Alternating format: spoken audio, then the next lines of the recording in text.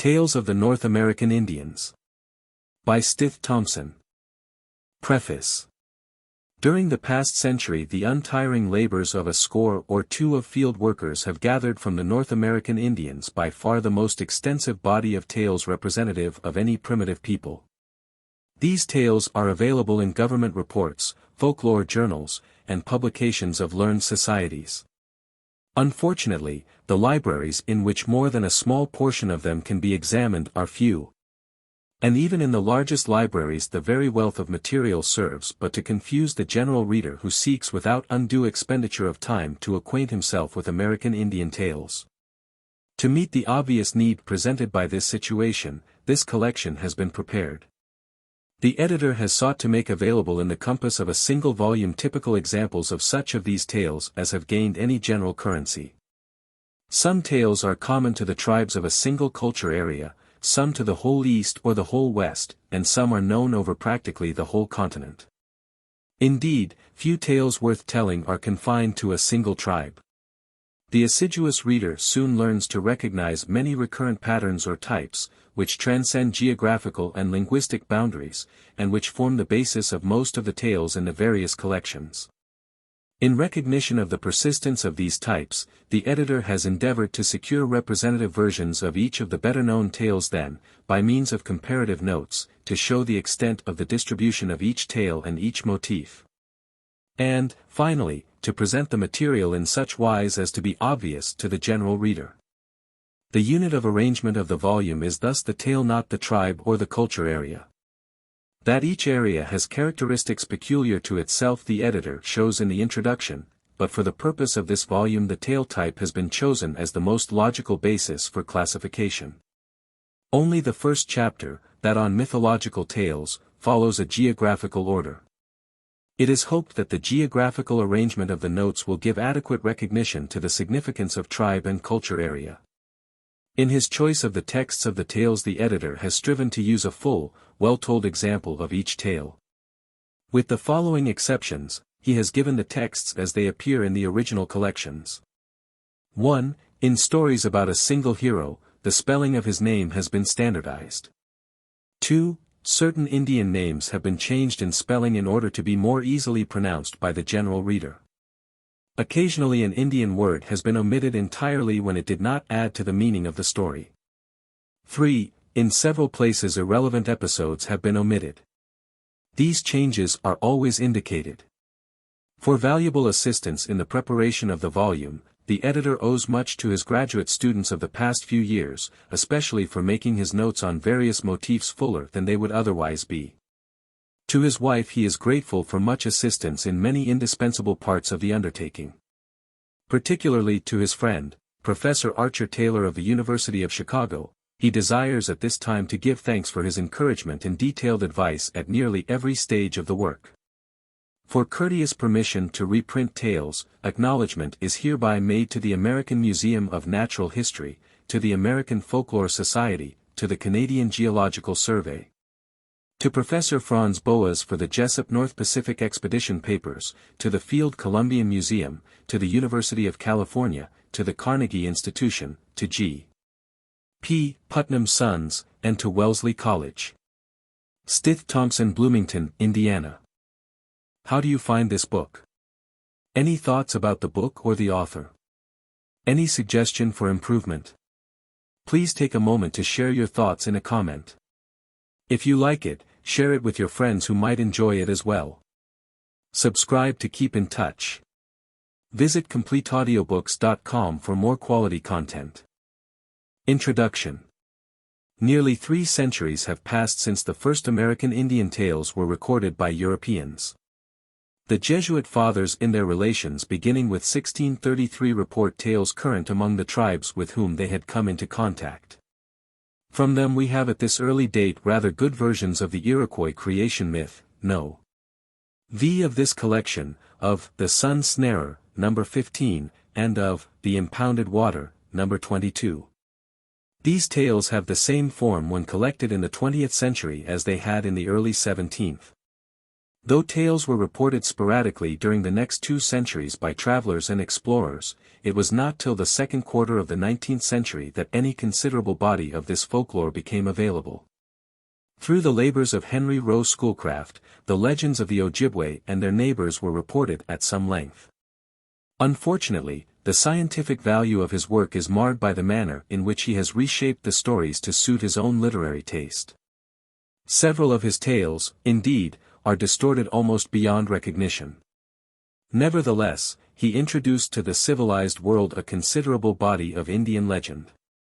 Among these tales was the myth of Manabozho, number 4, though he caused great confusion by adapting to his myth the name of the Iroquois hero, Hiawatha. Through the poem of Longfellow, the details of this myth have become a part of American literature. Another mythical tale known anew through the work of Schoolcraft was The Sun Snarer, number 15, already mentioned as reported by the Jesuits. He also tells a number of trickster incidents, for example, numbers 24, 25, and 26. His work serves as a landmark in the history of the recording of American Indian tales. A result of Schoolcraft's sentimentality has been the attitude of a large part of the general public toward Indian tradition. All sections of the country have acquired legends of lovers' leaps. The courtship of Hiawatha and Minnehaha, the least Indian of any of the events in Hiawatha, has come for many readers to stand as the typical American Indian tale. If a collection of authentic tales, like the present, can help correct so erroneous an impression, it will have been well worth preparing. Since Schoolcraft's day, collecting has continued. Most of it in the 60s, 70s, and 80s of the past century was done faithfully and well. Too little regard, indeed, was paid to the preservation of variants, or to reproducing carefully the style of the native narrator. But such embroidery as appears in the otherwise excellent volumes of Rink's Eskimo or Rand's Micmac Tales seems to be in diction rather than in incident. Beginning about 1890, largely through the influence of Professor Franz Boas and others inspired by the desire to make their work of scientific value, collectors have been covering the entire continent in an increasingly efficient manner. A number of agencies have contributed to the very gratifying results thus attained. The Bureau of American Ethnology in its reports and bulletins, the University of Pennsylvania Museum, the American Museum of Natural History, the American Folklore Society in its memoirs and in the Journal of American Folklore have issued tales from every quarter of the continent. Several universities and societies have devoted themselves to the cultivation of particular areas. Thus the Field Museum has specialized in tales of the Pueblo and Plains tribes. The University of California has confined itself largely to the tribes of California, the Jessup North Pacific Expedition, to the tribes of the North Pacific Coast, Columbia University, to the North Pacific Coast and to Oregon. And the Canadian Geological Survey, to the Central and Eastern Woodland tribes. The American Ethnological Society has issued in text and close translation a series of studies covering the continent. These are of a special value to students of linguistics and of literary style. Aside from all these organized efforts, independent collectors such as Cushing for the Zuni, Curtin for the Modoc, the Winton, the Yana, and the Seneca, and Grinnell for the Blackfoot, the Cheyenne, and the Pawnee, have added to the store of available material. Some idea of the extent of recent collections and of the manner in which the whole territory north of Mexico has been covered will be gained by an examination of the list of sources on page 368. No other primitive people has such an extensive and accurate record of its myths, tales, and legends as the North American Indian. After even a limited perusal of a few representative volumes of these tales, the reader will begin to recognize certain general types of story that prevail in nearly all parts of the continent. Further reading but confirms the prevalence of these fundamental types. Prominent among these will be found mythological stories dealing with the world before it was in the present state. The primary purpose of such tales is to show the preparation for the present order of affairs. They often treat of demigods or culture heroes. They explain origins of animals, or tribes, or objects, or ceremonies, or the universe itself. The true creation myth, as Professor Boas points out, is almost wholly lacking, but origin myths of a sort are found over a large territory. The Zunai myth, number 6, and the California myths, nos. 8 and 9, are about as clear examples of the creation myth as are to be found. Stories of the Glooskap type, no. 3, in which the culture hero, in a world assumed as already existing, acts as an originator of various aspects of culture and is responsible for many changes in topography, are much more prevalent. In the southwest and the southeast, migration legends tell of the emergence of the tribe from lower worlds in mythological times. Aside from such rather well-developed mythological tales, there are a number of separate incidents or episodes that evidently belong to the same world of thought. The whole purpose of such tales is to explain by some happening in an earlier world the existence of some phenomenon in present-day life. Without the explanation the tale is pointless. Attempts at exact definition of myth as distinguished from tale seem futile. As Waterman has pointed out in his study of the explanatory element in North American mythology, it is quite certain that no satisfactory classification of tales can be made on the basis of whether some phenomenon is explained or not. By far the greater number of explanations he has studied are not organic, they are not necessary to the story, but are added as an ornament or for other reasons. The same explanations combine freely with a great number of different tales. Nor can more successful classification be made on the basis of ritualistic significance, or on that of personification. All these things appear and disappear, the tale remains as the only permanent element. In this volume, tales involving an earlier world and primarily devoted to explaining present conditions have been classed as mythical. But no sharp line can be drawn. Certainly no real difference is found in published collections, whether the author calls his book myths, or tales, or legends. A second class of tale is that relating the deeds of a trickster. Sometimes the buffoon is a human being, but more often he is an animal endowed with human characteristics. Usually it is quite impossible to tell whether animal or person is in the mind of the narrator. The distinction is never very clear. In the most human of these tales, such as the Manabozho cycle, number 24, the animal nature of the trickster seems always in the background of the narrative. Sometimes the trickster appears outside his proper cycle and confusion between the two natures is especially marked.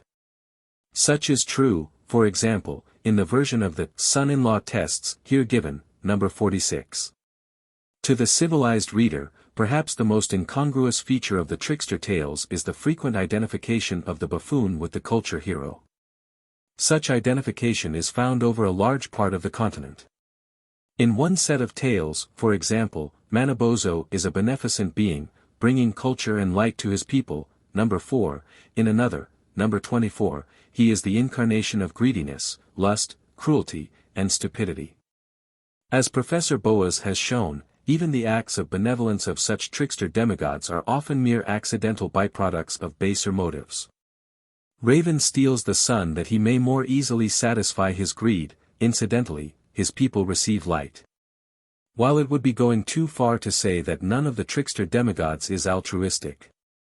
One must always remember that most of the culture heroes are also tricksters and that even in their most dignified moments they are prone to show something of their dual nature. A third large division of American Indian tales concerns the life of human beings under conditions at least remotely resembling the present. To be sure, in all of these the marvelous occupies a large place. Transformation, magic, otherworld journeys, ogres, and beast marriages abound. But the characters are thought of as distinctly human. The general background is the tribal life and environment. The resemblance to the European tale in method and material is often striking. The characters and the setting are usually as vague as in a story from Grimm, the events as definitely established by convention. Motivation is usually weak, frequently quite absent. But to the average educated reader this type of tale is often more interesting than either the mythological story or the trickster cycle. We seem to have at least a partial expression of the life of the people from whom the tales come. A large group of these stories we may call hero tales, for they concern themselves with the exploits of a hero, or often of twin heroes. As will be seen from an examination of our fourth chapter, the tales usually relate attempts made to kill the hero and his successful escapes from death. He often deliberately seeks dangerous enemies and overcomes them. Frequently the hero is subjected to tests by his father-in-law, an incident bearing very interesting resemblances to the European son-in-law test theme. From one area to another the hero differs in type. On the North Pacific coast the heroes of even this kind of tale may be of the animal-human type, for example, number 16, in California, and on the plains his supernatural birth is stressed, numbers 42, 44, XLV. The unpromising hero turned victor is common on the plains, no 49, the plateau, number 48, and among the Iroquois. Twin heroes are frequent on the plains and in the southwest. On the North Pacific coast the hero cycle merges with the next to be mentioned tales of journeys to the otherworld. In these stories there is, from the point of view of the civilized reader, a confusion of worlds. Usually the otherworld is pictured as above, sometimes as below, sometimes as across a vast river or sea. The cosmological concepts of the particular tribe are always in the background of these tales, and a real understanding of what the narrator has in mind can often be gained only by a serious study of the religious ideas of the tribe. In spite, however, of tribal differences, such simple concepts as a star world, a sky window, a rope to the sky, a rainbow bridge to the upper world are to be found everywhere. For example, the star husband, Nos. El and Lee, is told over the entire width of the continent. In the discussion of the trickster cycle, mention has been made of the confusion between man and animal. This same confusion exists in the many stories of beast marriages. Animals carry off human girls or marry human husbands. They have offspring sometimes human, sometimes animal, sometimes capable of becoming either at will. Sometimes the animal spouse is a transformed person. The tales regularly end with the transformation of the animal spouse to human form, or with an escape from the animal. All the classes of tales thus far discussed are sufficiently widespread to attract the attention of the casual reader. A number of stories of relatively wide distribution are much more difficult to classify. These have been grouped into a chapter to themselves, Chapter 7. In the stories of certain tribes the recent influence of the Europeans is very apparent. The French in Canada, the Spanish in the southwest, and the Negroes in the southeast have contributed many tales to the tribes in their respective territories. Usually the Indians recognize these definitely as borrowings. European phraseology, background, and ideas abound. Not fewer than 50 well-known European tales are current among the American Indians. Several good examples of such tales, as well as of Bible narratives, form chapters 8 and 9 of this collection. As the discussion of types has several times implied, there is a difference in the tales of the American Indian as we pass from one culture area to another.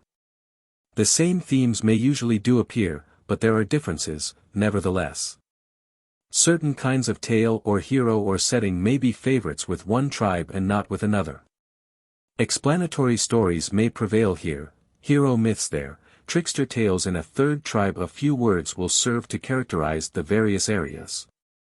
The Eskimos are poor in explanatory myths and trickster tales. Insignificant animal stories and accounts of monsters and pursuits occupy a much larger proportion of their mythology than the selections here given would indicate. As a whole, their stories have a very low level of interest. Numbers I, 2, XL, LX, LXI, 74, 76. The tribes of the Mackenzie River District have little to distinguish their tales from those of their neighbors. As they approach the Eskimos to the north, the coast tribes to the west, the plains and plateau tribes to the south, their stories show corresponding change. In contrast, the plateau area gives us collections of marked individuality. A wandering hero trickster changes topography and gets into mischief. Journeys to the upper world, unpromising heroes and heroines, and animal marriages are frequent. These peoples have borrowed freely from the Europeans. Their trickster cycle contains both plains and Pacific coast elements. Numbers 17, 19, 33, 35, 36, 48, 66, 73, 81, 82, 92, 93, 94. Tales of the North Pacific coast are of a considerable variety. No more than the peoples already discussed do they possess a real creation myth.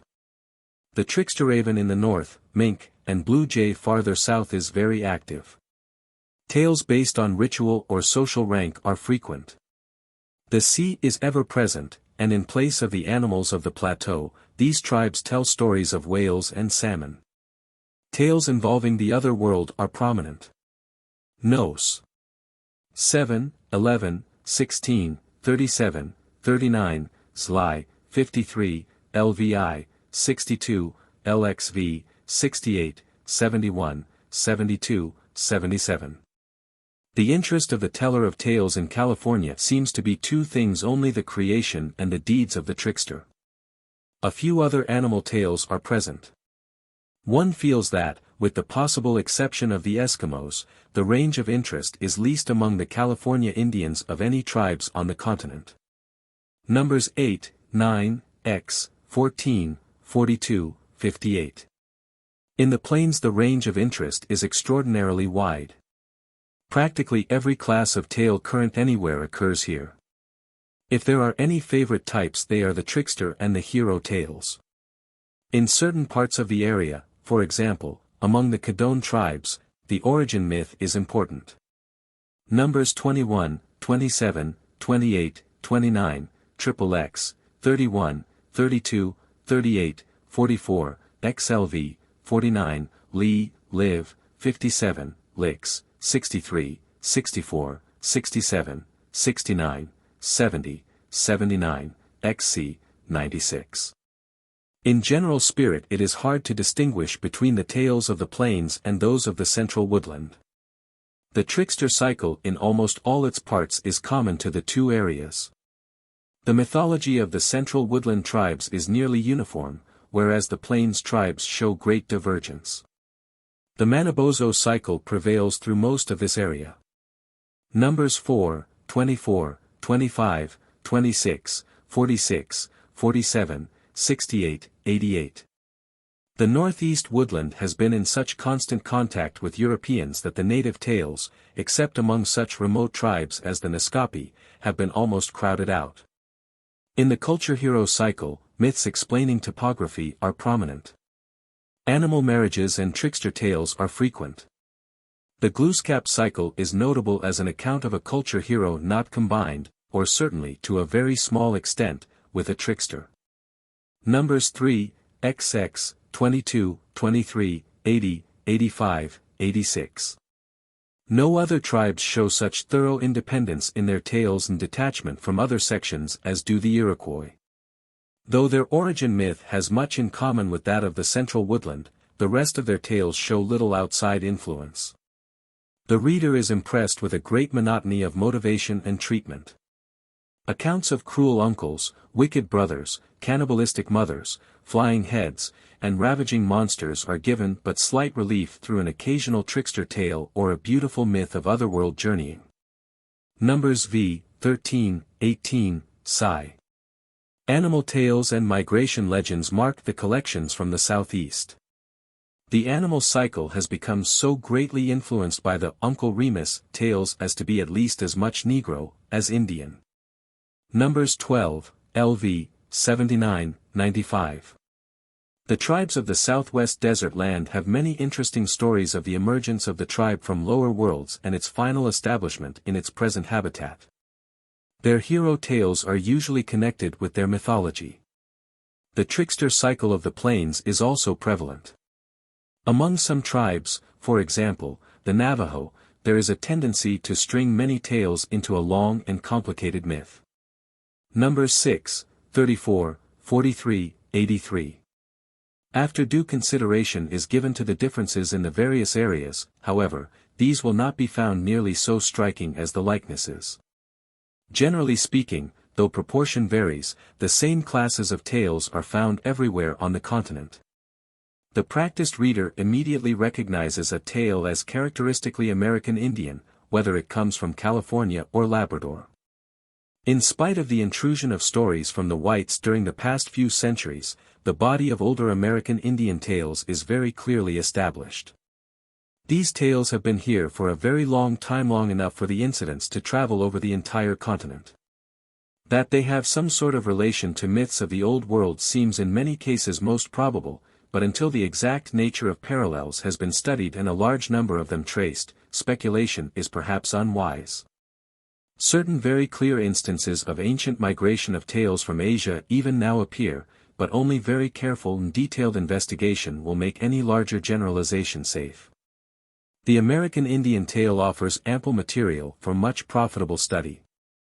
The groping toward literary style, the attempt to narrate interestingly, the primitive conception of humor, such are only a few of the possibilities of their use for the student.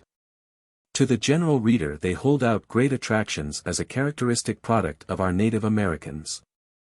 We may well be grateful to the faithful collectors who have gathered such a wealth of material for our profit and enjoyment. Chapter 1. Mythological Stories. I, Sedna, Mistress of the Underworld. Eskimo, Boas, Report of the Bureau of American Ethnology, 6, 583. Once upon a time there lived on a solitary shore an Innu with his daughter Sedna. His wife had been dead for some time and the two led a quiet life. Sedna grew up to be a handsome girl and the youths came from all around to sue for her hand, but none of them could touch her proud heart. Finally, at the breaking up of the ice in the spring a fulmar flew from over the ice and wooed Sedna with enticing song. "Come to me," it said. "Come into the land of the birds, where there is never hunger, where my tent is made of the most beautiful skins. You shall rest on soft bearskins. My fellows, the fulmars, shall bring you all your heart may desire, their feathers shall clothe you. Your lamp shall always be filled with oil, your pot with meat." Sedna could not long resist such wooing and they went together over the vast sea. When at last they reached the country of the fulmar, after a long and hard journey, Sedna discovered that her spouse had shamefully deceived her. Her new home was not built of beautiful pelts, but was covered with wretched fish skins, full of holes, that gave free entrance to wind and snow.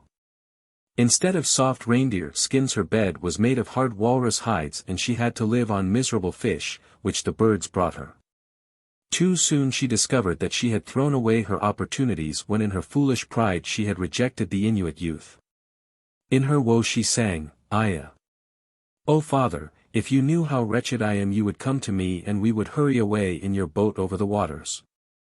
The birds look unkindly upon me the stranger, cold winds roar about my bed, they give me but miserable food. Oh, come and take me back home. Aya." When a year had passed and the sea was again stirred by warmer winds, the father left his country to visit Sedna. His daughter greeted him joyfully and besought him to take her back home. The father, hearing of the outrages wrought upon his daughter, determined upon revenge. He killed the fulmar, took Sedna into his boat, and they quickly left the country which had brought so much sorrow to Sedna. When the other fulmars came home and found their companion dead and his wife gone, they all flew away in search of the fugitives. They were very sad over the death of their poor murdered comrade and continue to mourn and cry until this day. Having flown a short distance they discerned the boat and stirred up a heavy storm. The sea rose in immense waves that threatened the pair with destruction. In this mortal peril the father determined to offer Sedna to the birds and flung her overboard. She clung to the edge of the boat with a death grip. The cruel father then took a knife and cut off the first joints of her fingers. Falling into the sea they were transformed into whales, the nails turning into whalebone. Sedna holding on to the boat more tightly, the second finger joints fell under the sharp knife and swam away as seals.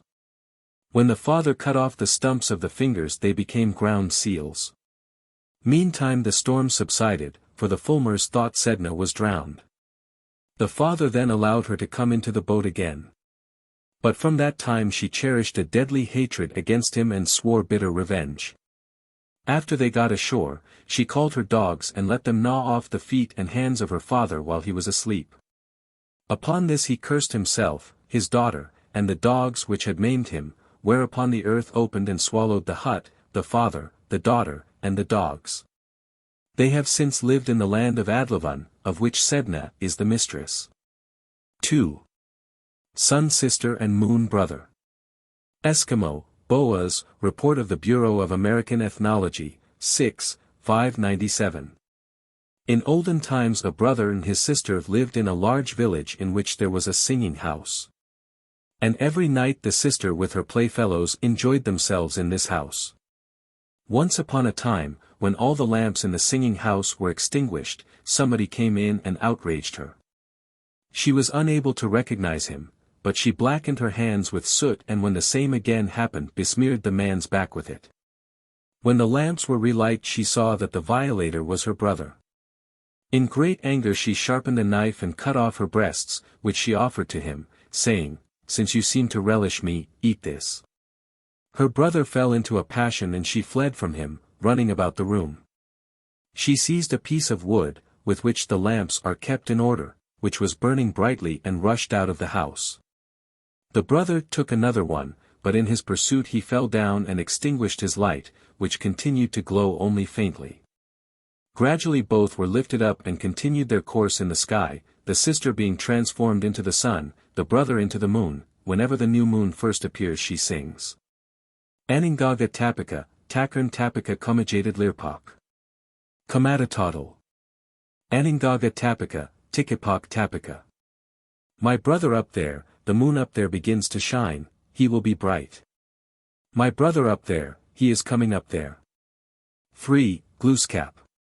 Micmac, Rand, Legends of the Micmacs, page 232, no. 35. The tradition respecting Glooskap is that he came to this country from the east, far across the Great Sea, that he was a divine being, though in the form of a man. He was not far from any of the Indians. This is the identical rendering of the Indian words used by my friend Stephen in relating the sketches of his history here given. When Glooskap went away, he went toward the west. There he is still tented. And two important personages are near him, who are called Cuckoo and Kulpujat, of whom more anon. Glooskap was the friend and teacher of the Indians. All they knew of the arts he taught them. He taught them the names of the constellations and stars, he taught them how to hunt and fish and cure what they took, how to cultivate the ground, as far as they were trained in husbandry. When he first came, he brought a woman with him, whom he ever addressed as grandmother, a very general epithet for an old woman. She was not his wife, nor did he ever have a wife. He was always sober, grave, and good. All that the Indians knew of what was wise and good he taught them. His canoe was a granite rock. On one occasion he put to sea in this craft, and took a young woman with him as a passenger. She proved to be a bad girl. And this was manifested by the troubles that ensued. A storm arose, and the waves dashed wildly over the canoe. He accused her of being the cause, through her evil deeds, and so he determined to rid himself of her. For this purpose he stood in for the land, leaped ashore, but would not allow her to follow. Putting his foot against the heavy craft, he pushed it off to sea again with the girl on it, telling her to become whatever she desired to be. She was transformed into a large, ferocious fish, called by the Indians Keeganaib, said to have a huge dorsal fin, like the sail of a boat. It is so large and high out of the water. The Indians sometimes visit Glooskap at his present residence, so says tradition. This is in a beautiful land in the west. He taught them when he was with them that there was such a place, and led them to look forward to a residence there, and to call it their beautiful home in the far west, where, if good, they would go at death. The journey to that fair region far away is long, difficult, and dangerous. The way back is short and easy. Some years ago, 7 stout-hearted young men attempted the journey, and succeeded. Before reaching the place, they had to pass over a mountain, the ascent of which was up a perpendicular bluff, and the descent on the other side was still more difficult, for the top hung far over the base. The fearful and unbelieving could not pass at all, but the good and confident could travel it with ease and safety, as though it were a level path. Having crossed the mountain, the road ran between the heads of 2 huge serpents, which lay just opposite each other, and they darted out their tongues, so as to destroy whomsoever they hit. But the good and the firm of heart could dart past between the strokes of their tongues, so as to evade them. One more difficulty remained. It was a wall, as of a thick, heavy cloud, that separated the present world from that beautiful region beyond. This cloudy wall rose and fell at intervals, and struck the ground with such force that whatever was caught under it would be crushed to atoms, but the good could dart under when it rose, and come out on the other side unscathed. This our 7 young heroes succeeded in doing. There they found 3 wigwams, one for Glooskap, one for Kolpujat, and one for Cuckoo. These are all mighty personages, but Glooskap is supreme, the other 2 are subordinates. Kolpujat has no bones. He cannot move himself, but is rolled over each spring and fall by Glooskap's order, being turned with handspikes, hence the name Kolpujat, rolled over by handspikes. In the autumn he is turned towards the west, in the spring towards the east. And this is a figure of speech, denoting the revolving seasons of the year, his mighty breath and looks, by which he can sweep down whole armies and work wonders on a grand scale, indicating the weather, frost, snow, ice, and sunshine. Such was Stephen's very satisfactory explanation. Cuckoo means earthquake. This mighty personage can pass along under the surface of the ground, making all things shake and tremble by his power. All these 7 visitors had requests to proffer, and each received what he asked for, though the gift did not always correspond with the spirit of the request, it oftentimes agreed with the letter. For instance, one of these 7 visitors was wonderfully enamored of a fine country, and expressed a desire to remain there, and to live long, whereupon, at Glooskap's direction, earthquake took him and stood him up, and he became a cedar tree. When the wind blew through its boughs, they were bent and broken with great fracas, making a thunderstorm that rolled far and wide over the country, accompanied by strong winds, which scattered the cedar boughs and seeds in all directions, producing all the cedar groves that exist in New Brunswick, Nova Scotia, and elsewhere. The other men started, and reached home in a short time. One of them had asked for a medicine that would be effectual in curing disease. This he obtained. But, neglecting to follow implicitly the directions given, he lost it before he reached home. It was carefully wrapped up in a piece of paper, and he was charged not to undo the parcel until he reached home. His curiosity got the better of his judgment. He could not see what difference it could make if he just looked at his prize as he was going along. So he undid the parcel, and presto! The medicine slipped out on the ground, spread and slid in all directions, covering up the face of the earth, and vanishing from sight. On another occasion several young men went to see Glooskap in his present abode. One of them went to obtain the power of winning the heart of some fair one, which all his unaided skill had failed hitherto to do. 100 times he had tried to get a wife, but the girls all shunned him. Many of the party who started on this perilous expedition failed to overcome the difficulties that lay in their way, and turned back, baffled and defeated, but several of them succeeded. They were all hospitably entertained. All presented their requests, and were favorably heard. The man who sought power to captivate some female heart was the last to proffer his petition. Glooskap and his 2 subordinates conferred together in a whisper, and then Earthquake informed him that his ugly looks and still more ugly manners were the chief hindrances to his success, but they must try to help him.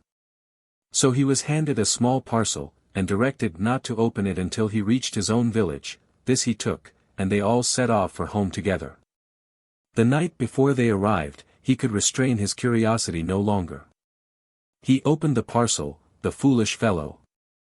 Out flew young women by the scores and hundreds, covering the face of the earth, piling themselves in towering heaps, and burying the poor fellow, crushing him to the earth under the accumulating weight of their bodies. His comrades had cautioned him against disobeying the mandate, and had begged him not to undo the parcel, but he had not heeded the caution.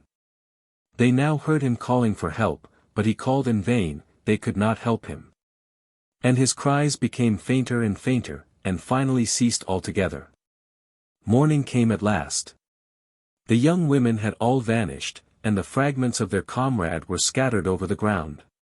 He had been killed and ground to atoms as the result of his unbridled curiosity and disobedience. 4. Manabozho. A. Manabozo's birth. Menominee, Skinner and Satterley, Anthropological Papers of the American Museum of Natural History, 13, 239. In the beginning, there was a lone old woman living on this island. Nobody knows where she came from, nor how she got here, but it is true that she dwelt in a wigwam with her only daughter. Wild potatoes were the only food of the two women. Every day the old woman took her wooden hoe and went out to gather them. She packed them home and dried them in the sun, for in those days, there was no such thing as fire in that part of the world.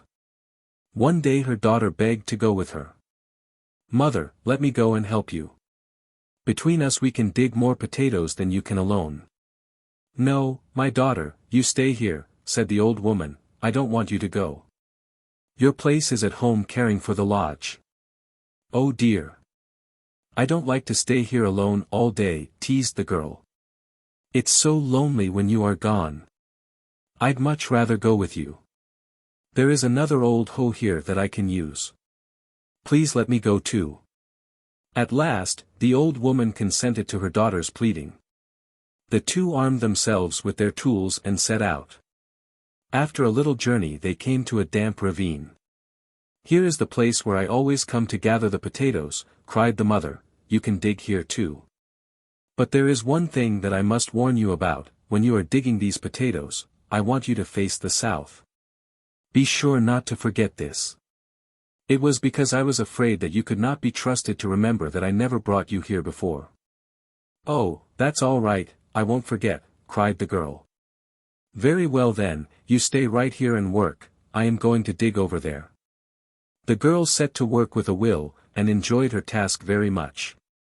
"Oh, how nice it is to dig potatoes," she said, and kept up a running stream of conversation with her mother as she labored. As the time passed by, the daughter gradually forgot her promise and at last turned round and faced in the opposite direction as she dug. All at once there came a great rushing, roaring noise from the heavens and the wind swept down where she stood and whirled her round and round. "Oh, mother! Help! Come quick," she screamed. Her mother dropped everything and rushed to her aid. "Grab me by the back and hold me down," cried the girl in terror. The old lady seized her with one hand and steadied herself, meanwhile, by catching hold of some bushes.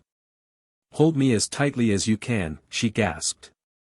"Now you see why I told you to stay at home. You are being properly punished for your disobedience." Suddenly the wind stopped. The air was as calm as though nothing had ever happened. The two women hastily gathered up their potatoes and hurried home. After that the old woman worked alone. Everything went well for a while, and then, one day the daughter complained. "I feel very strange and different, mother. There seems to be something within me." The old woman scrutinized the girl narrowly, but made no answer, for she knew that her daughter was pregnant. At last, she was brought to bed and gave birth to 3 children. The first of these was Manabozho, the second was a little wolf, Mawes, and the last was a sharp flint stone. When the unfortunate mother gave issue to the rock, it cut her and she died. The old woman mourned her daughter greatly. In a paroxysm of rage and grief, she threw away the flint stone, but Manabozho won and Mawes she cherished and cared for until they grew to be children. B. Manabozho's wolf brother. Menominee, Hoffman, Report of the Bureau of American Ethnology, 14, 115. When Manabozho had accomplished the works for which Kisha, Manito sent him down to the earth, he went far away and built his wigwam on the northeastern shore of a large lake, where he took up his abode. As he was alone, the good Manitos concluded to give him for a companion his twin brother, whom they brought to life and called Nakpot, which signifies an expert marksman.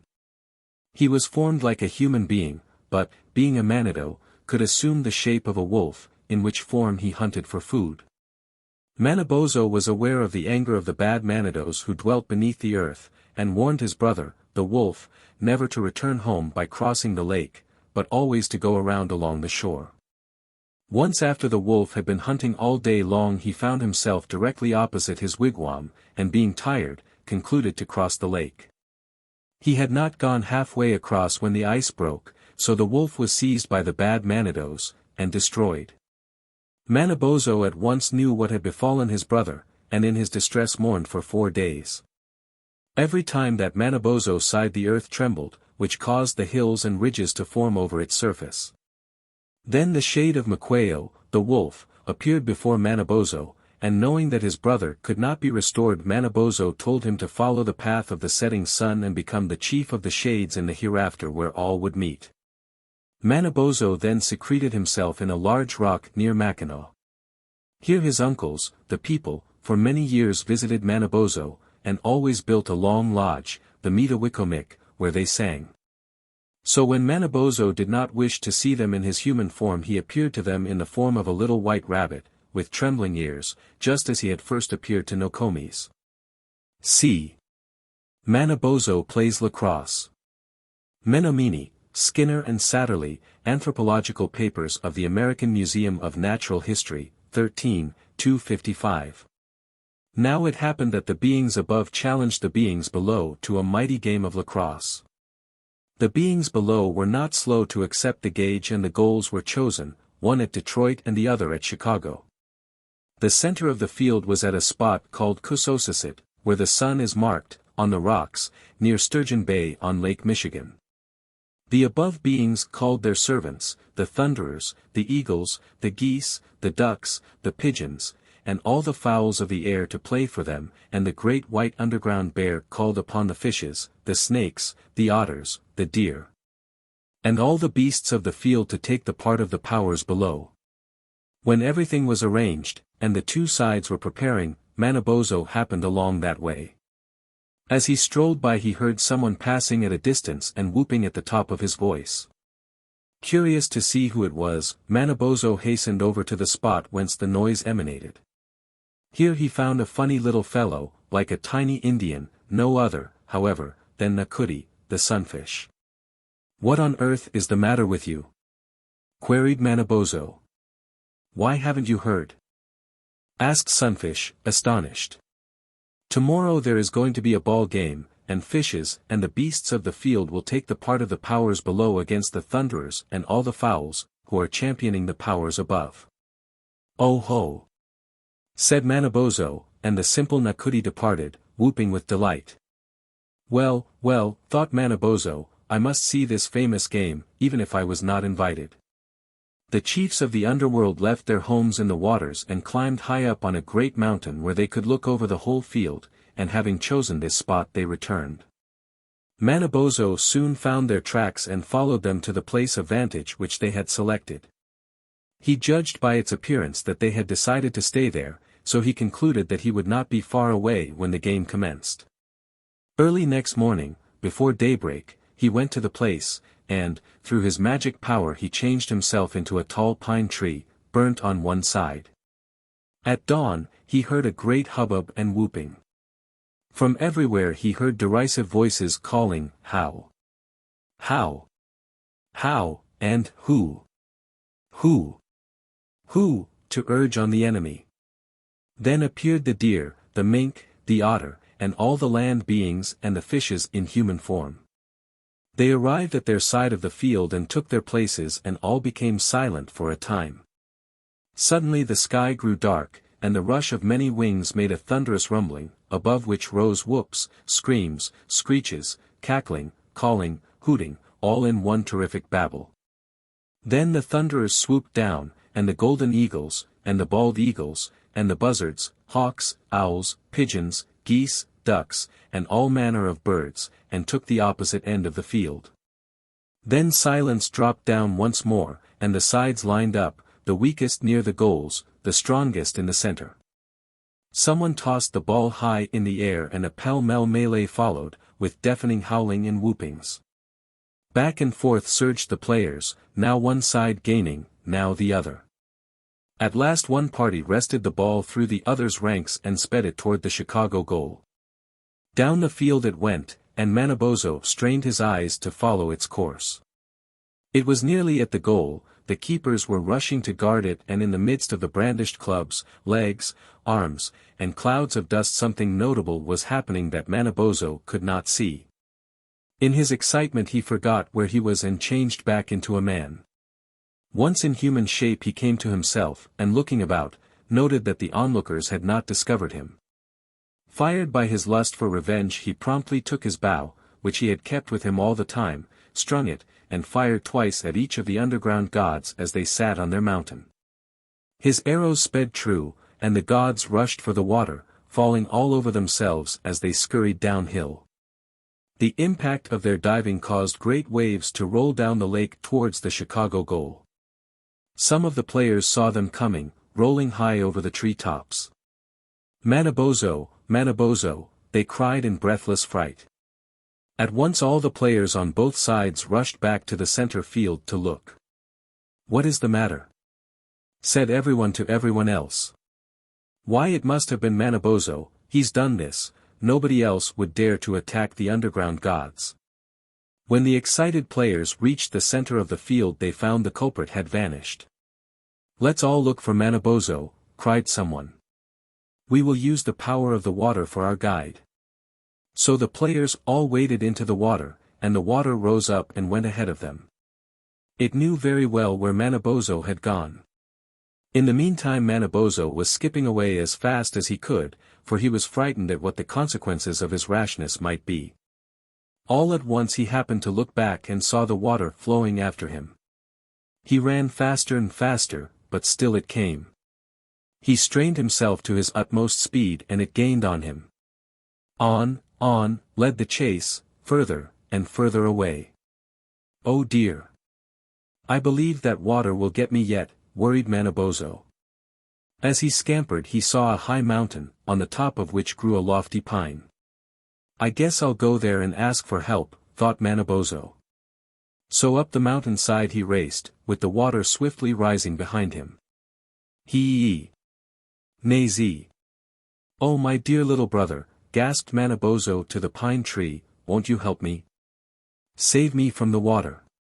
I am talking to you, pine tree." "How can I help you?" asked the pine deliberately.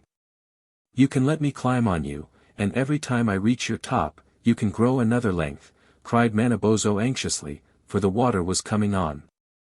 "But I haven't so much power as all that, I can only grow 4 lengths. "Oh, that will do anyway, I'll take that," screamed Manabozho in terror, jumping into the branches just a few inches ahead of the water. With all his might and main Manabozho climbed, but the water wet his feet as it rose. He reached the top. "Oh, little brother, stretch yourself," he begged. The pine tree shot up 1 length, and Manabozho climbed faster than ever, but still the water followed. "Oh, little brother, stretch yourself," he entreated. Up shot the pine tree, and up climbed Manabozho, but the water followed inexorably. When he reached the top, the tree shot up again, but still the water rose. "Stretch yourself, only once more, little brother, give me just 1 more length," prayed Manabozho, "maybe it will save me, if it doesn't, why I'll be drowned." Up shot the pine tree for the 4th and last time. Manabozho climbed to the top, and the water followed. There it stopped. Manabozho clung to the tree with all his might, frightened half to death, but it rose no more. The Woman Who Fell from the Sky. Seneca, Curtin and Hewitt, Report of the Bureau of American Ethnology, 32, 460, number 98. A long time ago human beings lived high up in what is now called heaven. They had a great and illustrious chief. It so happened that this chief's daughter was taken very ill with a strange affection. All the people were very anxious as to the outcome of her illness. Every known remedy was tried in an attempt to cure her, but none had any effect. Near the lodge of this chief stood a great tree, which every year bore corn used for food. One of the friends of the chief had a dream, in which he was advised to tell the chief that in order to cure his daughter he must lay her beside this tree, and that he must have the tree dug up. This advice was carried out to the letter.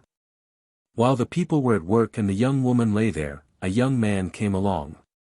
He was very angry and said, "It is not at all right to destroy this tree.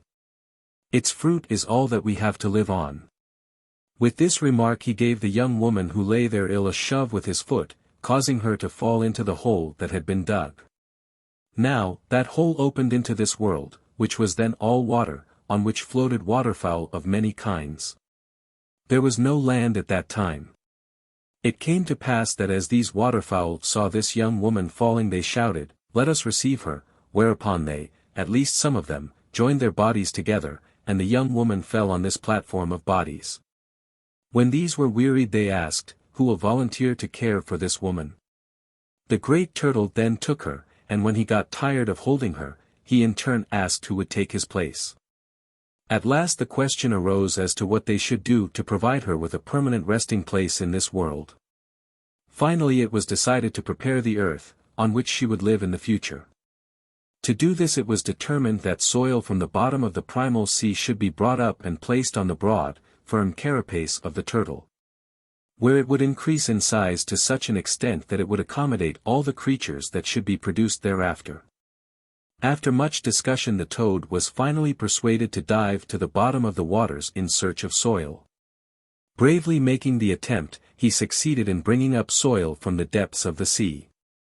This was carefully spread over the carapace of the turtle, and at once both began to grow in size and depth. After the young woman recovered from the illness from which she suffered when she was cast down from the upper world, she built herself a shelter, in which she lived quite contentedly.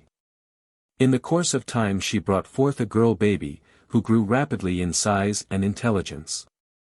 When the daughter had grown to young womanhood, the mother and she were accustomed to go out to dig wild potatoes.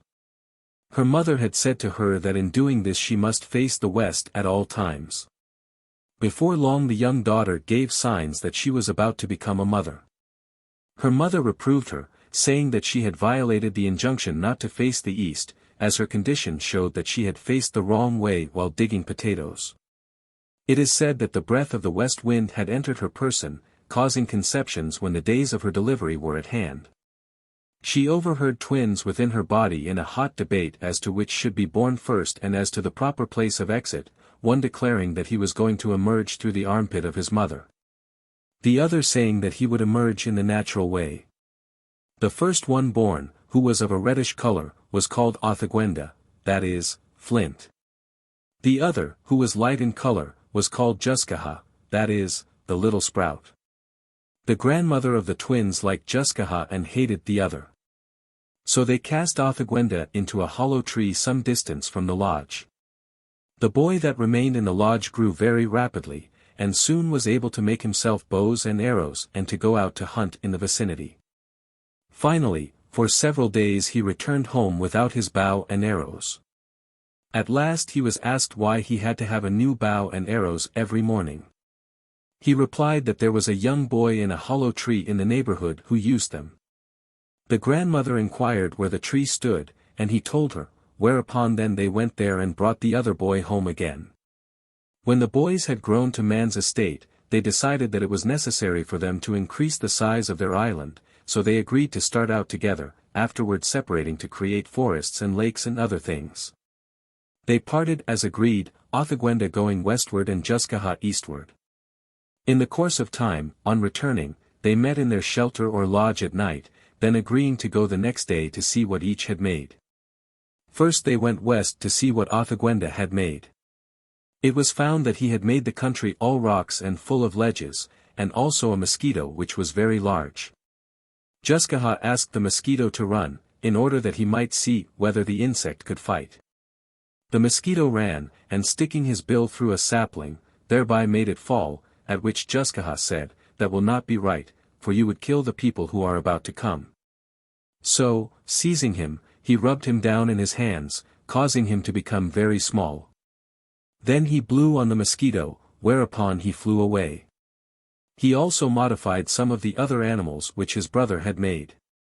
After returning to their lodge, they agreed to go the next day to see what Juskaha had fashioned.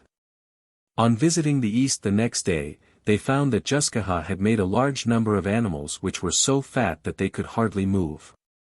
That he had made the sugar maple trees to drop syrup, that he had made the sycamore tree to bear fine fruit, that the rivers were so formed that half the water flowed upstream and the other half downstream. Then the reddish-colored brother, Othagwenda, was greatly displeased with what his brother had made, saying that the people who were about to come would live too easily and be too happy. So he shook violently the various animals, the bears, deer, and turkeys, causing them to become small at once, a characteristic which attached itself to their descendants.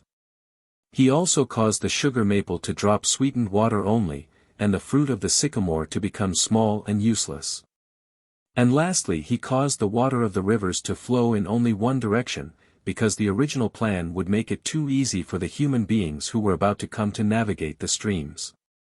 The inspection of each other's work resulted in a deadly disagreement between the brothers, who finally came to grips and blows, and Othagwenda was killed in the fierce struggle. 6. The beginning of newness. Zuni, Cushing, Report of the Bureau of American Ethnology, 13, 379. Before the beginning of the new making, Awanawalona, the maker and container of all, the All-Father Father, solely had being. There was nothing else whatsoever throughout the great space of the ages save everywhere black darkness in it, and everywhere void desolation. In the beginning of the new made, Awanawalona conceived within himself and thought outward in space, whereby mists of increase, steams potent of growth, were evolved and uplifted. Thus, by means of his innate knowledge, the all-container made himself in person in form of the Son whom we hold to be our Father and who thus came to exist and appear.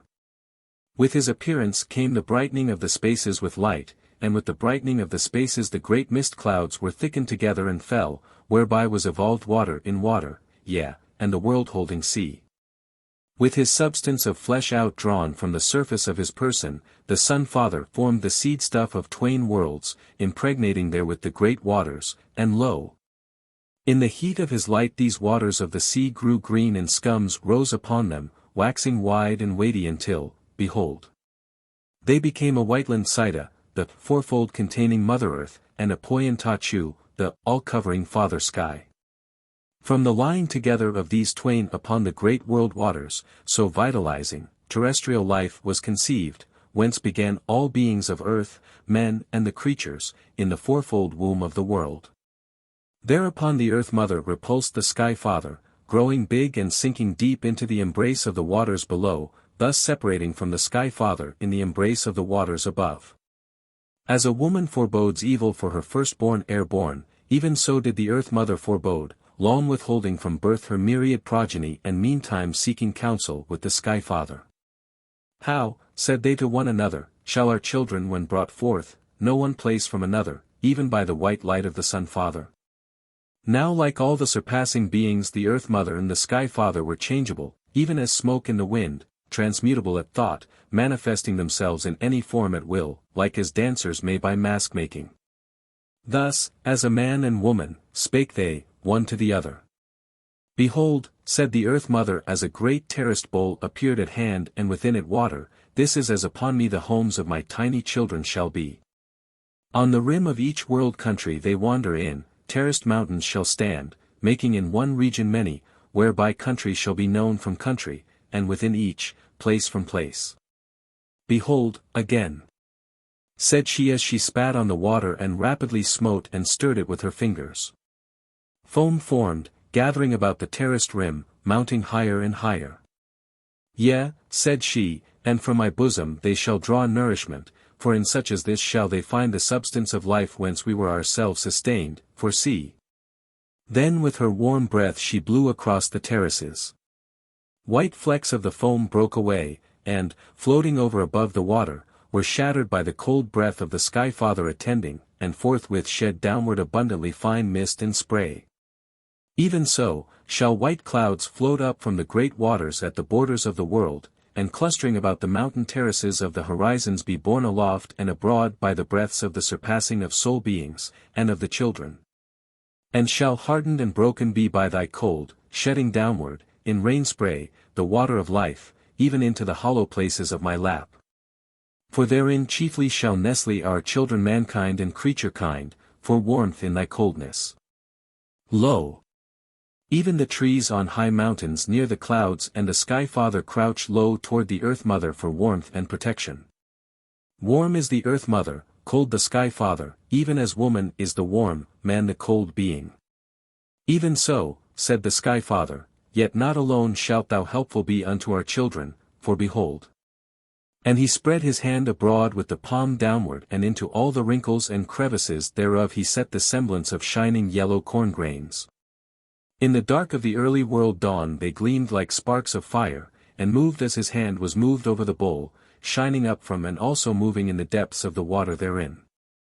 See, said he, pointing to the 7 grains clasped by his thumb and 4 fingers, by such shall our children be guided. For behold, when the Sun Father is not nigh, and thy terraces are as the dark itself, being all hidden therein.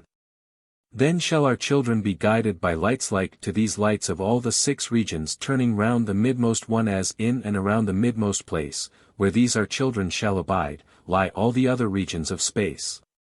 Yea. And even as these grains gleam up from the water, so shall seed grains like to them, yet numberless, spring up from thy bosom when touched by my waters, to nourish our children. Thus and in other ways many devised they for their offspring. 7. Raven's Adventures. A. Raven becomes voracious. Tsimshian, Boas, Report of the Bureau of American Ethnology, 31, 58. At one time the whole world was covered with darkness. At the southern point of Queen Charlotte Islands there was a town in which the animals lived. Its name was Kungalas. A chief and his wife were living there, and with them a boy, their only child, who was loved very much by his parents. Therefore his father tried to keep him out of danger. He built for his son a bed above his own, in the rear of his large house. He washed him regularly, and the boy grew up to be a youth. When he was quite large the youth became ill, and, being very sick, it was not long before he died. Therefore the hearts of his parents were very sad. They cried on account of their beloved child. The chief invited his tribe, and all the animal people went to the chief's house and entered. Then the chief ordered the child's body to be laid out, and he said, "Take out his intestines." His attendants laid out the body of the chief's child, took out the intestines, burned them at the rear of the chief's house, and placed the body on the bed which his father had built for his son. The chief and the chieftainess wailed every morning under the corpse of their dead son, and his tribe cried with them. They did so every day after the young man's death. One morning before daylight came, the chieftainess went again to wail.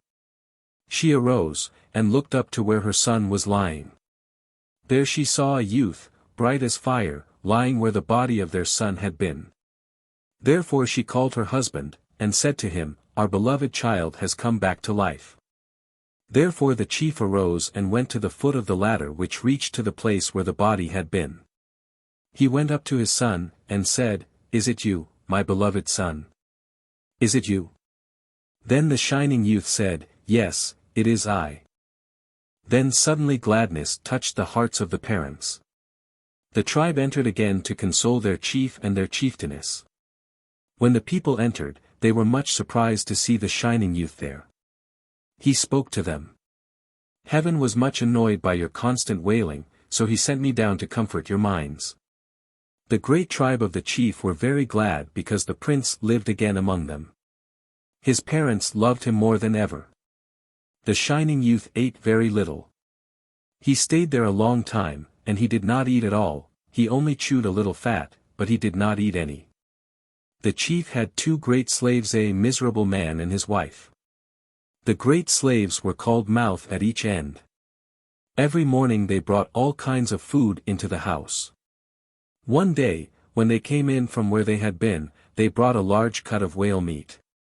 They threw it on the fire and ate it. They did this every time they came back from hunting. Then the chieftainess tried to give food to her son who had come back to life, but he declined it and lived without food. The chieftainess was very anxious to give her son something to eat. She was afraid that her son would die again. On the following day the shining youth took a walk to refresh himself. As soon as he had gone out, the chief went up the ladder to where he thought his son had his bed. Behold, there was the corpse of his own son. Nevertheless he loved his new child. One day the chief and chieftainess went out to visit the tribe, and the 2 great slaves entered, carrying a large piece of whale meat. They threw the whale fat into the fire and ate of it. Then the shining youth came toward them and questioned the two great slaves, asking them, "What makes you so hungry?" The two great slaves replied, "We are hungry because we have eaten scabs from our shin bones." Therefore the shining youth said to them, "Do you like what you eat?" Then the slave man said, "Yes, my dear." Therefore the prince replied, "I will also try the scabs you speak about." Then the slave woman said, "No, my dear. Don't desire to be as we are." The prince repeated, "I will just taste it and spit it out again." The male slave cut off a small piece of whale meat and put in a small scab. Then the female slave scolded her husband for what he was doing. "Oh bad man! What have you been doing to the poor prince?" The shining prince took up the piece of meat with the scab in it, put it into his mouth, tasted it, and spit it out again. Then he went back to his bed. When the chief and the chieftainess came back from their visit, the prince said to his mother, "Mother, I am very hungry." The chieftainess said at once, "Oh, dear, is it true, is it true?" She ordered her slaves to feed her beloved son with rich food. The slaves prepared rich food, and the youth ate it all. Again he was very hungry and ate everything, and the slaves gave him more to eat than before. He did so for several days, and soon all the provisions in his father's house were at an end. Then the prince went to every house of his father's people and ate the provisions that were in the houses. This was because he had tasted the scabs of mouth at each end. Now the provisions were all used up. The chief knew that the provisions of his tribe were almost exhausted. Therefore the chief felt sad and ashamed on account of what his son had done, for he had devoured almost all the provisions of his tribe. Therefore the chief invited all the people in, and said, "I will send my child away before he eats all our provisions and we lack food." Then all the people agreed to what the chief had said. As soon as they had all agreed, the chief called his son. He told him to sit down in the rear of the house. As soon as he had sat down there, the chief spoke to his son, and said, "My dear son, I shall send you away inland to the other side of the ocean." He gave his son a small round stone and a raven blanket and a dried sea lion bladder filled with all kinds of berries. The chief said to his son, "When you fly across the ocean and feel weary, drop this round stone on the sea, and you shall find rest on it, and when you reach the mainland, scatter the various kinds of fruit all over the land. And also scatter the salmon roe in all the rivers and brooks, and also the trout roe, so that you may not lack food as long as you live in this world." Then he started. His father named him Giant. B. The Theft of Light. Tsimshian, Boas, Report of the Bureau of American Ethnology, 31/60. Giant flew inland, toward the east. He went on for a long time, and finally he was very tired, so he dropped down on the sea the little round stone which his father had given to him. It became a large rock way out at sea. Giant rested on it and refreshed himself, and took off the raven skin. At that time there was always darkness. There was no daylight then. Again Giant put on the raven skin and flew toward the east. Now, Giant reached the mainland and arrived at the mouth of Skeena River. There he stopped and scattered the salmon roe and trout roe. He said while he was scattering them, "Let every river and creek have all kinds of fish." Then he took the dried sea lion bladder and scattered the fruits all over the land, saying, "Let every mountain, hill, valley, plain, the whole land, be full of fruits." The whole world was still covered with darkness. When the sky was clear, the people would have a little light from the stars, and when clouds were in the sky, it was very dark all over the land. The people were distressed by this. Then Giant thought that it would be hard for him to obtain his food if it were always dark. He remembered that there was light in heaven, whence he had come. Then he made up his mind to bring down the light to our world. On the following day Giant put on his raven skin, which his father the chief had given to him, and flew upward. Finally he found the hole in the sky, and he flew through it. Giant reached the inside of the sky. He took off the raven skin and put it down near the hole of the sky. He went on, and came to a spring near the house of the chief of heaven. There he sat down and waited. Then the chief's daughter came out, carrying a small bucket in which she was about to fetch water. She went down to the big spring in front of her father's house. When Giant saw her coming along, he transformed himself into the leaf of a cedar and floated on the water. The chief's daughter dipped it up in her bucket and drank it. Then she returned to her father's house and entered. After a short time she was with child, and not long after she gave birth to a boy. Then the chief and the chieftainess were very glad. They washed the boy regularly. He began to grow up. Now he was beginning to creep about. They washed him often, and the chief smoothed and cleaned the floor of the house. Now the child was strong and crept about every day. He began to cry, Hama, Hama. He was crying all the time, and the great chief was troubled, and called in some of his slaves to carry about the boy. The slaves did so, but he would not sleep for several nights. He kept on crying, Hama, Hama. Therefore the chief invited all his wise men, and said to them that he did not know what the boy wanted and why he was crying. He wanted the box that was hanging in the chief's house. This box, in which the daylight was kept, was hanging in one corner of the house. Its name was Ma. Giant had known it before he descended to our world. The child cried for it. The chief was annoyed, and the wise men listened to what the chief told them. When the wise men heard the child crying aloud, they did not know what he was saying. He was crying all the time, Hama, Hama, Hama. One of the wise men, who understood him, said to the chief, he is crying for the Ma. Therefore the chief ordered it to be taken down. The man put it down. They put it down near the fire, and the boy sat down near it and ceased crying. He stopped crying, for he was glad. Then he rolled the Ma about inside the house. He did so for 4 days. Sometimes he would carry it to the door. Now the great chief did not think of it. He had quite forgotten it. Then the boy really took up the Ma, put it on his shoulders, and ran out with it. While he was running, someone said, Giant is running away with the Ma. He ran away, and the hosts of heaven pursued him. They shouted that Giant was running away with the Ma. He came to the hole of the sky, put on the skin of the raven, and flew down, carrying the Ma. Then the hosts of heaven returned to their houses, and he flew down with it to our world. At that time the world was still dark. He arrived farther up the river, and went down river. Giant had come down near the mouth of Nass River. He went to the mouth of Nass River. It was always dark, and he carried the Ma about with him. He went on, and went up the river in the dark. A little farther up he heard the noise of the people, who were catching olichin in bag nets in their canoes. There was much noise out on the river, because they were working hard. Giant, who was sitting on the shore, said, Throw ashore one of the things that you are catching, my dear people.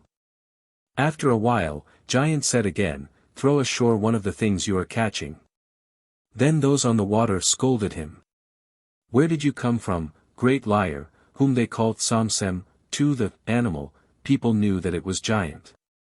Therefore they made fun of him. Then Giant said again, Throw ashore one of the things that you are catching, or I shall break the Ma. And all those who were on the water answered, Where did you get what you are talking about, you liar? Giant said once more, Throw ashore one of the things that you are catching, my dear people, or I shall break the Ma for you. One person replied, scolding him. Giant had repeated his request 4 times, but those on the water refused what he had asked for.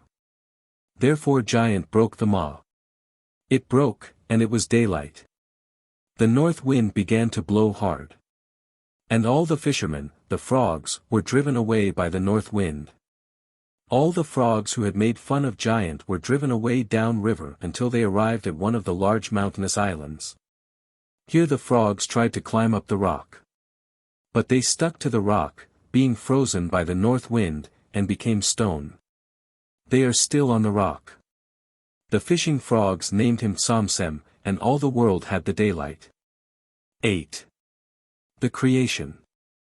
Mydu, Dixon, Bulletin of the American Museum of Natural History, 1739, number 1. In the beginning there was no sun, no moon, no stars. All was dark, and everywhere there was only water.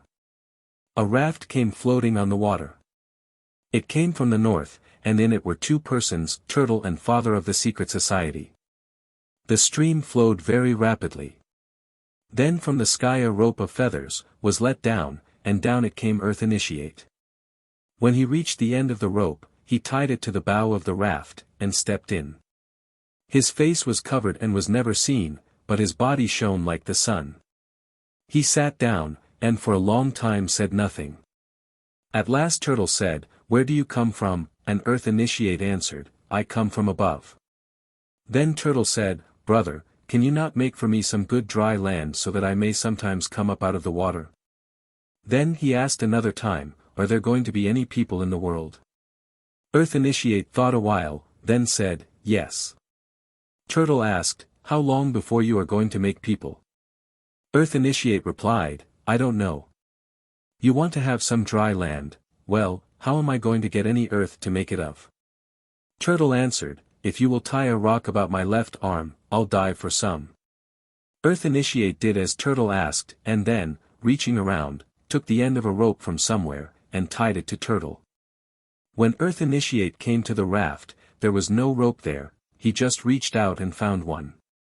Turtle said, "If the rope is not long enough, I'll jerk it once, and you must haul me up. If it is long enough, I'll give 2 jerks, and then you must pull me up quickly, as I shall have all the earth that I can carry." Just as Turtle went over the side of the boat, Father of the Secret Society began to shout loudly. Turtle was gone a long time. He was gone 6 years, and when he came up, he was covered with green slime, he had been down so long. When he reached the top of the water, the only earth he had was a very little under his nails, the rest had all washed away. Earth Initiate took with his right hand a stone knife from under his left armpit, and carefully scraped the earth out from under Turtle's nails. He put the earth in the palm of his hand, and rolled it about till it was round. It was as large as a small pebble. He laid it on the stern of the raft. By and by he went to look at it, it had not grown at all. The third time that he went to look at it, it had grown so that it could be spanned by the arms. The fourth time he looked, it was as big as the world, the raft was aground, and all around were mountains as far as he could see. The raft came ashore at Todoiko, and the place can be seen today. When the raft had come to land, Turtle said, "I can't stay in the dark all the time.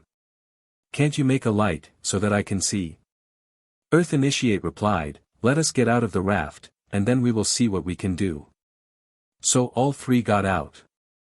Then Earth Initiate said, "Look that way, to the east. I am going to tell my sister to come up." Then it began to grow light, and day began to break, then Father of the Secret Society began to shout loudly, and the sun came up.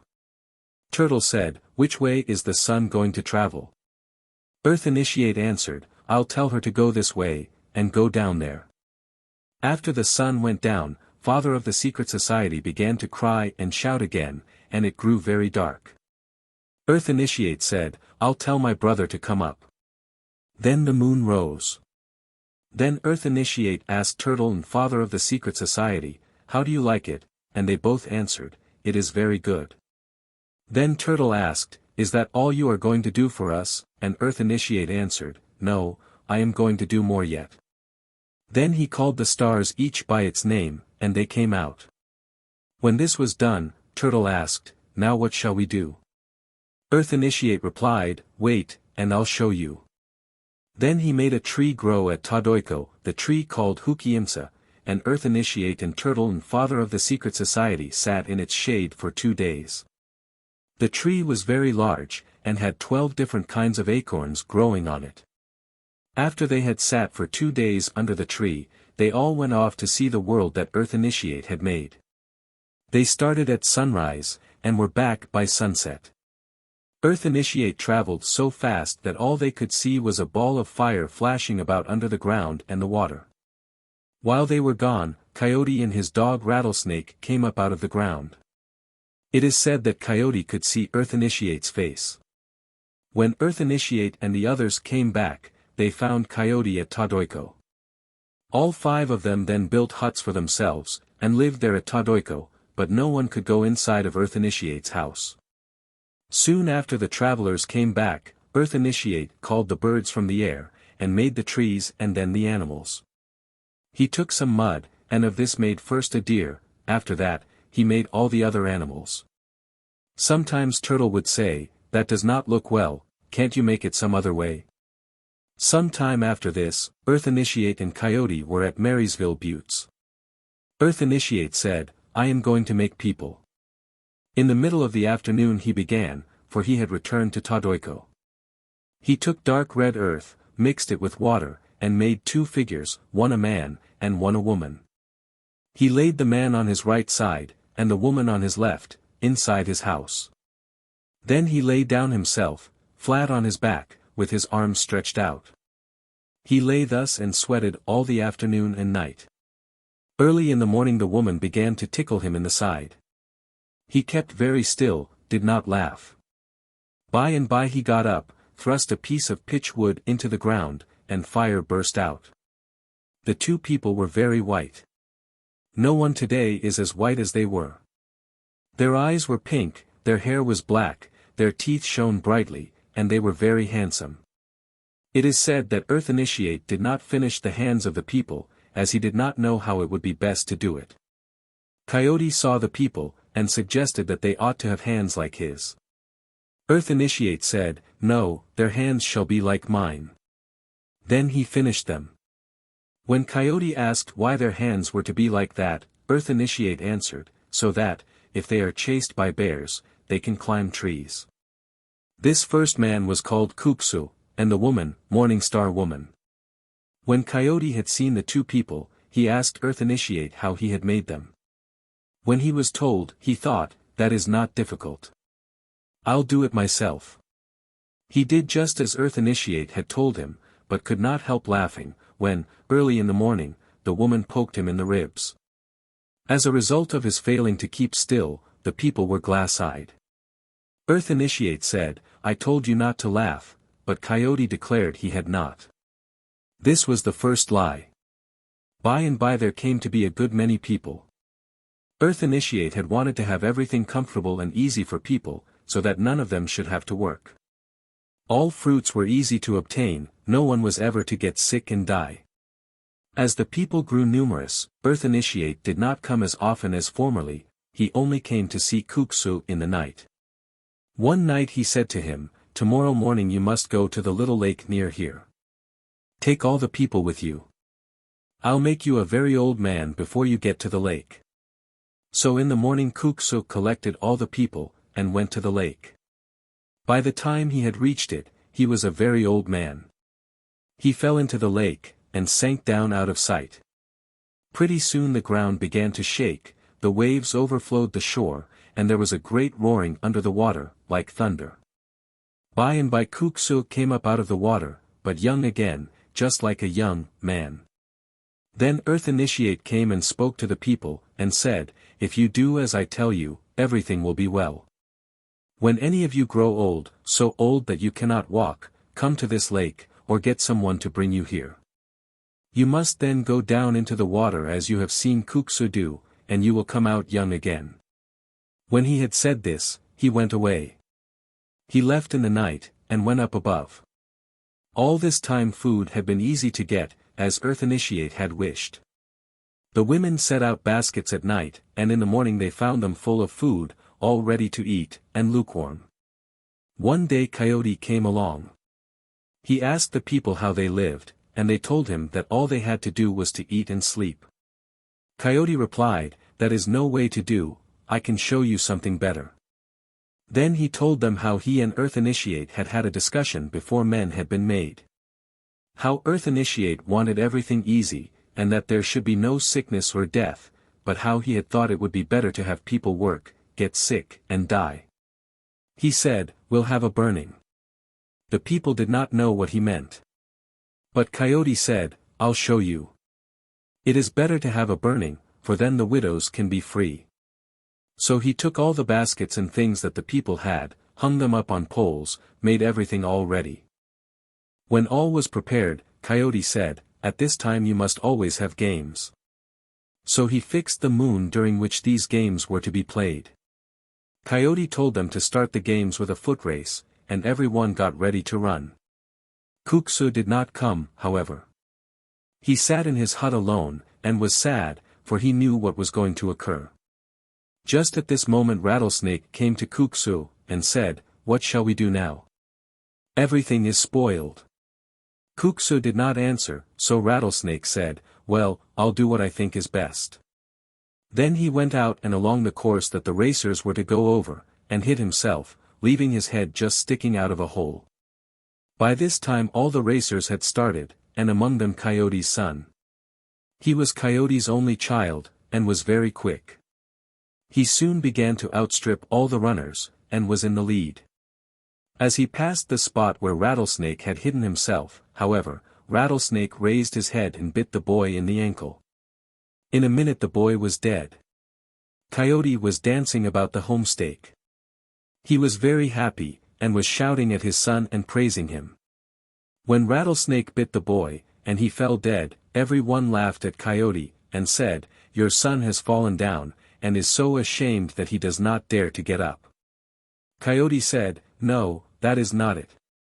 He is dead." This was the first death. The people, however, did not understand, and picked the boy up, and brought him to Coyote. Then Coyote began to cry, and every one did the same. These were the first tears. Then Coyote took his son's body and carried it to the lake of which Earth Initiate had told them, and threw the body in. But there was no noise, and nothing happened, and the body drifted about for 4 days on the surface, like a log. On the 5th day Coyote took 4 sacks of beads and brought them to Kuksu, begging him to restore his son to life. Kuksu did not answer. For 5 days Coyote begged, then Kuksu came out of his house bringing all his bead and bearskins, and calling to all the people to come and watch him. He laid the body on a bearskin, dressed it, and wrapped it up carefully. Then he dug a grave, put the body into it, and covered it up. Then he told the people, "From now on, this is what you must do. This is the way you must do till the world shall be made over." About a year after this, in the spring, all was changed. Up to this time everybody spoke the same language. The people were having a burning, everything was ready for the next day, when in the night everybody suddenly began to speak a different language. Each man and his wife, however, spoke the same. Earth Initiate had come in the night to Kuksu, and had told him about it all, and given him instructions for the next day. So, when morning came, Kuksu called all the people together, for he was able to speak all the languages.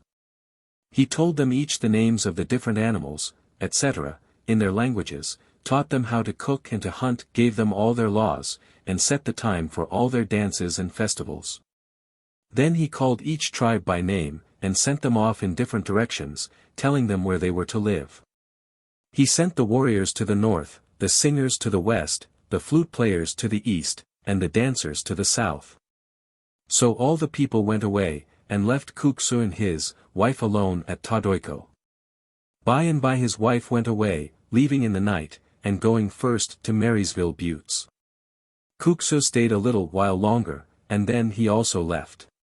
He too went to the Buttes, went into the spirit house, and sat down on the south side.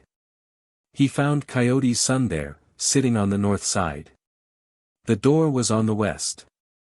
Coyote had been trying to find out where Kuksu had gone, and where his own son had gone, and at last found the tracks, and followed them to the spirit house.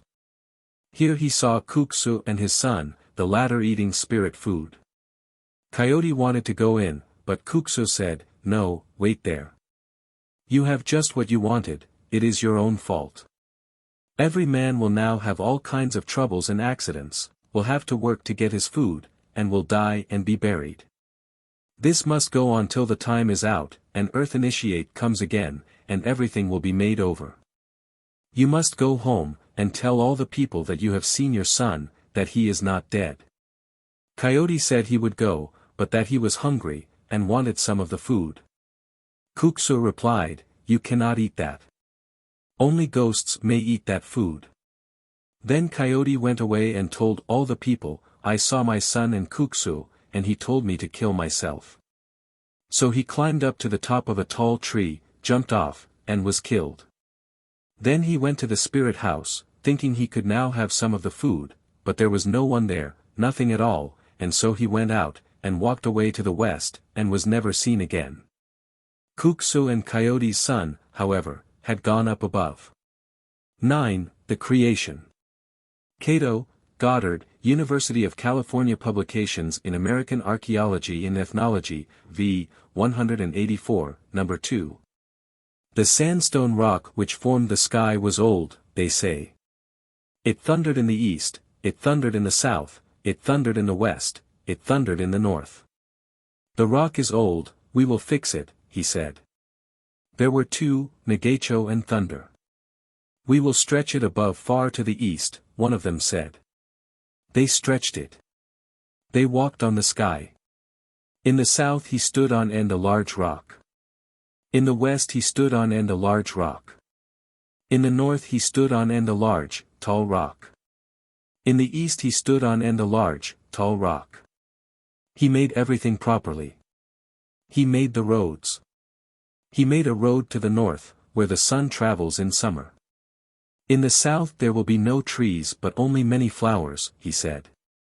Where will there be a hole through, he asked. At the north he made a hole through. East he made a large opening for the clouds. West he made an opening for the fog. To the west the clouds shall go, he said. He made a knife. He made it for splitting the rocks. He made the knife very strong. How will it be, he considered. You go north, I will go south, he said. I have finished already, he said. Stretch the rock in the north. You untie it in the west, I will untie it in the east. What will be clouds, he asked. Set fires about here, he told him. On the upland they burned to make clouds. Along the creek bottoms they burned to make mist. It is good, he said. He made clouds so the heads of coming people would not ache. There is another world above where thunder lives. You will live here nearby, he told Negacho. Put water on the fire, heat some water, he said. He made a person out of earth. Well, I will talk to him, he said. He made his right leg and his left leg. He made his right arm and his left arm. He pulled off some grass and wadded it up. He put some of it in place for his belly. He hung up some of it for his stomach. When he had slapped some of the grass he put it in for his heart. He used a round piece of clay for his liver. He put in more clay for his kidneys. He cut a piece into parts and put it in for his lungs. He pushed in a reed, for a trachea. What sort will blood be, he inquired. He pounded up ochre. Get water for the ochre, he said. He laid him down. He sprinkled him with water. He made his mouth, his nose, and 2 eyes. How will it be, he said. Make him privates, he said. He made them. He took one of the legs, split it, and made woman of it. Clouds arose in the east. Fog came up in the west. Well, let it rain, let the wind blow, he said. Up in the sky there will be none, there will be only gentle winds. Well, let it rain in the fog, he said. It rained. One could not see. It was hot in the sky. The sun came up now. What will the sun be, he said. Make a fire so it will be hot. The moon will travel at night. The moon is cold. He came down. Who, I wonder, can kick open a rock, he said. Who can split a tree? Well, I will try, said Negacho. He couldn't split the tree. Who, I wonder, is the strongest, said Thunder. Negacho didn't break the rock. Well, I will try, said Thunder. Thunder kicked the rock. He kicked it open. It broke to pieces. Go look at the rock, he said. He kicked the rock open, one reported. Well, I will try a tree, he said. He kicked the tree open. The tree split to pieces. Thunder and Negacho came down. Who can stand on the water? You step on the water, Thunder told Negacho. Yes, I will, Negacho said. He stepped on the water and sank into the ocean. I will try, said Thunder. He stepped on the water. He stood on it with one leg. I have finished quickly, he said. It was evening. It rained. It rained. Every day, every night it rained. What will happen? It rains every day, they said. The fog spread out close to the ground. The clouds were thick. The people then had no fire. The fire became small. All the creeks were full. There was water in the valleys. The water encircled them. Well, I have finished, he said. Yes, Negacho said. Come, jump up. You must jump up to another sky, he told him. I, too, will do that. At night when every kind of thing is asleep we will do it, he said. Every day it rained, every night it rained. All the people slept. The sky fell. The land was not. For a very great distance there was no land. The waters of the oceans came together. Animals of all kinds drowned. Where the water went there were no trees. There was no land. People became. Seal, sea lion, and grizzly built a dance house. They looked for a place in vain. At Yuzel they built it for there the ground was good. There are many sea lions there. Whale became a human woman.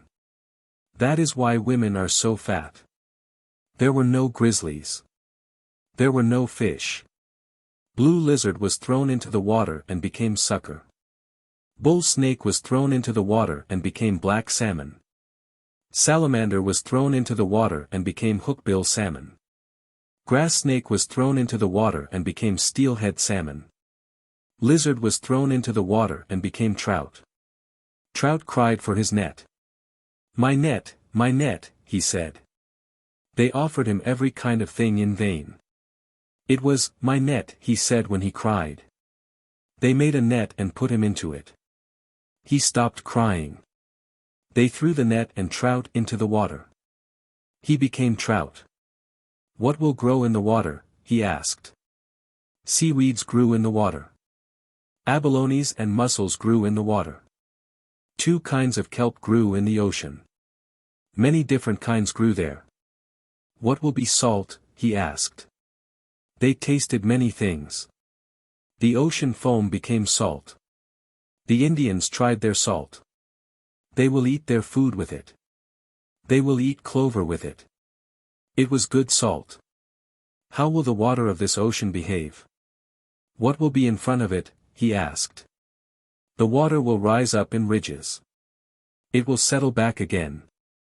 There will be sand. On top of the sand it will glisten, he said. Old kelp will float ashore. Old whales will float ashore. People will eat fish, big fish, he said. Sea lions will come ashore. They will eat them. They will be good. Devilfish, although they are ugly looking, will be good. The people will eat them. The fish in the ocean will be fat. They will be good. There will be many different kinds in the ocean. There will be water panther. There will be stonefish. He will catch people. Long-toothed fish will kill sea lion. He will feel around in the water. Sea lion will have no feet. He will have a tail. His teeth will be large. There will be no trees in the ocean. The water will be powerful in the ocean, he said. He placed redwoods and firs along the shore. At the tail of the earth, at the north, he made them grow. He placed land and walls along in front of the ocean. From the north he put down rocks here and there. Over there the ocean beats against them. Far to the south he did that. He stood up pines along the way. He placed yellow pines. far away he placed them. He placed mountains along in front of the water. He did not stop putting them up even way to the south. Redwoods and various pines were growing. He looked back and saw them growing. The redwoods had become tall. He placed stones along. He made small creeks by dragging along his foot. Wherever they flow, this water will be good, he said. They will drink this. Only the ocean they will not drink. He made trees spring up. When he looked behind himself, he saw they had grown. When he came near Waterhead Place, south, he said to himself, "It is good that they are growing up." He made creeks along. "This water they will drink," he said. That is why all drink, many different kinds of animals. Because the water is good, because it is not salt, deer, elk, panther, and fishers will drink of it, he said. He caused trees to grow up along. When he looked behind himself, he saw they had grown up. Birds will drink, squirrels will drink, he said. Many different kinds will drink. I am placing good water along the way. Many redwoods grew up. He placed water along toward the south. He kicked out springs. There will be springs, he said. These will belong to the deer, he said of the deer licks. He took along a dog. Drink this water, he told his dog. He, himself, drank of it. Many different kinds of animals and birds, will drink of it, he said. Tanbark oaks he made to spring up along the way. Many kinds, redwoods, firs, and pines he caused to grow. He placed water along. He made creeks with his foot. To make valleys for the streams he placed the land on edge. The mountains were large. They had grown. Let acorns grow, he said. He looked back at the ocean, and at the trees and rocks he had placed along. The water is good, they will drink it, he said. He placed redwoods, firs, and tanbark oaks along the way. He stood up land and made the mountains. They shall become large, he said of the redwoods. He went around the earth, dragging his foot to make the streams and placing redwoods, firs, pines, oaks, and chestnut trees. When he looked back he saw the rocks had become large, and the mountains loomed up. He drank of the water and called it good. I have arranged it that rocks shall be around the water, he said. Drink, he told his dog. Many animals will drink this good water. He placed rocks and banks. He put along the way small white stones. He stood up white and black oaks. Sugar pines and firs he planted one in a place. I will try the water, he said. Drink, my dog. The water was good. He dragged along his foot, making creeks. He placed the rocks along and turned to look at them. Drink, my dog, he said. I, too, will drink. Grizzlies, all kinds of animals, and human beings will drink the water which I have placed among the rocks. He stood up the mountains. He placed the trees along, the firs and the oaks. He caused the pines to grow up. He placed the redwoods one in a place. He threw salamanders and turtles into the creeks. Eels will live in this stream, he said. Fish will come into it. Hookbill and black salmon will run up this creek. Last of all, steelheads will swim in it. Crabs, small eels, and day eels will come up. Grizzlies will live in large numbers on this mountain. On this mountain will be many deer. The people will eat them. Because they have no gall, they may be eaten raw. Deer meat will be very sweet. Panthers will be numerous. There will be many jackrabbits on this mountain, he said. He did not like yellow jackets. He nearly killed them. He made blue flies and wasps. His dog walked along with him. There will be much water in this stream, he said. This will be a small creek and the fish will run in it. The fish will be good. There will be many suckers and trout in this stream. There will be brush on this mountain, he said. He made manzanita and whitethorn grow there. Here will be a valley. Here will be many deer. There will be many grizzlies at this place. Here a mountain will stand. Many rattlesnakes, bull snakes, and water snakes will be in this place. Here will be good land. It shall be a valley. He placed fir trees, yellow pines, oaks, and redwoods one at a place along the way. He put down small grizzly bears. The water will be bad. It will be black here, he said. There will be many owls here, the barking owl, the screech owl, and the little owl. There shall be many blue jays, grouse, and quails. Here on this mountain will be many woodrats. Here shall be many varied robins. There shall be many woodcocks, yellowhammers, and sapsuckers. Here will be many mockingbirds and meadowlarks. Here will be herons and blackbirds. There will be many turtle doves and pigeons. The kingfishers will catch fish. There will be many buzzards and ravens. There will be many chicken hawks. There will be many robins. On this high mountain there will be many deer, he said. Let there be a valley here, he said. There will be fir trees, some small and some large. Let the rain fall. Let it snow. Let there be hail. Let the clouds come. When it rains let the streams increase, let the water be high, let it become muddy. When the rain stops let the water become good again, he said. He came back. Walk behind me, my dog, he said. We will look at what has taken place. Trees had grown. Fish were in the streams. The rocks had become large. It was good. He traveled fast. Come, walk fast, my dog, he said. The land had become good. The valleys had become broad.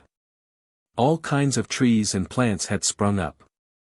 Springs had become and the water was flowing. Again I will try the water, he said. You, too, drink. Brush had sprung up. He traveled fast. I have made a good earth, my dog, he said. Walk fast, my dog. Acorns were on the trees. The chestnuts were ripe. The hazelnuts were ripe. The manzanita berries were getting white. All sorts of food had become good. The buckeyes were good. The peppernuts were black. The bunch grass was ripe. The grasshoppers were growing. The clover was in bloom. The bear clover was good. The mountains had grown. The rocks had grown. All kinds that are eaten had become good. We made it good, my dog, he said. Fish for the people to eat had grown in the streams. We have come to south now, he said. All the different kinds were matured. They started back, he and his dog. We will go back, he said. The mountains have grown up quickly. The land has become flat. The trout have grown. Good water is flowing. Walk fast. All things have become good. We have made them good, my dog. It is warm. The land is good. The brush had grown. Various things had sprung up. Grizzlies had increased in numbers. Birds had grown. The water had become good. The grass was grown. Many deer for the people to eat walked about. Many kinds of herbs had grown. Some kinds remained small. Rattlesnakes had multiplied. Water snakes had become numerous. Turtles had come out of the water and increased in numbers. Various things had grown. The mountains had grown. The valleys had become. Come fast. I will drink water. You, too, drink, he told his dog. Now we are getting back, we are close home, my dog. Look here, the mountains have grown. The stones have grown. Brush has come up. All kinds of animals are walking about. All kinds of things are grown. We are about to arrive. We are close home, my dog, he said. I am about to get back north, he said to himself. I am about to get back north. I am about to get back north. I am about to get back north, he said to himself. That is all. Chapter 2. Mythical Incidents. X. The Lizard Hand. Yokutz, Kroeber, University of California Publications in American Archaeology in Ethnology, for 231, number 38. It was Coyote who brought it about that people die. He made it thus because our hands are not closed like his. He wanted our hands to be like his, but a lizard said to him, "No, they must have my hand." He had 5 fingers and Coyote had only a fist. So now we have an open hand with 5 fingers. But then Coyote said, "Well, then they will have to die." 11. Determination of the Seasons. Talton, Tite. Journal of American Folklore, 32, 226. Once Porcupine and Beaver quarreled about the seasons. Porcupine wanted 5 winter months. He held up one hand and showed his 5 fingers. He said, "Let the winter months be the same in number as the fingers on my hand." Beaver said, "No," and held up his tail, which had many cracks or scratches on it. He said, "Let the winter months be the same in number as the scratches on my tail." Now they quarreled and argued. Porcupine got angry and bit off his thumb. Then, holding up his hand with the 4 fingers, he said emphatically, "There must be only 4 winter months." Beaver became a little afraid, and gave in. For this reason porcupines have 4 claws on each foot now. Since Porcupine won, the winter remained 4 months in length, until later Raven changed it a little. Raven considered what Porcupine and Beaver had said about the winters, and decided that Porcupine had done right. He said, Porcupine was right. If the winters were made too long, people could not live. Henceforth the winters will be about this length, but they will be variable. I will tell you of the Gaxawiza month, when people will meet together and talk. At that time of the year people will ask questions, or propound riddles, and others will answer. If the riddle is answered correctly, then the person who propounded it must answer, "Fool hen." Raven chose this word because the fool hen has a shorter beak than any other game bird. If people guess riddles correctly at this time of year, then the winter will be short, and the spring come early. 12. Marriage of the North and the South. Cherokee, Mooney, Report of the Bureau of American Ethnology, 19, 32-2, number 70. The North went traveling.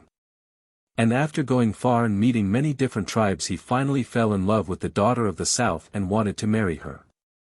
The girl was willing, but her parents objected and said, "Ever since you came, the weather has been cold, and if you stay here we may all freeze to death." The North pleaded hard, and said that if they would let him have their daughter he would take her back to his own country, so at last they consented. They were married and he took his bride to his own country, and when she arrived there she found the people all living in ice houses. The next day, when the sun rose, the houses began to leak, and as it climbed higher they began to melt, and it grew warmer and warmer, until finally the people came to the young husband and told him he must send his wife home again. Or the weather would get so warm that the whole settlement would be melted. He loved his wife and so held out as long as he could, but as the sun grew hotter the people were more urgent, and at last he had to send her home to her parents. The people said that as she had been born in the South, and nourished all her life upon food that grew in the same climate, her whole nature was warm and unfit for the North. 13. Determination of night and day. Iroquois, Smith, Report of the Bureau of American Ethnology, 280. Once upon a time the porcupine was appointed to be the leader of all the animals. Soon after his appointment he called them and presented the question, "Shall we have night and darkness, or daylight with its sunshine?"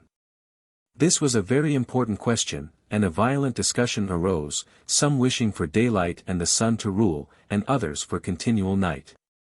The chipmunk wished for night and day, weeks and months, and night to be separate from the day, so he began singing, "The light will come, we must have light," which he continued to repeat. Meanwhile the bear began singing, "Night is best. We must have darkness." While the chipmunk was singing, the day began to dawn. Then the other party saw that the chipmunk was prevailing, and were very angry.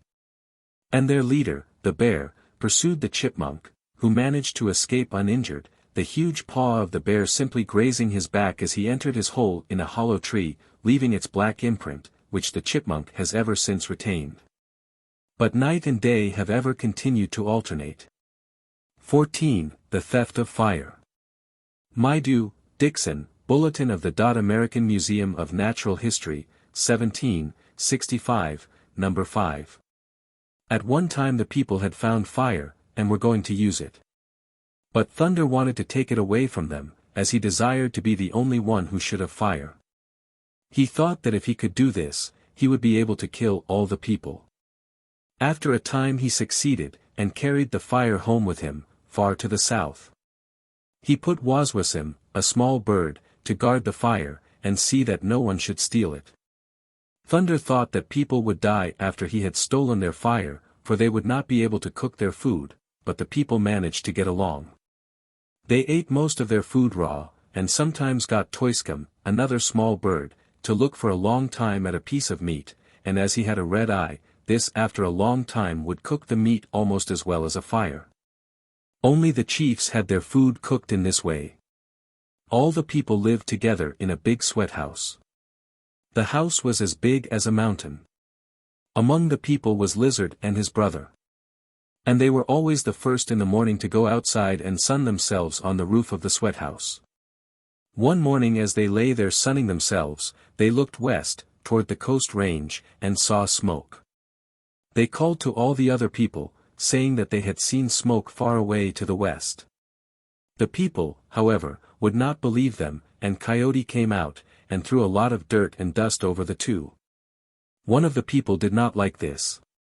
He said to Coyote, "Why do you trouble people? Why don't you let others alone? Why don't you behave? You are always the first to start a quarrel.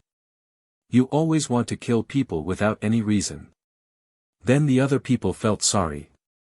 They asked the two lizards about what they had seen, and asked them to point out the smoke. The lizards did so, and all could see the thin column rising up far to the west. One person said, "How shall we get that fire back? How shall we get it away from Thunder? He is a bad man. I don't know whether we had better try to get it or not." Then the chief said, "The best one among you had better try to get it. Even if Thunder is a bad man, we must try to get the fire. When we get there, I don't know how we shall get in, but the one who is the best, who thinks he can get in, let him try." Mouse, Deer, Dog, and Coyote were the ones who were to try, but all the other people went too. They took a flute with them, for they meant to put the fire in it. They traveled a long time, and finally reached the place where the fire was. They were within a little distance of Thunder's house, when they all stopped to see what they would do. Waswasim, who was supposed to guard the fire in the house, began to sing, "I am the man who never sleeps. I am the man who never sleeps." Thunder had paid him for his work in beads, and he wore them about his neck and around his waist. He sat on the top of the sweat house, by the smoke hole. After a while Mouse was sent up to try and see if he could get in. He crept up slowly till he got close to Waswasim, and then saw that his eyes were shut. He was asleep, in spite of the song that he sang. When Mouse saw that the watcher was asleep, he crawled to the opening and went in. Thunder had several daughters, and they were lying there asleep. Mouse stole up quietly, and untied the waist string of each one's apron, so that should the alarm be given, and they jump up, these aprons or skirts would fall off, and they would have to stop to fix them. This done, Mouse took the flute, filled it with fire, then crept out, and rejoined the other people who were waiting outside.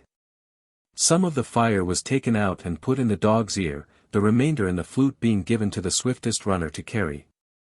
Deer, however, took a little, which he carried on the hock of his leg, where today there is a reddish spot. For a while all went well, but when they were about halfway back, Thunder woke up, suspected that something was wrong, and asked, "What is the matter with my fire?" Then he jumped up with a roar of thunder, and his daughters were thus awakened, and also jumped up, but their aprons fell off as they did so, and they had to sit down again to put them on. After they were all ready, they went out with Thunder to give chase.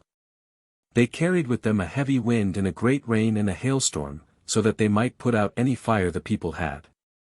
Thunder and his daughters hurried along, and soon caught up with the fugitives, and were about to catch them, when Skunk shot at Thunder and killed him. Then Skunk called out, "After this you must never try to follow and kill people. You must stay up in the sky, and be the thunder. That is what you will be."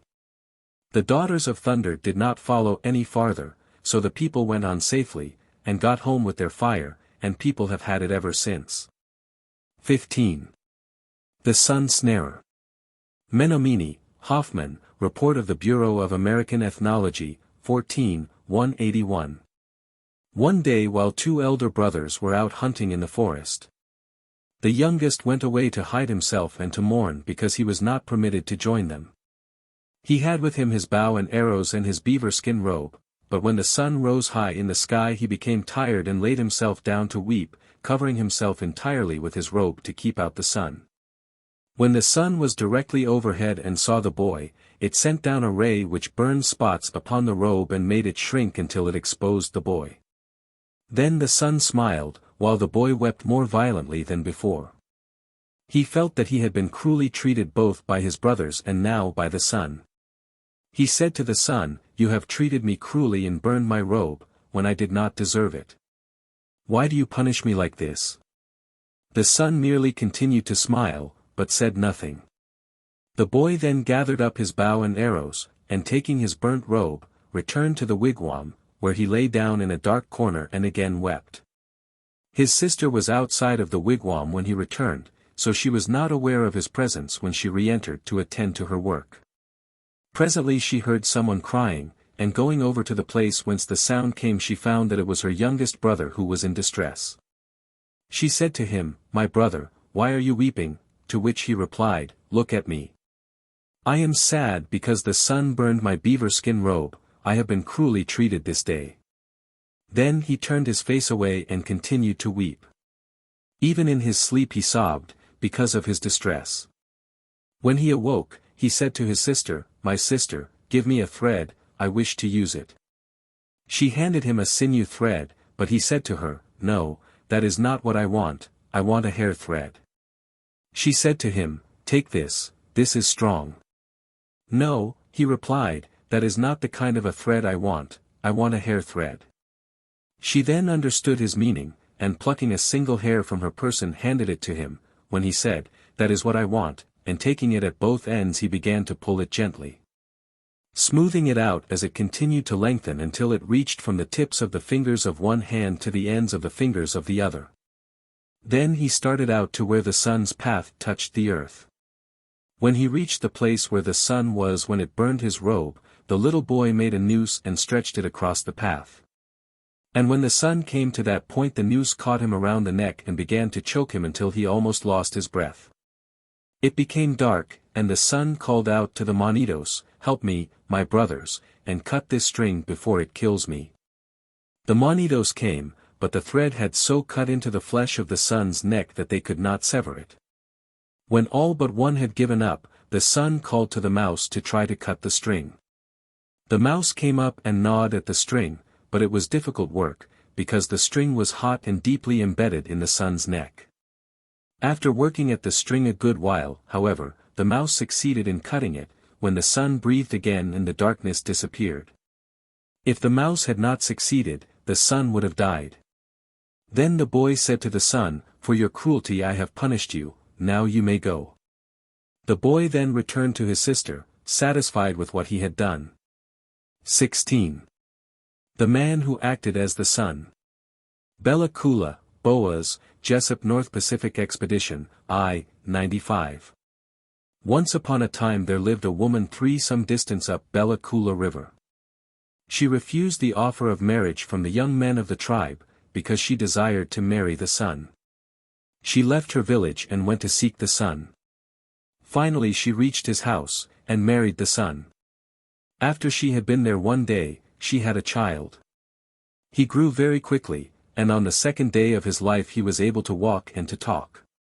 After a short time he said to his mother, "I should like to see your mother and your father." And he began to cry, making his mother feel homesick. When the sun saw that his wife felt downcast, and that his son was longing to see his grandparents, he said, "You may return to the earth to see your parents. Descend along my eyelashes." His eyelashes were the rays of the sun, which he extended down to his wife's home, where they lived with the woman's parents. The boy was playing with the children of the village, who were teasing him, saying that he had no father. He began to cry, and went to his mother, whom he asked for bow and arrows. His mother gave him what he requested. He went outside and began to shoot his arrows towards the sky. The first arrow struck the sky and stuck in it. The second arrow hit the notch of the first one, and thus he continued until a chain was formed, extending from the sky down to the place where he was standing. Then he ascended the chain. He found the house of the sun, which he entered. He told his father that the boys had been teasing him, and he asked him to let him carry the sun. But his father said, "You cannot do it. I carry many torches. Early in the morning and late in the evening I burn small torches, but at noon I burn the large ones." The boy insisted on his request. Then his father gave him the torches, warning him at the same time to observe carefully the instructions that he was giving him in regard to their use. Early the next morning, the young man started on the course of the sun, carrying the torches. Soon he grew impatient, and lighted all the torches at once. Then it grew very hot. The trees began to burn, and many animals jumped into the water to save themselves, but the water began to boil. Then his mother covered the people with her blanket, and thus saved them. The animals hid under stones. The ermine crept into a hole, which, however, was not quite large enough, so that the tip of its tail protruded from the entrance. It was scorched, and since that time the tip of the ermine's tail has been black. The mountain goat hid in a cave, hence its skin is perfectly white. All the animals that did not hide were scorched, and therefore have black skins, but the skin on their lower side remained lighter. When the son saw what was happening, he said to his son, "Why do you do so? Do you think it is good that there are no people on the earth?" The son took him and cast him down from the heavens, saying, "You shall be the mink, and future generations of man shall hunt you." 17. The Man in the Moon. Lillooet, Tite, Journal of American Folklore, 25, 298, Number 3. The three frog sisters had a house in a swamp, where they lived together.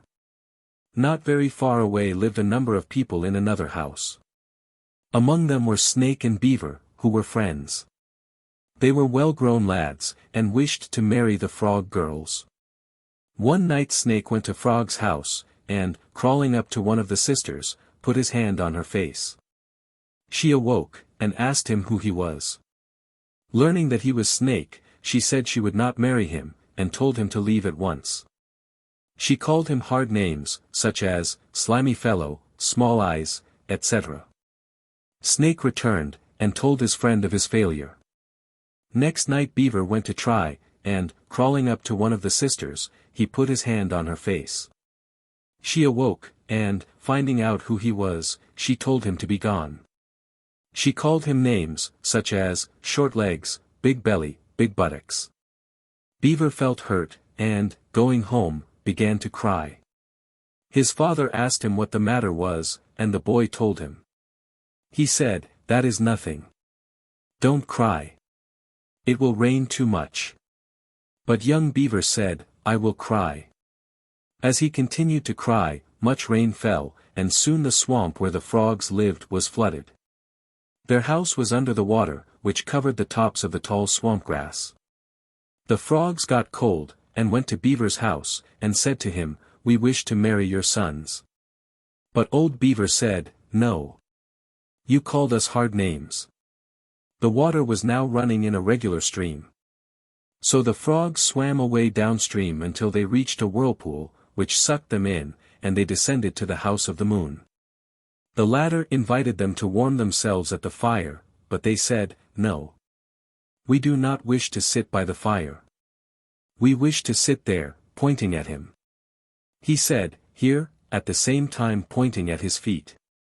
They said, "No, not there." Then he pointed to one part of his body after another, until he reached his brow. When he said, "Will you sit here?" they all cried out, "Yes," and jumped on his face, thus spoiling his beauty. The frog sisters may be seen on the moon's face at the present day. 18. Origin of the Pleiades. Onondaga, Beecham, Journal of American Folklore, 13, 281. A long time ago a party of Indians went through the woods toward a good hunting ground, which they had long known. They traveled several days through a very wild country, going on leisurely and camping by the way. At last they reached Cañutillo, the beautiful lake, where the gray rocks were crowned with great forest trees. Fish swarmed in the waters, and at every jutting point the deer came down from the hills around to bathe or drink of the lake. On the hills and in the valleys were huge beech and chestnut trees, where squirrels chattered, and bears came to take their morning and evening meals. The chief of the band was Hayano, tracks in the water, and he halted his party on the lake shore that he might return thanks to the Great Spirit for their safe arrival at this good hunting ground. "Here will we build our lodges for the winter, and may the Great Spirit, who has prospered us on our way, send us plenty of game, and health and peace." The Indian is always thankful. The pleasant autumn days passed on. The lodges had been built, and hunting had prospered, when the children took a fancy to dance for their own amusement. They were getting lonesome, having little to do, and so they met daily in a quiet spot by the lake to have what they called their jolly dance. They had done this a long time, when one day a very old man came to them. They had seen no one like him before. He was dressed in white feathers, and his white hair shone like silver. If his appearance was strange, his words were unpleasant as well. He told them they must stop their dancing, or evil would happen to them. Little did the children heed, for they were intent on their sport, and again the old man appeared, repeating his warning. The mere dances did not afford all the enjoyment the children wished, and a little boy, who liked a good dinner, suggested a feast the next time they met. The food must come from their parents, and all these were asked and they returned home. "You will waste and spoil good victuals," said one. "You can eat at home as you should," said another, and so they got nothing at all. Sorry as they were for this, they met and danced as before. A little to eat after each dance would have made them happy indeed. Empty stomachs cause no joy. One day, as they danced, they found themselves rising little by little into the air, their heads being light through hunger. How this happened they did not know, but one said, "Do not look back, for something strange is taking place." A woman, too, saw them rise, and called them back, but with no effect, for they still rose slowly above the earth. She ran to the camp, and all rushed out with food of every kind, but the children would not return, though their parents called piteously after them. But one would even look back, and he became a falling star. The others reached the sky, and are now what we call the Pleiades, and the Onondagas Ootiquata. Every falling or shooting star recalls the story, but the 7 stars shine on continuously, a pretty band of dancing children. 19. The Bag of Winds. Thompson, Tite, Memoirs of the American Folklore Society, 6, 87, number 34. Long ago the wind did much damage, blowing violently over the country of the Indian. Moreover, it often killed many people and destroyed much property. At that time there was a man who lived near Spence's Bridge, and who had 3 sons. The youngest was very ambitious, and fond of trying to do wonderful things. One day he said to his father and brothers, "I will snare the wind," but they laughed at him, saying, "How can you do that? The wind is unseen." However, he went out and set a snare. He did not succeed for several nights, as his noose was too large. He made it smaller every night, and, on visiting his snare one morning, found he had caught the wind. After great difficulty, he succeeded at last in getting it into his blanket, and made for home with it, where he put it down. He told his people that he had at last captured the wind. They laughed at him. Then, to verify his statements, he opened one corner of the blanket, and immediately it began to blow fiercely, and the lodge itself was almost blown over. The people cried to him to stay the force of the wind, which he did by again tying up the corner of the blanket. At last he released the wind on the condition that he would never blow strongly enough to hurt people in the Indian country again, which promise he has kept. XX, the bird whose wings made the wind. Micmac, Rand, Legends of the Micmacs, p. 360, number 68. An Indian family resided on the seashore. They had 2 sons, the oldest of whom was married and had a family of small children. They lived principally by fishing, and their favorite food was eels. Now it came to pass at a certain time that the weather was so stormy they could not fish. The wind blew fiercely night and day, and they were greatly reduced by hunger. Finally the old father told his boys to walk along the shore, and perhaps they might find a fish that had floated ashore, as sometimes happened.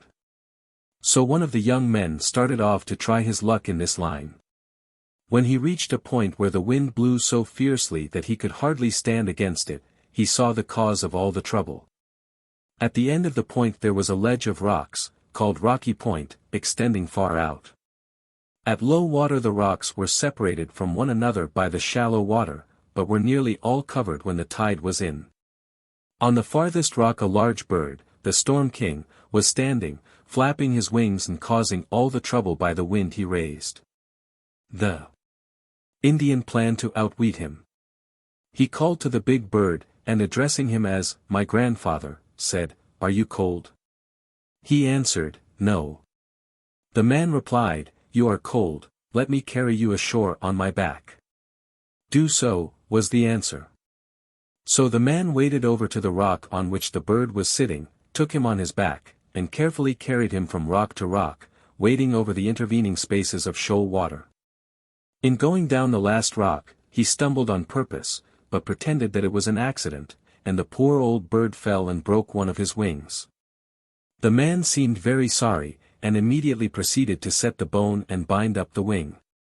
He then directed the old fellow to keep quiet and not move his wings until the wounded one healed. He now inquired if it pained him much, and was told that it did not. "Remain there and I will visit you again soon, and bring you some food." He now returned home, and found that the wind had all died away, there was a dead calm, so that before long they were supplied with a great abundance of food, as the eels were plenty and easily taken. But there can be too much even of a good thing. Calm weather continued for a succession of days, causing the salt water to be covered with a sort of scum. The Indians say it is the result of sickness and vomiting among the larger fish. This scum prevents the fishermen from seeing into the water, and consequently is adverse to eel spearing. This took place on the occasion referred to, and so they sought for a remedy. The big bird was visited and his wing examined.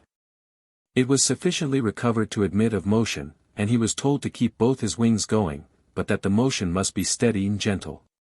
This produced the desired effect. 21. The release of the wild animals. Comanche, St. Clair, Journal of American Folklore, 22, 280, number 17. Long ago 2 persons owned all the buffalo. They were an old woman and her young cousin. They kept them penned up in the mountains, so that they could not get out. Coyote came to these people. He summoned the Indians to a council. "That old woman will not give us anything. When we come over there, we will plan how to release the buffalo." They all moved near the buffalo enclosure. "After 4 nights, said Coyote, "we will again hold a council as to how we can release the buffalo. A very small animal shall go where the old woman draws her water. When the child gets water, it will take it home for a pet. The old woman will object, but the child will think so much of the animal, that it will begin to cry and will be allowed to keep it. The animal will run off at daybreak, and the buffalo will burst out of their pen and run away. The first animal they sent failed. Then they sent the kildee. When the boy went for water, he found the kildee and took it home. 'Look here,' he said to his cousin, 'this animal of mine is very good.' The old woman replied, 'Oh, it is good for nothing. There is nothing living on the earth that is not a rascal or schemer.' The child paid no attention to her. 'Take it back where you got it,' said the woman. He obeyed. The killdeer returned. The people had another council. Well, she has got the better of these two. They have failed, said Coyote, but that makes no difference. Perhaps we may release them, perhaps we shall fail. This is the third time now. We will send a small animal over there. If the old woman agrees to take it, it will liberate those buffalo. It is a great schemer. So they sent the third animal. Coyote said, if she rejects this one, we shall surely be unable to liberate the game. The animal went to the spring and was picked up by the boy, who took a great liking to it. Look here. What a nice pet I have. The old woman replied, oh, how foolish you are. It is a good for nothing. All the animals in the world are schemers. I'll kill it with a club. The boy took it in his arms and ran away crying. He thought too much of his pet. No. This animal is too small, he cried. When the animal had not returned by nightfall, Coyote went among the people, saying, well, this animal has not returned yet, I dare say the old woman has consented to keep it. Don't be uneasy, our buffalo will be freed. Then he bade all the people get ready just at daybreak. Our buffalo will be released. Do all of you mount your horses. In the meantime the animal, following its instructions, slipped over to the pen, and began to howl. The buffalo heard it, and were terrified. They ran towards the gate, broke it down, and escaped. The old woman, hearing the noise, woke up. The child asked, where is my pet? He did not find it. The old woman said, I told you so. Now you see the animal is bad, it has deprived us of our game. She vainly tried to hold the buffalo back. At daybreak all the Indians got on their horses, for they had confidence in Coyote. Thus the buffalo came to live on this earth. Coyote was a great schemer. 22. The Impounded Water. Maliseet, Spec, Journal of American Folklore, XXX, 480, No. 2. Aglabum kept back all the water in the world, so that rivers stopped flowing, and lakes dried up, and the people everywhere began dying of thirst. As a last resort, they sent a messenger to him to ask him to give the people water, but he refused, and gave the messenger only a drink from the water in which he washed. But this was not enough to satisfy even the thirst of one. Then the people began complaining, some saying, I'm as dry as a fish, I'm as dry as a frog, I'm as dry as a turtle, I'm as dry as a beaver, and the like, as they were on the verge of dying of thirst. At last a great man was sent to Aglabum to beg him to release the water for the people. Aglabum refused, saying that he needed it himself to lie in. Then the messenger felled a tree, so that it fell on top of the monster and killed him. The body of this tree became the main river, St. John's River, and the branches became the tributary branches of the river, while the leaves became the ponds at the heads of these streams. As the waters flowed down to the villages of the people again, they plunged in to drink, and became transformed into the animals to which they had likened themselves when formerly complaining of their thirst. 23. The Origin of Corn. Abobnaki, Brown, Journal of American Folklore, 3, 214. A long time ago, when Indians were first made, there lived one alone, far, far from any others. He knew not of fire, and subsisted on roots, barks, and nuts. This Indian became very lonesome for company. He grew tired of digging roots, lost his appetite, and for several days lay dreaming in the sunshine. When he awoke he saw something standing near, at which, at first, he was very much frightened. But when it spoke, his heart was glad, for it was a beautiful woman with long light hair, very unlike any Indian. He asked her to come to him, but she would not, and if he tried to approach her she seemed to go farther away. He sang to her of his loneliness and besought her not to leave him. At last she told him, if he would do just as she should say, he would always have her with him. He promised that he would. She led him to where there was some very dry grass, told him to get 2 very dry sticks, rub them together quickly, holding them in the grass. Soon a spark flew out, the grass caught it, and quick as an arrow the ground was burned over. Then she said, when the sun sets, Take me by the hair and drag me over the burned ground. He did not like to do this, but she told him that wherever he dragged her something like grass would spring up, and he would see her hair coming from between the leaves, then the seeds would be ready for his use. He did as she said, and to this day, when they see the silk, hair, on the cornstalk, the Indians know she has not forgotten them. Chapter 3. Trickster Tales. 24. Manabozho's Adventures. Episodes A and B, Ojibwe, Raiden, Memoirs of the Geological Survey of Canada, Anthropological Series, 2, 2-3. Episodes C and D, Menominee, Hoffman, Report of the Bureau of American Ethnology, 14, 203. Episodes E and F, Temagami Ojibwe, Spec, Memoirs of the Geological Survey of Canada, Anthropological Series, 9, 33. A. Lakesti. Claire, Manabozho saw a number of ducks, and he thought to himself, just how am I going to kill them? After a while, he took out one of his pails and started to drum and sing at the same time. The words of the song he sang were, I am bringing new songs. When the ducks saw Manabozho standing near the shore, they swam toward him, and as soon as he saw this, he sent his grandmother ahead to build a little lodge, where they could live. In the meantime, he killed a few of the ducks, so, while his grandmother started out to build a shelter, Manabozho went towards the lake where the ducks and geese were floating around and around. Manabozho jumped into a sack and then dived into the water. The ducks and geese were quite surprised to see that he was such an excellent diver, and came closer and closer. Then Manabozho challenged them to a contest at diving. He said that he could beat them all. The ducks all accepted the challenge, but Manabozho beat them. Then he went after the geese and beat them too. For a time he was alternately diving and rising to the surface, all around. Finally he dived under the geese and started to tie their legs together with some basswood bark. When the geese noticed this, they tried to rise and fly away, but they were unable to do so, for Manabozho was hanging on to the other end of the string. The geese, nevertheless, managed to rise, gradually dragging Manabozho along with them. They finally emerged from the water and rose higher and higher into the air. Manabozho, however, hung on, and would not let go, until his hand was cut and the string broke. B. While walking along the river he saw some berries in the water. He dived down for them, but was stunned when he unexpectedly struck the bottom. There he lay for quite a while, and when he recovered consciousness and looked up, he saw the berries hanging on a tree just above him. C. While Manabozho was once walking along a lake shore, tired and hungry, he observed a long, narrow sandbar, which extended far out into the water, around which were myriads of waterfowl, so Manabozho decided to have a feast.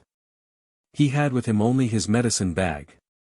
So he entered the brush and hung it upon a tree, now called Manabozho tree, and procured a quantity of bark, which he rolled into a bundle and placing it upon his back, returned to the shore, where he pretended to pass slowly by in sight of the birds. Some of the swans and ducks, however, recognizing Manabozho and becoming frightened, moved away from the shore. One of the swans called out, "Ho! Manabozho, where are you going?" To this Manabozho replied, "I am going to have a song. As you may see, I have all my songs with me." Manabozho then called out to the birds, "Come to me, my brothers, and let us sing and dance." The birds assented and returned to the shore, when all retreated a short distance away from the lake to an open space where they might dance. Manabozho removed the bundle of bark from his back and placed it on the ground, got out his singing sticks, and said to the birds, "Now, all of you dance around me as I drum, sing as loudly as you can, and keep your eyes closed. The first one to open his eyes will forever have them red and sore." Manabozho began to beat time upon his bundle of bark, while the birds, with eyes closed, circled around him singing as loudly as they could. Keeping time with one hand, Manabozho suddenly grasped the neck of a swan, which he broke, but before he had killed the bird it screamed out, whereupon Manabozho said, "That's right, brothers, sing as loudly as you can." Soon another swan fell a victim, then a goose, and so on until the number of birds was greatly reduced. Then the hell-diver, opening his eyes to see why there was less singing than at first, and beholding Manabozho and the heap of victims, cried out, "Manabozho is killing us! Manabozho is killing us!" And immediately ran to the water, followed by the remainder of the birds. As the hell-diver was a poor runner, Manabozho soon overtook him, and said, "I won't kill you, but you shall always have red eyes and be the laughing-stock of all the birds." With this he gave the bird a kick, sending him far out into the lake and knocking off his tail, so that the hell-diver is red-eyed and tailless to this day. Manabozho then gathered up his birds, and taking them out upon the sandbar buried them some with their heads protruding, others with the feet sticking out of the sand. He then built a fire to cook the game, but as this would require some time, and as Manabozho was tired after his exertion, he stretched himself on the ground to sleep. In order to be informed if anyone approached, he slapped his thigh and said to it, "You watch the birds, and awaken me if anyone should come near them." Then, with his back to the fire, he fell asleep. After a while a party of Indians came along in their canoes, and seeing the feast in store, went to the sandbar and pulled out every bird which Manabozho had so carefully placed there, but put back the heads and feet in such a way that there was no indication that the bodies had been disturbed. When the Indians had finished eating they departed, taking with them all the food that remained from the feast. Some time afterward, Manabozho awoke, and, being very hungry, bethought himself to enjoy the fruits of his stratagem. In attempting to pull a baked swan from the sand he found nothing but the head and neck, which he held in his hand. Then he tried another, and found the body of that bird also gone. So he tried another, and then another, but each time met with disappointment. Who could have robbed him? He thought. He struck his thigh and asked, "Who has been here to rob me of my feast? Did I not command you to watch while I slept?" His thigh responded, "I also fell asleep, as I was very tired, but I see some people moving rapidly away in their canoes, perhaps they were the thieves. I see also they are very dirty and poorly dressed." Then Manabozho ran out to the point of the sandbar, and beheld the people in their canoes, just disappearing around a point of land. Then he called to them and reviled them, calling them Winnebago. Winnebago. And by this term the Menominee have ever since designated their thievish neighbors. After this Manabozho began traveling again. One time he feasted a lot of animals. He had killed a big bear, which was very fat, and he began cooking it, having made a fire with his bow drill. When he was ready to spread his meat, he heard two trees scraping together, swayed by the wind. He didn't like this noise while he was having his feast and he thought he could stop it. He climbed up one of the trees, and when he reached the spot where the two trees were scraping, his foot got caught in a crack between the trees and he could not free himself. When the first animal guest came along and saw Manabozho in the tree, he, the beaver, said, "Come on to the feast, Manabozho is caught and can't stop us." And then the other animals came. The beaver jumped into the grease and ate it, and the otter did the same, and that is why they are so fat in the belly. The beaver scooped up the grease and smeared it on himself, and that is the reason why he is so fat now. All the small animals came and got fat for themselves. Last of all the animals came the rabbit, when nearly all the grease was gone, only a little left. So he put some on the nape of his neck and some on his groin, and for this reason he is only a little fat in those places. So all the animals got their fat except rabbit.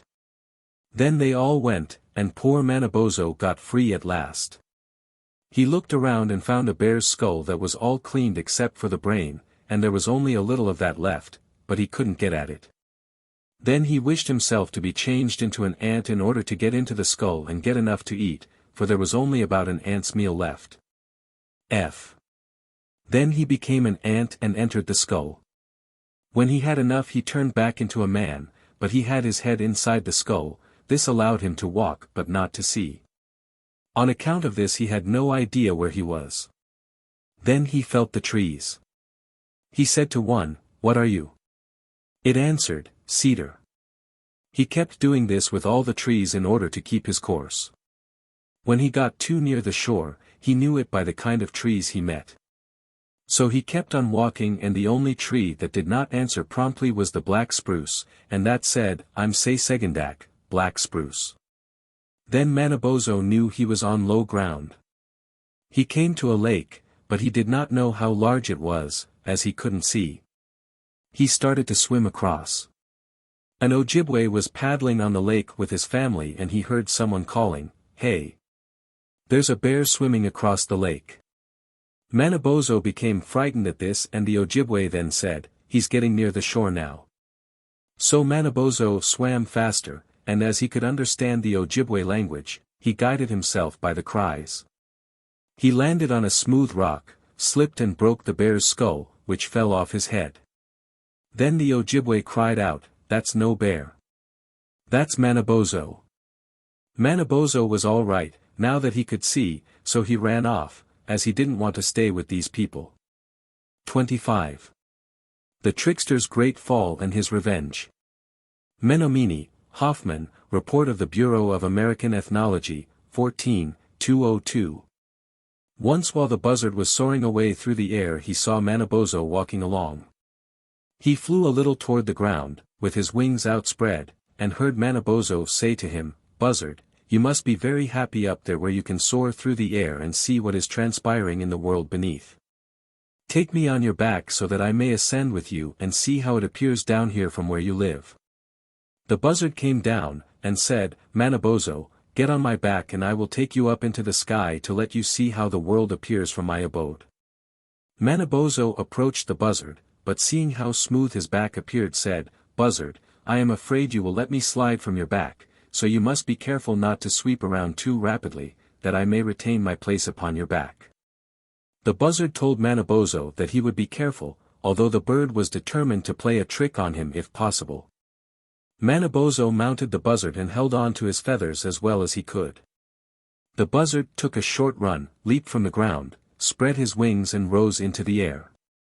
Manabozho felt rather timid as the buzzard swept through the air, and as he circled around his body leaned so much that Manabozho could scarcely retain his position, and he was afraid of slipping off.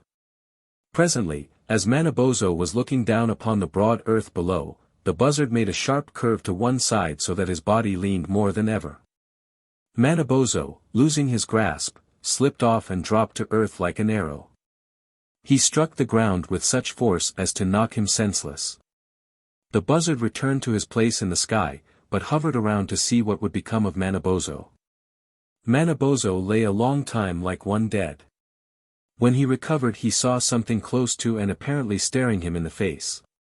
He could not at first recognize it, but when he put his hands against the object he found that it was his own buttocks, because he had been all doubled up. He arose and prepared to go on his way, when he espied the buzzard above him, laughing at his own trickery. Manabozho then said, "Buzzard, you have played a trick on me by letting me fall, but as I am more powerful than you I shall revenge myself." The buzzard then replied, "No, Manabozho, you will not do anything of the kind, because you cannot deceive me. I shall watch you." Manabozho kept on, and the buzzard, not noticing anything peculiar in the movements of Manabozho, flew on his way through the air. Manabozho then decided to transform himself into a dead deer, because he knew the buzzard had chosen to subsist on dead animals and fish. Manabozho then went to a place visible from a great distance and from many directions, where he laid himself down and changed himself into the carcass of a deer. Soon the various birds and beasts and crawling things that subsist on such food began to congregate about the dead deer. The buzzard saw the birds flying toward the place where the body lay, and joined them. He flew around several times to see if it was Manabozho trying to deceive him, then thought to himself, "No, that is not Manabozho, it is truly a dead deer." He then approached the body and began to pick a hole into the fleshy part of the thigh. Deeper and deeper into the flesh the buzzard picked until his head and neck was buried each time he reached in to pluck the fat from the intestines. Without warning, while the buzzard had his head completely hidden in the carcass of the deer jumped up and pinched together his flesh, thus firmly grasping the head and neck of the buzzard. Then Manabozho said, "Aha! Buzzard, I did catch you after all, as I told you I would. Now pull out your head. The buzzard with great difficulty withdrew his head from the cavity in which it had been enclosed, but the feathers were all pulled off, leaving his scalp and neck covered with nothing but red skin. Then Manabozho said to the bird, "Thus do I punish you for your deceitfulness. Henceforth you will go through the world without feathers on your head and neck, and you shall always stink because of the food you will be obliged to eat. That is why the buzzard is such a bad-smelling fellow, and why his head and neck are featherless." 26. The Deceived Blind Men. Menominee, Hoffman, Report of the Bureau of American Ethnology, 14, 211. There was a large settlement on the shore of a lake, and among its people were two very old blind men. It was decided to remove these men to the opposite side of the lake, where they might live in safety, as the settlement was exposed to the attack of enemies, when they might easily be captured and killed. So the relations of the old men got a canoe, some food, a kettle, and a bowl and started across the lake, where they built for them a wigwam in a grove some distance from the water. A line was stretched from the door of the wigwam to a post in the water, so that they would have no difficulty in helping themselves. The food and vessels were put into the wigwam, and after the relations of the old men promised them that they would call often and keep them provided with everything that was needful, they returned to their settlement. The two old blind men now began to take care of themselves. On one day one of them would do the cooking while the other went for water, and on the next day they would change about in their work, so that their labors were evenly divided. As they knew just how much food they required for each meal, the quantity prepared was equally divided, but was eaten out of the one bowl which they had. Here they lived in contentment for several years. But one day a raccoon, which was following the water's edge looking for crawfish, came to the line which had been stretched from the lake to the wigwam. The raccoon thought it rather curious to find a cord where he had not before observed one, and wondered to himself, "What is this? I think I shall follow this cord to see where it leads." So he followed the path along which the cord was stretched until he came to the wigwam. Approaching very cautiously, he went up to the entrance, where he saw the two old men asleep on the ground, their heads at the door and their feet directed toward the heap of hot coals within. The raccoon sniffed about and soon found there was something good to eat within the wigwam, but he decided not to enter at once for fear of waking the old men, so he retired a short distance to hide himself and to see what they would do. Presently the old men awoke, and one said to the other, "My friend, I am getting hungry, let us prepare some food." "Very well," replied his companion, "you go down to the lake and fetch some water while I get the fire started."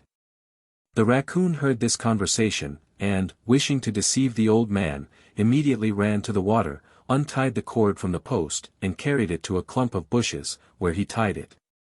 When the old man came along with his kettle to get water, he stumbled around the brush until he found the end of the cord, then he began to dip his kettle down upon the ground for water. Not finding any, he slowly returned and said to his companion, "We shall surely die, because the lake is dried up and the brush is grown where we used to get water. What shall we do?" "That cannot be," responded his companion, "for we have not been asleep long enough for the brush to grow upon the lake bed. Let me go out to try if I cannot get some water." So taking the kettle from his friend he started off. So soon as the first old man had returned to the wigwam, the raccoon took the cord back and tied it where he had found it, then waited to see the result. The second old man now came along, entered the lake, and getting his kettle full of water returned to the wigwam, saying as he entered, "My friend, you told me what was not true. There is water enough, for here, you see, I have our kettle full." The other could not understand this at all, and wondered what had caused the deception. The raccoon approached the wigwam and entered to await the cooking of the food. When it was ready, the pieces of meat, for there were 8 of them, were put into the bowl and the old men sat down on the ground facing each other, with the bowl between them. Each took a piece of meat, and they began to talk of various things and were enjoying themselves. The raccoon now quietly removed 4 pieces of meat from the bowl and began to eat them, enjoying the feast even more than the old blind men. Presently one of them reached into the bowl to get another piece of meat, and finding that only 2 pieces remained, said, "My friend, you must be very hungry to eat so rapidly. I have had but 1 piece, and there are but 2 pieces left. The other replied, I have not taken them, but suspect you have eaten them yourself, whereupon the other replied more angrily than before.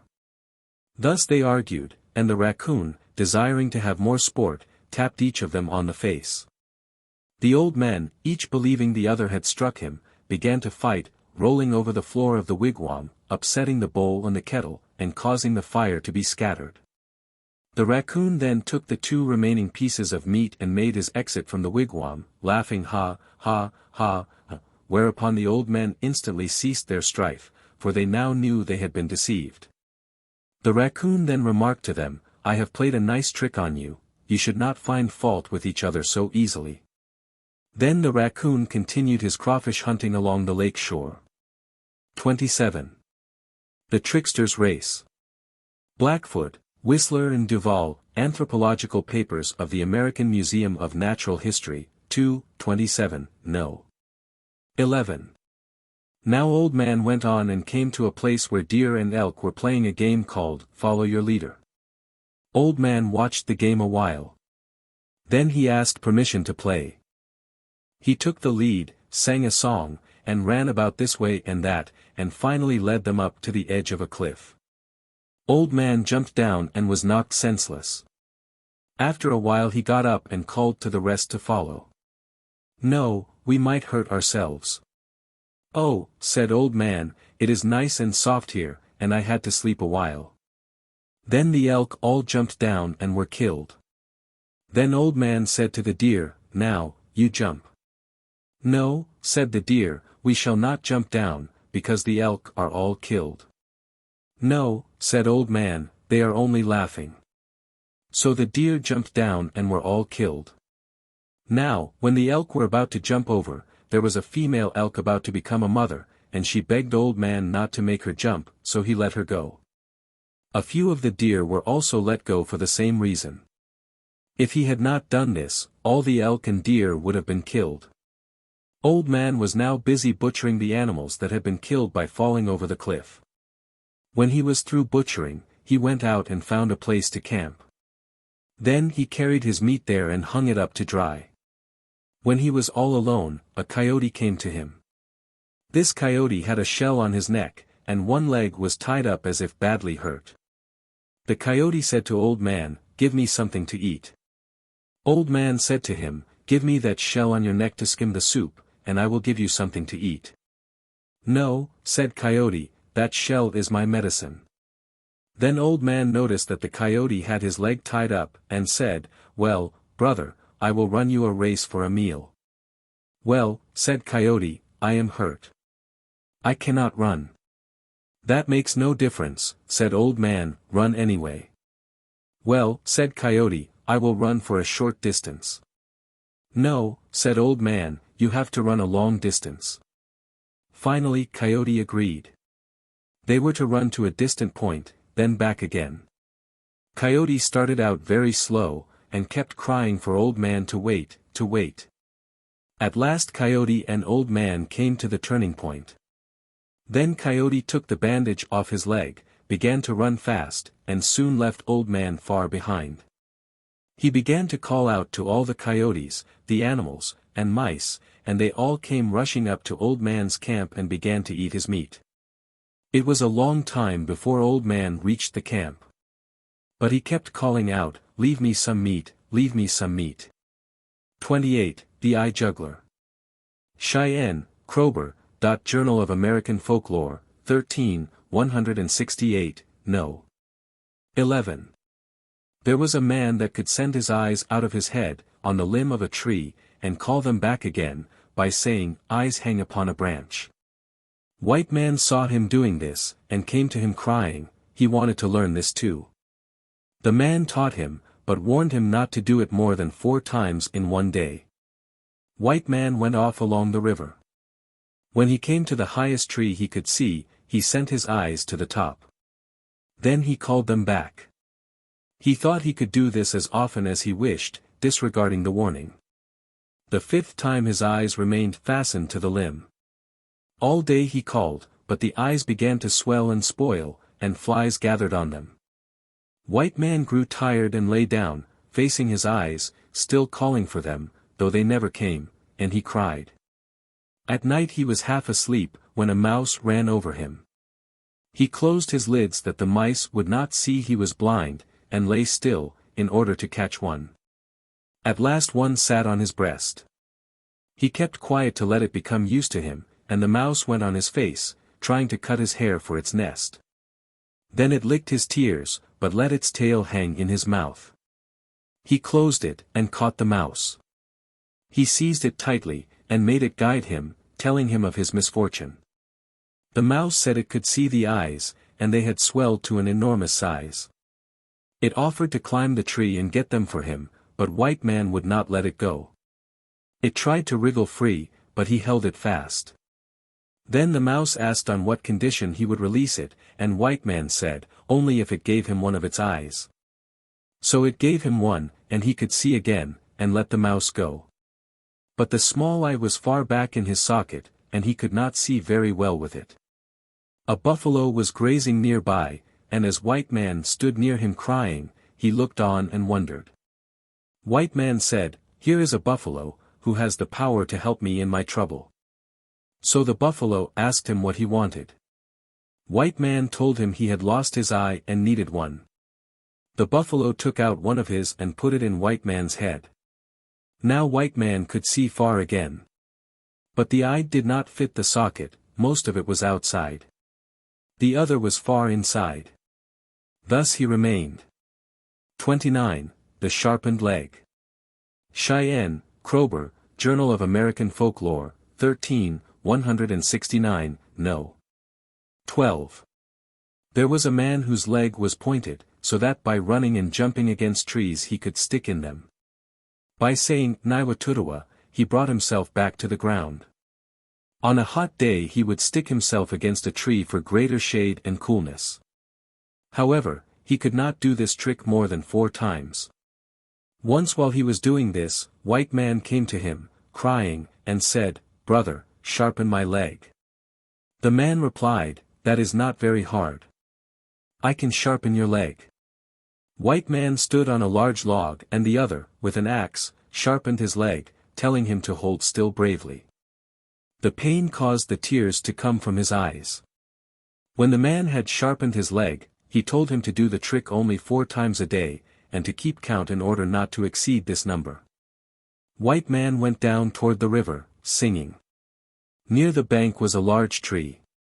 Toward this he ran, then jumped and stuck in it. Then he called himself back to the ground. Again he jumped, this time against another tree, but now he counted 1, thinking in this way to get the better of the other man. The 3rd time, he counted 2. The 4th time, birds and animals stood by, and he was proud to show his ability, and jumped high, and pushed his leg in up to the knee. Then coyotes, wolves, and other animals came to see him. Some of them asked how he came to know the trick, and begged him to teach it to them, so they could stick to trees at night. He was still prouder now, and for the 5th time he ran and jumped as high as he could, and half his thigh entered the tree. Then he counted 4. Then he called to get to the ground again. But he stuck. He called out all day. He tried to send the animals to the man who had taught him. He was fast in the tree for many days, until he starved to death. XXX, The Offended Rolling Stone. Pawnee, Dorsey, Publications of the Carnegie Institution, Licks, 446, No. 126. Coyote was going along, and as he had not had anything to eat for some time he was very hungry. In the evening he went to a high hill and sat down. Early the next morning he started again. He came to a big round stone. He took out his knife and said, "Grandfather, this knife I give to you as a present. I want you to help me to get something to eat." Coyote went over a hill, and there in the bottom was a village of people. He went into the village and he could see meat hanging on poles everywhere in the camp.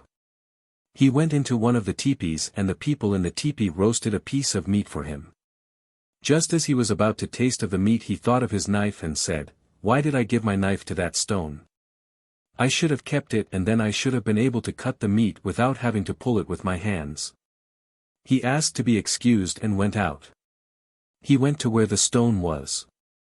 He said, "Grandfather, I will have to take back this knife, for I have found a village of people with plenty of meat." He went over the hills and into the bottom, but there was no village there. Coyote went back and returned the knife to the stone. He went back over the hills and there saw the village, and he entered one of the teepees. They placed before him some meat. He began to chew the meat. He thought of his knife. He went back to the stone, and as he took the knife the stone said, "Why do you take the knife away from me? I am now going to kill you." Then the stone ran after the coyote. Coyote ran and came to a den of bears. He told the bears that a person was running after him and he asked them to help him. The bears said that they were not afraid of anything. They asked what the thing was, and he said it was the stone. The bears said, "Keep on running. We cannot do anything with the stone." The stone was close to Coyote when he came up to another den of mountain lions. They also told Coyote to pass on, as they could not do anything for him. After a while Coyote came to a buffalo standing all alone, but when the buffalo found out that it was the stone running after Coyote he told him to pass on. At last Coyote came to a place where the bullbats stayed.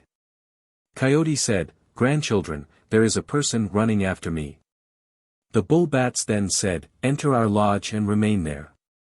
When the stone came rolling up it said, "Where is that person who came here?" The bullbats did not reply and the stone became angry. Then the bullbats said, "He is here and we are going to protect him." The bullbats flew up and then down, and they expelled Flatus on the stone. Every time they did this a piece broke off from the stone. The largest bullbat came down and expelled Flatus right on the center and broke the stone into pieces. Then the coyote was told to come out and go on his way. Coyote started off, and when he got over the hills he turned around and yelled at the bullbats and said, "All you big-nosed funny things, how you did behave to that stone." The bullbats heard it and did not pay any attention, but he kept on making fun of them. Then the bullbats flew up in a group, and came down, and with their wings they got the stones together again and started it to rolling, and said, "Go and kill that fellow." The stone then ran after Coyote and Coyote tried to get away, but he could not. At last he gave out. He jumped over a steep bank and the stone was right behind him. As Coyote struck the bottom, the stone fell on him and killed him. This is why we used to find dead coyotes in the hills and valleys. 31. The Trickster Kills the Children. Arapaho, Dorsey and Kroeber, Field Museum, Anthropological Series, v. 101, number 49. Nehansen was traveling down a stream. As he walked along on the bank he saw something red in the water. They were red plums. He wanted them badly. Taking off his clothes, he dived in and felt over the bottom with his hands. But he could find nothing, and the current carried him downstream and to the surface again. He thought.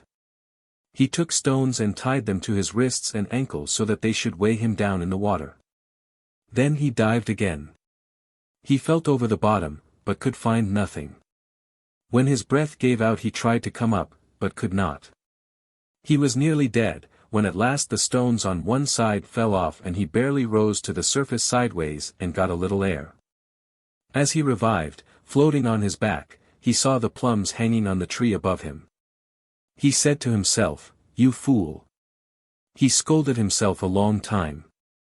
Then he got up, took off the stones, threw them away, and went and ate the plums. He also filled his robe with them. Then he went on down the river. He came to a tent. He saw a bear woman come out and go in again.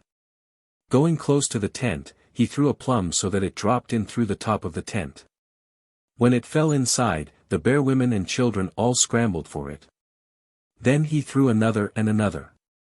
At last one of the women said to her child, "Go out and see if that is not your Uncle Nehansen."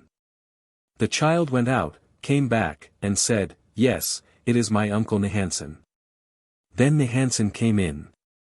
He gave them the plums, and said, "I wonder that you never get plums, they grow so near you." The bear women wanted to get some at once. He said, "Go up the river a little way, it is not far." Take all your children with you that are old enough to pick. Leave the babies here and I will watch them. They all went. Then he cut all the babies' heads off. He put the heads back into the cradles, the bodies he put into a large kettle and cooked. When the bear women came back, he said to them, "Have you never been to that hill here? There were many young wolves there." "In that little hill here?" they asked. "Yes. While you were gone I dug the young wolves out and cooked them." Then they were all pleased. They sat down and began to eat. One of the children said, "This tastes like my little sister." "Hush," said her mother, "don't say that." Nahantsen became uneasy. "It is too hot here," he said, and took some plums and went off a little distance. There he sat down and ate. When he had finished, he shouted, "Ho! Ho! Bear women, you have eaten your own children." All the bears ran to their cradles and found only the heads of the children. At once they pursued him. They began to come near him. Nahantsen said, "I wish there were a hole that I could hide in." When they had nearly caught him he came to a hole and threw himself into it. The hole extended through the hill, and he came out on the other side while the bear women were still standing before the entrance. He painted himself with white paint to look like a different person, took a willow stick, put feathers on it, and laid it across his arm. Then he went to the women. "What are you crying about?" he asked them. They told him. He said, "I will go into the hole for you," and crawled in. Soon he cried as if hurt, and scratched his shoulders. Then he came out, saying, "Nahantsen is too strong for me. Go into the hole yourselves, he is not very far in." They all went in, but soon came out again and said, "We cannot find him." Nahantsen entered once more, scratched himself bloody, bit himself, and cried out. He said, "He has long fingernails with which he scratches me. I cannot drag him out.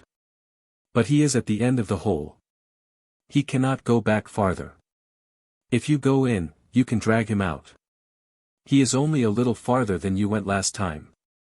They all went into the hole. Nahantsen got brush and grass and made a fire at the entrance. "That sounds like flint striking," said one of the women. "The flint birds are flying," Nahantsen said. "That sounds like fire," said another woman. "The fire birds are flying about, they will soon be gone by." "That is just like smoke," called a woman. "The smoke birds are passing." "Go on, he is only a little farther, you will catch him soon," said Nahantsen. Then the heat followed the smoke into the hole. The bear women began to shout. "Now the heat birds are flying," said Nahantsen. Then the bears were all killed. Nahantsen put out the fire and dragged them out. "Thus one obtains food when he is hungry," he said. He cut up the meat, ate some of it, and hung the rest on branches to dry. Then he went to sleep. 32. Wildcat gets a new face. UNT Mason, Journal of American Folklore, 23, 301, No. 3. Long ago Wildcat had a long nose and tail. One day he was sleeping on a rock when Coyote came along. He pushed Wildcat's nose and tail in, and then went home. At noon Wildcat woke up, and noticed his short nose and tail. "What's the matter with me?" he asked. Then he guessed the cause. "Oh. Coyote did that," he said, and he hunted for him. Now, Coyote was sleepy and had lain down. Wildcat came and sat down beside him. He pulled out Coyote's nose and tail and made them long. They were short before. Then he ran off. After a while Coyote woke up and saw his long nose and tail. 33. The Trickster becomes a dish. Lillooet, Tite, Journal of American Folklore, 25, 303, No. 7. Two brothers lived at the very headwaters of the upper Lillooet River, and spent most of their time training themselves in the neighboring mountains, for they wished to become great. One of them became ill, and had to remain at home. After 4 years' illness, he became weak, and so thin that he seemed nothing but skin and bones. His brother grew anxious about him, and stopped his training. He hunted, and brought in rabbits, squirrel, and all kinds of meat, for his sick brother. He also threw small pieces of stick into the water, making them turn into fish. Then he caught them and gave them to his brother to eat. But no kind of food seemed to agree with the invalid, for he rapidly grew weaker and thinner. When the youth saw that no food did his brother good, he made up his mind to take him away to some other place to be cured. They embarked in a canoe, and proceeded down the Lillooet River, giving names to all the places as they passed along. They came to a place they called Elamex. Here there was a rock which dammed the river. They made a hole through it to allow their canoe to pass. Even at the present day it appears like a stone bridge across the river. Proceeding, they came to a place they called Comlex. Here two creeks, running from opposite directions, met each other with very great force. They made the water smooth enough to be safe for a canoe to pass. Proceeding, they came to a place they named Culexwin. Here there was a steep, rocky mountain close to the river. They threw their medicine mat at it, and it became flat like a mat. Thus they proceeded down to Big and Little Lillooet Lakes and the lower Lillooet River, until they reached Harrison Lake. All the way along they gave names to the places, made the waters navigable, and changed many features of the country. They reached Fraser River, went down to its mouth, and proceeded out to sea to the land of the salmon. When they arrived there, the strong brother hid himself, while the sick man transformed himself into a wooden dish, nicely painted and carved. And in this form he floated against the dam inside of which the people kept the salmon. A man found the dish, and took it to his daughter, who admired it very much, and used it to eat from. Whatever salmon she left in the dish overnight always disappeared, but she did not care, because salmon were plentiful. The dish ate the salmon, or, rather, the sick brother in dish form, and soon he became fat and well again. The other brother left his hiding place every night to see the invalid, and to eat salmon out of the basket into which the people threw their leavings. He was glad to see his brother getting well so rapidly. When he had become very fat, his brother told him it was time they departed, so one night he broke the dam, and let the salmon out. Then they embarked in their canoe, and led the salmon toward the mouth of the Fraser River. The salmon traveled very fast, and by the next morning they had reached the river. As they ascended, they took pieces of salmon from their basket, and threw them into the different creeks and rivers. Wherever they threw pieces of salmon, some of the fish followed. Thus they introduced the salmon into the streams of the interior. Henceforth, said they, salmon shall run at this time each year, and the people shall become acquainted with them and eat them. Then the brothers returned to their home at the head of the upper Lillooet River, and they made near their house the hot springs called Sick, which they used for cooking their food. 34. Coyote proves himself a cannibal.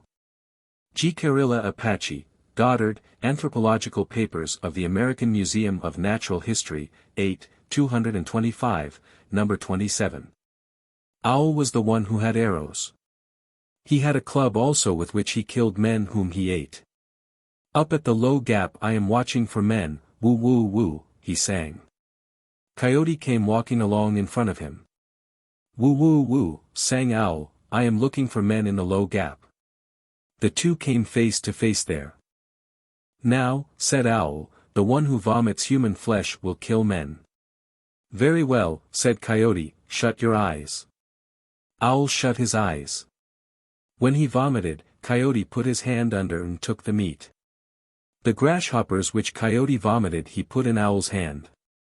Now open your eyes, said Coyote. Owl looked and saw the grasshoppers lying in his hand.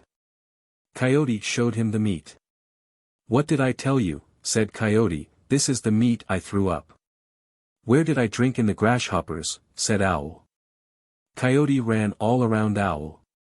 Because I run fast like this I eat people, said Coyote. These legs of yours are too large, I will fix them for you. Shut your eyes. Coyote cut Owl's leg, trimming away the meat. He broke his leg with a stone and took the arrows away, leaving him only the club. Coyote ran around Owl, who threw his club at him. He would say, "Come back, my club," and it would come back to him. He threw it again. "Come here, my club," he called. He hit him with it. Coyote said, "Wherever a stick falls when one throws it, there it will lie." The club did not return to Owl. "Now you will live right here in the canyon where many arrows will be in front of you. Somebody might kill you," Coyote told him. Owl hitched himself along into the canyon. "Arrows painted black may kill you," said Coyote. Coyote went around in front of him and shot him with his own, Owl's, arrows. After that everybody was afraid of Coyote, who went around killing off the people. 35. The Bungling Host. Thompson, Tite, Memoirs of the American Folklore Society, 6, 40. The Black Bear invited the Coyote to her underground lodge. He went the next morning, and on arriving was kindly treated by the bear. She gave him berries and other food to eat, which was very acceptable to him, as he was almost famishing. Before long the Black Bear put more wood on the fire, and placed a dish down by the side of the fire. Then she held her hands, fingers turned downward, in front of the blaze. Before long melted fat commenced to drip from her fingertips into the dish below, which in a short time became quite full. She took the dish and placed it in front of the Coyote, asking him to partake of the fat, which he did, eating as much as he was able. After finishing his repast, the Coyote said that he would now go home. At the same time he invited the Black Bear to his house on the morrow, when he said he would return her dish, which in the meantime he would borrow so as to take home the rest of the fat for his wife. In due course the Black Bear arrived at the Coyote's house, where she was treated to some offal which the Coyote had found, but which he told her was fresh, as he had been out hunting and had just brought it in. After a while the Coyote told his wife to stir the fire, because he wanted to get some fat to give to his guest. He then set the dish down close to the fire, and holding up his paws in front of the blaze, exactly as the Black Bear had done, he awaited results. As there was no sign of any fat coming, he placed his paws still nearer to the flame, and held them there until they commenced to shrivel and curl up with the heat, and still there were no signs of any grease dripping down. His paws had now almost shrunk up into a ball. He was unable to endure the pain any longer, withdrew his hands from the fire, and ran around the house, howling with pain. The Black Bear then said to him, "What a fool you are! Poor fellow! Watch me how I do it." She then held up her paws in front of the fire, as she had done on the previous day, and before long the dish was full of grease. She then made the Coyote a present of the grease, and told him never to try and do what was beyond his power. Some time afterwards the Coyote felt hungry and thought he would pay a visit to Tsalas, who lived in an underground lodge some little distance away. Upon entering, Tsalas treated him kindly, telling him that he would go and get some fresh fish for him to eat. He went outside, took a withe from some neighboring bushes, and went down to the river, where he made a small hole in the ice, and commenced to dive for fish. The Coyote, meanwhile, watched all his movements from the top of the ladder. Before long, Tsalas had caught a goodly number of fish, which he strung on the withe, and returning home, cooked some of them for the Coyote, who soon ate his fill. On leaving, the Coyote invited Tsalas to visit him at his house on the morrow. Accordingly, the next day, Tsalas repaired to the Coyote's house, where he was offered old meat, but, unlike the Black Bear, he was not fond of such food. Therefore the Coyote proposed to go and get some fresh fish for him. The Coyote left the house, took a withe, and after making a hole in the ice put his head down the hole in order to look for the fish before diving. But in trying to get his head out again he found that he could not. Wondering at this long absence, Tsalas went to look for his friend, and found him with his head stuck down in the ice hole. He pulled him out, more dead than alive, and addressing him, said, "Poor fellow! Why should you make yourself worse off than you already are? You are very foolish to try to do things that are beyond your powers. Now look at me." Tsalas then put his head down in the hole and soon commenced to toss plenty of fish out on the ice. He made a present of them to the Coyote, and went home, leaving the Coyote in anything but a pleasant mood. Some time afterwards the coyote went to the mountains to watch the magpie and learn his methods of hunting.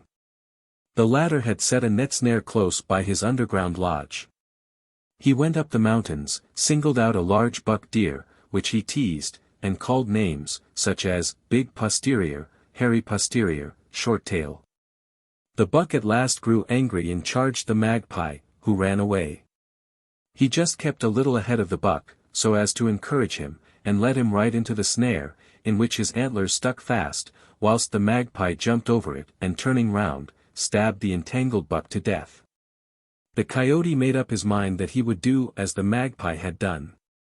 So he placed a net snare close by his house, and, going up the mountains, soon fell in with a buck deer, whom he commenced to belittle and slander, calling him all kinds of nasty names, just as the magpie had done.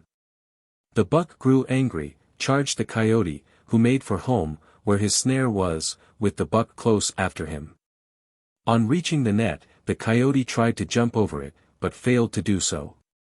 He fell into the net and became entangled in it. Then the buck began to prod him with his antlers, and would have killed him if the people had not run out and prevented it by killing the buck. 36. Coyote and Porcupine. Nez Perce, Spin Den, Journal of American Folklore, 21, No. 9.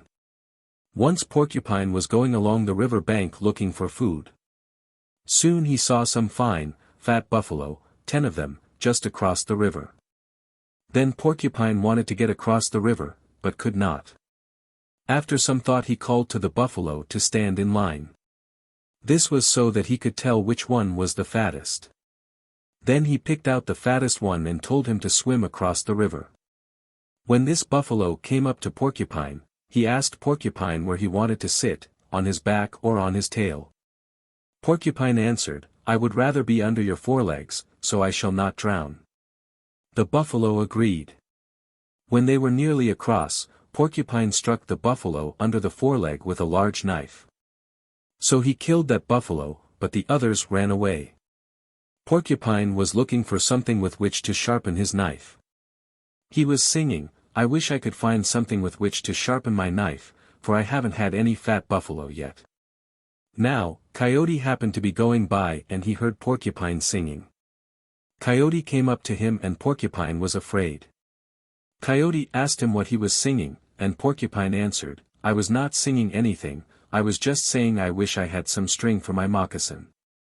Coyote said, "No, you did not say that, I heard what you said."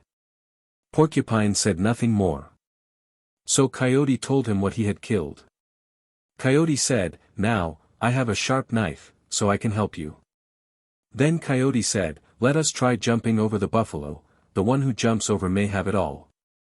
"I'll try first." Coyote succeeded, but Porcupine did not, so Coyote got all the meat. Then Coyote took his sharp knife and cut Porcupine's head, but did not kill him. Now, Coyote had some children, one of them was with him, and the rest were at home. Coyote said to his child, "I am going after the other children. You watch the old Porcupine, and if he gets up you call me and I will come back and kill him." When Coyote was gone, Porcupine got up. The young Coyote cried, "Father, Porcupine is up." Then Coyote hurried back and asked his baby what the matter was. The child said, "He was trying to take some of the buffalo meat, but now he is quiet again." Coyote started off a second time. When he was a great way off Porcupine got up. The child called his father, but this time in vain. Porcupine struck the young Coyote with a stone and killed him. Then he set the child up under a tree and stuffed his mouth full of buffalo fat.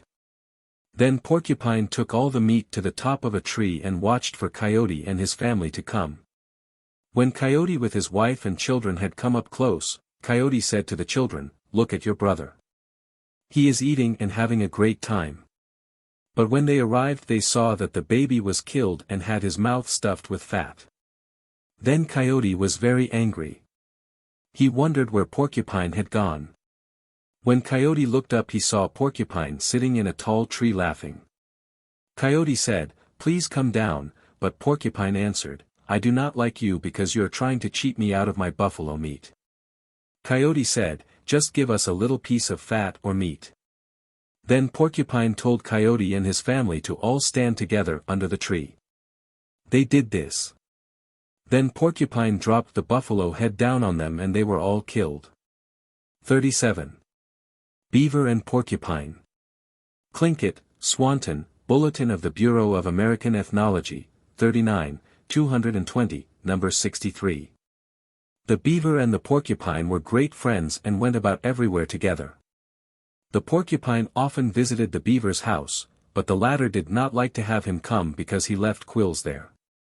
One time, when the porcupine said that he wanted to go out to the beaver's house, the beaver said, "All right, I will take you out on my back."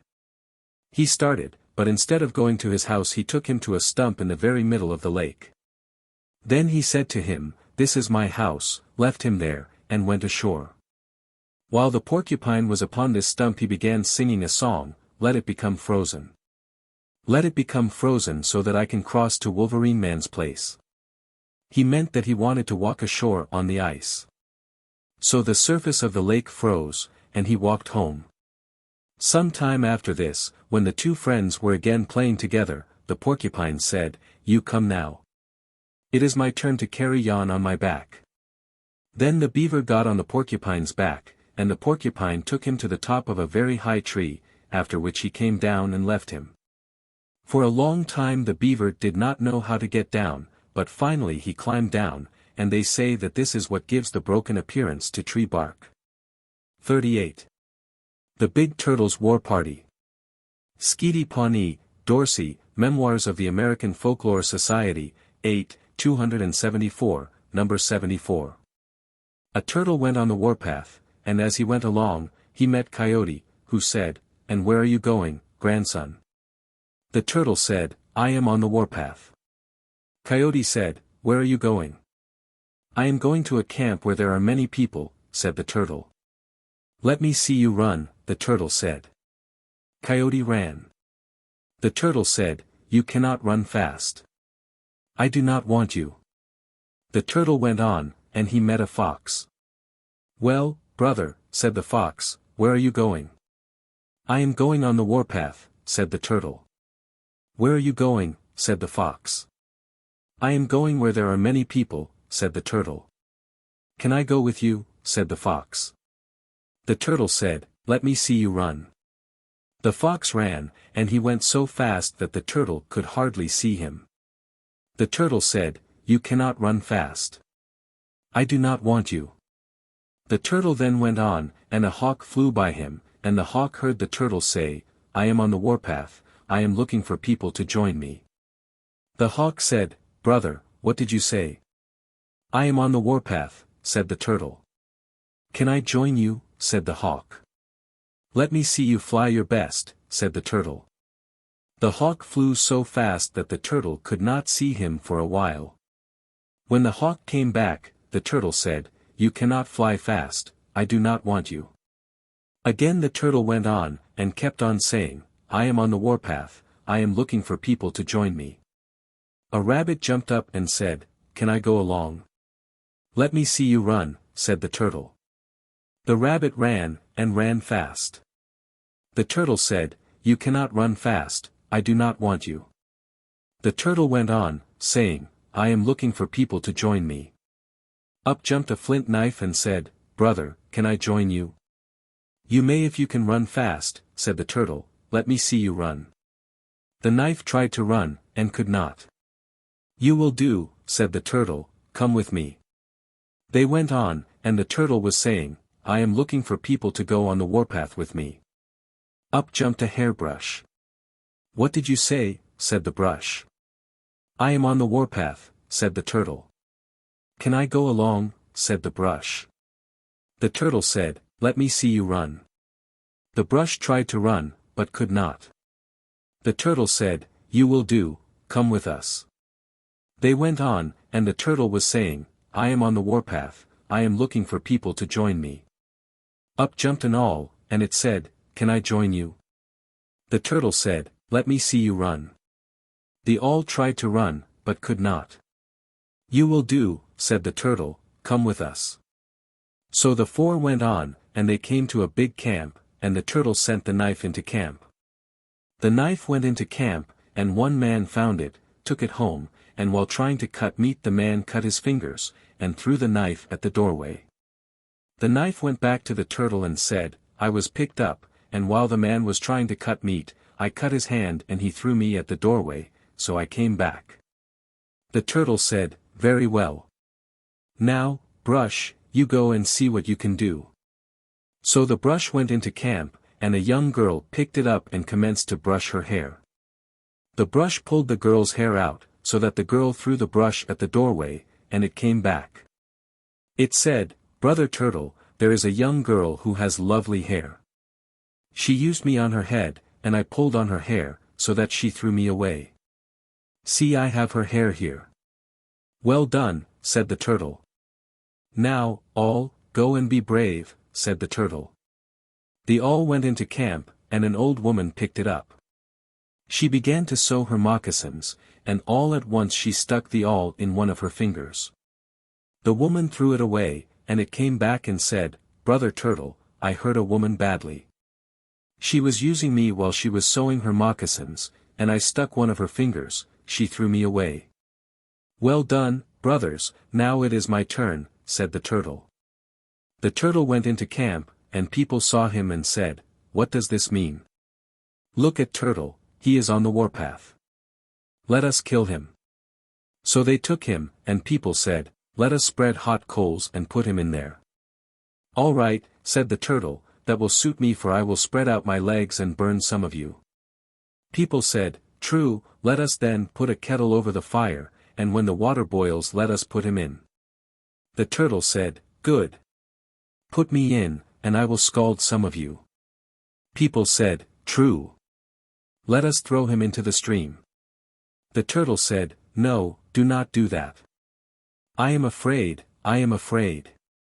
People said, He is afraid of water, let us throw him in there. But the turtle hallooed the more, I am afraid.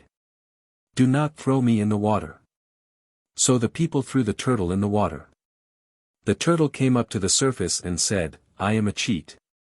Eru. Eru, poking his tongue out. The people picked up the knife, awl, and brush and used them. The turtle stayed in the water, and every time the people went to the water, Turtle would say, I cheated you, water is my home. People would throw stones at it, and it would dive. Chapter 4. Hero Tales. 39. The Sun Tests His Son-in-Law. Bella Coola, Boas, Jessup North Pacific Expedition, I-73. In a place on Bella Coola River, there used to be a salmon weir. A chief and his wife lived at this place. One day the wife was cutting salmon on the bank of the river. When she opened the last salmon, she found a small boy in it. She took him out and washed him in the river.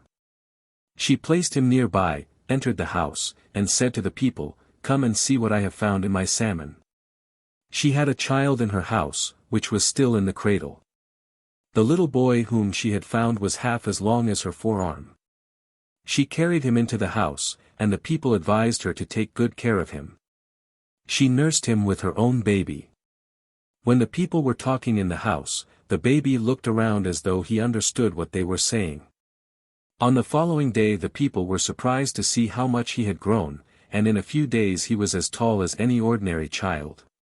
Her own baby also grew up with marvelous rapidity. She gave each of them one breast. After a few days they were able to walk and to talk. When they mature, the boys go on adventures. The two young men were passing by the houses, and looked into the doorways. There was a house in the center of this town, there they saw a beautiful girl sitting in the middle of the house. Her hair was red, and reached down to the floor. She was very white. Her eyes were large, and as clear as rock crystal. The boy fell in love with the girl. They went on, but his thoughts were with her. The salmon boy said, I am going to enter this house. You must watch closely what I do, and imitate me. The door of this house tries to bite everyone who enters. The door opened, and the salmon jumped into the house. Then the door snapped, but missed him. When it opened again, the boy jumped into the house. They found a number of people inside, who invited them to sit down. They spread food before them, but the boy did not like their food. It had a very strong smell, and looked rather curious. It consisted of algae that grow on logs that lie in the river. When the boy did not touch it, one of the men said to him, "Maybe you want to eat those two children. Take them down to the river and throw them into the water, but do not look." The two children arose, and he took them down to the river. Then he threw them into the water without looking at them. At the place where he had thrown them down, he found a male and a female salmon. He took them up to the house and roasted them. The people told him to preserve the intestines and the bones carefully. After he had eaten, one of the men told him to carry the intestines and the bones to the same place where he had thrown the children into the water. He carried them in his hands, and threw them into the river without looking. When he entered the house, he heard the children following him. The girl was covering one of her eyes with her hands. The boy was limping, because he had lost one of his bones. Then the people looked at the place where the boy had been sitting, and they found the eye, and a bone from the head of the male salmon. They ordered the boy to throw these into the water. He took the children and the eye and the bone, and threw them into the river. Then the children were hale and well. After a while the youth said to his salmon brother, "I wish to go to the other house where I saw the beautiful girl." They went there, and he said to his salmon brother, "Let us enter. I should like to see her face well." They went in. Then the man arose, and spread a caribou blanket for them to sit on, and the people gave them food. Then he whispered to his brother, "Tell the girl I want to marry her." The salmon boy told the girl, who smiled, and said, "He must not marry me. Whoever marries me must die. I like him, and I do not wish to kill him. But if he wishes to die, let him marry me." The woman was the salmonberry bird. After one day she gave birth to a boy, and on the following day she gave birth to a girl. She was the daughter of the spring salmon. After a while the girl's father said, "Let us launch our canoe, and let us carry the young man back to his own people." He sent a messenger to call all the people of the village. And they all made themselves ready, and early the next morning they started in their canoes. The young man went in the canoe of the spring salmon, which was the fastest. The canoe of the sockeye salmon came next.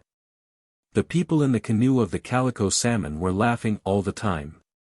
They went up the river, and a short distance below the village of the young man's father they landed, and made fast their canoes. Then they sent 2 messengers up the river to see if the people had finished their salmon weir. Soon they returned with information that the weir had been finished. Then they sent the young man and his wife, and they gave them a great many presents for the young man's father.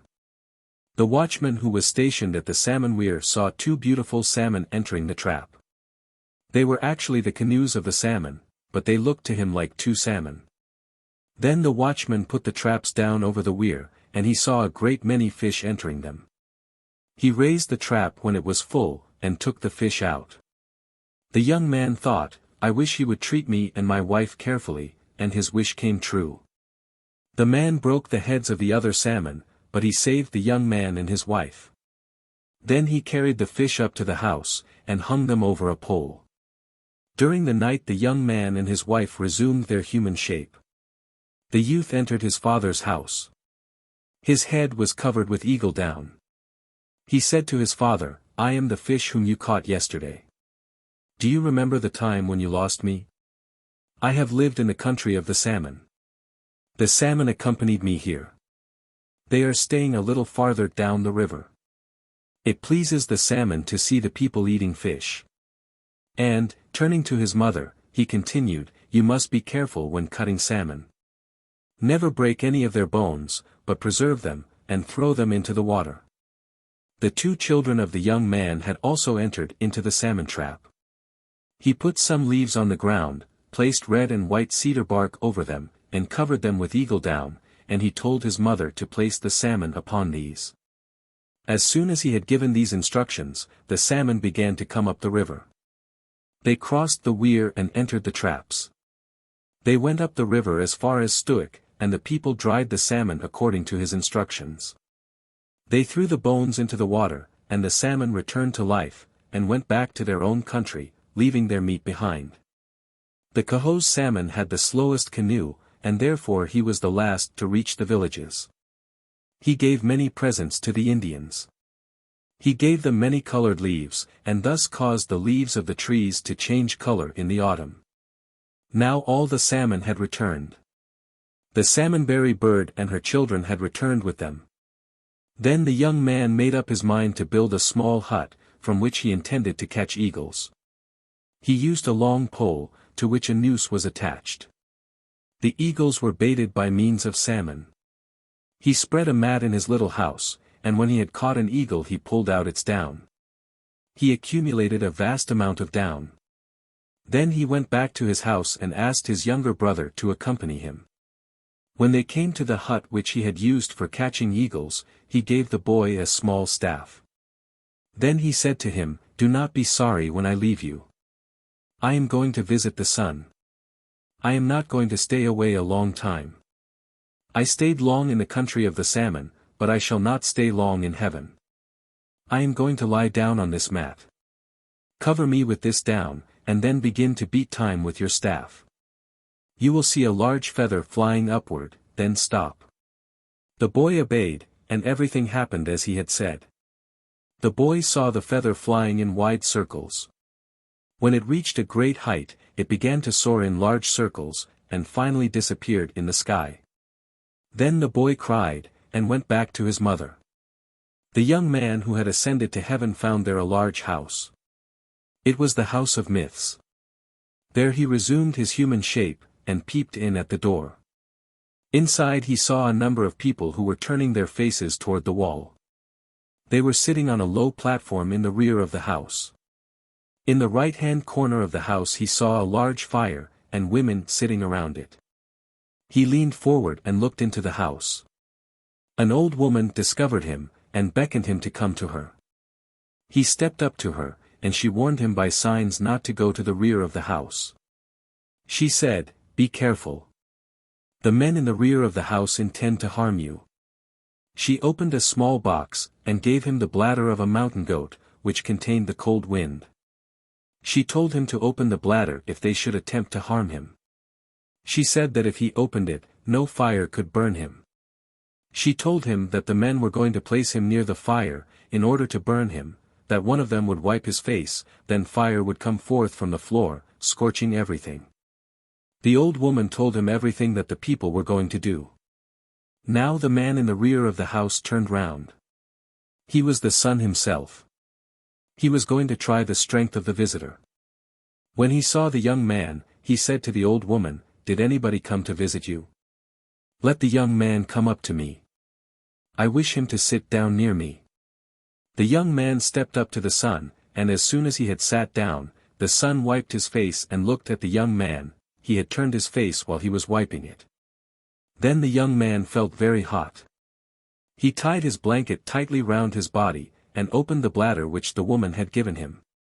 Then the cold wind that blows down the mountains in the winter was liberated, and he felt cool and comfortable. The sun had not been able to do him any harm. The old man did not say anything, but looked at his visitor. After a while he said, "I wish to show you a little underground house that stands behind this house." They both rose and went outside. The small house had no door. Access was had to it by an opening in the center of the roof, through which a ladder led down to the floor. Not a breath of air entered this house. It was made of stone. When they had entered, the sun made a small fire in the middle of the house, then he climbed up the ladder and closed the door, leaving his visitor inside. The sun pulled up the ladder, in order to make escape impossible. Then the house began to grow very hot. When the boy felt that he could not stand the heat any longer, he opened the bladder, and the cold wind came out, snow began to fall on the fire, which was extinguished. Icicles began to form on the roof, and it was cool and comfortable inside. After a while the son said to his 4 daughters, "Go to the little underground house that stands behind our house, and sweep it," meaning that they were to remove the remains of the young man whom he believed to be burned. They obeyed at once, each being eager to be the first to enter. When they opened the house, they were much surprised to find icicles hanging down from the roof. When they were climbing down the ladder, the youth arose and scratched them. The youngest girl was the last to step down. The girls cried when the youth touched them, and ran away. The son heard their screams, and asked the reason. He was much surprised and annoyed to hear that the young man was still alive. Then he devised another way of killing his visitor. He told his daughters to call him into his house. They went, and the young man re-entered the house of myths. In the evening he lay down to sleep.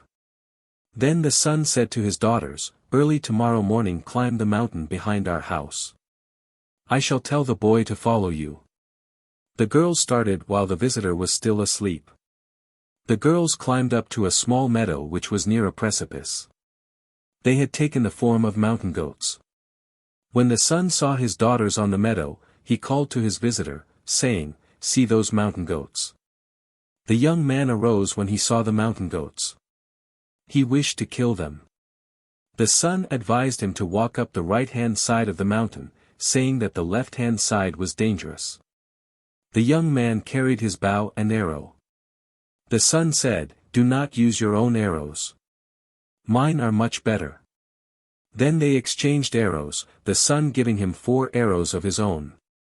The points of these arrows were made of coal. Now the young man began to climb the mountain. When he came up to the goats, he took one of the arrows, aimed it, and shot. It struck the animals, but fell down without killing it. The same happened with the other arrows. When he had spent all his arrows, they rushed up to him from the 4 sides, intending to kill him. His only way of escape was in the direction of the precipice. They rushed up to him, and pushed him down the steep mountain. He fell headlong, but when he was halfway down he transformed himself into a ball of bird's down. He alighted gently on a place covered with many stones. There he resumed the shape of a man, arose, and ran into the house of the son to get his own arrows. He took them, climbed the mountain again, and found the mountain goats on the same meadow. He shot them and killed them, and threw them down the precipice, then he returned. He found the goats at the foot of the precipice, and cut off their feet. He took them home. He found the son sitting in front of the house. He offered him the feet, saying, "Count them, and see how many I have killed." The son counted them and now he knew that all his children were dead. Then he cried, "You killed my children." Then the youth took the bodies of the goats, fitted the feet on, and threw the bodies into a little river that was running past the place where they had fallen down. Thus they were restored to life. He had learned this art in the country of the salmon. Then he said to the girls, "Now run to see your father. He is wailing for you." They gave him a new name, saying, "He has restored us to life." The boy followed them. Then the son said, when he entered, "You shall marry my 2 eldest daughters." On the next morning the people arose. Then the son said to them, "What shall I do to my son-in-law?" He called him, and said, "Let us raise the trap of my salmon weir." They went up to the river in the son's canoe. The water of the river was boiling. The youth was in the bow of the canoe, while the son was steering. He caused the canoe to rock, intending to throw the young man into the water. The water formed a small cascade, running down over the weir. He told the young man to walk over the top of the weir in order to reach the trap. He did so, walking over the top beam of the weir. When he reached the baskets, the beam fell over, and he himself fell into the water. The son saw him rise twice in the whirlpool just below the weir. When he did not see him rise again, he turned his canoe, and thought, "Now the boy has certainly gone to Nuskiakek." The son returned to his house, and said to his daughters, "I lost my son-in-law in the river. I was not able to find him." Then his daughters were very sad. When the boy disappeared in the water, he was carried to Nuskiakek, and he resumed the shape of a salmon while in the water, and as soon as he landed he resumed human shape and returned to his wife. The son saw him coming, and was much surprised. In the evening they went to sleep. On the following morning the son thought, how can I kill my son-in-law? After a while he said to him, arise. We will go and split wood for fuel. He took his tools. They launched their canoe, and went down the river to the sea. When they reached there, it was perfectly calm. There were many snags embedded in the mud in the mouth of the river, some of which were only half submerged. They selected one of these snags a long distance from the shore, and began to split it. Then the son intentionally dropped his hammer into the water, and thought at the same time, do not fall straight down, but fall sideways, so that he will have much difficulty in finding you. Then he sat down in his canoe, and said, oh! I lost my old hammer. I had it at the time when the sun was created. He looked down into the water, and did not say a word. After a while he said to the young man, do you know how to dive? Can you get my hammer? The water is not very deep here. The young man did not reply. Then the son continued, I will not go back without my hammer. Then the boy said, I know how to dive. If you so wish, I will try to get it. The son promised to give him supernatural power if he was able to bring the hammer back. The youth jumped into the water, and then the son ordered the sea to rise, and he called the cold wind to make the water freeze. It grew so cold that a sheet of ice a fathom thick was formed at once on top of the sea. Now, he thought, I certainly have killed you. He left his canoe frozen up in the ice, and went home. He said to his daughters, I have lost my son-in-law. He drifted away when the cold winds began to blow down the mountains. I have also lost my little hammer. But when he mentioned his hammer, his daughters knew at once what had happened. The young man found the hammer, and after he had obtained it he was going to return to the canoe, but he struck his head against the ice, and was unable to get out. He tried everywhere to find a crack. Finally he found a very narrow one. He transformed himself into a fish, and came out of the crack. He jumped about on the ice in the form of a fish, and finally resumed his own shape. He went back to the son's house, carrying the hammer. The son was sitting in front of the fire, his knees drawn up, and his legs apart. His eyes were closed, and he was warming himself. The young man took his hammer and threw it right against his stomach, saying, Now take better care of your treasures. The young man scolded the son, saying, Now stop trying to kill me. If you try again, I shall kill you. Do you think I am an ordinary man? You cannot conquer me. The son did not reply. In the evening he said to his son-in-law, I hear a bird singing, which I should like very much to have. The young man asked, What bird is it? The son replied, I do not know it. Watch it early tomorrow morning. The young man resolved to catch the bird. Very early in the morning he arose, then he heard the bird singing outside. He knew at once that it was the ptarmigan. He left the house, and thought, I wish you would come down. Then the bird came down, and when it was quite nearby he shot it. He hit one of its wings, intending to catch it alive. He waited for the sun to arise.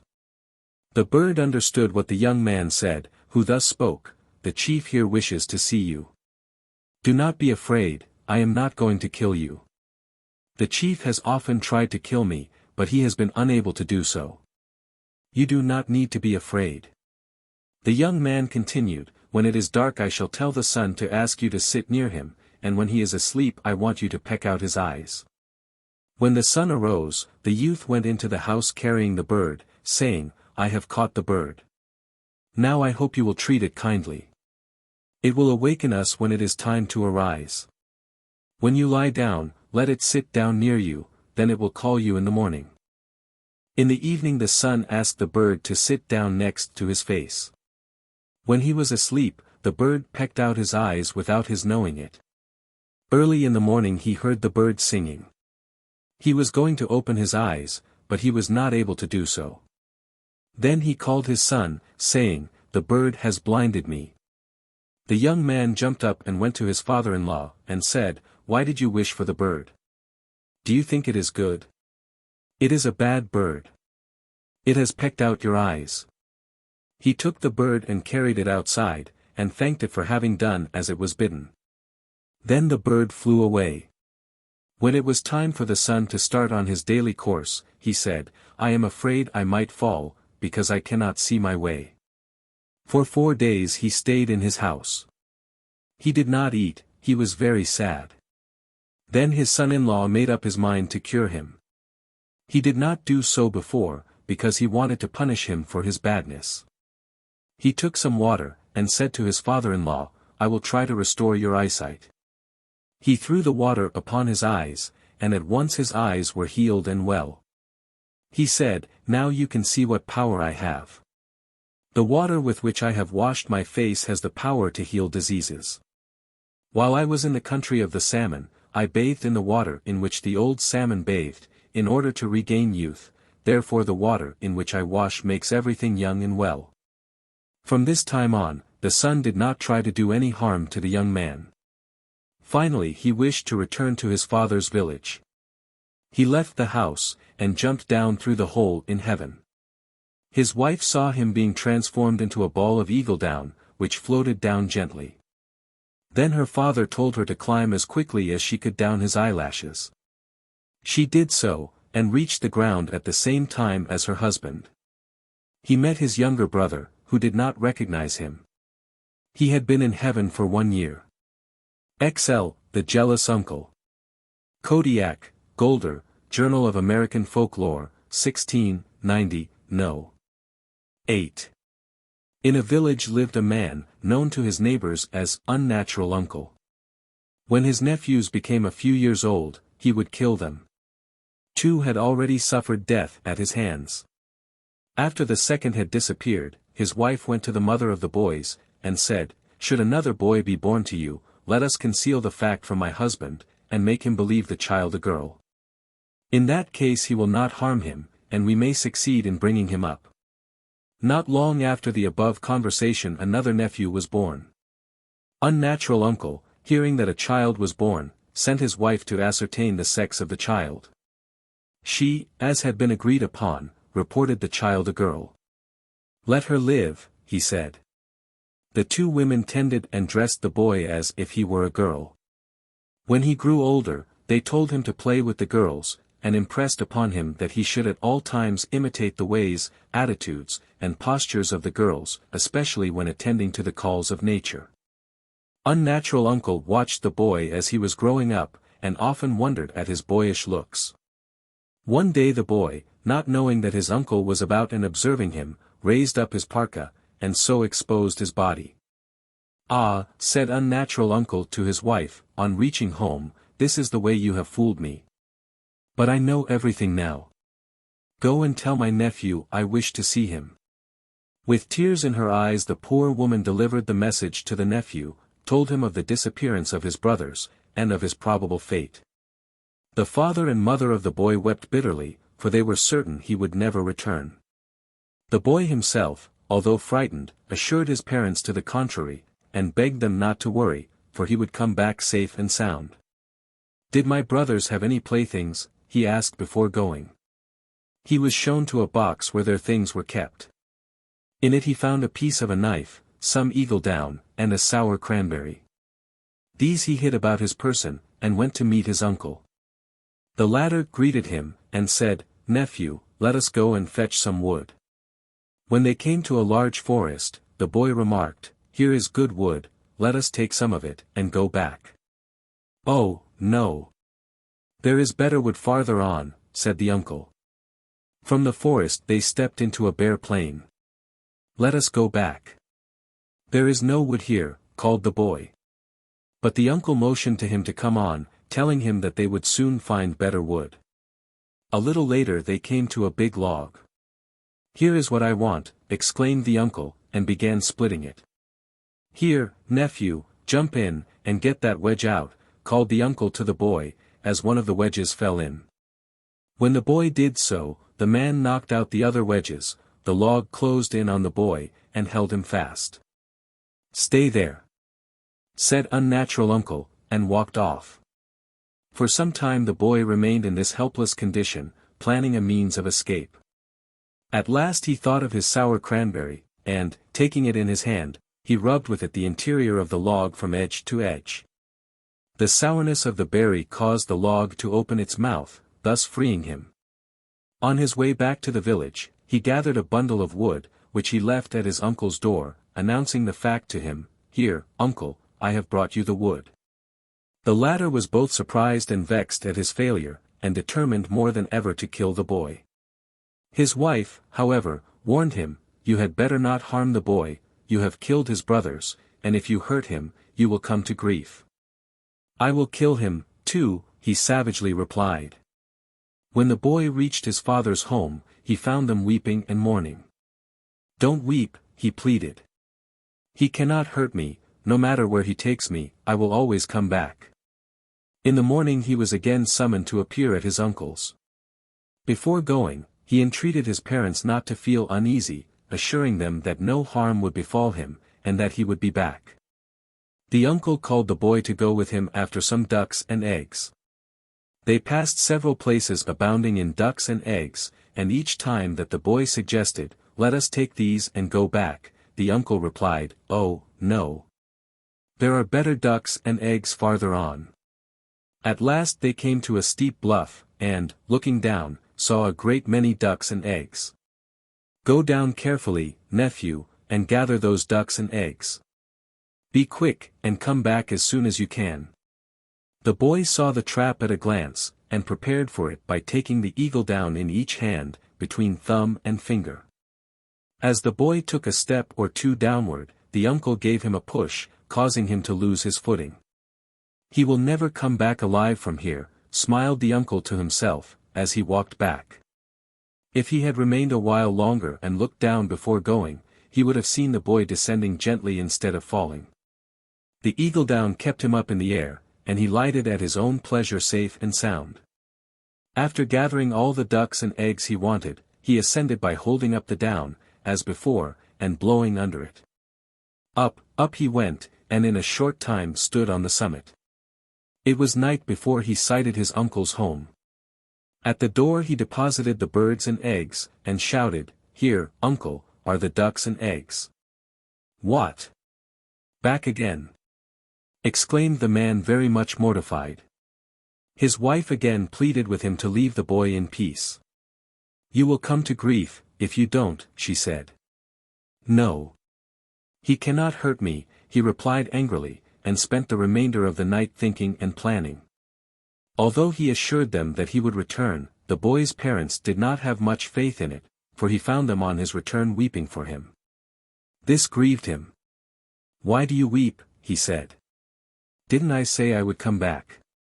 He can take me to no place from which I cannot come back." In the evening of the third day the aunt appeared and said that her husband wished the boy. He told his parents not to be disturbed, and promised to come back soon. This time the uncle invited him to go with him after clams. The clams were very large, large enough to enclose a man. It was ebb tide, and they found plenty of clams not far from the beach. The boy suggested that they take these and go back, but the uncle put him off with, "There are better clams farther out." They waded into the water, and then the man noticed an extraordinarily large clam.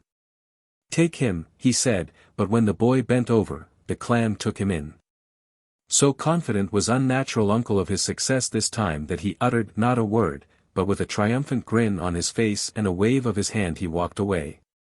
The boy tried to force the valves apart, but not succeeding, he cut the ligament with his piece of a knife, compelling the clam to open up little by little until he was able to hop out.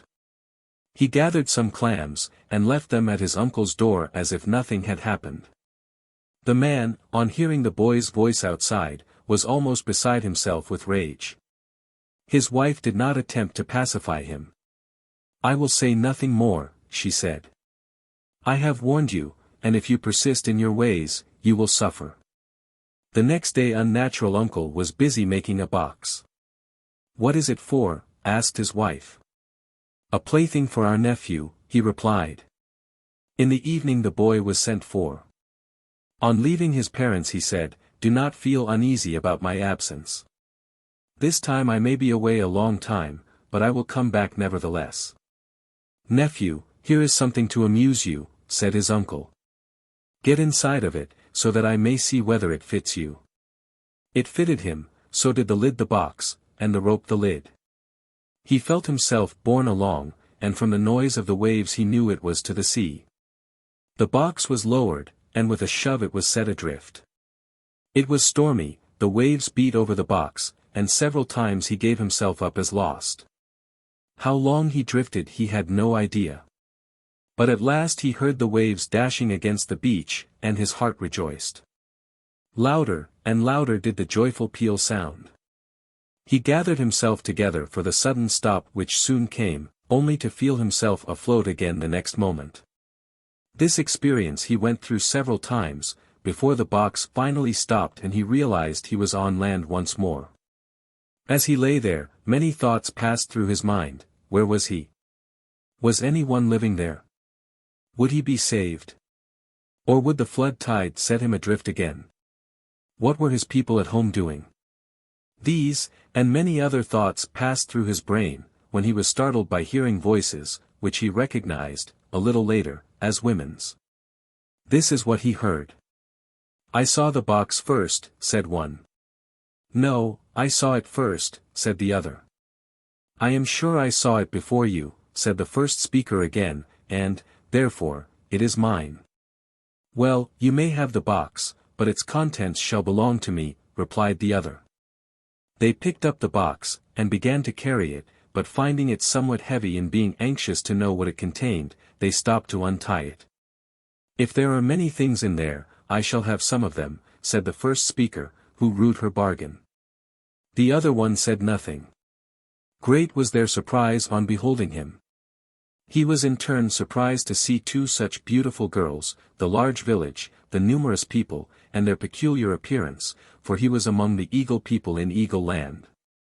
The full-grown people, like the full-grown eagles, had white faces and heads, while those of the young people, like those of young eagles, were dark.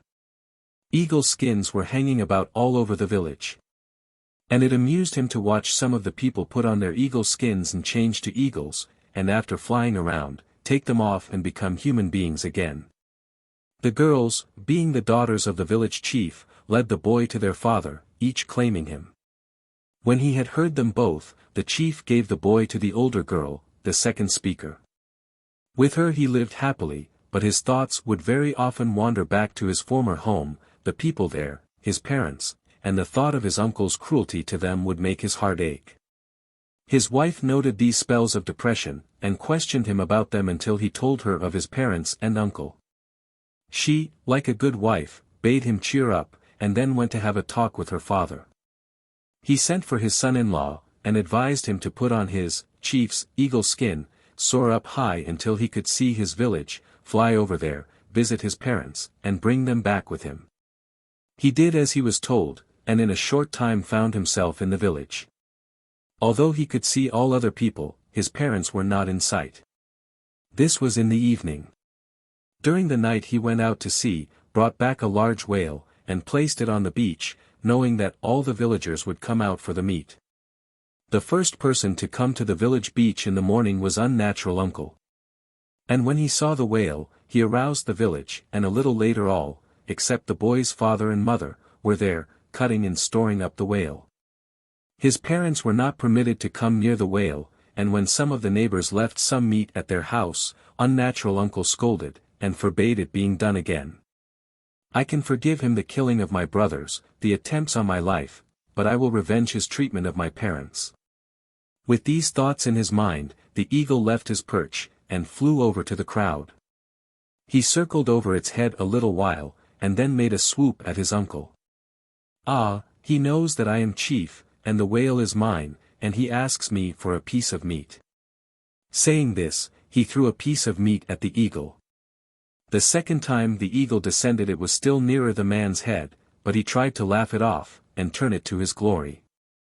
The people, however, did not see it that way, and warned him to keep out of the eagle's clutches, for the eagle meant mischief. When the eagle dropped the third time, it was so near his head that he fell on his face. The fourth time the eagle swooped him, and flew off with him. Not far from the shore was a high and steep rock, and on its summit the eagle put down the man, placing himself opposite. When he had taken off the skin, and disclosed himself, he said to his trembling uncle, "I could have forgiven you the death of my brothers, the 4 attempts on my life, but for the cruel treatment of my parents you shall pay. The whale I brought was for my parents and others, and not for you alone, but you took entire possession of it, and would not allow them even to approach it. I will not kill you without giving you a chance for your life. Swim back to the shore, and you shall be spared." As he could not swim, unnatural uncle supplicated his nephew to take him back, but the latter, putting on the eagle skin, and hardening his eagle heart, clutched him, and from a dizzy height in the air dropped him into the sea.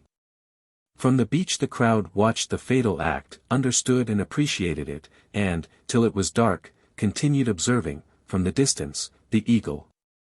When all had retired, he pulled off the skin, and set out for his father's Barabara.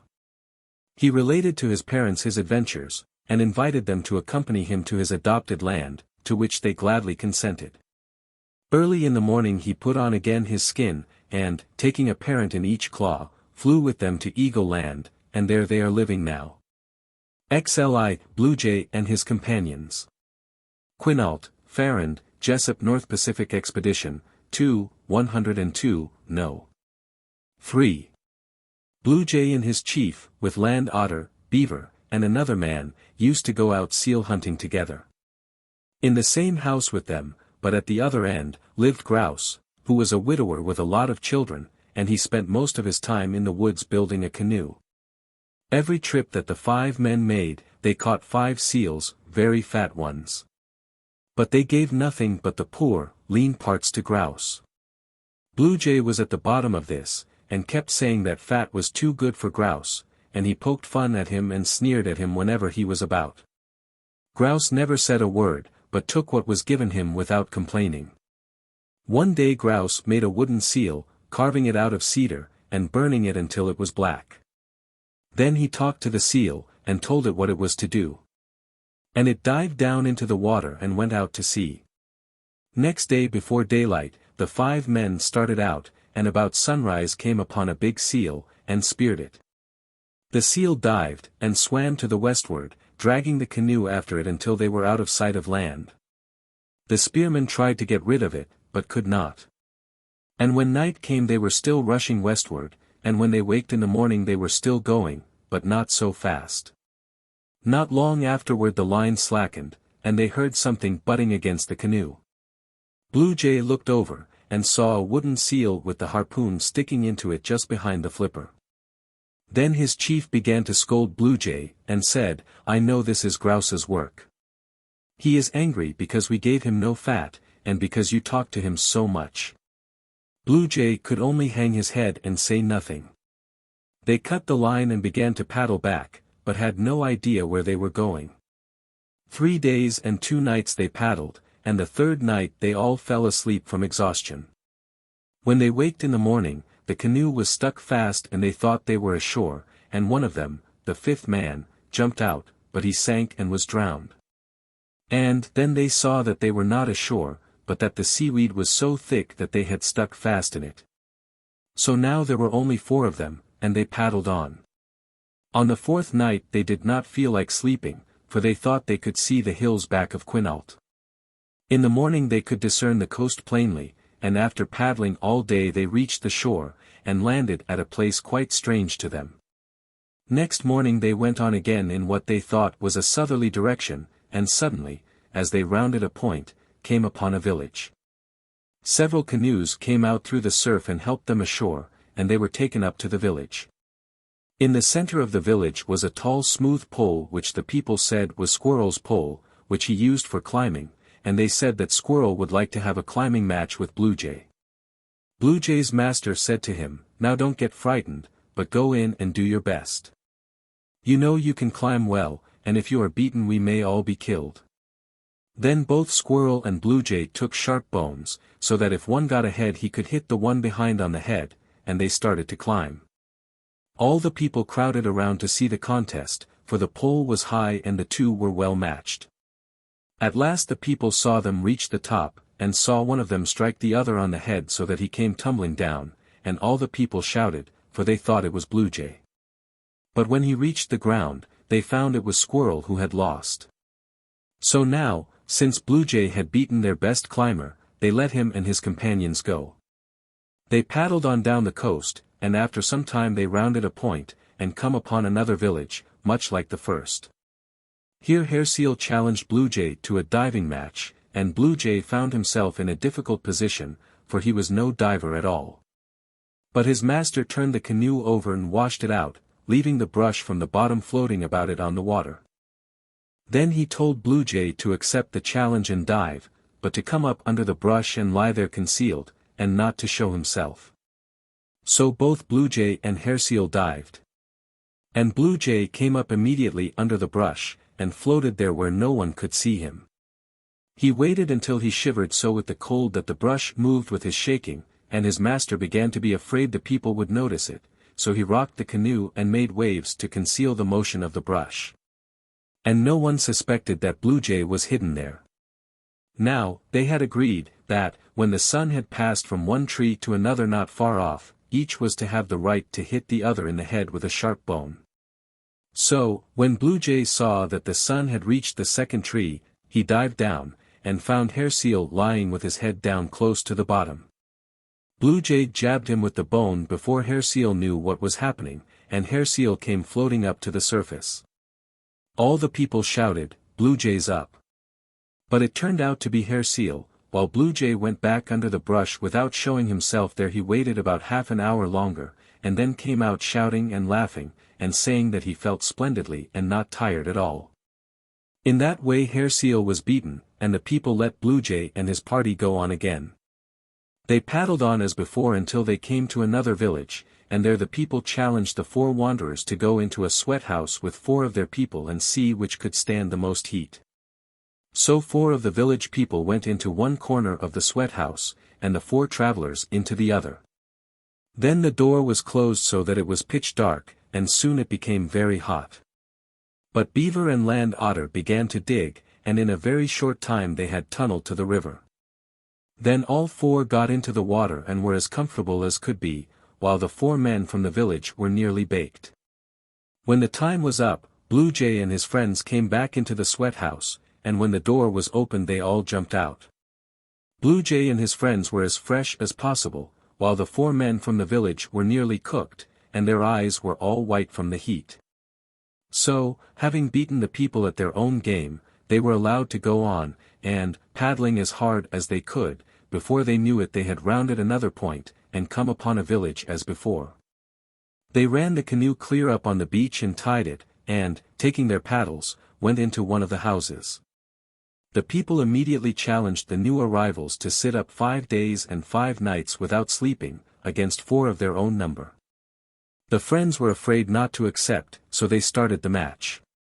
One party sat on one side of the house and the other on the other. The men from the village had spears, and when any one of them was falling asleep, they would prod him with a spear and wake him. They kept calling out to each other all night, "Are you awake? Are you still awake?" And they reviled each other constantly. Bluejay did all the talking for his side, and was hardly quiet a minute. All the next day they jeered at each other, and so they did the next night. Bluejay and the spokesman of the other side kept talking back and forth the whole time. The next day they did the same thing, and so on the 3rd night. And the 4th day and the 4th night it was still the same. On that night the men from the village nearly went to sleep, but Bluejay's men were all right as yet. Bluejay himself was almost done up. But his master would pull his ears and kept him awake, for Bluejay's master was the best man of them all. The 5th night the men of the village went to sleep, and Bluejay's master told Land Otter and Beaver to dig so that they could get out. They did so, and fetched 4 pieces of old wood with phosphorescent spots on them, and they placed the pieces where they had been sitting, 1 piece for each man, and the spots looked like eyes. Then, while the other crowd was still sleeping, they got out, and, taking everything they could lay their hands on, they stole away in the canoe. Just before daylight one of the other 4 waked, and called Bluejay several times, but got no answer. So he waked the others, and, taking their spears, they speared what they thought were their rivals. But when daylight came, they saw that they had been fooled, and that their spears were sticking into wood. There was great excitement, and the people decided to give chase, and, making ready their canoes, they started after the fugitives. Along in the afternoon, Blue Jay's master said, "I feel sure someone is following us," and, looking back, they saw a lot of canoes in pursuit. Then they paddled with all their might. And Blue Jay's master paddled so hard that at every stroke he broke a paddle, until he had broken all they had, and they floated helpless. Then the others turned to Blue Jay and said, "You are always talking about your Tammanus. Make use of him now, if you have one, for we are in a bad fix." But Blue Jay could only hang his head, for he had no Tammanus. Then Land Otter called on his Tammanus, and a little wind arose. Then Beaver called upon his, and the wind became a little stronger, but all the time the other canoes were drawing closer. Then Blue Jay's master called upon his Tammanus, and there swept down a great storm and a fog. The storm lasted only a short time, and when it had passed, they looked about them and saw hundreds of capsized canoes, but not a man living, for all the people had been drowned. They went around and gathered up all the paddles they wanted, and went on, and at last reached the Quinault country, and were among good people. The people who had pursued them were probably Macaws, for they are a bad lot. Finally they reached their home near Damon's Point, and after that, whenever they came in from sealing, they were careful to give grouse the biggest and fattest seal. 42. Dug from ground. Hoopa, Goddard, University of California Publications in American Archaeology and Ethnology, I. 146, No. 2. An old woman was living with her granddaughter, a virgin. The girl used to go to dig roots and her grandmother used to say to her, "You must not dig those with two stalks." The girl wondered why she was always told that. One morning she thought, "I am going to dig one," so she went across the river and began digging. She thought, "I am going to take out one with a double stalk." When she had dug it out she heard a baby cry. She ran back to the river, and when she got there she heard someone crying, "Mother," after her. She jumped into the boat and pushed it across. When she got across, the baby had tumbled down to the other shore. She ran up to the house and there she heard it crying on that side. She ran into the house, then she heard it crying back of the house. At once she sat down and then she heard it tumble on the roof of the house. The baby tumbled through the smoke hole and then rolled about on the floor. The old woman jumped up and put it in a baby basket. The young woman sat with her back to the fire and never looked at the child.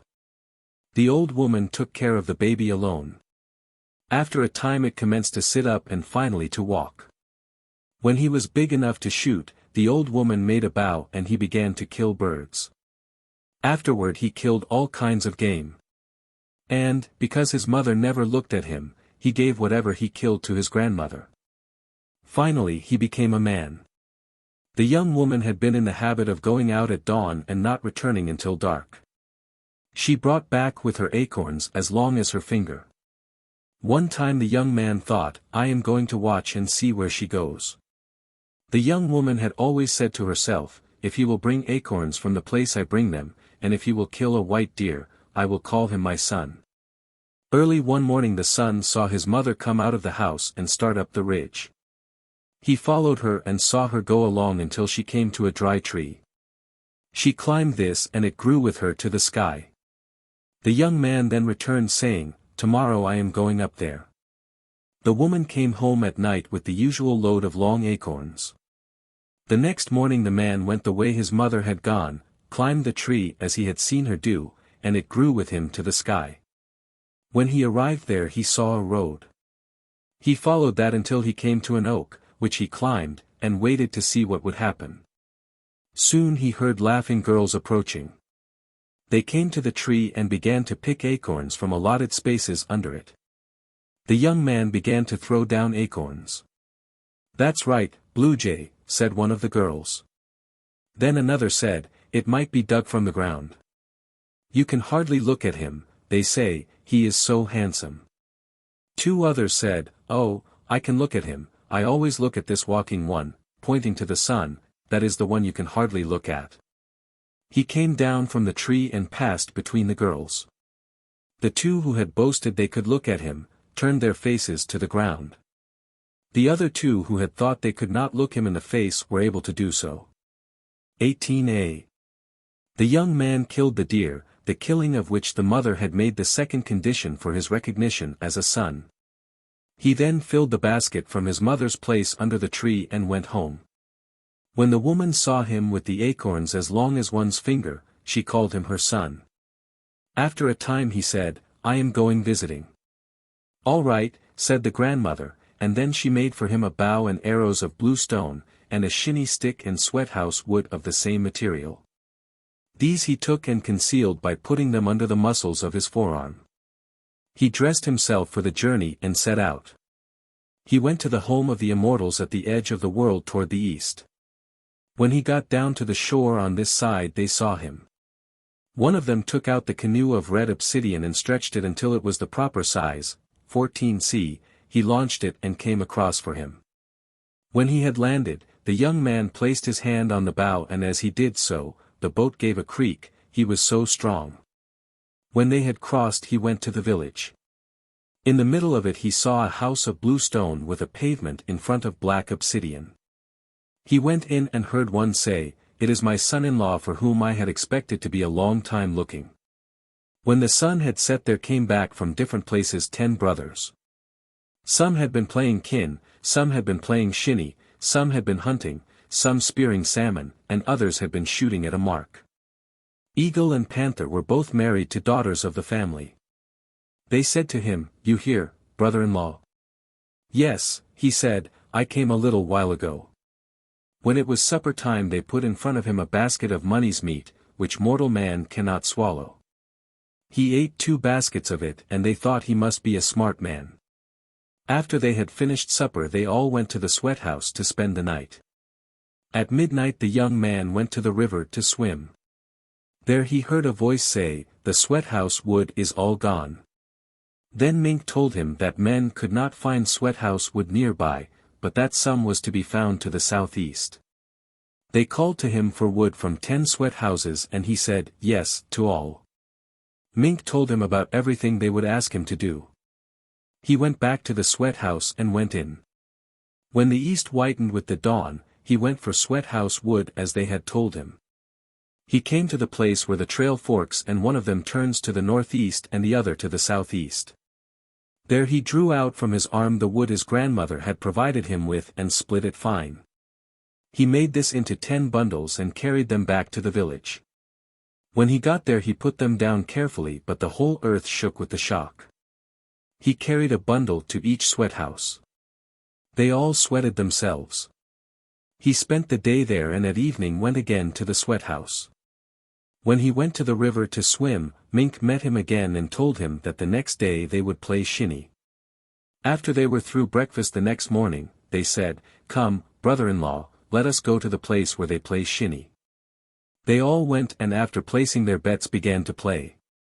Twice they were beaten. Then they said, "Come, brother-in-law, play." They passed him a stick. He pressed down on it and broke it. "Let me pick up something," he said. He turned about and drew out his concealed shinny stick and the balls.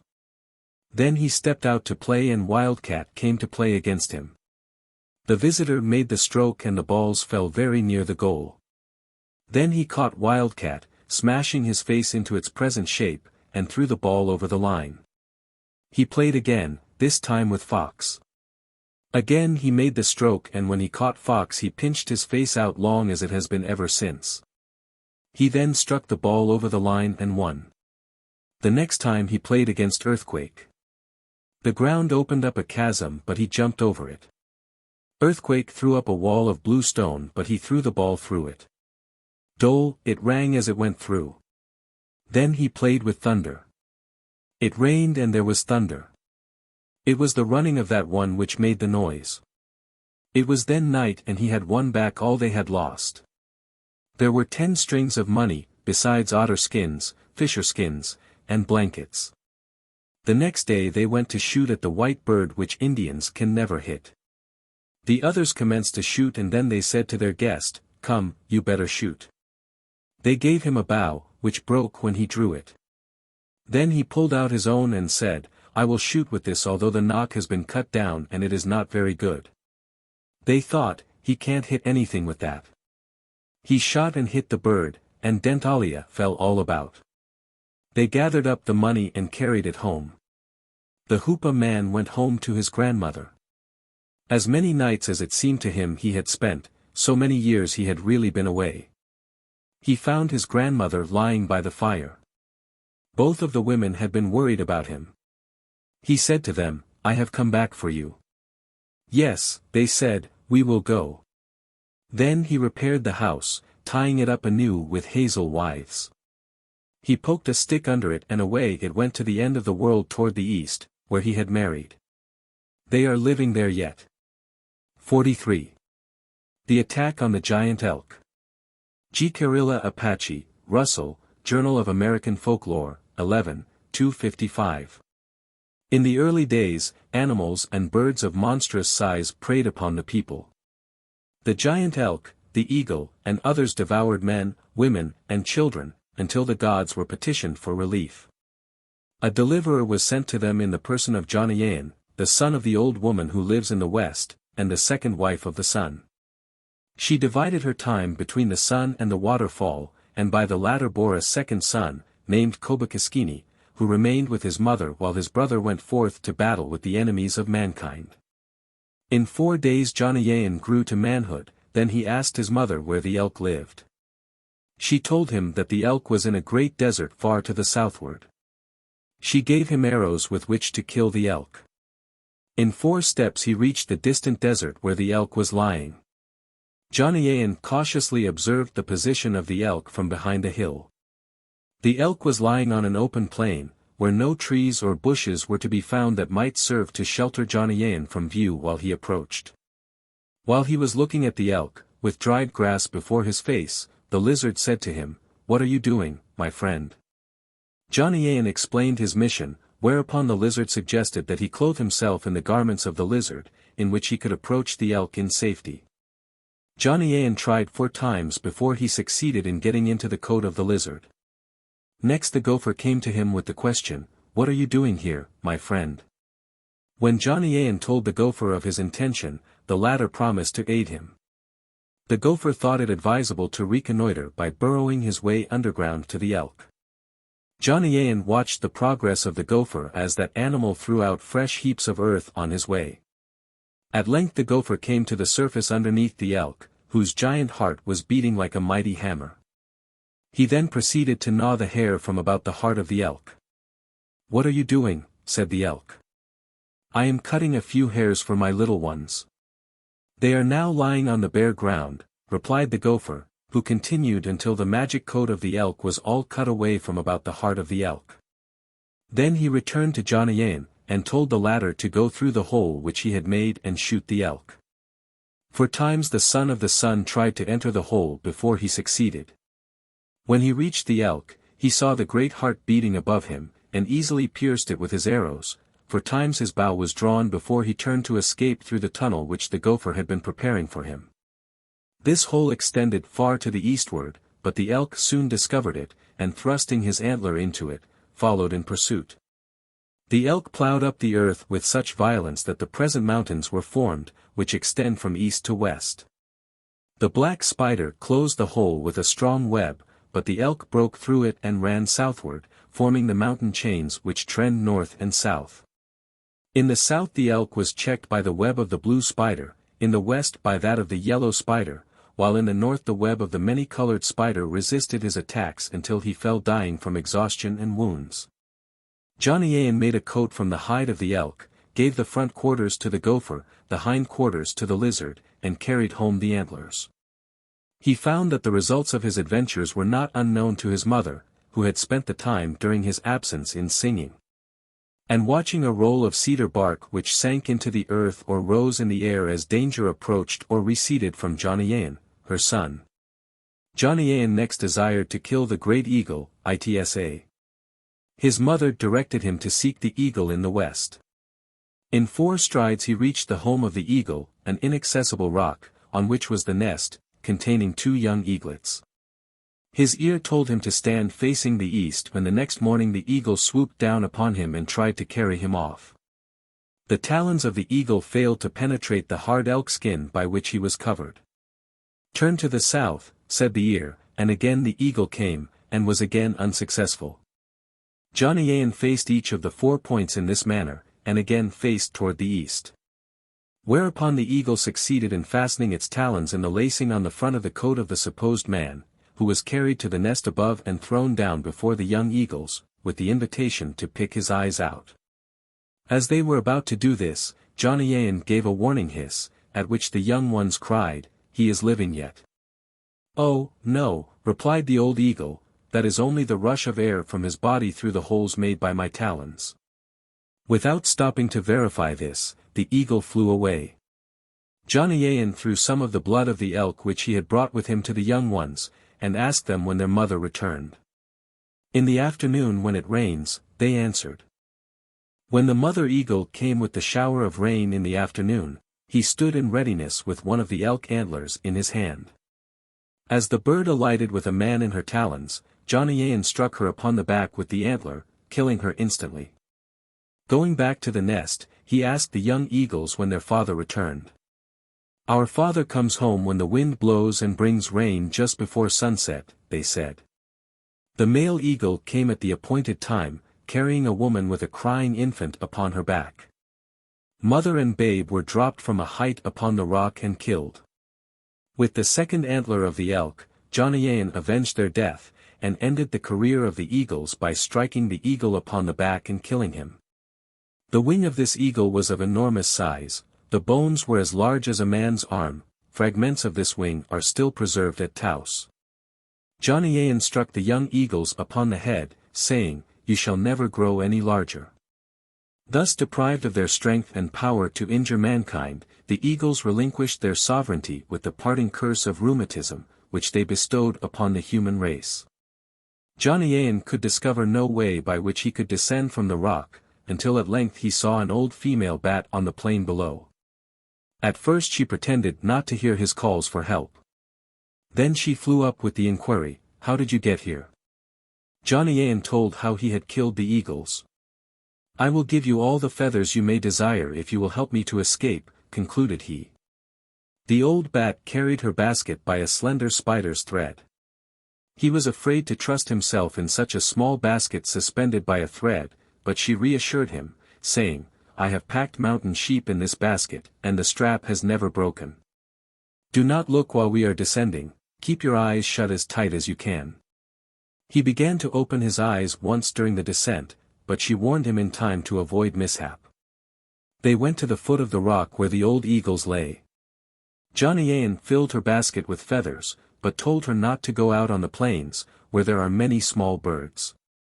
Forgetting this admonition, she was soon among the small birds, who robbed the old bat of all her feathers. This accounts for the plumage of the small bird cloaken, which somewhat resembles the color of the tail and wing feathers of the bald eagle. The bat returned 4 times for a supply of feathers, but the 5th time she asked to have her basket filled, Johnny was vexed. "You cannot take care of your feathers, so you shall never have any. This old skin on your basket is good enough for you."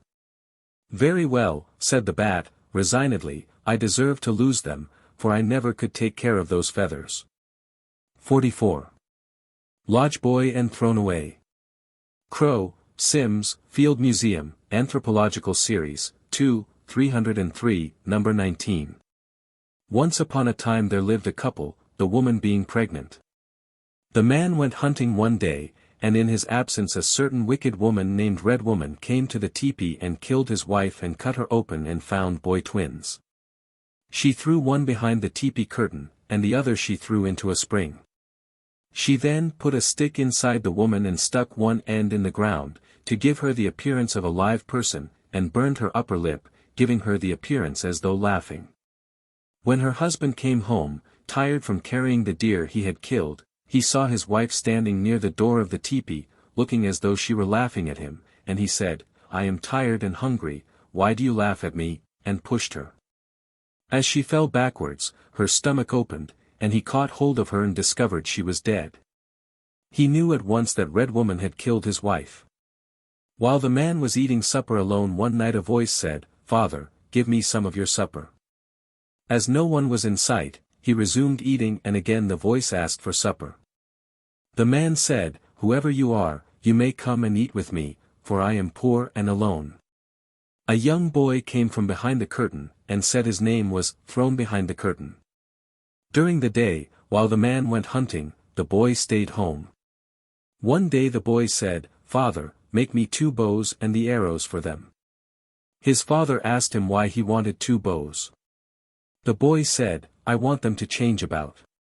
His father made them for him, but surmised the boy had other reasons, and concluded he would watch the boy, and on one day, earlier than usual, he left his teepee and hid upon a hill overlooking his teepee, and while there, he saw 2 boys of about the same age shooting arrows. That evening when he returned home, he asked his son, "Is there not another little boy of your age about here?" His son said, "Yes, and he lives in the spring." His father said, "You should bring him out and make him live with us." The son said, "I cannot make him, because he has sharp teeth like an otter, but if you will make me a suit of rawhide, I will try and catch him." One day, arrangements were made to catch the boy. The father said, "I will stay here in the teepee and you tell him I have gone out." So Thrown Behind the Curtain said to Thrown in Spring, "Come out and play arrows." Thrown in Spring came out just a little, and said, "I smell something." Thrown Behind the Curtain said, "No, you don't, my father is not home," and after insisting, Thrown in Spring came out, and both boys began to play. While they were playing, Thrown Behind the Curtain disputed a point of their game, and as Thrown in Spring stooped over to see how close his arrow came, Thrown Behind the Curtain grabbed him from behind and held his arms close to his sides, and Thrown in Spring turned and attempted to bite him, but his teeth could not penetrate the rawhide suit. The father came to the assistance of Thrown Behind the Curtain, and the water of the spring rushed out to help Thrown in Spring. But Thrown in Spring was dragged to a high hill where the water could not reach him, and there they burned incense under his nose, and he became human. The 3 of them lived together. One day one of the boys said, "Let us go and wake up Mother." They went to the mother's grave, and one said, "Mother, your stone pot is dropping," and she moved. The other boy said, "Mother, your hide dresser is falling," and she sat up. Then one of them said, "Mother, your bone crusher is falling," and she began to arrange her hair, which had begun to fall off. The mother said, "I have been asleep a long time." She accompanied the boys home. The boys were forbidden by their father to go to the river bend above their teepee. For an old woman lived there who had a boiling pot, and every time she saw any living object, she tilted the kettle toward it, and the object was drawn into the pot and boiled for her to eat. The boys went one day to see the old woman, and they found her asleep, and they stole up and got her pot and awakened the old woman and said to her, "Grandmother, why have you this here?" At the same time tilting the pot towards her, by which she was drowned and boiled to death. They took the pot home and gave it to their mother for her own protection. Their father told them not to disobey him again and said, "There is something over the hill I do not want you to go near." They were very anxious to find out what this thing was, and they went over to the hill, and as they poked their heads over the hilltop, the thing began to draw in air, and the boys were drawn in also. And as they went in, they saw people and animals, some dead and others dying. The thing proved to be an immense alligator-like serpent. One of the boys touched the kidneys of the thing and asked what they were. The alligator said, "That is my medicine, do not touch it." And the boy reached up and touched its heart and asked what it was, and the serpent grunted and said, "This is where I make my plans." One of the boys said, "You do make plans, do you?" And he cut the heart off and it died. They made their escape by cutting between the ribs and liberated the living ones and took a piece of the heart home to their father. After the father had administered another scolding, he told the boys not to go near the 3 trees standing in a triangular-shaped piece of ground. For if anything went under them they would bend to the ground suddenly, killing everything in their way. One day the boys went towards these trees, running swiftly and then stopping suddenly near the trees, which bent violently and struck the ground without hitting them. They jumped over the trees, breaking the branches, and they could not rise after the branches were broken. Once more the boys were scolded and told not to go near a teepee over the hill. For it was inhabited by snakes, and they would approach anyone asleep and enter his body through the rectum. Again the boys did as they were told not to do and went to the teepee, and the snakes invited them in. They went in and carried flat pieces of stone with them, and as they sat down they placed the flat pieces of stones under their rectums. After they had been in the teepee a short while, the snakes began putting their heads over the poles around the fireplace, and the snakes began to relate stories, and one of them said, "When there is a drizzling rain, and when we are under cover, it is nice to sleep." One of the boys said, "When we are lying down under the pine trees and the wind blows softly through them and has a weird sound, it is nice to sleep." All but one of the snakes went to sleep, and that one tried to enter the rectum of each of the boys and failed, on account of the flat stone. The boys killed all of the other snakes but that one, and they took that one and rubbed its head against the side of a cliff, and that is the reason why snakes have flattened heads. Again the boys were scolded by their father, who said, "There is a man living on the steep cut bank, with deep water under it, and if you go near it he will push you over the bank into the water for his father in the water to eat." The boys went to the place, but before going, they fixed their headdresses with dried grass. Upon their arrival at the edge of the bank, one said to the other, "Just as he is about to push you over, lie down quickly." The man from his hiding place suddenly rushed out to push the boys over, and just as he was about to do it, the boys threw themselves quickly upon the ground, and the man went over their heads, pulling their headdress with him. And his father in the water ate him. Upon the boys' return, and after telling what they had done, their father scolded them and told them, "There is a man who wears moccasins of fire, and when he wants anything, he goes around it and it is burned up." The boys ascertained where this man lived and stole upon him one day when he was sleeping under a tree, and each one of the boys took off a moccasin and put it on, and they awoke him and ran about him, and he was burned and went up in smoke. They took the moccasins home. Their father told them that something would yet happen to them, for they had killed so many bad things. One day while walking the valley they were lifted from the earth, and after traveling in mid-air for some time, they were placed on top of a peak in a rough high mountain with a big lake surrounding it, and the thunderbird said to them, "I want you to kill a long otter that lives in the lake. He eats all the young ones that I produce and I cannot make him stop." So the boys began to make arrows, and they gathered dry pine sticks and began to heat rocks, and the long otter came towards them. As it opened its mouth the boys shot arrows into it, and as that did not stop it from drawing nearer, they threw the hot rocks down its throat, and it curled up and died afterwards. They were taken up and carried through the air and gently placed upon the ground near their homes, where they lived for many years. XLV. Bloodclot Boy. Blackfoot, Whistler and Duval, Anthropological Papers, American Museum of Natural History, 253. Once there was an old man and woman whose 3 daughters married a young man. The old people lived in a lodge by themselves. The young man was supposed to hunt buffalo, and feed them all. Early in the morning the young man invited his father-in-law to go out with him to kill buffalo. The old man was then directed to drive the buffalo through a gap where the young man stationed himself to kill them as they went by. As soon as the buffalo were killed, the young man requested his father-in-law to go home. He said, "You are old. You need not stay here. Your daughters can bring you some meat." Now the young man lied to his father-in-law, for when the meat was brought to his lodge, he ordered his wives not to give meat to the old folks. Yet one of the daughters took pity on her parents, and stole meat for them. The way in which she did this was to take a piece of meat in her robe, and as she went for water drop it in front of her father's lodge. Now every morning the young man invited his father-in-law to hunt buffalo, and, as before, sent him away and refused to permit his daughters to furnish meat for the old people. On the 4th day, as the old man was returning, he saw a clot of blood in the trail, and said to himself, "Here at least is something from which we can make soup." In order that he might not be seen by his son-in-law, he stumbled, and spilt the arrows out of his quiver. Now, as he picked up the arrows, he put the clot of blood into the quiver. Just then the young man came up and demanded to know what it was he picked up. The old man explained that he had just stumbled, and was picking up his arrows. So the old man took the clot of blood home and requested his wife to make blood soup. When the pot began to boil, the old woman heard a child crying. She looked all around, but saw nothing. Then she heard it again. This time it seemed to be in the pot. She looked in quickly, and saw a boy baby, so she lifted the pot from the fire, took the baby out and wrapped it up.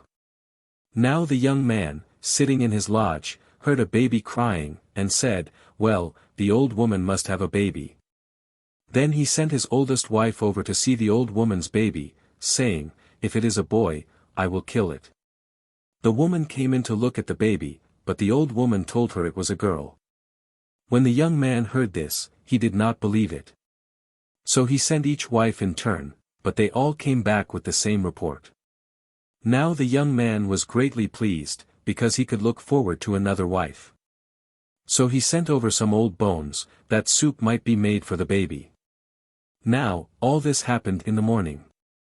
That night the baby spoke to the old man, saying, "You take me up and hold me against each lodgepole in succession." So the old man took up the baby, and, beginning at the door, went around in the direction of the sun, and each time that he touched a pole the baby became larger. When halfway around, the baby was so heavy that the old man could hold him no longer. So he put the baby down in the middle of the lodge, and, taking hold of his head, moved it toward each of the poles in succession, and, when the last pole was reached, the baby had become a very fine young man. Then this young man went out, got some black flint, obsidian, and, when he got to the lodge, he said to the old man, "I am the smoking star. I came down to help you. When I have done this, I shall return." Now, when morning came, Bloodclot, the name his father gave him, arose and took his father out to hunt. They had not gone very far when they killed a scabby cow. Then Bloodclot lay down behind the cow and requested his father to wait until the son-in-law came to join him. He also requested that he stand his ground and talk back to the son-in-law. Now, at the usual time in the morning, the son-in-law called at the lodge of the old man, but was told that he had gone out to hunt.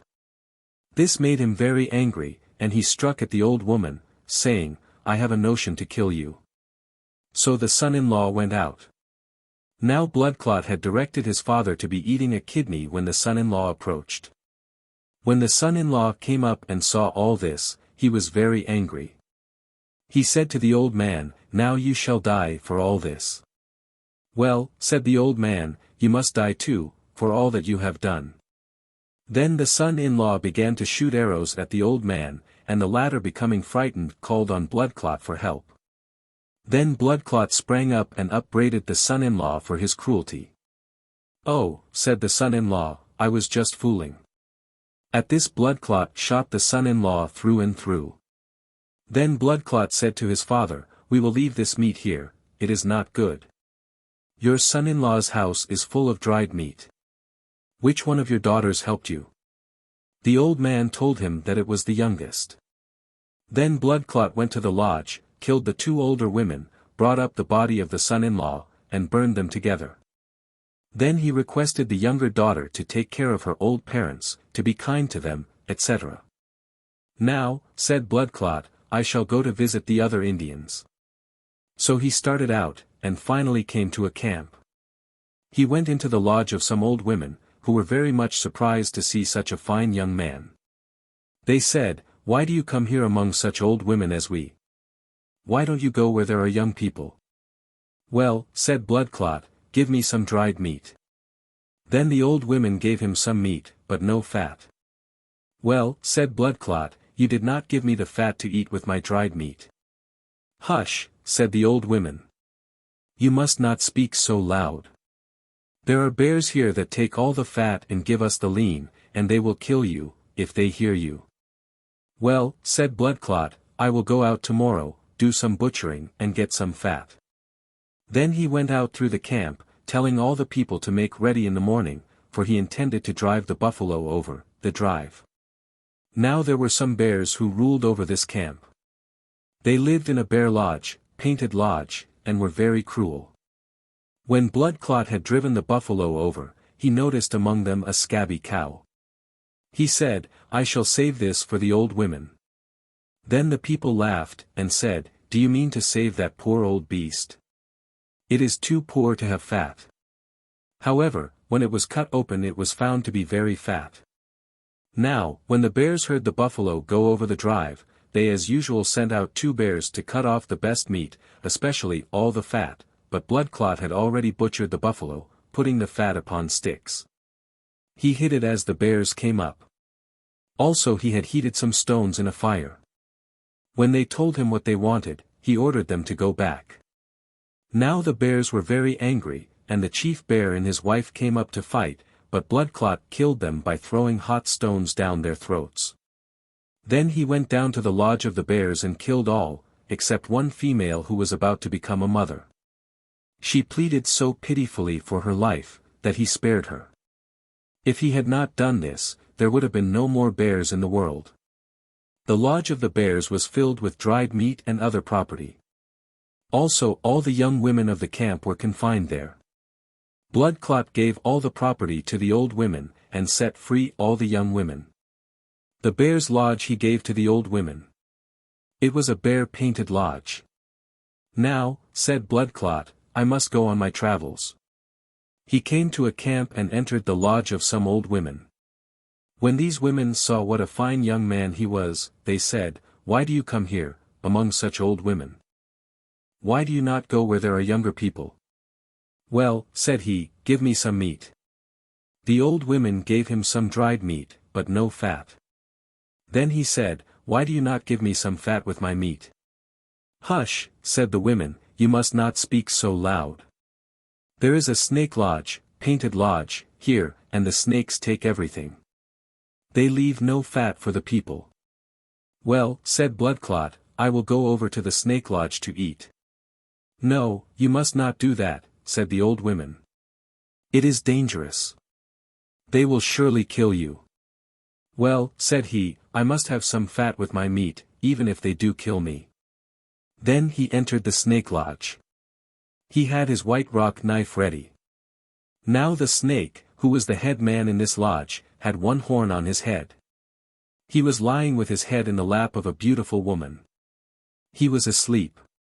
By the fire was a bowl of berry soup ready for the snake when he should wake. Bloodclot seized the bowl and drank the soup. Then the women warned him in whispers, "You must go away, you must not stay here." But he said, "I want to smoke." So he took out his knife and cut off the head of the snake, saying as he did so, "Wake up. Light a pipe. I want to smoke." Then with his knife he began to kill all the snakes. At last there was one snake who was about to become a mother, and she pleaded so pitifully for her life that she was allowed to go. From her descended all the snakes that are in the world. Now the lodge of the snakes was filled up with dried meat of every kind, fat, etc. Bloodclot turned all this over to the people, the lodge and everything it contained. Then he said, "I must go away and visit other people." So he started out. Some old women advised him to keep on the south side of the road, because it was dangerous the other way. But Bloodclot paid no attention to their warning. As he was going along, a great windstorm struck him and at last carried him into the mouth of a great fish. This was a sucker fish and the wind was it sucking. When he got into the stomach of the fish, he saw a great many people. Many of them were dead, but some were still alive. He said to the people, "Ah, there must be a heart somewhere here. We will have a dance." So he painted his face white, his eyes and mouth with black circles, and tied a white rock knife on his head, so that the point stuck up. Some rattles made of hoofs were also brought. Then the people started in to dance. For a while Bloodclot sat making wing motions with his hands, and singing songs. Then he stood up and danced, jumping up and down until the knife on his head struck the heart. Then he cut the heart down. Next he cut through between the ribs of the fish, and let all the people out. Again Bloodclot said he must go on his travels. Before starting, the people warned him, saying that after a while he would see a woman who was always challenging people to wrestle with her, but that he must not speak to her. He gave no heed to what they said, and, after he had gone a little way, he saw a woman who called him to come over. "No," said Bloodclot. "I am in a hurry." However, at the fourth time the woman asked him to come over, he said, "Yes, but you must wait a little while, for I am tired. I wish to rest. When I have rested, I will come over and wrestle with you." Now, while he was resting, he saw many large knives sticking up from the ground almost hidden by straw. Then he knew that the woman killed the people she wrestled with by throwing them down on the knives. When he was rested, he went over. The woman asked him to stand up in the place where he had seen the knives, but he said, "No, I am not quite ready. Let us play a little, before we begin." So he began to play with the woman, but quickly caught hold of her, threw her upon the knives, and cut her in two. Bloodclot took up his travels again, and after a while came to a camp where there were some old women. The old women told him that a little farther on he would come to a woman with a swing, but on no account must he ride with her. After a time he came to a place where he saw a swing on the bank of a swift stream. There was a woman swinging on it. He watched her a while, and saw that she killed people by swinging them out and dropping them into the water. When he found this out, he came up to the woman. "You have a swing here, let me see you swing," he said. "No," said the woman, "I want to see you swing." "Well," said Bloodclot, "but you must swing first." "Well," said the woman, "now I shall swing. Watch me. Then I shall see you do it." So the woman swung out over the stream. As she did this, he saw how it worked.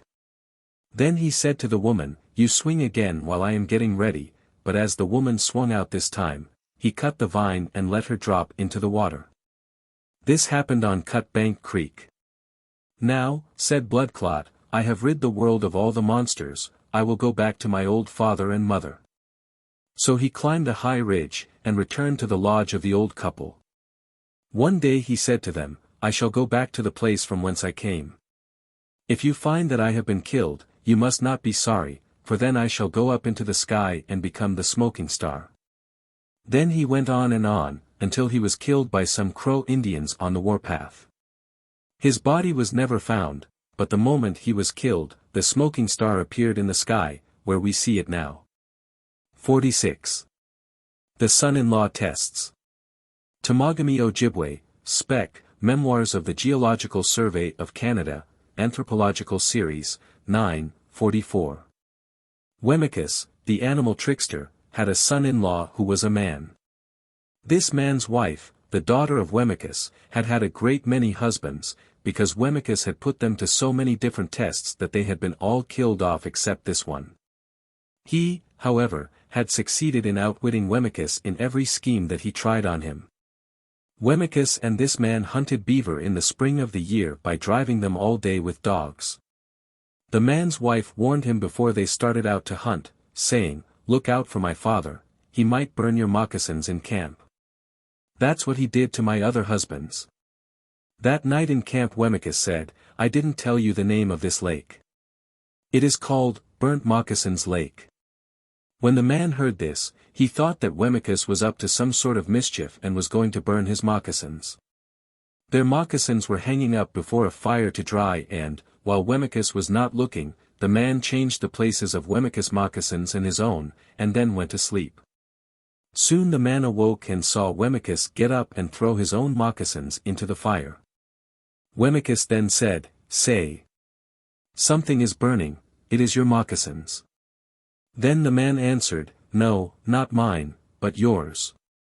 So Wemicus had no moccasins, and the ground was covered with snow. After this had happened the man slept with his moccasins on.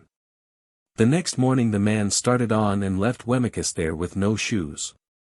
Wemicus started to work. He got a big boulder, made a fire, and placed the boulder in it until it became red hot. He then wrapped his feet with spruce boughs and pushed the boulder ahead of him in order to melt the snow. In this way he managed to walk on the boughs. Then he began to sing, "Spruce is warm, spruce is warm." When the man reached home he told his wife what had happened. "I hope Wemicus will die," she said. A little while after this they heard Wemicus coming along singing, "Spruce is warm, spruce is warm." He came into the wigwam and as he was the head man, they were obliged to get his meal ready. The ice was getting bad by this time, so they stayed in camp a while. Soon Wemicus told his son-in-law, "We'd better go sliding." He then went to a hill where there were some very poisonous snakes. The man's wife warned her husband of these snakes and gave him a split stick holding a certain kind of magic tobacco, which she told him to hold in front of him so that the snakes would not hurt him. Then the two men went sliding. At the top of the hill Wemicus said, "Follow me," for he intended to pass close by the snake's lair. So when they slid, Wemicus passed safely and the man held his stick with the tobacco in it in front of him, thus preventing the snakes from biting him. The man then told Wemicus that he enjoyed the sliding.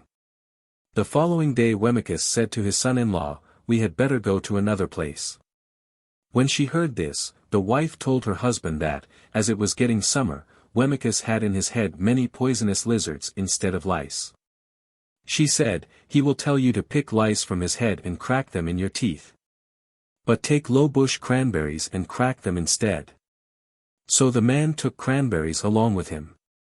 Wemicus took his son-in-law to a valley with a great ravine in it. He said, "I wonder if anybody can jump across this." "Surely," said the young man, "I can." Then the young man said, "Closer," and the ravine narrowed and he jumped across easily. When Wemicus tried, the young man said, "Widen," and Wemicus fell into the ravine. But it did not kill him, and when he made his way to the top again, he said, "You have beaten me." Then they went on. They came to a place of hot sand and Wemicus said, "You must look for lice in my head." "All right, father," replied the son-in-law. So Wemicus lay down and the man started to pick the lice. He took the cranberries from inside his shirt and each time he pretended to catch a louse, he cracked a cranberry and threw it on the ground, and so Wemicus got fooled a second time that day. Then they went home and Wemicus said to his son-in-law, "There are a whole lot of eggs on that rocky island where the gulls are. We will go get the eggs, come back, and have an egg supper." As Wemicus was the head man, his son-in-law had to obey him. So they started out in their canoe and soon came to the rocky island. Wemicus stayed in the canoe and told the man to go ashore and to bring the eggs back with him and fill the canoe. When the man reached the shore, Wemicus told him to go farther back on the island, saying, "That's where the former husbands got their eggs, there are their bones." He then started the canoe off in the water by singing, without using his paddle. 14a, Then Wemicus told the gulls to eat the man, saying to them, "I give you him to eat." The gulls started to fly about the man, but the man had his paddle with him and he killed one of the gulls with it. He then took the gull's wings and fastened them on himself, filled his shirt with eggs, and started flying over the lake by the aid of the wings. When he reached the middle of the lake, he saw Wemicus going along and singing to himself. Wemicus, looking up, saw his son-in-law but mistook him for a gull. The man flew back to camp and told his wife to cook the eggs, and he told his children to play with the wings. When Wemicus reached the camp, he saw the children playing with the wings and said, "Where did you get those wings?" "From father," was the reply. "Your father? Why, the gulls ate him." Then he went to the wigwam and there he saw the man smoking. Then Wemicus thought it very strange how the man could have gotten home, but no one told him how it had been done. Thought he, "I must try another scheme to do away with him." One day Wemicus said to his son-in-law, "We'd better make 2 canoes of birch bark, one for you and one for me.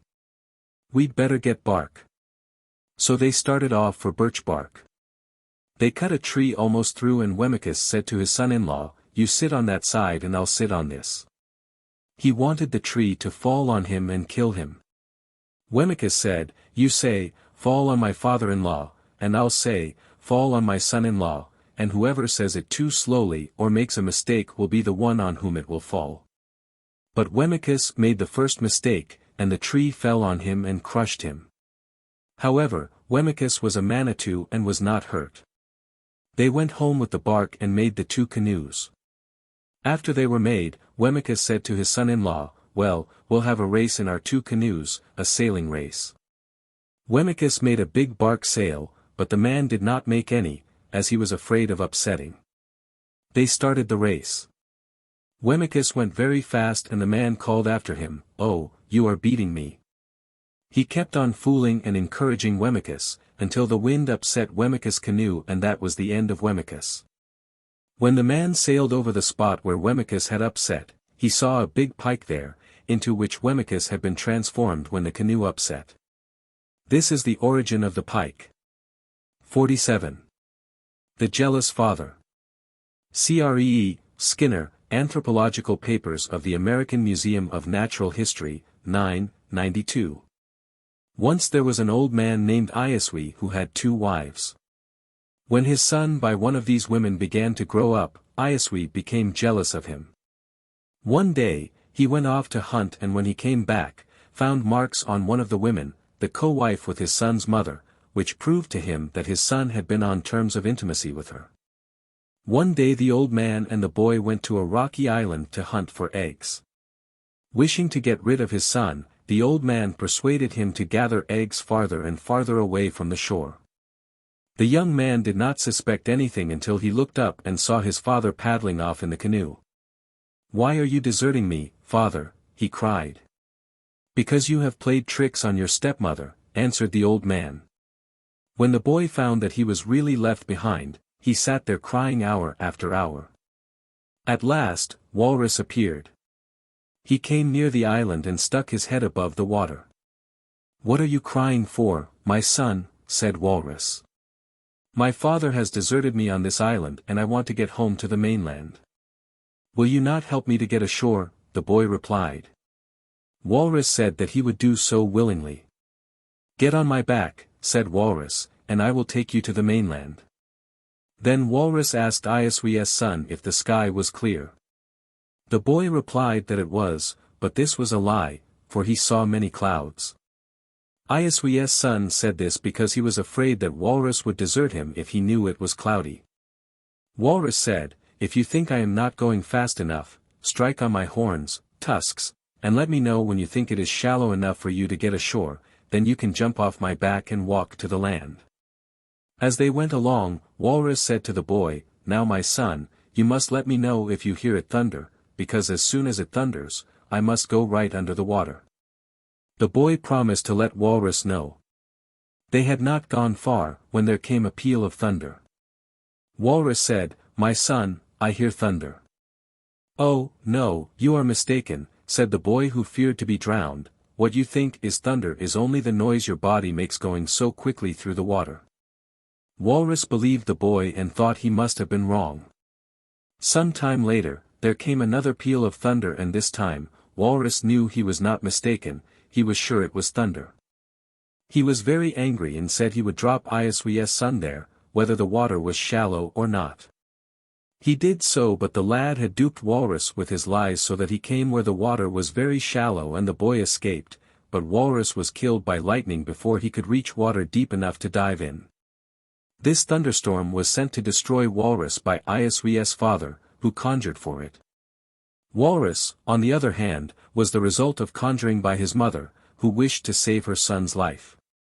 When Iasui's son reached the shore, he started for home, but he had not gone far before he met an old woman, who had been sent as the result of a wish for his safety by his mother, or was a wish for his safety on his mother's part. Personified. The old woman instructed the lad how to conduct himself if he ever expected to reach his home and mother again. "Now you have come ashore, there is still a lot of trouble for you to go through before you reach home," said she, and she gave him the stuffed skin of an ermine, weasel in white winter coat. "This will be one of your weapons to use to protect yourself," were her words as she tendered him this gift, and she told him what dangers he would encounter and what to do in each case. Then the son of Iasui started for his home once more. As he journeyed through the forest he came upon a solitary wigwam inhabited by 2 old blind hags, who were the result of an adverse conjuration by his father. Both of these old women had sharp bones like daggers, protruding from the lower arm at the elbow. They were very savage and used to kill everybody they met. When Iaswea's son approached the tent, although the witches could not see him, they knew from their magic powers that he was near. They asked him to come in and sit down, but he was suspicious, for he did not like the looks of their elbows. He thought of a plan by which he might dupe the old women into killing each other. Instead of going himself and sitting between them, he got a large parchment and fixing it to the end of a pole, he poked it in between them. The old women heard it rattle and thought it was the boy himself coming to sit between them. Then they both turned their backs to the skin and began to hit away at it with their elbows. Every time they stabbed the skin, they cried out, "I am hitting the son of Iaswe. I've hit him. I've hit him." At last, they got so near each other that they began to hit one another, calling out all the time, "I am hitting the son of Iaswe." They finally stabbed each other to death, and the son of Iaswe escaped this danger also. When the young man had vanquished the two old women, he proceeded on his journey. He had not gone very far when he came to a row of dried human bones hung across the path so that no one could pass by without making them rattle. Not far away, there was a tent full of people and big dogs. Whenever they heard anyone disturb the bones, they would set upon him and kill him. The old woman who had advised Iaswea's son told him that when he came to this place he could escape by digging a tunnel in the path under the bones. When he arrived at the spot, he began to follow her advice and burrow under. He was careless, and when he was very nearly done and completely out of sight, he managed to rattle the bones. At once, the dogs heard and they cried out, "That must be Iaswea's son." All the people ran out at once, but since Iaswea's son was underground in the tunnel they could not see him, so after they had searched for a while they returned. The dogs said, "We are sure this is the son of Iaswe," and they continued to search. At length, they found the mouth of the hole Iaswea's son had dug. The dogs came to the edge and began to bark till all the people ran out again with their weapons. Then Iaswea's son took the stuffed ermine skin and poked its head up. All the people saw it and thought it was really ermine. Then they were angry and killed the dogs for lying. Iaswea's son escaped again, and this time he got home. When he drew near his father's wigwam, he could hear his mother crying, and as he approached still closer he saw her. She looked up and saw him coming. She cried out to her husband and co-wife, "My son has come home again." The old man did not believe it. "It is not possible," he cried. But his wife insisted on it. Then the old man came out, and when he saw it was really his son, he was very much frightened for his own safety. He called out to his other wife, "Bring some caribou skins and spread them out for my son to walk on." But the boy kicked them away. "I have come a long way," said he, "with only my bare feet to walk on." That night, the boy sang a song about the burning of the world, and the old man sang against him, but he was not strong enough. "I am going to set the world on fire," said the boy to his father, "I shall make all the lakes and rivers boil." He took up an arrow and said, "I am going to shoot this arrow into the woods, see if I don't set them on fire." He shot his arrow into the bush and a great blaze sprang up and all the woods began to burn. "The forest is now on fire," said the old man, "but the water is not yet burning." "I'll show you how I can make the water boil also," said his son. He shot another arrow into the water, and it immediately began to boil. Then the old man who wished to escape said to his son, "How shall we escape?" The old man had been a great bear hunter and had a large quantity of bear's grease preserved in a bark basket. "Go into your fat basket," said his son, "you will be perfectly safe there." Then he drew a circle on the ground and placed his mother there. The ground enclosed by the circle was not even scorched, but the wicked old man who had believed he would be safe in the grease baskets, was burned to death. Iaswea's son said to his mother, "Let us become birds." "What will you be?" "I'll be a robin," said she. "I'll be a whiskey jack, Canada jay," he replied. They flew off together. 48, Dirty Boy. Okanagan, Tite, Memoirs of the American Folklore Society, 11, 85, No. 6. The people of a certain region were living together in a very large camp.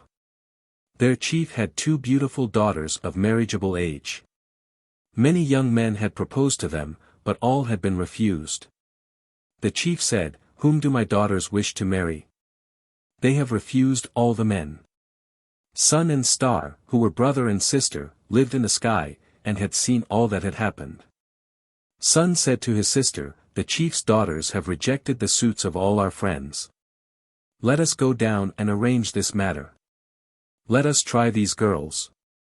They made clothes, and at night they descended to earth. During the darkness they erected a lodge on the outskirts of the camp. It had the appearance of being very old, and of belonging to poor people. The poles were old and badly selected. The covering was tattered and patched, and made of tule mats. The floor was strewn with old dried brush and grass, and the beds were of the same material. Their blankets consisted of old mats and pieces of old robes, and their kettles and cups were of bark, poorly made. Star had assumed the form of a decrepit old woman dressed in rags, and Sun, that of a dirty boy with sore eyes. On the following morning the women of the camp saw the lodge, and peered in. When they returned, they reported, "Some very poor people arrived during the night, and are camped in an old mat lodge. We saw 2 persons inside, a dirty, sore-eyed boy, and his grandmother, a very old woman in ragged clothes." Now, the chief resolved to find husbands for his daughters. He sent out his speaker to announce that in 4 days there would be a shooting contest open to all the men, and the best marksman would get his daughters for wives. The young men could not sleep for eagerness. On the 3rd day the chief speaker announced, "Tomorrow morning every one shall shoot. Each one will have 2 shots. An eagle will perch on the tall tree yonder. And whoever kills it shall have the chief's daughters." Coyote was there and felt happy. He thought he would win the prize. On the following morning an eagle was seen soaring in the air, and there was much excitement as it began to descend. It alighted on a tree which grew near one end of the camp. Then the young men tried to shoot it. Each man had 2 arrows. The previous evening Sun had said to Star, "Grandmother, make a bow and arrows for me." She said, "What is the use? You cannot shoot. You never used bow and arrows." He replied, "I am going to try. I shall take part in the contest tomorrow." I heard what the chief said. She took pity on him, and went to a red willow bush, cut a branch for a bow, and some twigs for arrows. She strung the bow with a poor string, and did not feather the arrows. Coyote, who was afraid someone else might hit the bird, shouted, "I will shoot first. Watch me hit the eagle." His arrow struck the lowest branch of the tree and fell down, and the people laughed. He said, "I made a mistake. That was a bad arrow. This one will kill the eagle." He shot, and the arrow fell short of the first one. He became angry, and pulled other arrows from his quiver. He wanted to shoot them all.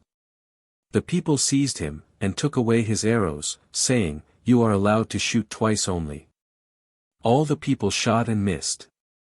When the last one had shot, Sun said, "Grandmother, lift the door of the lodge a little, so that I can shoot." She said, "First get out of bed." She pulled the lodge mat aside a little, and he shot. The arrow hit the tail of the eagle. The people saw and heard the arrow coming from Dirty Boy's lodge, but saw no one shooting it. They wondered. He shot the second arrow, which pierced the eagle's heart. Now, Wolf and others were standing near Dirty Boy's lodge, and Wolf desired much to claim the prize. He shouted, "I shot the bird from the lodge door," and ran to pick it up. But the old woman Star ran faster than he, picked up the bird, and carried it to the chief. She claimed his daughters for her grandson. All the people gathered around, and made fun of Dirty Boy. They said, "He is bedridden. He is lousy, sore-eyed, and scabby-faced." The chief was loath to give his daughters to such a person. He knew that Dirty Boy could not walk. Therefore he said, "Tomorrow there shall be another contest. This will be the last one, I cannot break my word." Whoever wins this time shall have my daughters. He announced that on the morrow each man should set 2 traps for fishers, an animal very scarce at the place where the camp was located. If anyone should catch a fisher one night, then he was to stay in the mountains another day to catch a second one. After that he had to come back. Those who caught nothing the first night had to come home at once. Only 2 traps were allowed to each man, and 2 fishers had to be caught, one a light one, and one a dark one, and both prime skins. When all the men had gone to the mountains, son said to his sister, "Grandmother, make 2 traps for me." She answered, "First get out of bed." However, she had pity on him, and made 2 deadfalls of willow sticks. She asked him where she should set them, and he said, "One on each side of the lodge door." On the following morning all the men returned by noon, not one of them had caught a fisher. When Star went out, she found 2 fine fishers in the traps. Now the chief assembled the men to see if anyone had caught the fishers. He was glad, because he knew that Dirty Boy could not walk, and unless he went to the mountains, he had no chance to kill fishers. Just then the old grandmother appeared, dragging the fishers. She said, "I hear you ask for 2 fishers. Here are 2 that my grandson caught." She handed them over to him, and then left. Coyote had boasted that he would certainly catch the fishers. When he went up the mountain, he carried 10 traps instead of 2. He said, "Whoever heard of setting only 2 traps? I shall set 10. He set them all, remained out 2 nights, but got nothing. The chief said to his daughters, "You must become the wives of Dirty Boy. I tried to save you by having 2 contests. But since I am a great chief, I cannot break my word. Go now, and take up your abode with your husband." They put on their best clothes and went. On the way they had to pass Raven's house, and heard the ravens laughing inside, because the girls had to marry Dirty Boy. The elder sister said, "Let us go in and see what they are laughing about." The younger one said, "No, our father told us to go straight to our husband." The elder one went in, and sat down beside Raven's eldest son. She became his wife. Like all the other ravens, he was ugly, and had a big head. But she thought it better to marry him than to become the wife of a dirty, sickly boy. The younger one went on, entered Dirty Boy's lodge, and sat down by his side. The old woman asked her who she was, and why she had come. When the old woman had been told, she said, "Your husband is sick, and soon he will die. He stinks too much. You must not sleep with him. Go back to your father's lodge every evening, but come here in the daytime, and watch him and attend him." Now, the raven family that lived close by laughed much at the younger daughter of the chief. They were angry because she had not entered their house and married there, as her elder sister had done. To hurt her feelings, they dressed their new daughter-in-law in the finest clothes they had. Her dress was covered with beads, shells, elk's teeth, and quill work. They gave her necklaces, and her mother-in-law gave her a finely polished kilt of green stone, jade, to hang at her belt. The younger sister paid no attention to this, but returned every morning to help her grandmother-in-law to gather firewood, and to attend to her sick husband. For 3 days matters remained this way. In the evening of the 3rd day son said to his sister, "We will resume our true forms tonight, so that people may see us tomorrow." That night they transformed themselves. The old mat lodge became a fine new skin lodge, surpassing those of the Blackfeet and other tribes, richly decorated with ornaments, and with streamers tied to the top and painted. The old bark kettle became a bright copper kettle. And new pretty woven baskets, and embroidered and painted bags, were in the house. The old woman became a fine-looking person of tall figure, with clothes covered with shining stars. Dirty Boy became a young, handsome man of light complexion. His clothes were covered with shining copper. His hair reached to the ground and shone like the rays of the sun. In the morning the people saw the new lodge, and said, "Some rich chief has arrived, and has camped where the poor people were. He has thrown them out." When the girl arrived, she was much surprised to see the transformation. She saw a woman in the door, wearing a long skin dress covered with star pendants, with bright stars in her hair. She addressed her in a familiar voice, saying, "Come in and sit with your husband." The girl then knew who she was.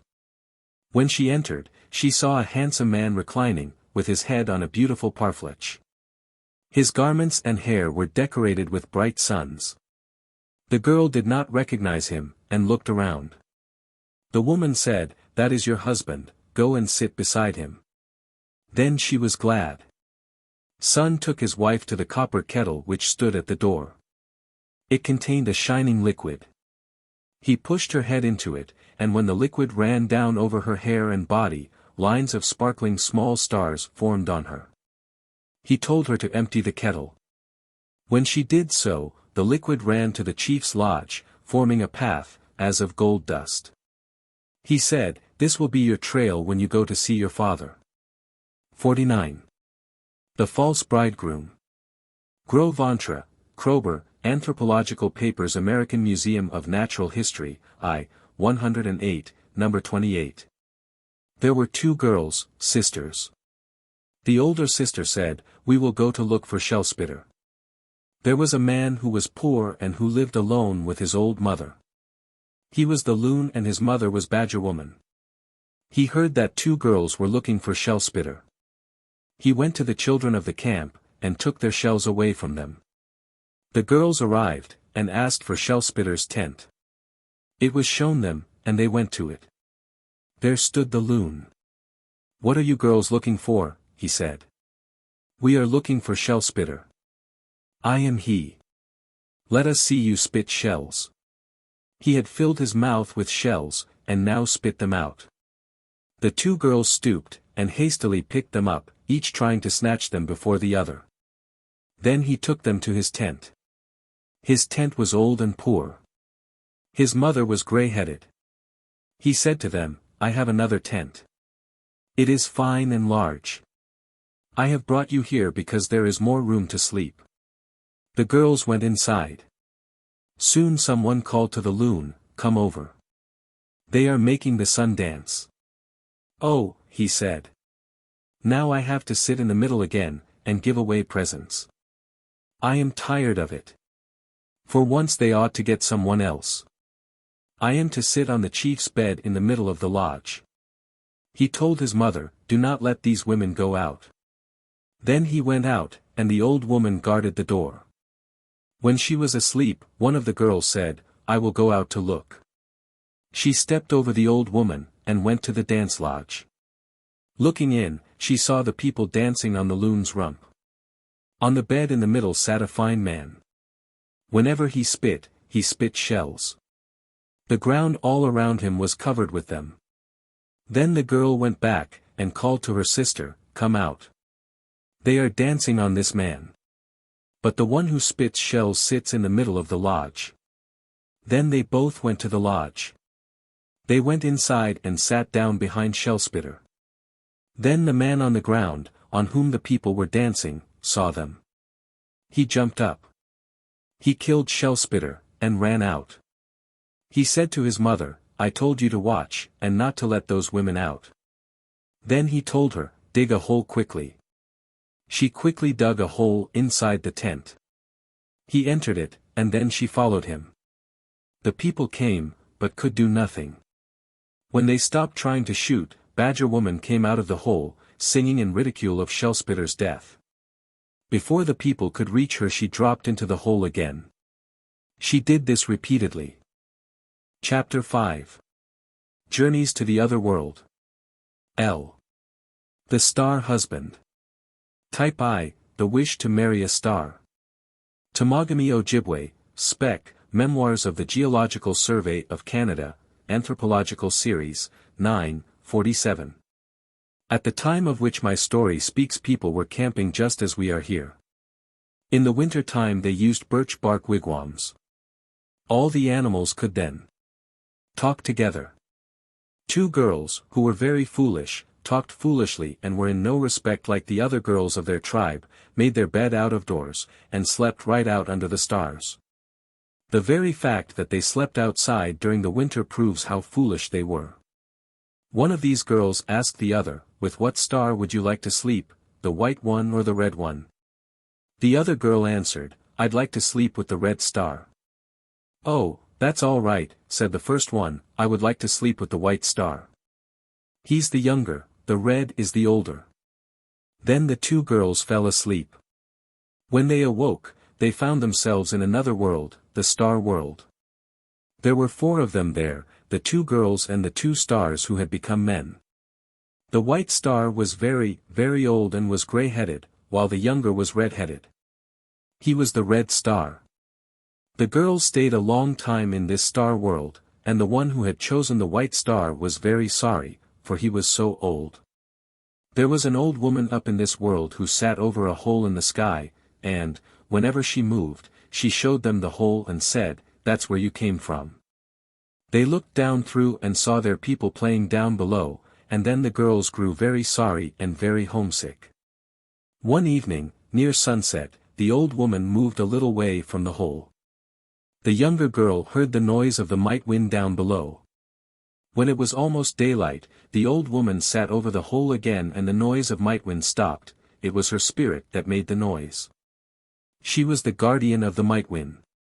One morning the old woman told the girls, "If you want to go down where you came from, we will let you down, but get to work and gather roots to make a string-made rope, twisted.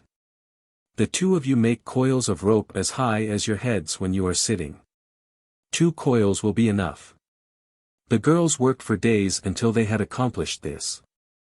They made plenty of rope and tied it to a big basket. They then got into the basket and the people of the star world lowered them down. They descended right into an eagle's nest, but the people above thought the girls were on the ground and stopped lowering them. They were obliged to stay in the nest, because they could do nothing to help themselves. Said one, "We'll have to stay here until someone comes to get us."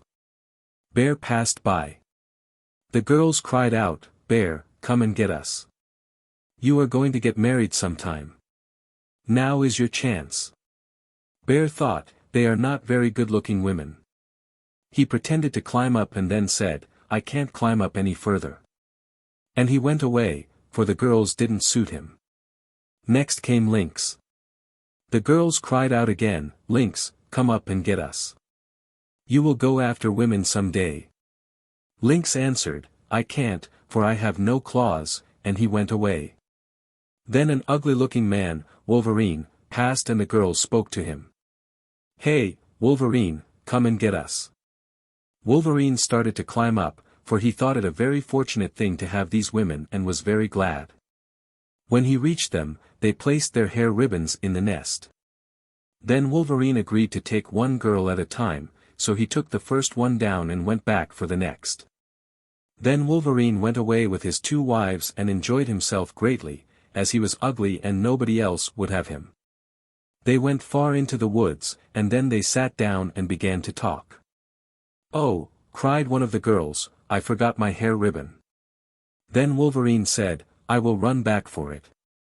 And he started off to get the hair ribbons. Then the girls hid and told the trees, whenever Wolverine should come back and whistle for them, to answer him by whistling. Wolverine soon returned and began to whistle for his wives, and the trees all around him whistled in answer.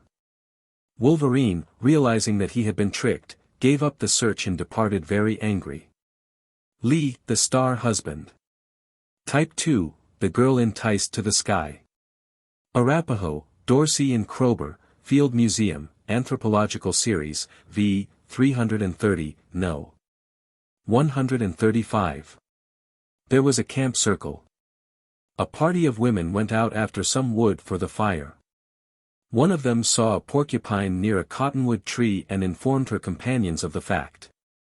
The porcupine ran around the tree, finally climbing it, whereupon the woman tried to hit the animal, but he dodged from one side of the trunk of the tree to the other, for protection. At length one of the women started to climb the tree to catch the porcupine, but it ever stopped just beyond her reach. She even tried to reach it with a stick, but with each effort it went a little higher. "Well," said she, "I am climbing to catch the porcupine, for I want those quills, and if necessary I will go to the top." When Porcupine had reached the top of the tree the woman was still climbing, although the cottonwood was dangerous and the branches were waving to and fro. But as she approached the top and was about to lay hands upon the porcupine, the tree suddenly lengthened, when the porcupine resumed his climbing. Looking down, she saw her friends looking up at her, and beckoning her to come down. But having passed under the influence of the porcupine and fearful for the great distance between herself and the ground, she continued to climb, until she became the merest speck to those looking up from below. And with the porcupine she finally reached the sky. The porcupine took the woman into the camp circle where his father and mother lived. The folks welcomed her arrival and furnished her with the very best kind of accommodation. The lodge was then put up for them to live in. The porcupine was very industrious, and of course the old folks were well supplied with hides and food. One day she decided to save all the sinew from the buffalo, at the same time doing work on buffalo robes and other things with it, in order to avoid all suspicion on the part of her husband and the old folks, as to why she was saving the sinew. Thus she continued to save a portion of the sinew from each beef brought in by her husband, until she had a supply suitable for her purpose.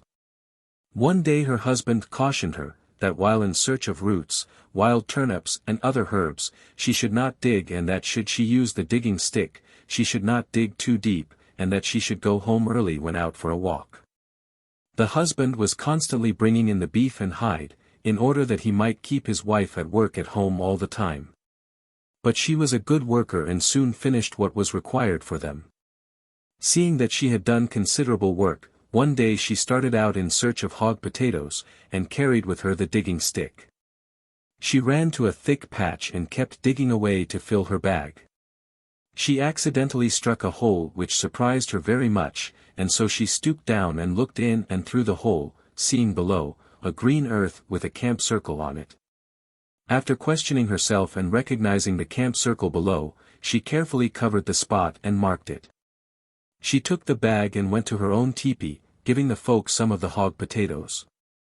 The old folks were pleased and ate the hog potatoes to satisfy their daughter-in-law. The husband returned home too, bringing in beef and hides. Early one morning the husband started off for more beef and hides, telling his wife to be careful about herself. After he was gone, she took the digging stick and the sinew she had to the place where she struck the hole. When she got to the hole, she sat down and began tying string, so as to make the sinew long enough to reach the bottom. She then opened the hole and laid the digging stick across the hole which she had dug, and tied one of the sinew strings in the center of this stick, and then also fastened herself to the end of the lariat. She gradually loosened the sinew lariat as she let herself down, finally finding herself suspended above the top of the tree which she had climbed, but not near enough so that she could possibly reach it. When the husband missed her, he scolded the old people for not watching their daughter-in-law. He began to look for her in the direction in which she usually started off, but found no fresh tracks, though he kept traveling until he tracked her to the digging stick which was lying across the hole. The husband stooped down and looked into this hole and saw his wife suspended from this stick by means of a sinew lariat or string. "Well, the only way to do is to see her touch the bottom," said he. So he looked around and found a circular stone 2 or 3 inches thick, and brought it to the place. Again he continued, "I want this stone to light right on top of her head," and he dropped the stone carefully along the sinew string, and it struck the top of her head and broke her off and landed her safe on the ground. She took up the stone and went to the camp circle. This is the way the woman returned. Lee, The Stretching Tree. Chilcotin. Farrand, Jessup North Pacific Expedition, 2, 29, No. 13. Once an old man and a young man and 2 women lived together. The 2 women were the young man's wives. Now, the young man needed some feathers for his arrows. And one day, seeing a hawk's nest in a high tree, he started to climb to it to get the hawk feathers. Now, the old man was jealous of the young man, and had followed him. And when he saw him climbing the tree, he used his magic and made the tree grow higher and higher, and at the same time peeled off all the bark so that the trunk was slippery. And as the young man was naked, he could not come down, but had to remain in the top of the tree. When the young man failed to appear that night, the old man said he wished to move camp, and that the women were to come with him. And the next morning they started. Now, one of the women liked the old man. But the other one, who had a baby, disliked him, and when they camped for the night, she would take her baby, and make a fire for herself outside the camp and away from the old man. So they went on for several days. All this time the young man stayed up in the tree, and as it was cold and he had no clothes, he took his hair, which was very long, and wove feathers in it, and so made a blanket to protect himself. The little birds who built their nests in the sticks of the hawk's nest tried their best to carry him down to the ground, but could not lift him, and so he stayed on. Finally one day he saw coming, a long way off, an old woman bent over, and with a stick in each hand. She came to the bottom of the tree where the young man was, and began to climb, and climbed until she reached the young man, and then she turned out to be Spider. Then Spider spun a web for him, and of the web the young man made a rope and so reached the ground. When he came back to his camp, he found it deserted, but discovered the trail of the fugitives, and started to follow. He trailed them a long time, and finally saw them in the distance. Now, the woman who did not like the old man was following behind with her little boy, and the child, looking back, saw his father and cried out, "Why, there is my father." But the mother replied, "What do you mean? Your father has been dead a long time." But looking back herself, she saw her husband, and waited for him to come up, and they stopped together. Then she told her husband all that had happened, how the old man had wished to take both his wives, and how she would not have him, but how the other one took him. Now, the woman was carrying a large basket, and she put her husband into it and covered him up. When they reached the old man's camp she put the basket down close to the fire, but the old man took it and placed it some distance away. The woman brought it back, and as she did so the young man sprang out and struck the old man and killed him. Then he killed his faithless wife, and taking the other woman, who was true, and the little boy, they went back to their old home together. 53. The Arrow Chain. Tlingit, Swanton, Bulletin of the Bureau of American Ethnology, 39, 209, number 56. Two very high-caste boys were chums. The father of one was town chief and had his house in the middle of the village, but the house of the other boy's father stood at one end. These boys would go alternately to each other's houses and make great quantities of arrows which they would play with until all were broken up. One time both of the boys made a great quantity of arrows to see which could have the more. Just back of their village was a hill on the top of which was a smooth grassy place claimed by the boys as their playground, and on a certain fine, moonlight night they started thither. As they were going along the lesser chief's son, who was ahead, said, "Look here, friend. Look at that moon. Don't you think that the shape of that moon is the same as that of my mother's labret and that the size is the same, too?" The other answered, "Don't, you must not talk that way of the moon." Then suddenly it became very dark about them and presently the head chief's son saw a ring about them just like a rainbow. When it disappeared his companion was gone. He called and called to him but did not get any answer and did not see him. He thought, he must have run up the hill to get away from that rainbow. He looked up and saw the moon in the sky. Then he climbed the hill, and looked about, but his friend was not there. Now he thought, well, the moon must have gone up with him. That circular rainbow must have been the moon. The boy thus left alone sat down and cried, after which he began to try the bows. He put strings on them one after the other and tried them, but every one broke. He broke all of his own bows and all of his chums except one which was made of very hard wood. He thought, now I am going to shoot that star next to the moon. In that spot was a large and very bright one. He shot an arrow at this star and sat down to watch, when, sure enough, the star darkened. Now he began shooting at that star from the big piles of arrows he and his chum had made, and he was encouraged by seeing that the arrows did not come back. After he had shot for some time he saw something hanging down very near him and, when he shot up another arrow, it stuck to this. The next did likewise, and at last the chain of arrows reached him. He put a last one on to complete it. Now the youth felt badly for the loss of his friend and, lying down under the arrow chain, he went to sleep. After a while he awoke, found himself sleeping on that hill, remembered the arrows he had shot away, and looked up. Instead of the arrows there was a long ladder reaching right down to him.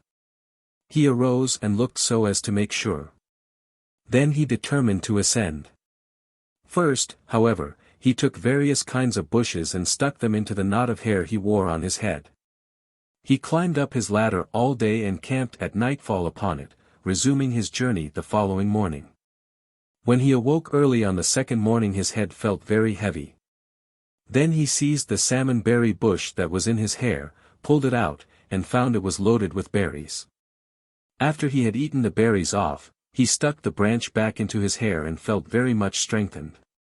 About noon of the same day he again felt hungry, and again his head was heavy, so he pulled out a bush from the other side of his head and it was loaded with blue huckleberries. It was already summer there in the sky. That was why he was getting berries. When he resumed his journey next morning his head did not feel heavy until noon. At that time he pulled out the bush at the back of his head and found it loaded with red huckleberries. By the time he had reached the top the boy was very tired. He looked round and saw a large lake. Then he gathered some soft brush and some moss and lay down to sleep. But, while he slept, some person came to him and shook him saying, "Get up. I am after you." He awoke and looked around but saw no one. Then he rolled over and pretended to go to sleep again but looked out through his eyelashes. By and by he saw a very small but handsome girl coming along. Her skin clothes were very clean and neat, and her leggings were ornamented with porcupine quills. Just as she reached out to shake him he said, "I have seen you already." Now the girl stood still and said, "I have come after you. My grandmother has sent me to bring you to her house." So he went with her, and they came to a very small house in which was an old woman. The old woman said, "What is it you came way up here after, my grandson?" And the boy answered, "On account of my playmate who was taken up hither." "Oh," answered the old woman, "he is next door, only a short distance away. I can hear him crying every day. He is in the moon's house." Then the old woman began to give him food. She would put her hand up to her mouth, and a salmon or whatever she was going to give would make its appearance. After the salmon she gave him berries and then meat, for she knew that he was hungry from his long journey. After that she gave him a spruce cone, a rose bush, a piece of devil's club, and a small piece of whetstone to take along.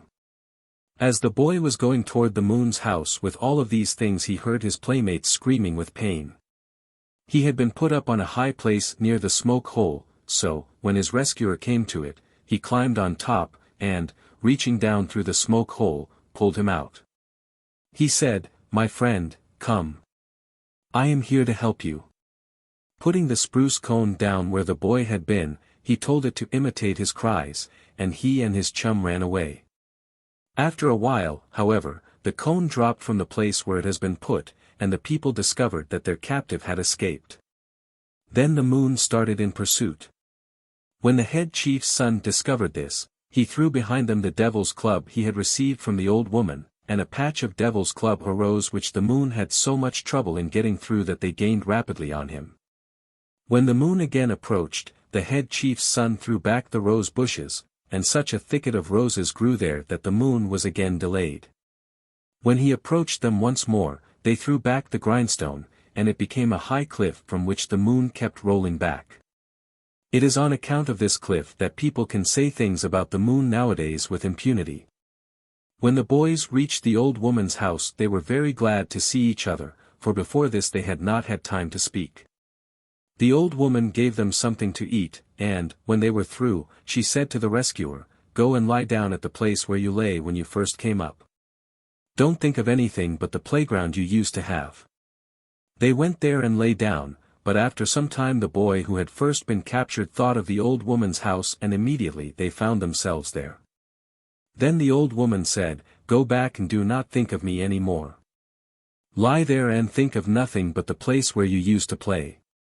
They did so, and, when they awoke, they were lying on their playground at the foot of the ladder. As the boys lay in that place they heard a drum beating in the head chief's house, where a death feast was being held for them, and the head chief's son said, "Let us go," but the other answered, "No, let us wait here until that feast is over." Afterward the boys went down and watched the people come out with their faces all blackened. They stood at a corner, but, as this dance is always given in the evening, they were not seen.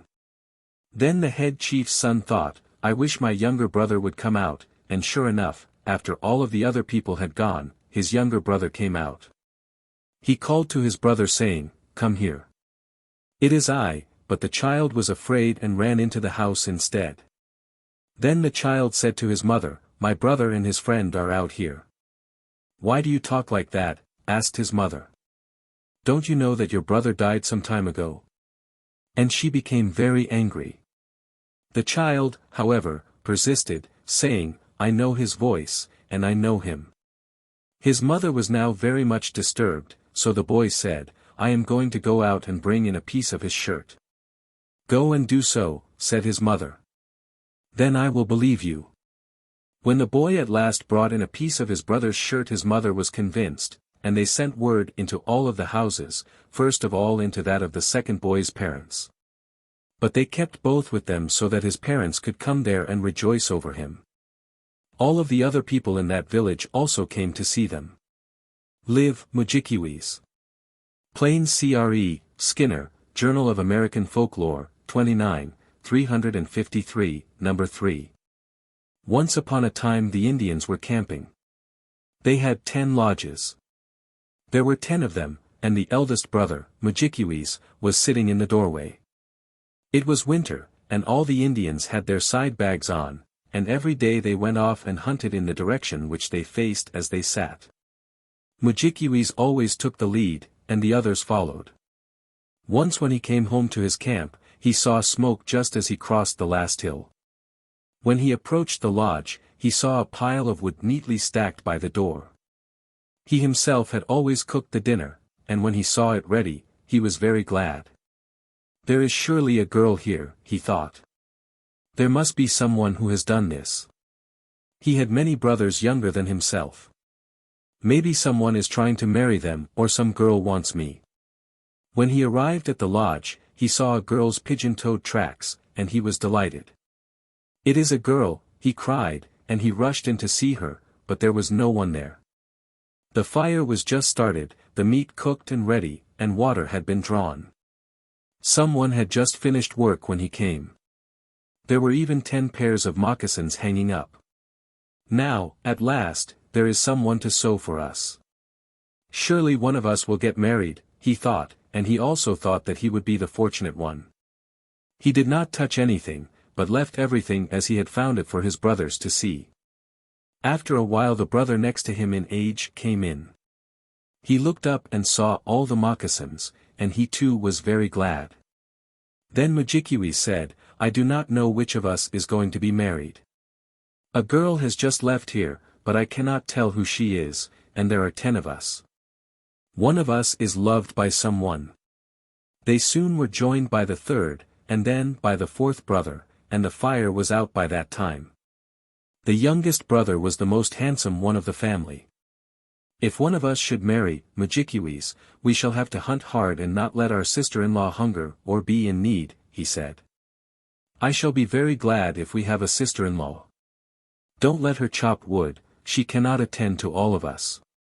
We just want her to cook and mend our clothes." At night they were all crying, he, until dark came, because they were so glad. "I cannot attend to all my brothers, and I do not need to do so any more," cried Mujikwiwis. The next day 9 went off, and left the youngest brother on guard to see the girl. Mujikwiwis came back first, and found that the 10th boy had not been taken. "Oh, well. Leave our 9th brother next time," he said, "then we will try it once more with our 8th brother." 3 of them then kept house in succession, but the woman did not come. They then left the 5th one, and said, "If no one comes, make dinner for us yourself." Soon after they had left, someone came along making a noise like a rattle, for she had bells on her leggings. "Oh, she shall not know me," said the youth. I shall be a bit of eagle down," and he flew up between the canvas and the poles of the lodge. Presently the girl entered. She had very long hair, and was very pretty. She took the axe and went out to cut wood, and soon brought in 4 armfuls. Then she made the fire, took down the kettles, and prepared dinner. When she had done so she melted some snow, took another armful of wood, and started another fire. After she had finished she called to the youth to come down from his hiding place. "Maybe you think I don't know you are up there," she said. So he came down and took a seat with her by the fire.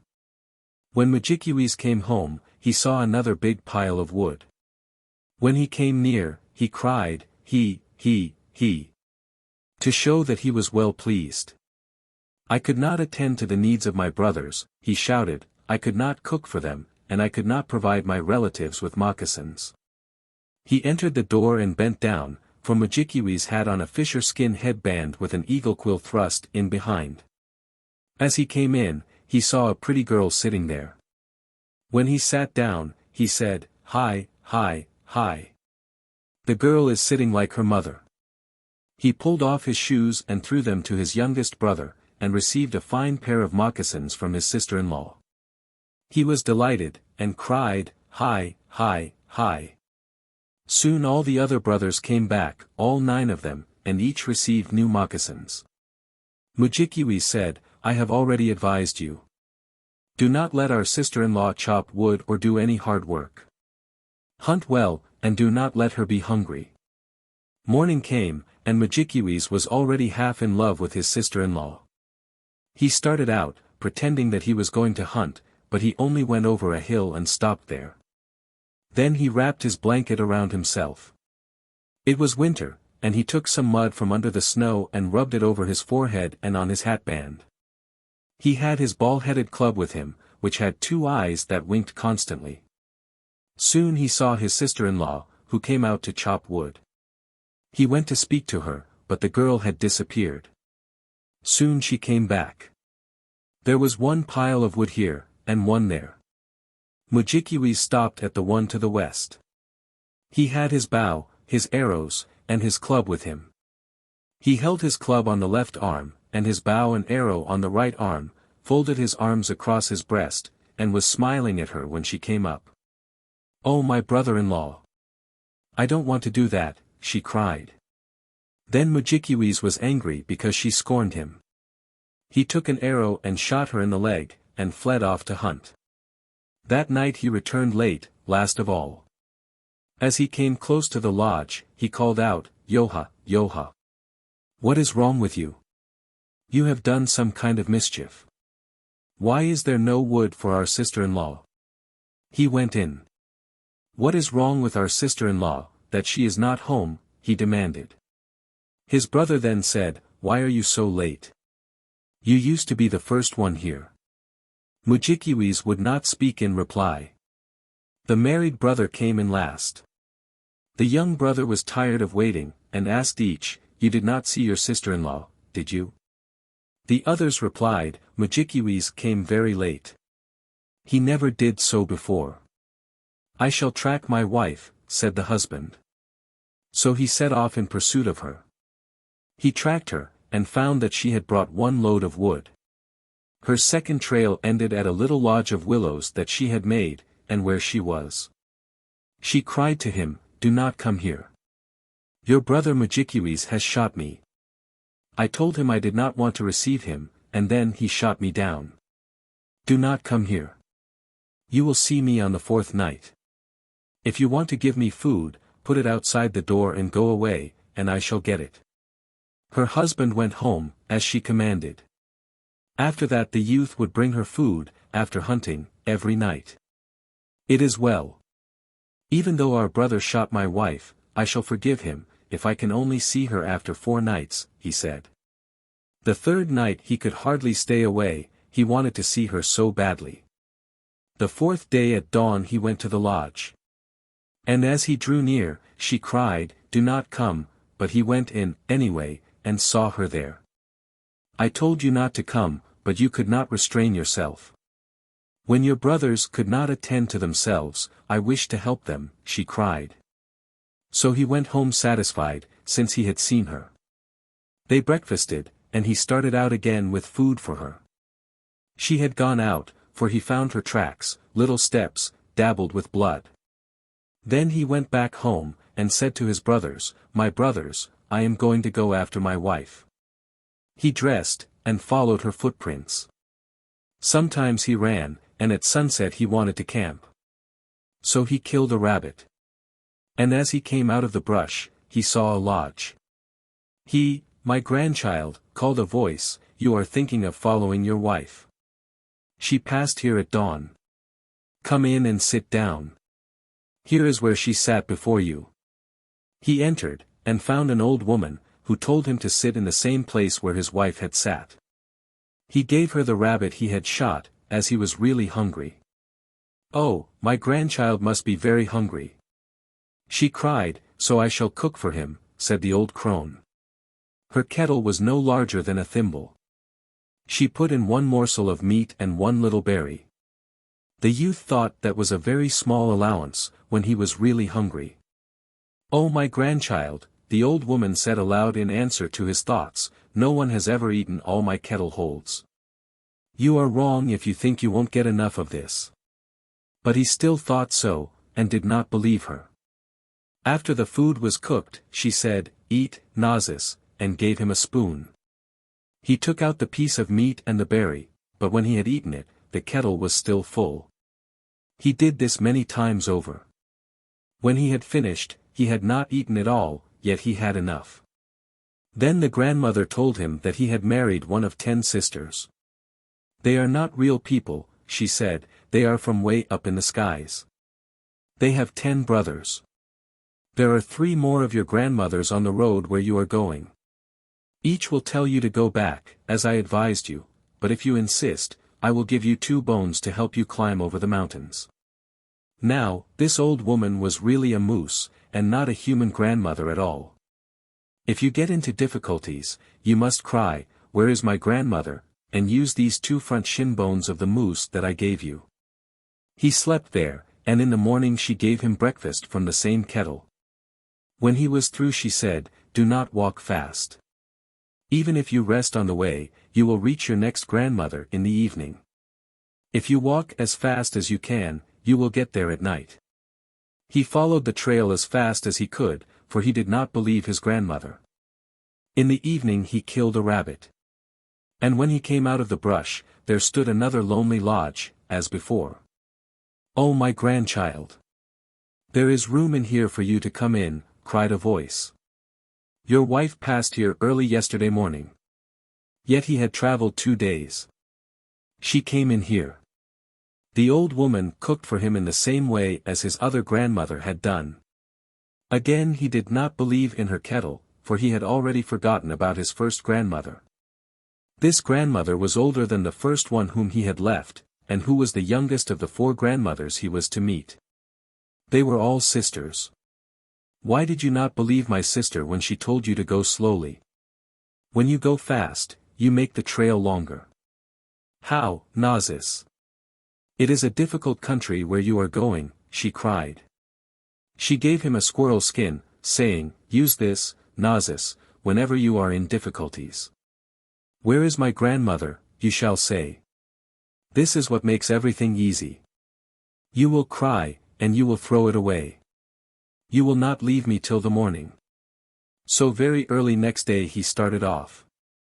He went very slowly, and in a few minutes it was night, and he killed another rabbit. When he came out of the brush, he saw another lodge, a little nearer than the others, and less ragged. The old woman said to him, "Your wife passed here the same morning that she left up there. And this grandmother made supper for him, as the others had done. This time the food was corn. Nazis, your last grandmother, who is my sister, will give you good advice. Your wife has had a child already. Go very slowly, and you will reach there at night. It is not far from here. It is a very difficult country where you are going. Maybe you will not be able to get there." She gave him a stuffed frog and some glue. "Whenever the mountains are too steep for you to climb, cry, 'Where is my grandmother?' Put glue on your hands, and climb, and you will stick to the rocks." When you reach your next grandmother, she will advise you well. Your child is a little boy. In the morning he had breakfast, and continued on the trail. He went on slowly, and it was soon night, and he killed another rabbit.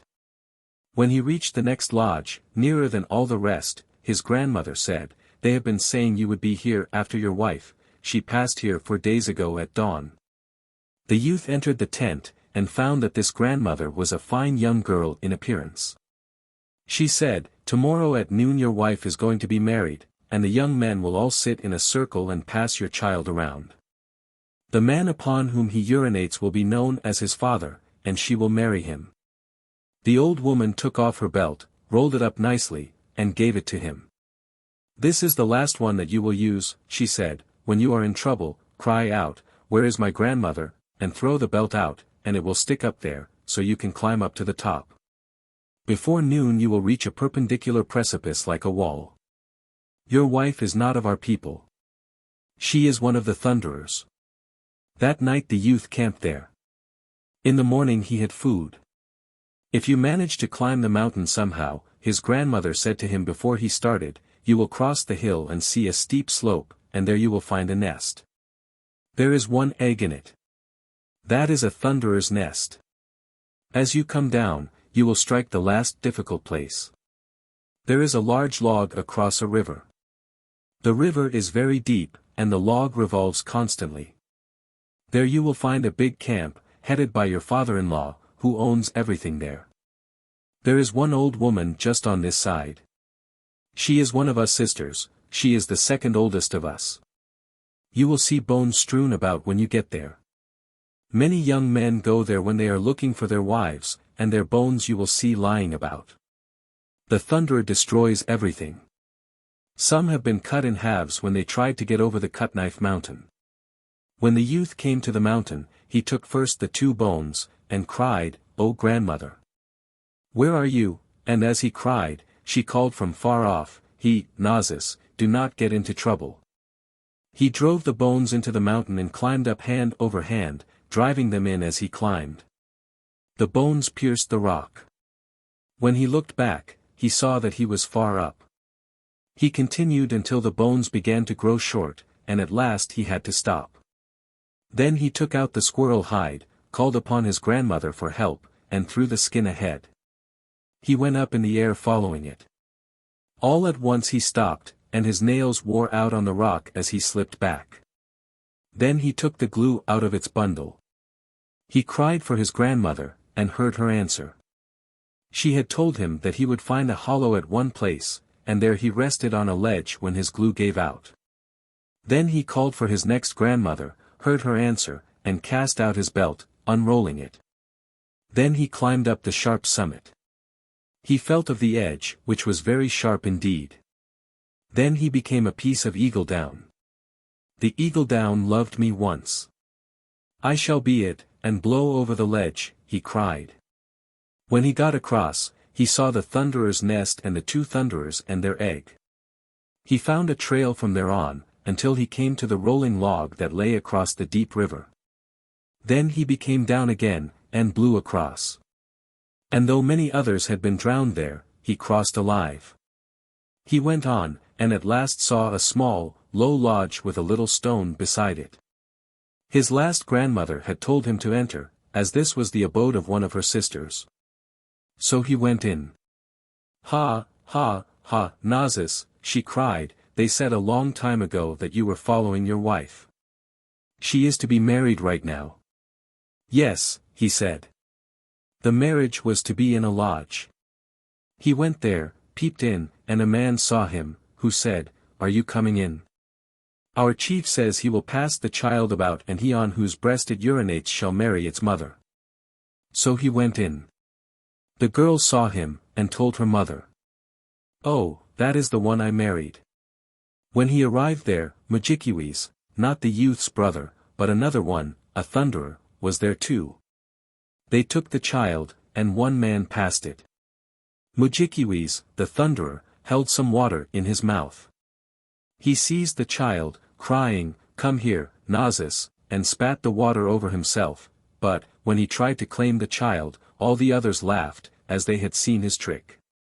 When the child's real father took it up, it urinated on him. Then all went out.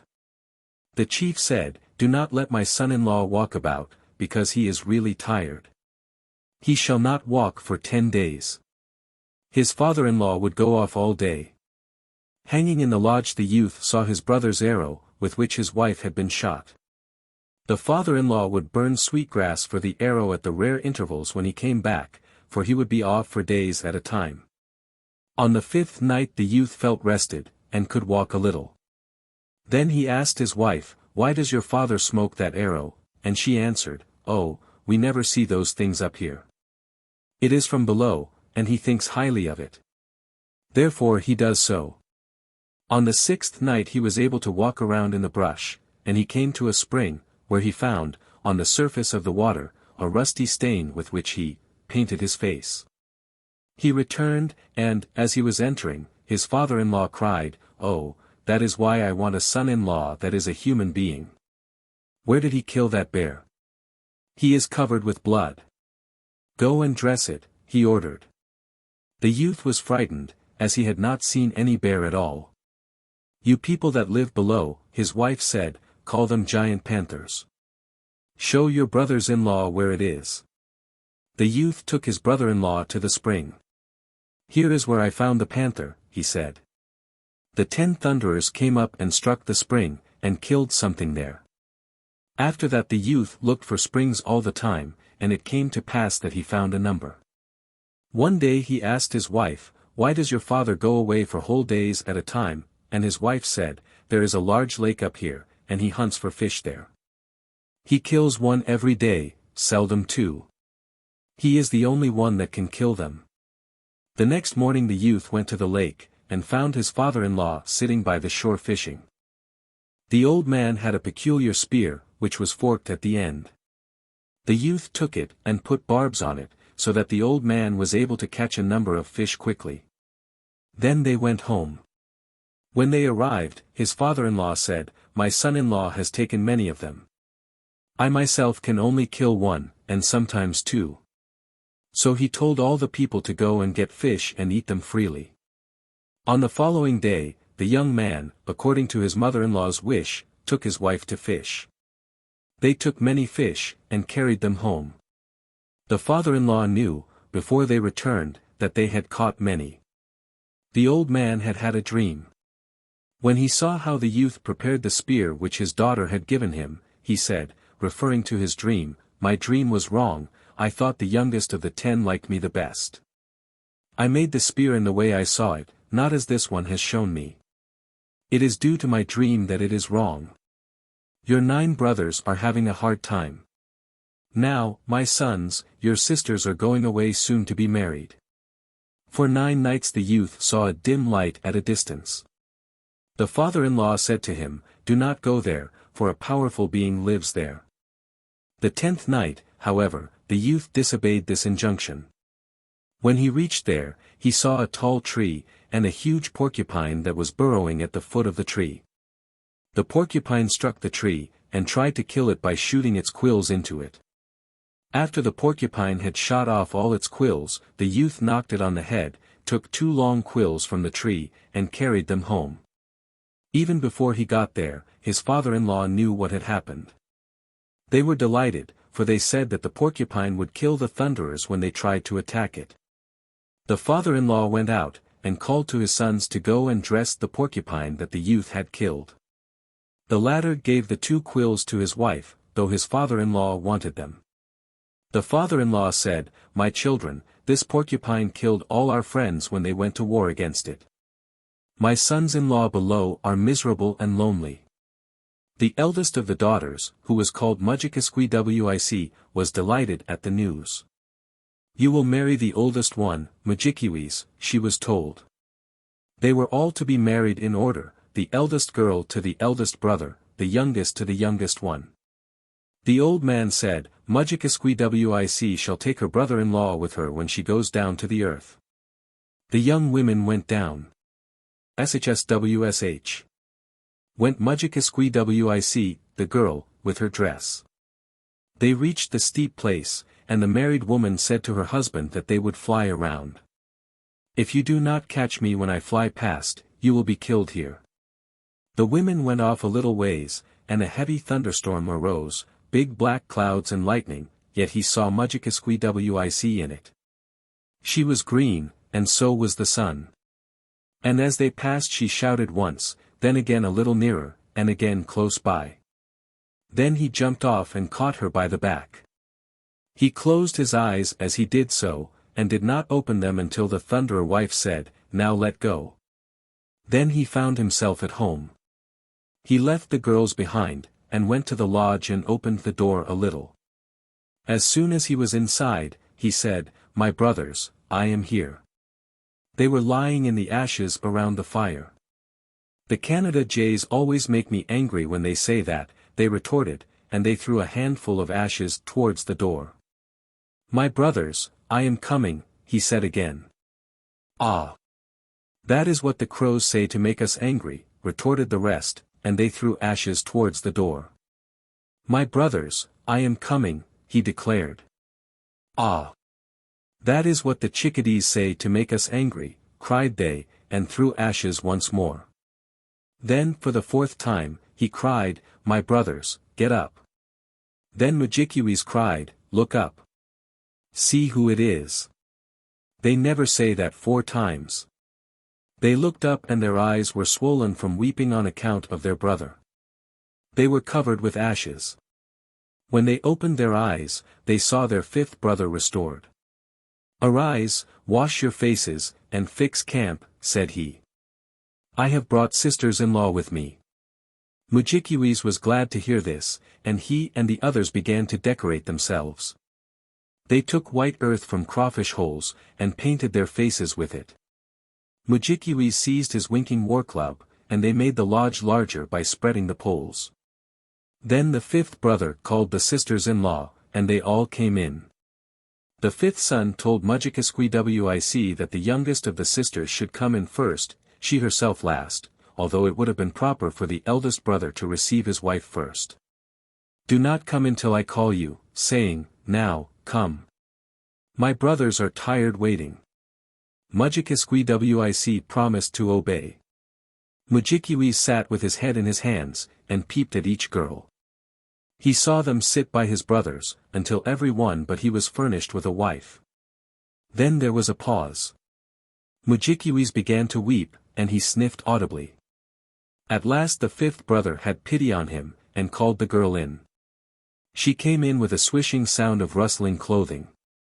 Then Mujikwees was very glad. "What shall we feed them on?" said one. "Let me see," said Mujikwees, and he took his winking club and went out, and clubbed a bear right there. "Oh wife!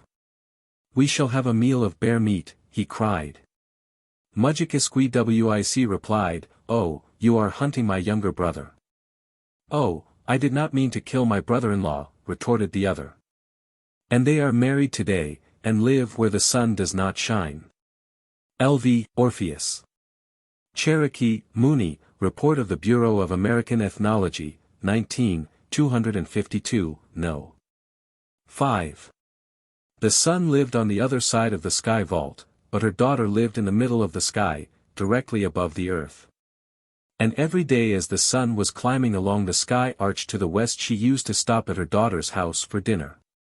Now, the sun hated the people on the earth, because they could never look straight at her without screwing up their faces. She said to her brother, the moon, "My grandchildren are ugly, they grin all over their faces when they look at me." But the moon said, "I like my younger brothers, I think they are very handsome, because they always smiled pleasantly when they saw him in the sky at night, for his rays were milder." The sun was jealous and planned to kill all the people. So every day when she got near her daughter's house she sent down such sultry rays that there was a great fever and the people died by hundreds, until everyone had lost some friend and there was fear that no one would be left. They went for help to the little men, who said the only way to save themselves was to kill the sun. The little men made medicine and changed 2 men to snakes, the spreading adder and the copperhead, and sent them to watch near the door of the daughter of the sun to bite the old sun when she came next day. They went together and hid near the house until the sun came, but when the spreading adder was about to spring, the bright light blinded him and he could only spit out yellow slime, as he does to this day when he tries to bite.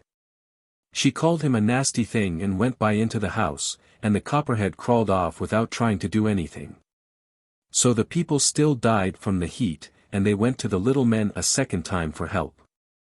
The little men made medicine again and changed one man into a great Actina and another into the rattlesnake and sent them to watch near the house and kill the old sun when she came for dinner. They make the Actina very large, with horns on his head, and everyone thought he would be sure to do the work, but the rattlesnake was so quick and eager that he got ahead and coiled up just outside the house. And when the sun's daughter opened the door to look out for her mother, he sprang up and bit her and she fell dead in the doorway. He forgot to wait for the old sun, but went back to the people, and the Actina was so very angry that he went back, too. Since then we pray to the rattlesnake and do not kill him, because he is kind and never tries to bite if we do not disturb him. The Actina grew angrier all the time and very dangerous, so that if he even looked at a man, that man's family would die. After a long time the people held a council and decided that he was too dangerous to be with them, so they sent him up to Gallinlati, and he is there now. The spreading adder, the copperhead, the rattlesnake, and the Actina were all men. When the sun found her daughter dead, she went into the house and grieved, and the people did not die any more, but now the world was dark all the time, because the sun would not come out. They went again to the little men, and these told them that if they wanted the sun to come out again they must bring back her daughter from Tsusjani, the ghost country, in Usanhai, the darkening land in the west. They chose 7 men to go, and gave each a sourwood rod a handbreadth long. The little men told them they must take a box with them, and when they got to Tsusjani they would find all the ghosts at a dance. They must stand outside the circle, and when the young woman passed in the dance they must strike her with the rods and she would fall to the ground. Then they must put her into the box and bring her back to her mother, but they must be very sure not to open the box, even a little way, until they were home again. They took the rods and a box and traveled 7 days to the west until they came to the darkening land. There were a great many people there, and they were having a dance just as if they were at home in the settlements. The young woman was in the outside circle, and as she swung around to where the 7 men were standing, one struck her with his rod and she turned her head and saw him. As she came around the second time another touched her with his rod, and then another and another, until at the 7th round she fell out of the ring, and they put her into the box and closed the lid fast. The other ghosts seemed never to notice what had happened. They took up the box and started home toward the east. In a little while the girl came to life again and begged to be let out of the box, but they made no answer and went on. Soon she called again and she said she was hungry, but still they made no answer and went on. After another while she spoke again and called for a drink and pleaded so that it was very hard to listen to her, but the men who carried the box said nothing and still went on. When at last they were very near home, she called again and begged them to raise the lid just a little, because she was smothering. They were afraid she was really dying now, so they lifted the lid a little to give her air, but as they did so there was a fluttering sound inside and something flew past them into the thicket and they heard a redbird cry, "Quish! Quish! Quish!" in the bushes. They shut down the lid and went on again to the settlements, but when they got there and opened the box it was empty. So we know the redbird is the daughter of the sun, and if the men had kept the box closed, as the little men told them to do, they would have brought her home safely, and we could bring back our other friends also from the ghost country. But now when they die we can never bring them back. The sun had been glad when they started to the ghost country, but when they came back without her daughter she grieved and cried, my daughter," and wept until her tears made a flood upon the earth. And the people were afraid the world would be drowned. They held another council, and sent their handsomest young men and women to amuse her so that she would stop crying.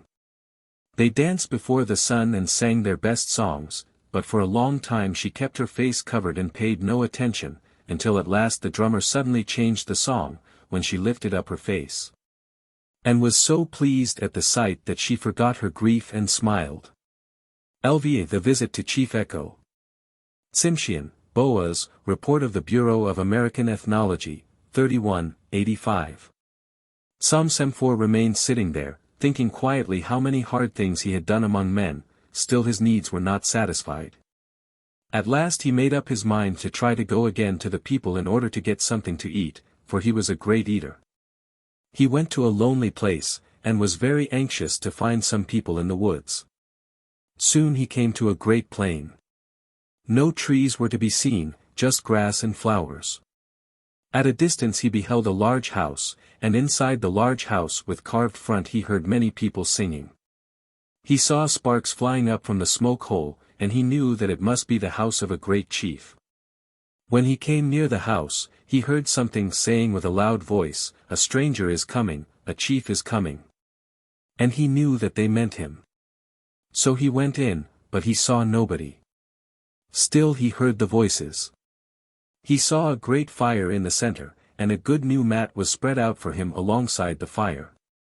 Then he heard a voice which called to him, "Sit down on the mat." "This way, great chief." "This way, great chief." "This way." He walked proudly toward the mat. Then Somsem sat down on it. This was the house of Chief Echo. Then Somsem heard the chief speak to his slaves and tell them to roast a dried salmon, and he saw a carved box open itself and dried salmon come out of it. Then he saw a nice dish walk toward the fire all by itself. Somsem was scared and astonished to see these things. When the dried salmon was roasted and cut into pieces of the right length, the pieces went into the dish all by themselves. The dish laid itself down in front of Somsem, and he thought while he was eating, what strange things he was seeing now. When he had finished, a horn dipper came forward filled with water. He took it by its handle and drank. Then he saw a large dish full of crabapples mixed with grease, and a black horn spoon, come forward by themselves. Somsem took the handle and ate all he could. Before he emptied his dish, he looked around, and, behold, mountain goat fat was hanging on one side of the house. He thought, "I will take down one of these large pieces of fat." Thus Somsem thought while he was eating. Then he heard many women laughing in one corner of the house, "Ha, ha. Somsem thinks he will take down one of those large pieces of mountain goat fat." Then Somsem was ashamed on account of what the women were saying. He ate all the crabapples, and another dish came forward filled with cranberries mixed with grease and with water. Somsem ate again, and, behold, he saw dried mountain sheep fat hanging in one corner of the large house. He thought again, "I will take down one of these pieces of mountain sheep fat, and I will run out with it." Again he heard many women laughing, "Ha, ha. Somsem is thinking he will take down a piece of the mountain sheep fat and will run out with it." Somsem was much troubled on account of what he heard the women saying, and when he heard them laughing in the corner of the house. He arose, ran out, and snatched one of the pieces of mountain goat meat and of mountain sheep fat, but when he came to the door, a large stone hammer beat him on the ankle, and he fell to the ground badly hurt. He lost the meat and fat, and someone dragged him along and cast him out. He lay there a while and began to cry, for he was very hungry, and his foot very sore. On the following day, when he was a little better, he took a stick and tried to walk away. Chapter 6. Animal Wives and Husbands. 57. The Peaked Buffalo Wife. Blackfoot, Whistler and Duval, Anthropological Papers of the American Museum of Natural History, 2, 117, No. 28. Once a young man went out and came to a buffalo cow fast in the mire. He took advantage of her situation. After a time she gave birth to a boy. When he could run about, this boy would go into the Indian camps and join in the games of the children, but would always mysteriously disappear in the evening. One day this boy told his mother that he intended to search among the camps for his father. Not long after this he was playing with the children in the camps as usual, and went into the lodge of a head man in company with a boy of the family. He told this head man that his father lived somewhere in the camp, and that he was anxious to find him. The head man took pity on the boy, and sent out a messenger to call into his lodge all the old men in the camp. When these were all assembled and standing around the lodge, the head man requested the boy to pick out his father. The boy looked them over, and then told the head man that his father was not among them. Then the head man sent out a messenger to call in all the men next in age, but, when these were assembled, the boy said that his father was not among them. Again the head man sent out the messenger to call in all the men of the next rank in age. When they were assembled, the boy looked them over as before, and announced that his father was not among them. So once again the head man sent out his messenger to call in all the young unmarried men of the camp. As they were coming into the head man's lodge, the boy ran to one of them, and, embracing his, said, "Here is my father." After a time the boy told his father that he wished to take him to see his mother. The boy said, "When we come near her, she will run at you and hook 4 times, but you are to stand perfectly still." The next day the boy and his father started out on their journey. As they were going along they saw a buffalo cow, which immediately ran at them as the boy had predicted. The man stood perfectly still, and at the 4th time, as the cow was running forward to hook at him, she became a woman. Then she went home with her husband and child. One day shortly after their return, she warned her husband that whatever he might do he must never strike at her with fire. They lived together happily for many years. She was a remarkably good woman. One evening when the husband had invited some guests, and the woman expressed a dislike to prepare food for them, he became very angry, and, catching up a stick from the fire, struck at her. As he did so, the woman and her child vanished, and the people saw a buffalo cow and calf running from the camp. Now the husband was very sorry and mourned for his wife and child. After a time he went out to search for them. In order that he might approach the buffalo without being discovered, he rubbed himself with filth from a buffalo wallow. In the course of time he came to a place where some buffalo were dancing. He could hear them from a distance. As he was approaching, he met his son, who was now, as before, a buffalo calf. The father explained to the boy that he was mourning for him and his mother and that he had come to take them home. The calf boy explained that this would be very difficult, for his father would be required to pass through an ordeal. The calf boy explained to him that, when he arrived among the buffalo and inquired for his wife and son, the chief of the buffalo would order that he select his child from among all the buffalo calves in the herd. Now the calf boy wished to assist his father, and told him that he would know his child by a sign, because, when the calves appeared before him, his own child would hold up its tail. Then the man proceeded until he came to the place where the buffalo were dancing. Immediately he was taken before the chief of the buffalo herd. The chief required that he first prove his relationship to the child by picking him out from among all the other calves of the herd. The man agreed to this and the calves were brought up. He readily picked out his own child by the sign. The chief of the buffalo, however, was not satisfied with this proof, and said that the father could not have the child until he identified him 4 times. While the preparations were being made for another test, the calf boy came to his father and explained that he would be known this time by closing one eye. When the time arrived, the calves were brought as before, and the chief of the buffalo directed the father to identify his child, which he did by the sign. Before the next trial the calf boy explained to his father that the sign would be one ear hanging down. Accordingly, when the calves were brought up for the father to choose, he again identified his child. Now, before the last trial, the boy came again to his father and notified him that the sign by which he was to be known was dancing and holding up one leg. Now the calf boy had a chum among the buffalo calves, and when the calves were called up before the chief so that the father might select his child, the chum saw the calf boy beginning to dance holding up one leg, and he thought to himself, "He is doing some fancy dancing." So he, also, danced in the same way. Now the father observed that there were 2 calves giving the sign, and realized that he must make a guess. He did so, but the guess was wrong. Immediately the herd rushed upon the man and trampled him into the dust. Then they all ran away except the calf boy, his mother, and an old bull. These 3 mourned together for the fate of the unfortunate man. After a time the old bull requested that they examine the ground to see if they could find a piece of bone. After long and careful search they succeeded in finding one small piece that had not been trampled by the buffalo. The bull took this piece, made a sweat house, and finally restored the man to life. When the man was restored, the bull explained to him that he and his family would receive some power, some headdresses, some songs, and some crooked sticks, such as he had seen the buffalo carry in the dance at the time when he attempted to pick out his son. The calf boy and his mother then became human beings, and returned with the man. It was this man who started the bull and the horn societies, and it was his wife who started the Matoki. 58. Bear Woman and Deer Woman.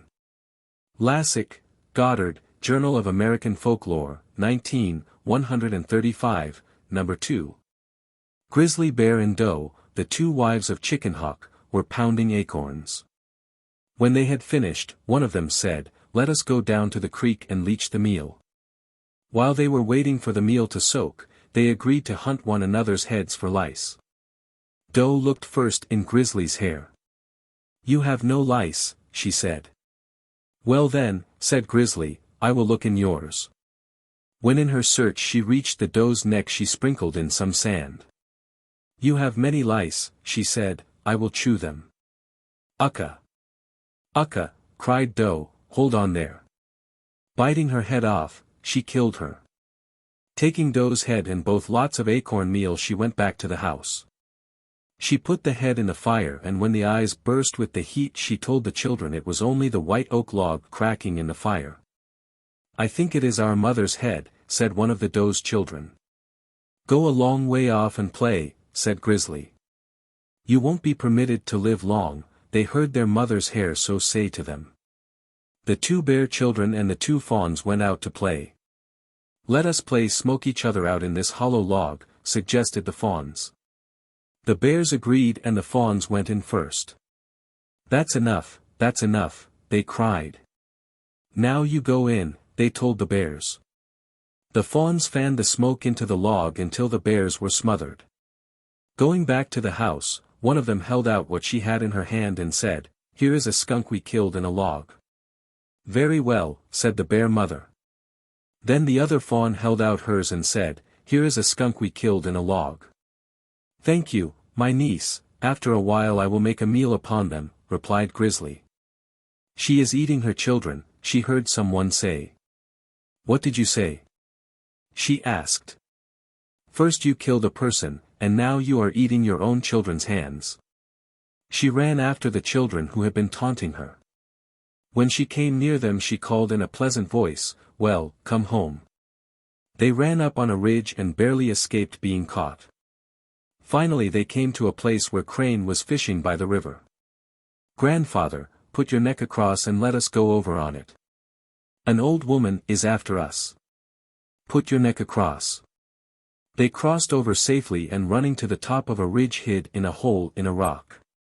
When Grizzly came, Crane put his neck across again for a bridge, but when she was halfway over he gave it a sudden twist.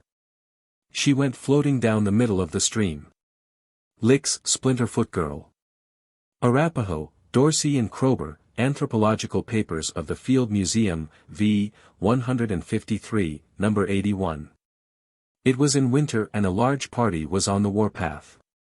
Some of them became tired and went home, but 7 continued on their way.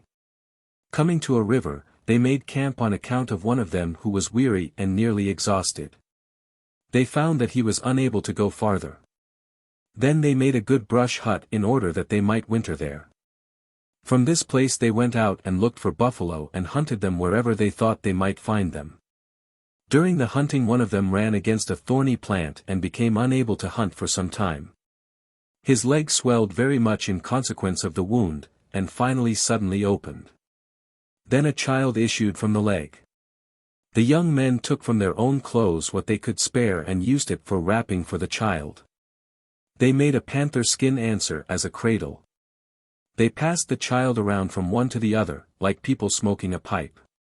They were glad to have another person with them and they were very fond of the child. While they lived there they killed very many elk and saved the teeth. From the skins they made a dress for the child, which was then old enough to run about. The dress was a girl's, entirely covered with elk teeth. They also made a belt for her. She was very beautiful. Her name was Footstuck Child. A buffalo bull called Bone Bull heard that these young men had had a daughter born to them. As is the custom, he sent the magpie to go to these people to ask for the girl in marriage. The magpie came to the young men and told them what the Bone Bull wished, but he did not meet with any success. The young men said, "We will not do it. We love our daughter. She is so young that it will not be well to let her go." The magpie returned and told the Bone Bull what the young men had said. He advised the bull to get a certain small bird which was very clever and would perhaps persuade the young men to consent to the girl's marriage with him. So the small bird was sent out by the bull. It reached the place where the people lived and lighted on the top of the brush house. In a gentle voice it said to the men, "I am sent by Bone Bull to ask for your daughter." The young men still refused, giving the same answer as before. The bird flew back and told the bull of the result. The bull said to it, "Go back and tell them that I mean what I ask. I shall come myself later." It was known that the bull was very powerful and hard to overcome or escape from. The bird went again and fulfilled the bull's instruction, but again returned unsuccessfully. It told the bull, "They are at last making preparations for the marriage. They are dressing the girl finely." But the bull did not believe it. Then, in order to free itself from the unpleasant task, the bird advised him to procure the services of someone who could do better than itself, someone that had a sweet juicy tongue. So the bull sent another bird, called Fire Owner, which has red on its head and reddish wings. This bird took the message to the young men. Now at last they consented. So the girl went to the bull and was received by him and lived with him for some time. She wore a painted buffalo robe. At certain times the bull got up in order to lead the herd to water. At such times he touched his wife, who, wearing her robe, was sitting in the same position as all the rest, as a sign for her to go too. The young men were lonely and thought how they might recover their daughter. It was a year since she had left them. They sent out flies, but when the flies came near the bull he bellowed to drive them away. The flies were so much afraid of him that they did not approach him. Then the magpie was sent, and came and alighted at a distance, but when the bull saw him he said, "Go away. I do not want you about." Then, they sent the blackbird, which lit on his back and began to sing. But the bull said to it also, "Go away, I do not want you about." The blackbird flew back to the men and said, "I can do nothing to help you to get your daughter back, but I will tell you of two animals that work unseen, and are very cunning. They are the mole and the badger. If you get their help you will surely recover the girl." Then the young men got the mole and the badger, and they started at night, taking arrows with them. They went underground, the mole going ahead. The badger followed and made the hole larger. They came under the place where the girl was sitting and the mole emerged under her blanket. He gave her the arrows which he had brought and she stuck them into the ground and rested her robe on them, and then the badger came under this too. The two animals said to her, "We have come to take you back." She said, "I am afraid," but they urged her to flee. Finally she consented, and leaving her robe in the position in which she always sat, went back through the hole with the mole and the badger to the house of the young men. When she arrived they started to flee. The girl had become tired, when they came to the stone and asked it to help them. The stone said, "I can do nothing for you, the bull is too powerful to contend with." They rested by the side of the stone. Then they continued on their way, one of them carrying the girl. But they went more slowly on account of her. They crossed a river, went through the timber, and on the prairie the girl walked again for a distance. In front of them they saw a lone immense cottonwood tree. They said to it, "We are pursued by a powerful animal and come to you for help." The tree told them, "Run around me 4 times, and they did this. The tree had 7 large branches, the lowest of them high enough to be out of the reach of the buffalo, and at the top was a fork in which was a nest. They climbed the tree, each of the men sitting on one of the branches, and the girl getting into the nest. So they waited for the bull who would pursue them. When the bull touched his wife in order to go to water, she did not move. He spoke to her angrily and touched her again. The third time he tried to hook her with his horn, but tossed the empty robe away. "They cannot escape me," he said. He noticed the fresh ground which the badger had thrown up in order to close the hole. He hooked the ground and threw it to one side, and the other bulls got up and did the same. Throwing the ground as if they were making a ditch and following the course of the underground passage until they came to the place where the people had lived. The camp was already broken up, but they followed the people's trail. Coming to the stone, the bull asked, "Have you hidden the people or done anything to help them?" The stone said, "I have not helped them for fear of you." But the bull insisted, "Tell me where you hid them. I know that they reached you and are somewhere about." "No, I did not hide them, they reached this place but went on," said the stone. "Yes, you have hidden them. I can smell them and see their tracks about here." "The girl rested here a short time, that is what you smell," said the stone. Then the buffalo followed the trail again and crossed the river, the bull leading. One calf which was becoming very tired tried hard to keep up with the rest. It became exhausted at the lone cottonwood tree and stopped to rest. But the herd went on, not having seen the people in the tree. They went far on. The girl was so tired that she had a slight hemorrhage. Then she spat down. As the calf was resting in the shade below, the bloody spittle fell down before it. The calf smelled it, knew it, got up, and went after the rest of the buffalo. Coming near the herd, it cried out to the bull, "Stop! I have found a girl in the top of a tree. She is the one who is your wife." Then the whole herd turned back to the tree. When they reached it, the bull said, "We will surely get you." The tree said, "You have 4 parts of strength. I give you a chance to do something to me." Then the buffalo began to attack the tree, those with least strength began. They butted it until its thick bark was peeled off. Meanwhile the young men were shooting them from the tree. The tree said, "Let some of them break their horns." Then came the large bulls, who split the wood of the tree, but some stuck fast and others broke their horns or lost the covering. The bull said, "I will be the last one and will make the tree fall." At last he came on, charging against the tree from the southeast, striking it, and making a big gash. Then, coming from the southwest, he made a larger hole. Going to the northwest, he charged from there, and again cut deeper, but broke his right horn. Going then to the northeast, he charged the tree with his left horn and made a still larger hole. The 5th time he went straight east, intending to strike the tree in the center and break it down.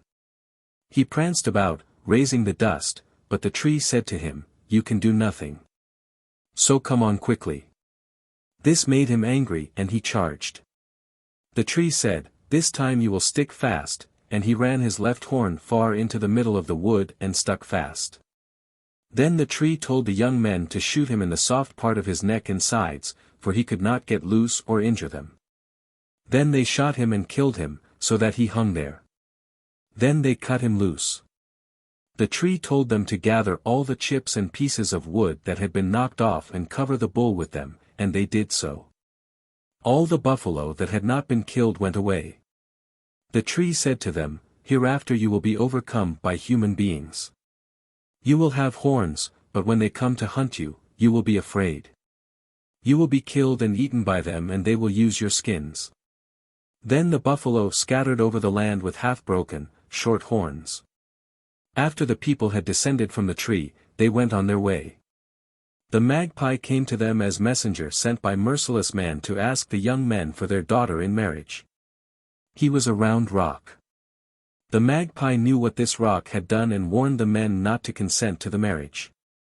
He said, "Do not have anything to do with him, since he is not a good man. Your daughter is beautiful, and I do not like to see her married to the rock.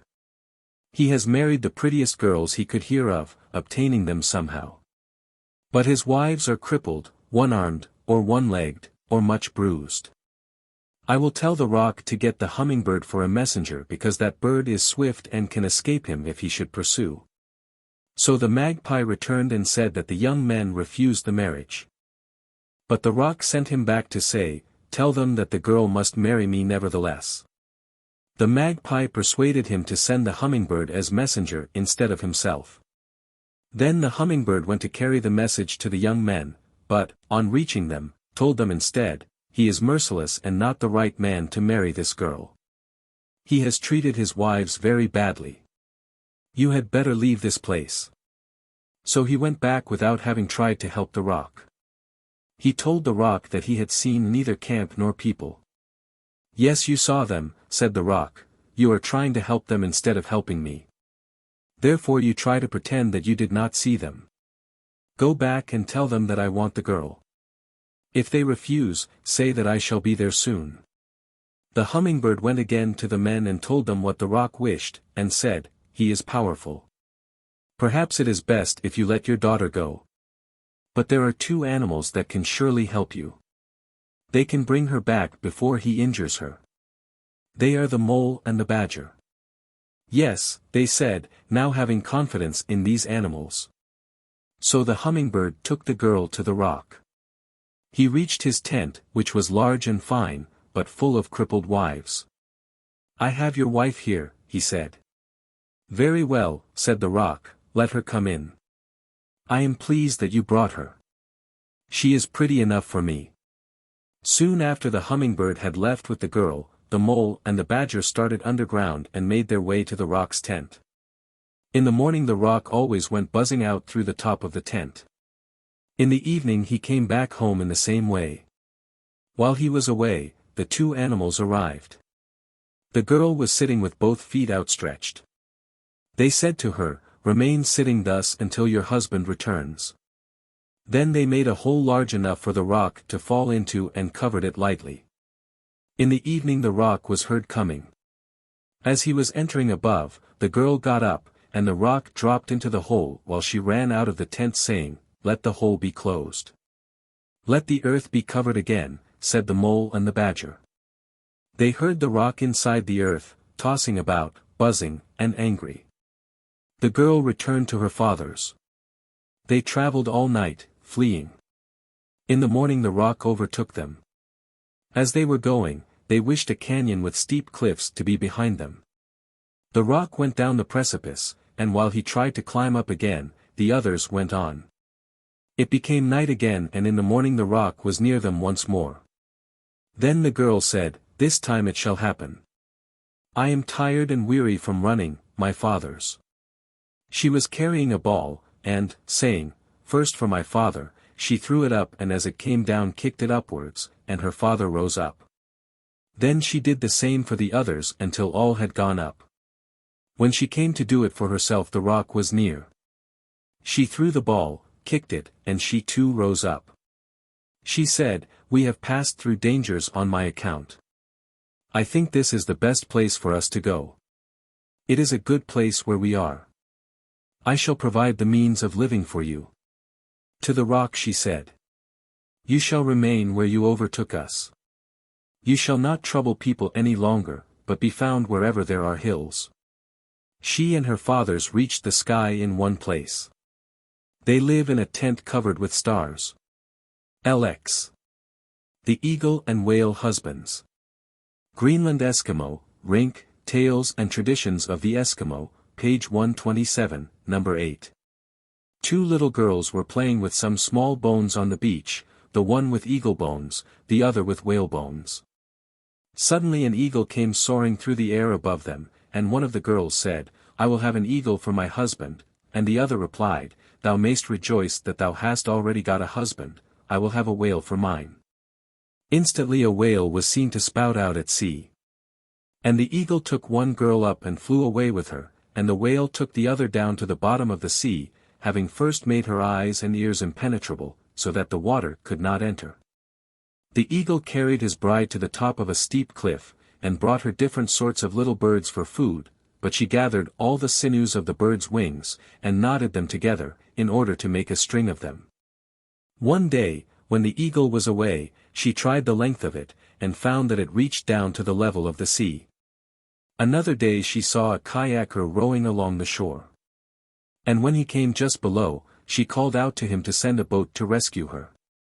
Soon afterwards the boat appeared, and she went sliding down by her string of sinews, and got back to her parents. But the eagle, who missed his mate, soared above the houses beating his wings, and one of the inhabitants of the place cried out to him, "If thou wantest to show thou hast been married into our family, spread out thy wings." But when the eagle did so they shot him through the body. The other girl who had been stolen by the whale was secured to the bottom of the sea by a rope. And when he was at home, she had nothing to do but to sit picking the lice from off his body. She had 2 brothers living close by, and both set about building a boat of immense swiftness, in which they intended to deliver their sister. But when the boat was finished it could not match a bird in speed, and was therefore broken to pieces, and another begun.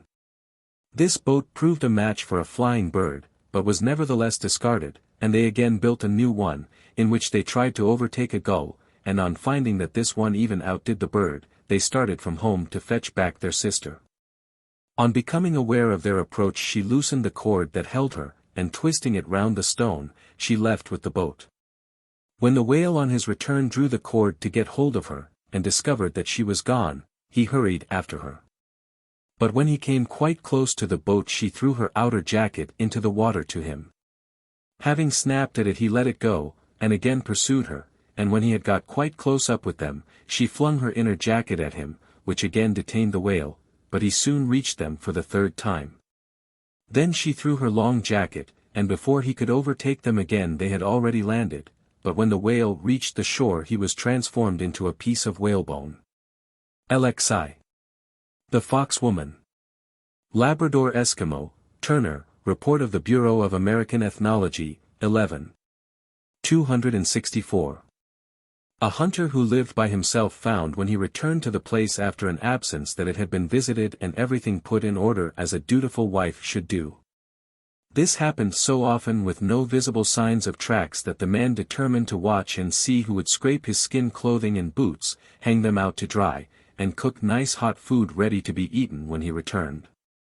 One day he went away as though going off on a hunt, but secreted himself so as to observe the entrance of anything into the house. After a while he saw a fox enter.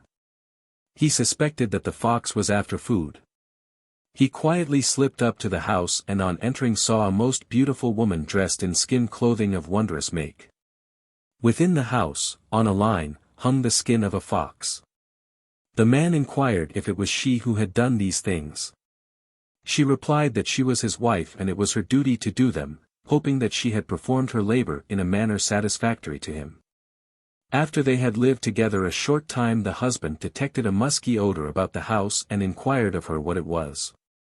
She replied that she emitted the odor and if he was going to find fault with her for it she would leave. She dashed off her clothing and, resuming the skin of the fox, slipped quietly away and has never been disposed to visit a man since that time. 62. The Woman Stolen by Killer Whales. Talton, Tite, Journal of American Folklore, 34, 228, number 35. A man was out fishing and drying halibut, and his wife helped him. One day he felt something very heavy on his hook, and could not pull it up. He tied the line to the thwart of the canoe, and paddled ashore. With much trouble he managed to land the fish on the beach. He called on his wife to kill it quickly, and she dispatched it with her knife. She cut it up and hung it up to dry, as is done with halibut. They did not know what kind of a fish it was. It was quite strange to them, but they thought it might be good food. When the woman had finished her work, she went to the edge of the water to wash her hands. As soon as she put her hands into the water, something seized them and pulled her underneath the sea. She had been taken by the killer whales, who had come to have revenge on the man for killing their friend. The man followed the trail of his wife and her captors under the sea. He came to the house of the fish chief, and asked him if he knew where his wife was. The chief said, "Yes, the killer whales have taken her to be their slave." The man asked the chief if any fish of his company would care to help him get back his wife. The chief asked the fishes if any of them would volunteer, and Shark said he would go. Shark went ahead to Killer Whale's house, and hid the man outside the door. He went in, and saw that the killer whales were about to eat their evening meal. Their chief said, "Make the fire blaze, that we may see well." Shark was standing next to the fire. He jumped up quickly and put much wood on the fire, so that it blazed up. The chief then said, "Someone fetch water." Shark seized the buckets and ran out to draw water. As he came in and was passing the fire, he stumbled purposely, and upset the buckets in the fire, thus causing a dense cloud of ashes and steam to arise. Quickly he caught up the woman, pushed her out into the arms of her husband, who was waiting, and followed them. Shark kept in the rear, and said to the man, "Keep going. If they overtake us, I shall fight them."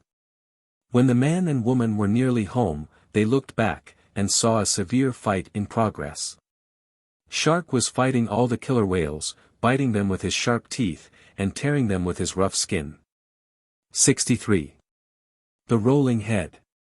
Cheyenne, Kroeber, Journal of American Folklore, 13, 184, number 22.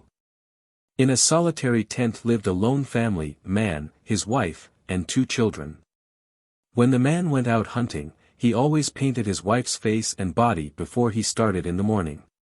His wife went for water to a lake nearby. She always went to the same place. And when she came to the lake, she took off her clothes, as if to bathe. Then a large snake rose out of the lake, after the woman had spoken to it and told it to appear. The snake asked her to come out to him, since her husband had gone away hunting. The woman did as the snake said. Every morning she went to the lake. Her husband brought back meat, and she and the children were glad. The man did not know what happened. He did not know that his wife went after water to the lake and met a large snake. But one day he asked her what made the paint come off her. She said that she took a bath. Next morning he started as if to hunt, but dug a hiding place near the lake to see what his wife did. She came to the shore and called to the snake, "Come, I am waiting." Then he saw a big old snake rise from the water, and ask her if her husband had gone hunting. She answered, "Yes, I am coming." She took off her clothes and entered the lake, and the snake was soon around her. The man had watched them, and now, leaving his hiding place, he jumped on the snake, and with a large knife cut it in pieces and at last killed it. Then he caught his wife and killed her. He cut her up, and took her meat home and gave it to his children. He cooked his wife, and the children unknowingly ate their mother. Then the man said to them, "Tell your mother when she comes home that I went to get more meat which I left hanging on a tree so that the wolves cannot reach it." And he went away. The younger child said, "Our mother is merely teasing us by staying away." But the older girl answered, "Do not say anything against our mother." Then their mother's head came rolling to them. And it said, "I am very sorry that my children have eaten me up." The 2 children ran away, but the head pursued them. At last they were worn out, but their mother's lead still rolled after them. Then the older girl drew a line or mark on the ground, and so deep a hole opened that the head could not cross. The younger girl was very hungry. She said to her sister, "Look at that deer." The older girl looked at the deer, and it fell down dead as if shot. So they ate of it. Then someone was kind to them and helped them, and they lived in a large lodge and had much food of various kinds to eat. 2 large panthers and 2 large black bears guarded them against all wild animals and persons. A camp of people was starving. Neither buffalo nor smaller game could be found. The people heard that the children had abundance of food of all kinds, and they all moved to them. When they arrived, the children invited them, and the various companies came and ate with them. Finally they all went out again. Only the children's father now stayed with them again. But they regretted what he had done to them. So they caused the lions to jump upon their father, and he was killed. 64. The Bear Woman. Blackfoot, Whistler and Duval, Anthropological Papers of the American Museum of Natural History, 2:68, number 6. Once there was a young woman with many suitors, but she refused to marry. She had 7 brothers and 1 little sister. Their mother had been dead many years and they had no relatives, but lived alone with their father. Every day the 6 brothers went out hunting with their father. It seems that the young woman had a bear for her lover and, as she did not want anyone to know this, she would meet him when she went out after wood. She always went after wood as soon as her father and brothers went out to hunt, leaving her little sister alone in the lodge. As soon as she was out of sight in the brush, she would run to the place where the bear lived. As the little sister grew older, she began to be curious as to why her older sister spent so much time getting wood. So one day she followed her. She saw the young woman meet the bear and saw that they were lovers. When she found this out, she ran home as quickly as she could, and when her father returned she told him what she had seen. When he heard the story he said, "So, my elder daughter has a bear for a husband. Now I know why she does not want to marry." Then he went about the camp, telling all his people that they had a bear for a brother-in-law, and that he wished all the men to go out with him to kill this bear. So they went, found the bear, and killed him. When the young woman found out what had been done, and that her little sister had told on her, she was very angry. She scolded her little sister vigorously, then ordered her to go out to the dead bear, and bring some flesh from his paws. The little sister began to cry, and said she was afraid to go out of the lodge, because a dog with young pups had tried to bite her. "Oh, do not be afraid," said the young woman. "I will paint your face like that of a bear, with black marks across the eyes and at the corners of the mouth, then no one will touch you." So she went for the meat. Now the older sister was a powerful medicine woman. She could tan hides in a new way. She could take up a hide, strike it 4 times with her skin scraper and it would be tanned. The little sister had a younger brother that she carried on her back. As their mother was dead, she took care of him. One day the little sister said to the older sister, "Now you be a bear and we will go out into the brush to play." The older sister agreed to this, but said, "Little sister, you must not touch me over my kidneys." So the big sister acted as a bear, and they played in the brush. While they were playing, the little sister forgot what she had been told, and touched her older sister in the wrong place. At once she turned into a real bear, ran into the camp, and killed many of the people. After she had killed a large number, she turned back into her former self. Now, when the little sister saw the older run away as a real bear, she became frightened, took up her little brother, and ran into their lodge. Here they waited, badly frightened, but were very glad to see their older sister return after a time as her true self. Now the older brothers were out hunting, as usual. As the little sister was going down for water with her little brother on her back, she met her 6 brothers returning. The brothers noted how quiet and deserted the camp seemed to be. So they said to their little sister, "Where are all our people?" Then the little sister explained how she and her sister were playing, when the elder turned into a bear, ran through the camp, and killed many people. She told her brothers that they were in great danger, as their sister would surely kill them when they came home. So the 6 brothers decided to go into the brush. One of them had killed a jackrabbit. He said to the little sister, "You take this rabbit home with you. When it is dark, we will scatter prickly pears all around the lodge, except in one place. When you come out, you must look for that place, and pass through." When the little sister came back to the lodge, the elder sister said, "Where have you been all this time?" "Oh, my little brother mussed himself and I had to clean him," replied the little sister. "Where did you get that rabbit?" she asked. "I killed it with a sharp stick," said the little sister. "That is a lie." "Let me see you do it," said the older sister.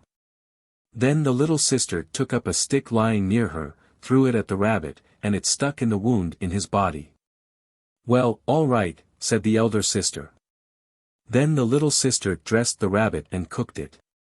She offered some of it to her older sister, but it was refused, so the little sister and her brother ate all of it. When the elder sister saw that the rabbit had all been eaten, she became very angry, and said, now I have a mind to kill you." So the little sister arose quickly, took her little brother on her back, and said, "I am going out to look for wood." As she went out, she followed the narrow trail through the prickly pears and met her 6 brothers in the brush. Then they decided to leave the country, and started off as fast as they could go. The older sister, being a powerful medicine woman, knew at once what they were doing. She became very angry and turned herself into a bear to pursue them. Soon she was about to overtake them, when one of the boys tried his power. He took a little water in the hollow of his hand and sprinkled it around. At once it became a great lake between them and the bear. Then the children hurried on while the bear went around. After a while the bear caught up with them again, when another brother threw a porcupine tail, a hairbrush, on the ground. This became a great thicket, but the bear forced its way through, and again overtook the children. This time they all climbed a high tree. The bear came to the foot of the tree, and, looking up at them, said, "Now I shall kill you all." So she took a stick from the ground, threw it into the tree and knocked down 4 of the brothers. While she was doing this, a little bird flew around the tree, calling out to the children, "Shoot her in the head!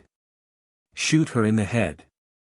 Then one of the boys shot an arrow into the head of the bear, and at once she fell dead. Then they came down from the tree. Now the 4 brothers were dead. The little brother took an arrow, shot it straight up into the air, and when it fell one of the dead brothers came to life. This he repeated until all were alive again. Then they held a council, and said to each other, "Where shall we go? Our people have all been killed, and we are a long way from home. We have no relatives living in the world." Finally they decided that they preferred to live in the sky. Then the little brother said, "Shut your eyes." As they did so, they all went up. Now you can see them every night. The little brother is the North Star. The 6 brothers and the little sister are seen in the Great Dipper. The little sister and eldest brother are in a line with the North Star. The little sister being nearest it because she used to carry her little brother on her back. The other brothers are arranged in order of their age, beginning with the eldest. This is how the 7 stars, Ursa Major, came to be. LXV the Dog Husband. Quinault, Farrand, Jessup North Pacific Expedition, 2, 127, number 17. A long time ago, in a certain village there lived a young girl who had a dog of which she was very fond. She took the dog with her wherever she went, and at night, as was a common custom at that time with young girls, the dog slept at the foot of the bed. Every night he would change into human form and lie with the girl, and in the morning, before it was light, would turn back again into his dog shape, so no one knew anything about it. After a time she became pregnant. And when her parents found it out and knew that the dog was the cause, they were greatly ashamed, and calling the people together they tore down the house, put out all the fires, and moved away from the place, leaving the girl to die. But Crow had pity on her, and, taking some coals, she placed them between 2 clam shells, and told the girl secretly that after a time she would hear a crackling, and to go to the spot and she would find fire. So the girl was left alone, for the people had all gone a long way across the water. She sat still for a long time, listening for the crackling, and when she finally heard it she went to the place and found the fire as Crow had said. Not long after this she gave birth to 5 dog pups, but as her father had killed the dog, her lover, she had to look after them by herself, and the only way she could live and care for them was to gather clams and other shellfish on the beach. There were 4 male pups and 1 female, and with the care their mother gave them, they grew very fast. Soon she noticed that whenever she went out, she heard a noise of singing and dancing, which seemed to come from the house, and she wondered greatly. For times she heard the noise and wondered, and when, on going out again, she heard it for the 5th time, she took her clam digger and stuck it in the sand, and put her clothes on it to make it look as if she were busy gathering clams. Then she stole back by a roundabout way, and creeping close to the house peeped in through a crack to see what the noise might be. There she saw 4 boys dancing and singing, and a little girl watching the place where the mother was supposed to be digging clams. The mother waited a moment and watched, and then coming in she caught them in human form, and scolded them, saying that they ought to have had that form in the first place, for on their account she had been brought to shame before the people. At this the children sat down and were ashamed. And the mother tore down the dog blankets which were hanging about, and threw them into the fire. So they remained in human form after this. And as soon as they were old enough she made little bows and arrows for the boys, and taught them how to shoot birds, beginning with the wren, and working up to the largest. Then she taught them to make large bows and arrows, and how to shoot fur animals, and then larger game, up to the elk. And she made them bathe every day to try to get tamnus for catching whales, and after that they hunted the hair seal to make floats of its skin. And the mother made harpoons for them of elk bone, and lines of twisted sinews and cedar, and at the end of the line she fastened the sealskin floats. And when everything was ready, the boys went out whaling and were very successful, and brought in so many whales that the whole beach stank with them. Now, Crow noticed one day, from far across the water, a great smoke rising from where the old village had stood, and that night she came over secretly to see what it all meant. And before she neared the beach, she smelled the dead whales, and when she came up she saw the carcasses lying all about, and there were so many that some of them had not yet been cut up. When she reached the house, she found the children grown up. And they welcomed her and gave her food, all she could eat, but gave her nothing to take back, telling her to come over again if she wanted more.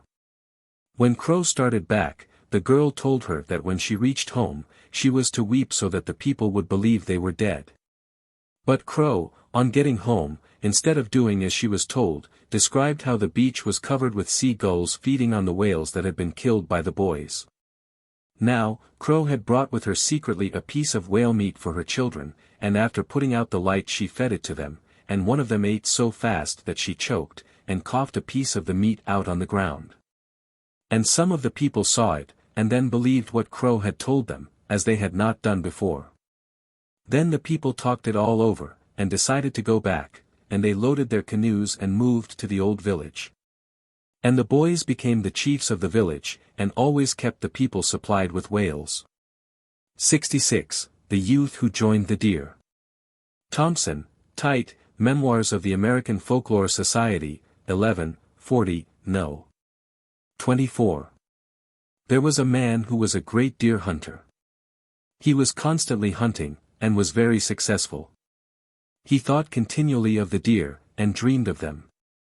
They were as friends to him. Probably they were his Manitou. He had 2 wives, one of whom had borne him no children, while the other one had borne a male child.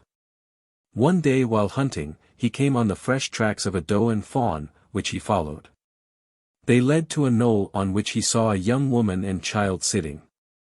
The tracks led directly to them. He was surprised, and asked the woman if she had seen any deer pass. She answered, no. He walked on, but could not find the tracks. On his return, he said to the woman, you must have seen the deer, the tracks seem to disappear where you are, and they are very fresh. The woman laughed, and said, you need not trouble yourself about the tracks. For a long time I have loved you and longed for you. Now you shall go with me to my house. They walked on together, and the hunter could not resist the attraction of the woman, nor help following her. As he went along, he thought, it is not well that I am acting thus. My wives and my child are at home awaiting me. The woman knew his thoughts at once, and said, you must not worry or think that you are doing wrong. You shall be my husband, and you will never regret it. After the two had traveled a long way, they reached a hilly country. Then the man saw an entrance which seemed to lead underground. When they had gone some distance underground, they found themselves in a large house full of people who were just like Indians. They were of both sexes and all ages. They were well dressed in clothes of dressed skin, and wore deerskin robes. They seemed to be very amiable and happy. As the travelers entered, some of the people said, our daughter has brought her husband. That night the woman said to the hunter, you are my husband, and will sleep with me. You may embrace me, but you must not try to have intercourse with me. You must not do so before the rutting season. Then you may also go with my sisters. Our season comes but once a year, and lasts about a month. During the rest of the year we have no sexual connections. The hunter slept with his new wife. On the following day the people said, "Let our son-in-law hunt. He is a great hunter. Let him get meat for us. We have no more meat." The hunter took his bow and arrows and went hunting. 2 young deer, his brothers-in-law, ran ahead and stood on a knoll. Presently the hunter saw them, and killed both of them. He cut them up and carried them home, leaving nothing but their manure. The chief had told him in the morning to be careful and not to throw away any part of the game. Now the people ate and were glad. They saved all the bones and put them away in one place. They said to the hunter, "We always save every bone." When the deer were eaten, the bones were wrapped in bundles, and the chief sent a man to throw them into the water. He carried the bones of the 2 deer that the hunter had killed, and of another one that the people were eating when the hunter first arrived. The hunter had missed his 2 brothers-in-law, and thought they were away hunting. When the man who had carried the bones away returned, the 2 brothers-in-law and another man were with him. They had all come to life when their bones were thrown into the water. Thus these deer people lived by hunting and killing each other and then reviving. The hunter lived with his wife and her people, and hunted whenever meat was required. He never failed to kill deer, for some of the young deer were always anxious to be killed for the benefit of the people. At last the rutting season came on, and the chief put the body of a large old buck on the hunter, and so transformed him into a buck. He went out with his wife and felt happy. Some other younger bucks came and beat him off and took his wife. He did not like others to have his wife, therefore he went home and felt downcast. That night the people said, "What is the matter with our son-in-law, that he does not speak?" Someone said, "He is downcast because a young man took his wife." The chief said, "Do not feel sad. We shall give you ornaments tomorrow which will make you strong, and then nobody can take your wife away from you." On the following morning he put large antlers on him, and gave him the body of a buck in its prime. That day the hunter beat off all the rival bucks, and kept his wife and also all her sisters and cousins for himself. He hurt many of his brothers-in-law in fighting. The deer people had shamans who healed the wounds of those hurt in battle, and they were busy throughout the rutting season. In this way they acted until the end of the rut, and the hunter was the champion during the whole season. In due time his wife gave birth to a son. When the latter was growing up, she said, "It is not fair to your people that you live entirely with my people. We should live with them for a while." She reduced a large quantity of deer fat to the size of a handful.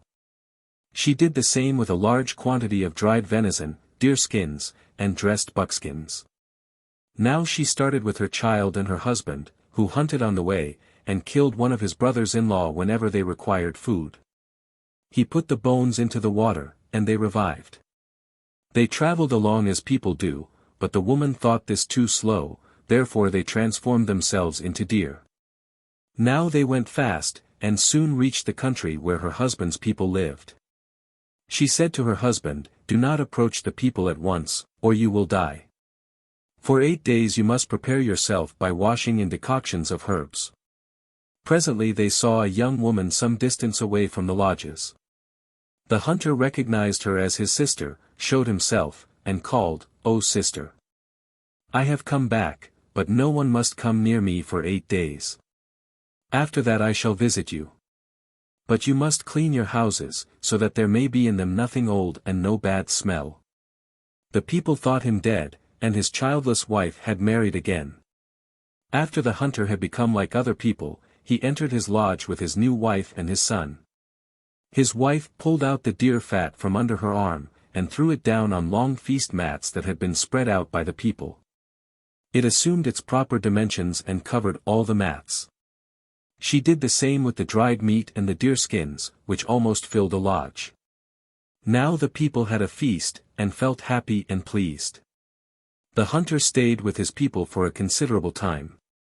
Whenever they wanted fresh meat, he gave his bow and arrows to his son and told him to hunt. The youth always took with him his half-brother, the son of his father by his Indian wife. They killed deer, for the deer were the boy's relatives and were willing to be killed. They threw the bones into the water, and the deer came back to life. The deer boy taught his half-brother how to hunt and shoot deer, how to hold his bow and arrows so that he would not miss, how to cut up and preserve the meat. And he admonished him always to throw the bones into the water, so that the deer might revive. Finally the deer woman said to her husband, "We have been here now for a long time. Let us return to my people." She invited the people to accompany them, but they said they had not a sufficient number of moccasins to undertake the long journey. The woman then pulled out a parcel of dressed skins, threw it on the ground, and it became a heap of fine skins for shoes. All the women worked night and day making moccasins, and soon they were ready to start. The first day of the journey the hunter said to his wife, "Let us send our son out, and I will shoot him." He hunted, and brought home a young deer, which the people ate. They missed the deer boy, and wondered where he had gone. At night the hunter threw the bones into the water, and the boy came to life. On the next day the hunter's wife went out, and he killed her and fed the people. They missed her, and wondered where she had gone. At night he threw the bones into the water, and she came to life. She told her husband it would be better not to continue to do this, because the people were becoming suspicious and would soon discover what they were doing. She said, "After this kill your brothers-in-law." The people traveled slowly, for there were many, and the hunter killed deer for them every day. After many days they reached the deer people's house. They were well received. After a time they made up their minds to return, and the deer boy said he would return with his half-brother's people, and hunt for them on the way, so that they might not starve. He accompanied them to their country, and never returned. He became an Indian and a great hunter. From him the people learned how to treat deer. He said to them, "When you kill deer, always see to it that the bones are not lost. Throw them into the water. Then the deer will come to life. A hunter who does this pleases the deer. They have affection for him, are not afraid of him, and do not keep out of his way, for they know that they will return to life whenever they give themselves into his power. The deer will always remain plentiful, because they are not really killed. If it is impossible to throw the bones into water, then burn them. Then the deer will really die, but they will not find fault with you. If a man throws deer bones about, and takes no care of them, if he lets the dogs eat them, and people step on them, then the deer will be offended and will help him no more. They will withhold themselves, and the hunter will have no luck in hunting. He will become poor and starve. The hunter never returned to the people. He became a deer. Chapter 7. Miscellaneous Tales. 67. The Deserted Children. Gros-Ventre, Kroeber, Anthropological Papers of the American Museum of Natural History, I. 102, number 26. There was a camp. All the children went off to play. They went to some distance. Then one man said, "Let us abandon the children. Lift the ends of your tent poles and travois when you go, so that there will be no trail." Then the people went off. After a time the oldest girl amongst the children sent the others back to the camp to get something to eat. The children found the camp gone, the fires out, and only ashes about. They cried, and wandered about at random. The oldest girl said, "Let us go toward the river." They found a trail leading across the river, and forded the river there. Then one of the girls found a tent pole. As they went along, she cried, "My mother, here is your tent pole." "Bring my tent pole here," shouted an old woman loudly from out of the timber. The children went towards her. They found that she was an old woman who lived alone. They entered her tent. At night they were tired. The old woman told them all to sleep with their heads toward the fire. Only one little girl who had a small brother pretended to sleep, but did not. The old woman watched if all were asleep. Then she put her foot in the fire. It became red hot. Then she pressed it down on the throat of one of the children, and burned through the child's throat. Then she killed the next one and the next one. The little girl jumped up, saying, "My grandmother, let me live with you and work for you." I will bring wood and water for you. Then the old woman allowed her and her little brother to live. Take these out, she said. Then the little girl, carrying her brother on her back, dragged out the bodies of the other children. Then the old woman sent her to get wood. The little girl brought back a load of cottonwood. When she brought it, the old woman said, "That is not the kind of wood I use. Throw it out. Bring another load." The little girl went out and got willow wood. She came back, and said, "My grandmother, I have a load of wood." "Throw it in," said the old woman. The little girl threw the wood into the tent. The old woman said, "That is not the kind of wood I use. Throw it outside. Now go get wood for me." Then the little girl brought birch wood, then cherry, then sagebrush, but the old woman always said, "That is not the kind of wood I use," and sent her out again. The little girl went. She cried and cried. Then a bird came to her and told her, "Bring her ghost ropes, for she is a ghost." Then the little girl brought some of these plants, which grow on willows. The old woman said, "Throw in the wood which you have brought." The little girl threw it in. Then the old woman was glad. "You are my good granddaughter," she said. Then the old woman sent the little girl to get water. The little girl brought her river water, then rain water, then spring water. But the old woman always told her, "That is not the kind of water I use. Spill it." Then the bird told the little girl, "Bring her foul, stagnant water, which is muddy and full of worms. That is the only kind she drinks." The little girl got the water, and when she brought it the old woman was glad. Then the little boy said that he needed to go outdoors. "Well, then, go out with your brother, but let half of your robe remain inside of the tent while you hold him." Then the girl took her little brother out, leaving half of her robe inside the tent. When she was outside, she stuck an awl in the ground. She hung her robe on this, and, taking her little brother, fled. The old woman called, "Hurry." Then the awl answered, "My grandmother, my little brother is not yet ready." Again the old woman said, "Now hurry." Then the awl answered again, "My little brother is not ready." Then the old woman said, "Come in now, else I will go outside and kill you." She started to go out, and stepped on the awl. The little girl and her brother fled, and came to a large river. An animal with 2 horns lay there. It said, "Louse me."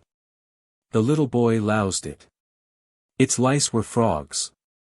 "Catch 4, and crack them with your teeth," said the water monster.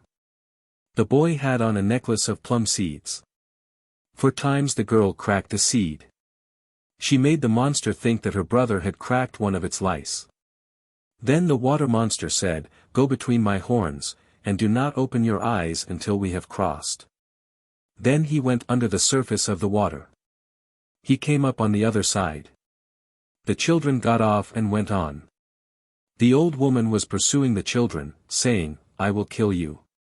You cannot escape me by going to the sky or by entering the ground." She came to the river. The monster had returned, and was lying at the edge of the water. "Louse me," it said.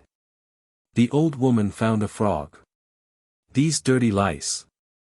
I will not put them into my mouth," she said, and threw it into the river. She found 3 more, and threw them away. Then she went on the water monster. He went under the surface of the water, remained there, drowned her, and ate her. The children went on. At last they came to the camp of the people who had deserted them. They came to their parents' tent. "My mother, here is your little son," the girl said. "I did not know that I had a son," their mother said. They went to their father, their uncle, and their grandfather. They all said, "I did not know I had a son, I did not know I had a nephew, I did not know I had a grandson." Then a man said, "Let us tie them face to face, and hang them in a tree and leave them." Then they tied them together, hung them in a tree, put out all the fires, and left them. A small dog with sores all over his body, his mouth, and his eyes, pretended to be sick and unable to move, and lay on the ground. He kept a little fire between his legs, and had hidden a knife. The people left the dog lying. When they had all gone off, the dog went to the children, climbed the tree, cut the ropes, and freed them. The little boy cried and cried. He felt bad about what the people had done. Then many buffalo came near them. "Look at the buffalo, my brother," said the girl. The boy looked at the buffalo, and they fell dead. The girl wondered how they might cut them up. "Look at the meat, my younger brother," she said. The boy looked at the dead buffalo, and the meat was all cut up. Then she told him to look at the meat, and when he looked at it, the meat was dried. Then they had much to eat, and the dog became well again. The girl sat down on the pile of buffalo skins, and they were all dressed. She folded them together, sat on them, and there was a tent. Then she went out with the dog and looked for sticks. She brought dead branches, broken tent poles, and rotten wood. "Look at the tent poles," she said to her brother. When he looked, there were large straight tent poles, smooth and good. Then the girl tied 3 together at the top, and stood them up, and told her brother to look at the tent. He looked, and a large fine tent stood there. Then she told him to go inside and look about him. He went in and looked. Then the tent was filled with property, and there were beds for them, and a bed also for the dog. The dog was an old man. Then the girl said, "Look at the antelopes running, my brother." The boy looked, and the antelopes fell dead. He looked at them again, and the meat was cut up and the skins taken off. Then the girl made fine dresses of the skins for her brother and herself and the dog. Then she called as if she were calling for dogs, and 4 bears came loping to her. "You watch that pile of meat, and you this one," she said to each one of the bears. The bears went to the meat and watched it. Then the boy looked at the woods, and there was a corral full of fine painted horses. Then the children lived at this place, the same place where they had been tied and abandoned. They had very much food and much property. Then a man came and saw their tent and the abundance they had, and went back and told the people. Then the people were told, "Break camp and move to the children, for we are without food." Then they broke camp and traveled, and came to the children. The women went to take meat, but the bears drove them away. The girl and her brother would not come out of the tent. Not even the dog would come out. Then the girl said, "I will go out and bring a wife for you, my brother, and for the dog, and a husband for myself." Then she went out, and went to the camp and selected 2 pretty girls and 1 good-looking young man, and told them to come with her. She took them into the tent, and the girls sat down by the boy and the old man, and the man by her. Then they gave them fine clothing, and married them. Then the sister told her brother, "Go outside and look at the camp." The boy went out and looked at the people, and they all fell dead. 68. The princess who rejected her cousin. Tsimshian, Boaz, Report of the Bureau of American Ethnology, 31, 185, No.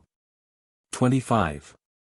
There was a custom among our people that the nephew of the chief had to marry the chief's daughter, because the tribe of the chief wanted the chief's nephew to be the heir of his uncle and to inherit his place after his death. This custom has gone on, generation after generation, all along until now, and the places of the head men have thus been inherited.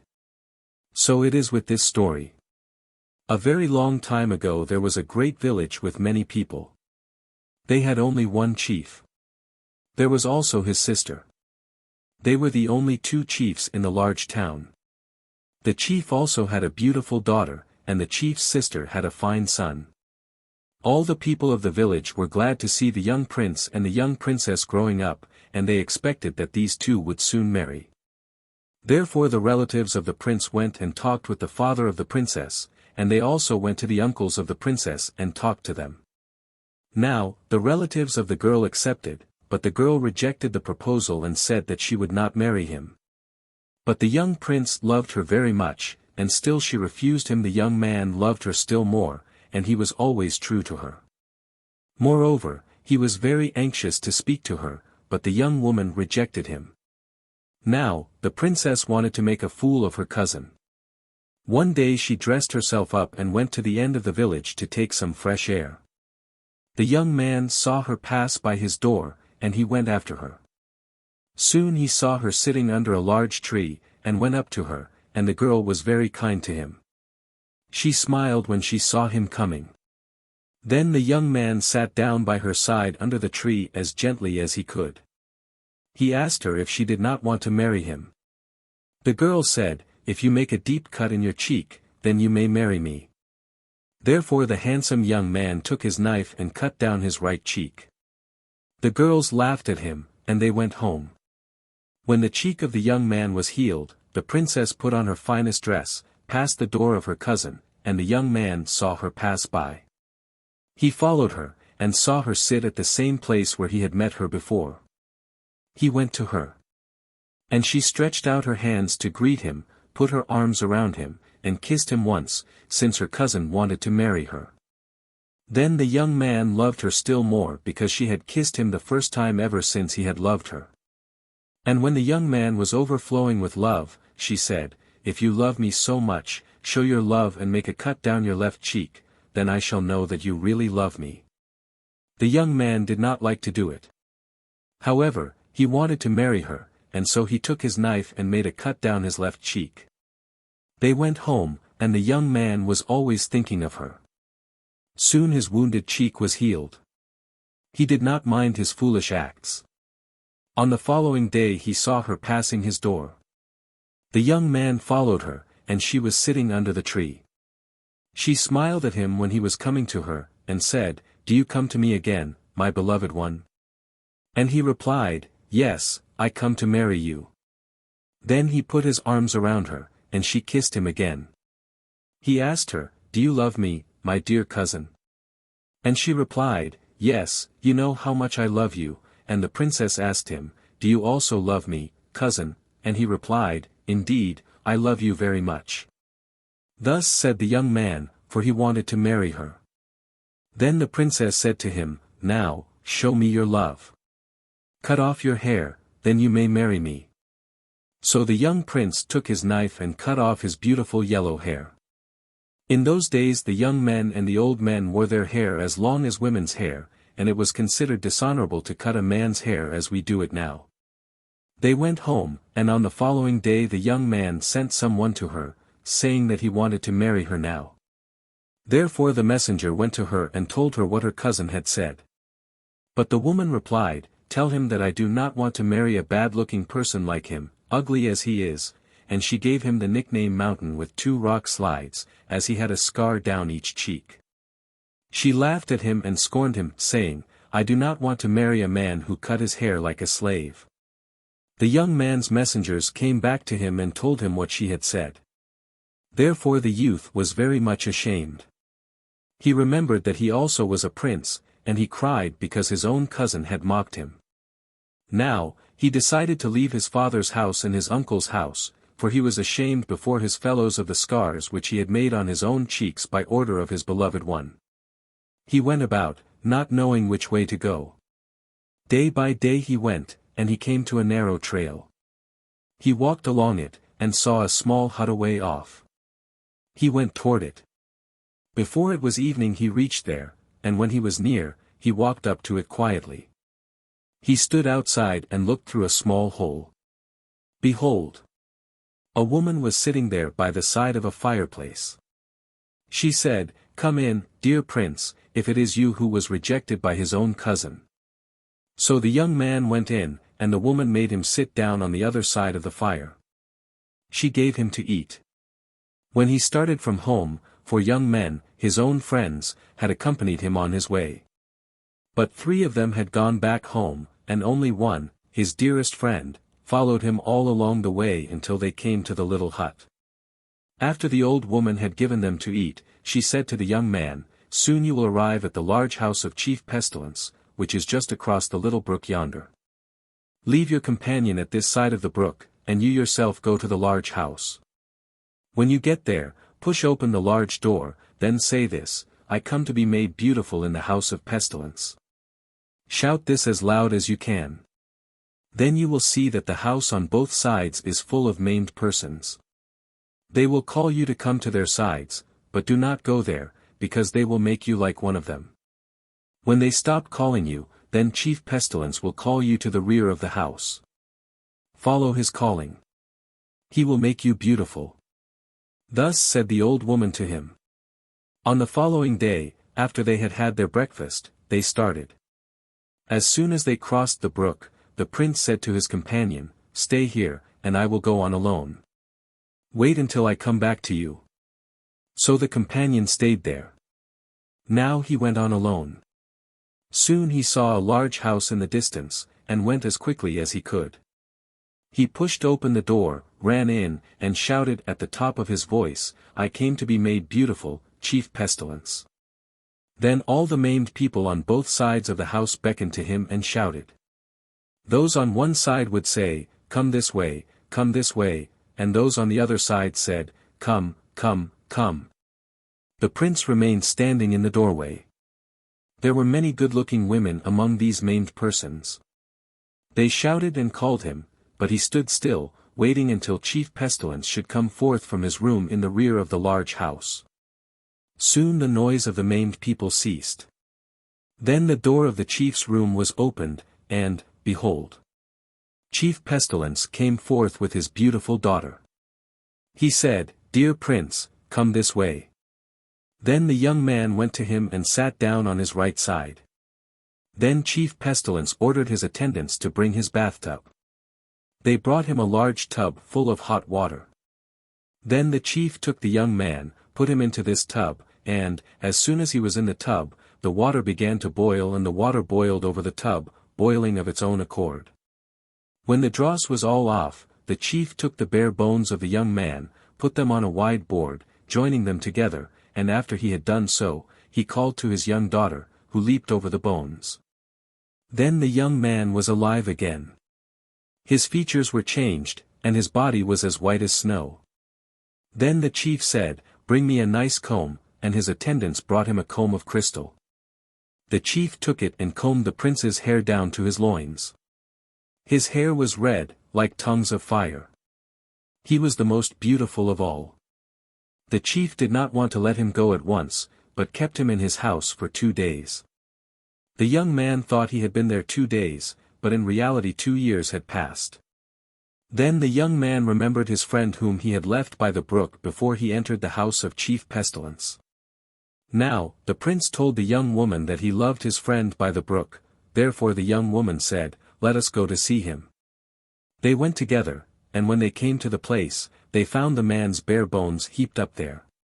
Therefore the young prince wept, but the young woman commanded him to take the bare bones to her father's house.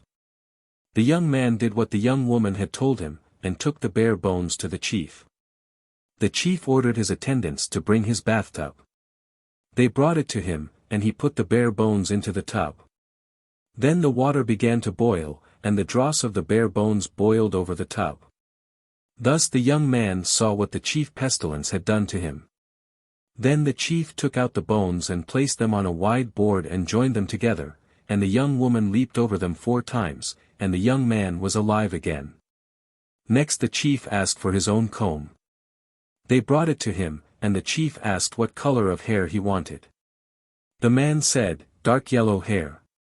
He also asked him how long he wanted it, and the man said, "Right down to the knee." So the chief combed his hair down to his knees, and this man was lighter color than the other. Now they started for home. It was not many days before they arrived at their home. The prince looked like a supernatural being, and his friend too was handsomer than any of the other people. They came and visited them. And all the people talked about these 2 men who had just come back from the house of Chief Pestilence, who had transformed them and given them great beauty. The young people coveted their beauty, and they questioned them one day to know how far the house of Chief Pestilence was from their village. Then the prince's friend told them that it was not very far away. "Now, let us go back to the princess who years ago had refused to marry her own cousin." She was very anxious to see her cousin who had just come home from the house of Chief Pestilence. People were talking about it, that he was more beautiful than any other person in the village. And she heard the people say that he looked like a supernatural being. Therefore the young woman tried hard to see him. One day the chief, the father of the princess, invited his nephew to his house. The prince went with some of the chief's head men, and as soon as the prince entered his uncle's house, the young princess looked at him. Oh, how fine he looked! And more beautiful than any of the people. Then she tried to make her rejected cousin turn and look at her, but the young man took no notice of her courting. His hair was like fire, and his face shone like the rays of the sun. Now, the young woman came down from her room, and walked to and fro behind the guests, laughing and talking, trying to make the beautiful prince look at her, but he took no notice of her. As soon as the feasting was over, he arose and went home, and the young princess felt full of sorrow. The following day she sent her maid to call the beautiful prince. When the girl came to him and told him what her mistress had said to the prince, he did not answer a word, and the maid went back to her mistress and told her that the prince would not answer her a word. She sent to him again. And when the girl came to him, she told him that her mistress wanted him to come and see her. But he said to the girl, "Go and tell her that she rejected me then, so I will not go to her now." Then the girl went and told her mistress what the prince had said. The princess sent her girl again. "Go and tell him that I will do whatever he desires me to do." She went and told him what her mistress had said. "My mistress says that whatever you desire her to do she will do." Then the prince said to the girl, "Go and tell her that I desire her to cut down her right cheek, and I will come and be her guest." Therefore the girl went and told her mistress what the prince had said. So the princess took her knife and cut down her right cheek. She said to her maid, "Go and tell him that I will do whatever he wants me to do." She went and told the prince what her mistress had done. Again the beautiful prince said, "Just tell her to cut down her other cheek, and then I will come and see her." So she went and told her mistress, and thereupon the princess cut her left cheek. Again she sent her maid, who went to him and told him. This time he said, "Let her cut her hair, then I will go to her." She went and told her, and the princess took her knife and shaved off her hair, and she sent her hair to him. The maid took it to the prince, but when the prince saw the hair, he refused to accept it. "Don't bring it near me. It is too nasty. Take it back to your mistress and tell her that I don't want to see the ugly scars on her cheeks and her ugly shaved hair. It is too nasty for me." Then he left, and laughed louder and louder, mocking her. And the girl returned to her mistress very sad. She came slowly, and her mistress asked her, "My dear, what tidings do you bring?" Then she told her mistress how scornfully he had spoken of the ugly scars on her cheeks, and of her shaving her hair, and that everybody had been laughing at her, and that every one had heard him mocking her. Then the young princess was very much ashamed. She set out with her maid, and walked along crying. She wanted to hang herself, but her maid talked to her and comforted her all the way. They went on and on, trying to go to the house of Chief Pestilence. Her heart took courage, for she hoped to get there and ask Chief Pestilence to make her beautiful. They went on, and passed many mountains and rivers and valleys, and reached the edge of a large plain. There they met a man, who asked them which way they intended to go. And the princess told him that they intended to go to the house of Chief Pestilence. She passed by him, and did not look at him, for she was ashamed to let anyone look at her. Soon they saw a large house in the distance. They went toward it. And when they reached the door, they went right in and shouted as they stood in the doorway, "We come to the house of Chief Pestilence to be made beautiful." Then all the maimed people on both sides of the house called to them, "Come, come, come." And those on the other side shouted, "This way, this way, this way," and the princess went to those who called her to come, and the other one went to those who shouted, "This way." Then the maimed people fell on the princess, broke her backbone, and made her lame. They turned her head to one side, and broke one of her arms. And those on the other side plucked out one of the eyes of her maid, tore up one side of her mouth, and scratched the two women all over their bodies, and then threw them outside. There they lay wounded, and nobody came to help them. The princess was more severely injured than her maid. When the maid felt a little better, she saw her mistress lying there with wounds all over her body. She went to her, and saw how she was bruised. They were both in great distress, and the princess was groaning. So her maid helped her up and led her home. They spent many days coming down, and finally arrived at their home. Then she lay in bed, and finally died. 69. The Fatal Swing. Osage, Dorsey, Field Museum, Anthropological Series, 7, 26, number 22. Once there was a man living by the big water. He was a deer hunter. He would go out and kill wild turkeys and bring them in. Finally his mother-in-law fell in love with him. There was a swing by the water, and the old woman and her daughter would swing across it and back. After a while, the old woman partially cut the rope, so that it would break. While the husband was out hunting one day, the old woman said to her daughter, "Let us go to the swing, and have some fun." The old woman got in first, and swung across the water and back. Then the girl got in the swing and she swung across all right, but when she was halfway back, the rope broke in two, and the girl fell into the water and was drowned. The old woman went home and got supper for her son-in-law. The man came in just at dark, and he missed his wife, and said, "Mother-in-law, where is my wife?" The old woman said, "She has gone to the swing, and has not yet returned." The old woman began to prepare supper for her son-in-law. The man said, "Do not give me any supper." So he started to cry.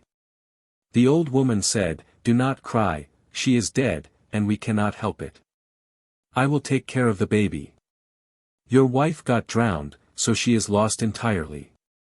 The man cut off his hair and threw his leggings away and his shirt, and was mourning for his wife. He would go out, and stay a week at a time without eating. He became very poor. Finally he said he was going off to stay several days. That he could not help thinking of his wife.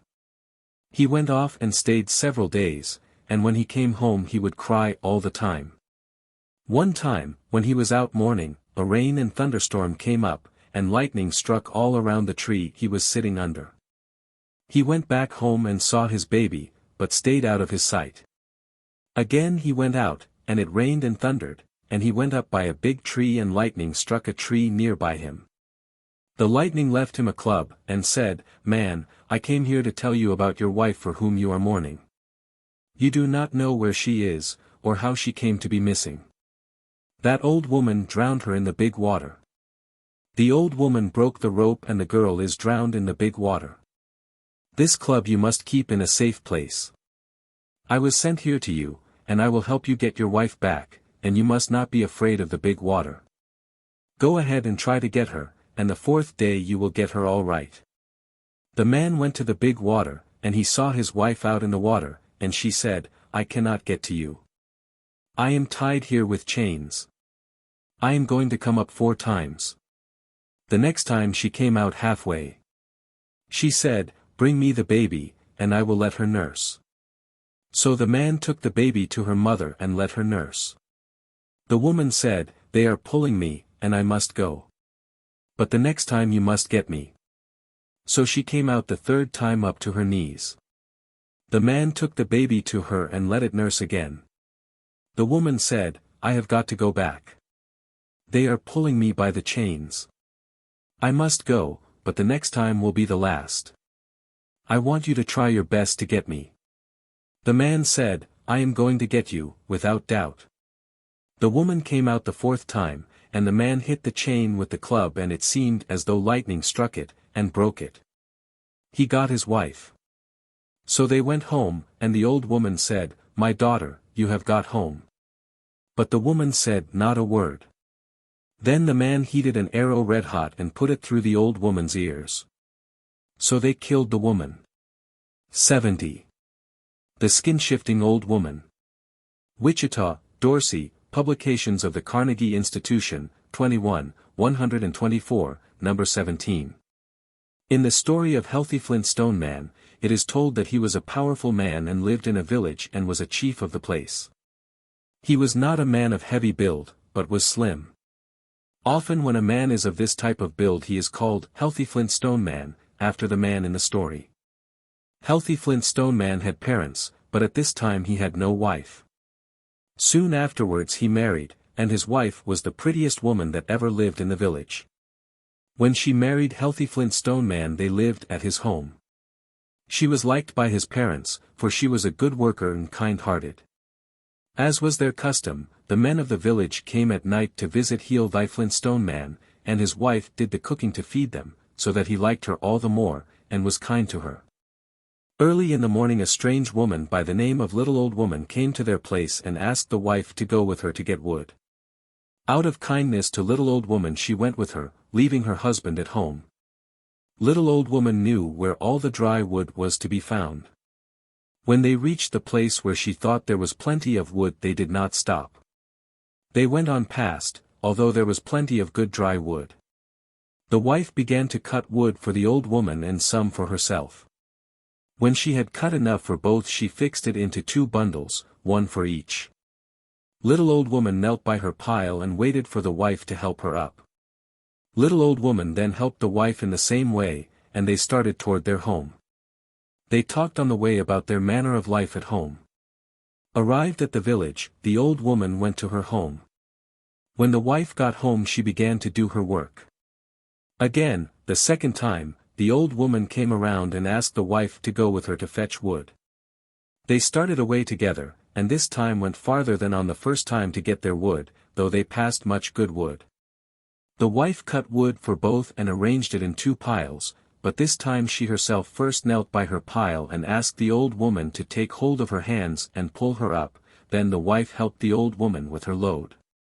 They returned home, and on the way the old woman said to the wife, "If you will go with me to fetch wood for the 4th time I shall need no more help from you." They again went far beyond where any other women had gone to get wood. When they got to the village they parted. The wife wondered why the old woman came to her for help. She found the men passing the time talking of the past as usual. She kept on doing her duty day after day. The 3rd time the old woman came for the wife to ask her to help her fetch wood, as she was all out of it again. Again they went out, and this time they went still further for the wood, and now they were getting a long way from the village. The wife cut wood and arranged it in 2 bundles, one for each of them to carry. This time it was the old woman's turn first to be helped up with the wood. They helped each other, and on the way home the old woman told the wife that they had only once more to go for wood, and the work would all be done. She always seemed thankful for the help she received. They reached the village and went to their homes. The wife found her men as usual, and commenced to do her work. After the men were through eating they went home, though some stayed late in the night. Finally the old woman came the 4th time to ask the wife to go with her and help her fetch some wood. This time they went about twice as far as they had gone the 3rd time from the village. When the old woman thought they were far enough they stopped, and the wife began cutting wood for both of them. When she had cut enough she arranged it in 2 bundles. Now it was the wife's turn to be helped up with the wood, but the old woman refused to do it as usual and told her to go ahead and kneel by the bundle of wood. The wife refused. Now, each tried to persuade the other to kneel first against the bundle of wood. The old woman finally prevailed, and the wife knelt against the wood, and as she put her robe around her neck the old woman seemed pleased to help her, but as the old woman was fixing the carrying rope she tightened them. After slipping them around the wife's neck until the wife fell at full length, as though dying. The old woman sat down to rest, as she was tired from choking the wife. Soon she got up and untied the wife. Now, they were in the thick timber, and there was flowing water through it. After the old woman had killed the wife she blew into the top of her head and blew the skin from her, hair and all. This she did because she envied the wife her good looks, since the wife was the best-looking woman in the village, and her husband was good-looking and well thought of by all the prominent men. And the old woman wanted to be treated as well as the wife had been treated. Then the old woman began to put on the wife's skin, but the wife was a little smaller than the old woman, though the old woman managed to stretch the skin and drew it over her, fitting herself to it. Then she smoothed down the skin until it fitted her nicely. She took the wife's body to the flowing water and threw it in, having found a place that was never visited by anyone, and that had no trail leading to it. She then went to her pile of wood and took it to her home. She found the men visiting the chief. The chief did not discover that she was not his wife. The old woman knew all about the former wife's ways, for she had talked much with her when they were coming home with the wood, and she had asked the wife all sorts of questions about her husband. She understood how the men carried on at the chief's place. The wife had told the chief that the old woman had said that they were to go for wood 4 different times, and the last time being the 4th time, he supposed it was all over and his wife had got through with the old woman. So, as the old woman was doing his wife's duty, he thought her to be his wife until the time came when the skin began to decay and the hair to come off. Still there were big crowds of men around, and the old woman began to be fearful lest they would find her out. So she made as if she were sick. The chief tried to get a man to doctor her, but she refused to be doctored. Finally he hired a servant to doctor her. This was the man who always sat right by the entrance, ready to do errands or carry announcements to the people. His name was Buffalo Crowman. He had a dark complexion. The old woman began to rave at his medicine working. He began to tell who the old woman was, saying that there was no need of doctoring her, that she was a fraud and an evil spirit. And that she had become the wife of the chief through her bad deeds. The old woman told the chief not to believe the servant, and that he himself was a fraud and was trying to get her to do something wrong. The servant then stood at the feet of the old woman and began to sing. Then over her body he went and jumped at her head. Then he commenced to sing again, first on her left side, then on her right. He sang the song 4 times, and while he was doing this the decayed hide came off from her. The servant told the men to take her out and take her life for what she had done to the chief's wife, telling how she had fooled the chief. They did as they were told. The servant told the men he had suspected the old woman when she had come around to get the wife to go after wood with her. That when going after wood they always went a long distance, so that no one could observe them, but that he had always flown very high over them. So they could not see him, and had watched them. That on the 4th time they went for wood he had seen the old woman choke the wife with the wife's rope, how the old woman had secured the whole skin of the wife and had thrown her body into the flowing water. He told the men where the place was, and directed them there the next day. The men went to their homes, feeling very sad for the wicked thing the old woman had done. On the next day the chief went as directed, and he came to a place where he found a pile of wood that belonged to his former wife. He went to the place where he supposed his wife to be. He sat down and commenced to weep. There he stayed all night and the next day. He returned to his home, but he could not forget the occurrence. So he went back again and stayed another night and again returned home. The chief was full of sorrow. He went back to the place the 3rd time, and when he got there he sat down and commenced to weep. Again he stayed all night, and early next morning it was foggy and he could not see far. While he sat and wept he faced the east, and he was on the west side of the flowing waters, so that he also faced the flowing water wherein his wife's body was thrown. He heard someone singing, but he was unable to catch the sound so that he could locate the place where the sound came from. He finally discovered that it came from the flowing water. He went toward the place and listened, and indeed it was his wife's voice, and this is what she sang. Woman having powers in the water. Woman having powers in the water. I am the one you seek. I am here in the water. As he went near the river he saw in the middle of the water his wife standing on the water.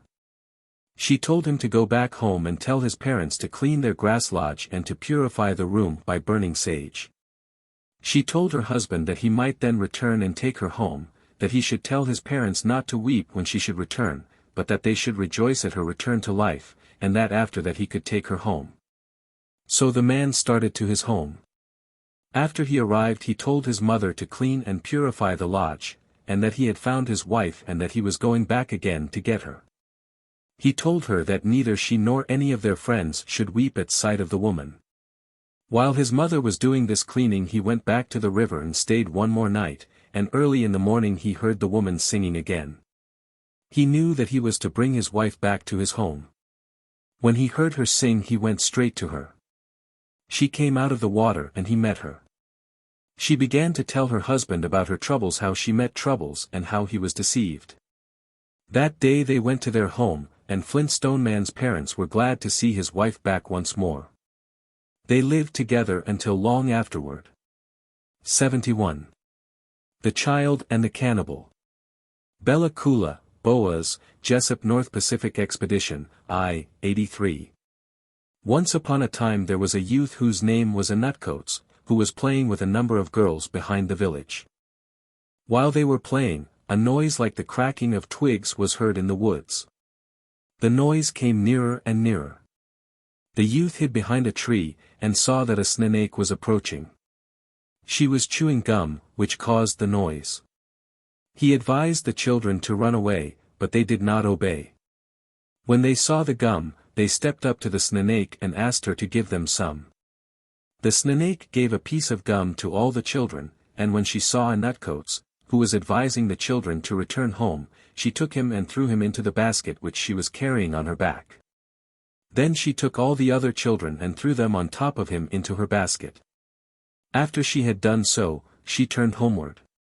Then Nutcoats whispered to the girls to take off their cedar bark blankets, and to escape through a hole that he was going to cut in the basket. He took his knife, cut a hole in the bottom of the basket, and fell down. The girls also fell down one by one until only one of them was left. All the children returned home and told their parents what had happened.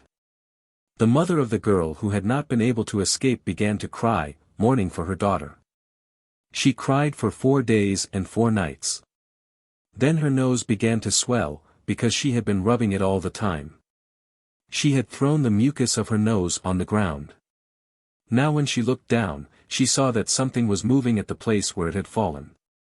She watched it from the corners of her eyes, and soon she discovered that her mucus was assuming the shape of a little child. The next time she looked, the child had grown to the size of a newborn baby. Then the woman took it up, and the child began to cry. She carried it into the house, and washed the baby for 4 days. Then the child, who was very pretty and had red hair, began to speak, and said, "My father, the sun, sent me to ask you to stop crying. I shall go out into the woods, but pray don't cry, for I am sent to recover your daughter. I know where she is. Make a small salmon spear for me, which I shall need." Thus spoke the boy. Then the woman asked an old man to make a salmon spear, which she gave to her son. His mother gave him earrings made of abalone shells, and the boy played about with his spear, and always wore his ear ornaments. One day when his mother was crying again, the boy said, "Mother, I ask you once more, don't cry, for my father the sun sent me down to bring back your daughter. He will show me where she is. I shall start today to recover my sister from the snake, who stole her. Don't worry about me." Then the boy went up the river. After he had gone some distance, he came to a tree which overhung the river. He climbed it, and looked down in order to see if there were any fish in the water. Soon he heard a noise some distance up the stream, and gradually it sounded nearer. Then he saw the snake coming down the river. When she reached the tree, she stopped and looked down into the clear water. She saw the image of the boy, who was sitting on the tree, and thought it was her own reflection. She said, "How pretty I am." And she brushed her hair back out of her face. When she did so, the boy imitated her movements in order to make her believe that she was looking at her own reflection. When she laughed, he laughed also, in order to deceive her. But at last the snake looked upward, and saw the boy sitting in the tree. Then she addressed him with kindly words, and asked him to come down. She said, "What did your mother do in order to make you so pretty?" The boy replied, "You cannot endure the treatment I had to undergo in order to become as pretty as I am." The snake begged, "Oh, come down and tell me.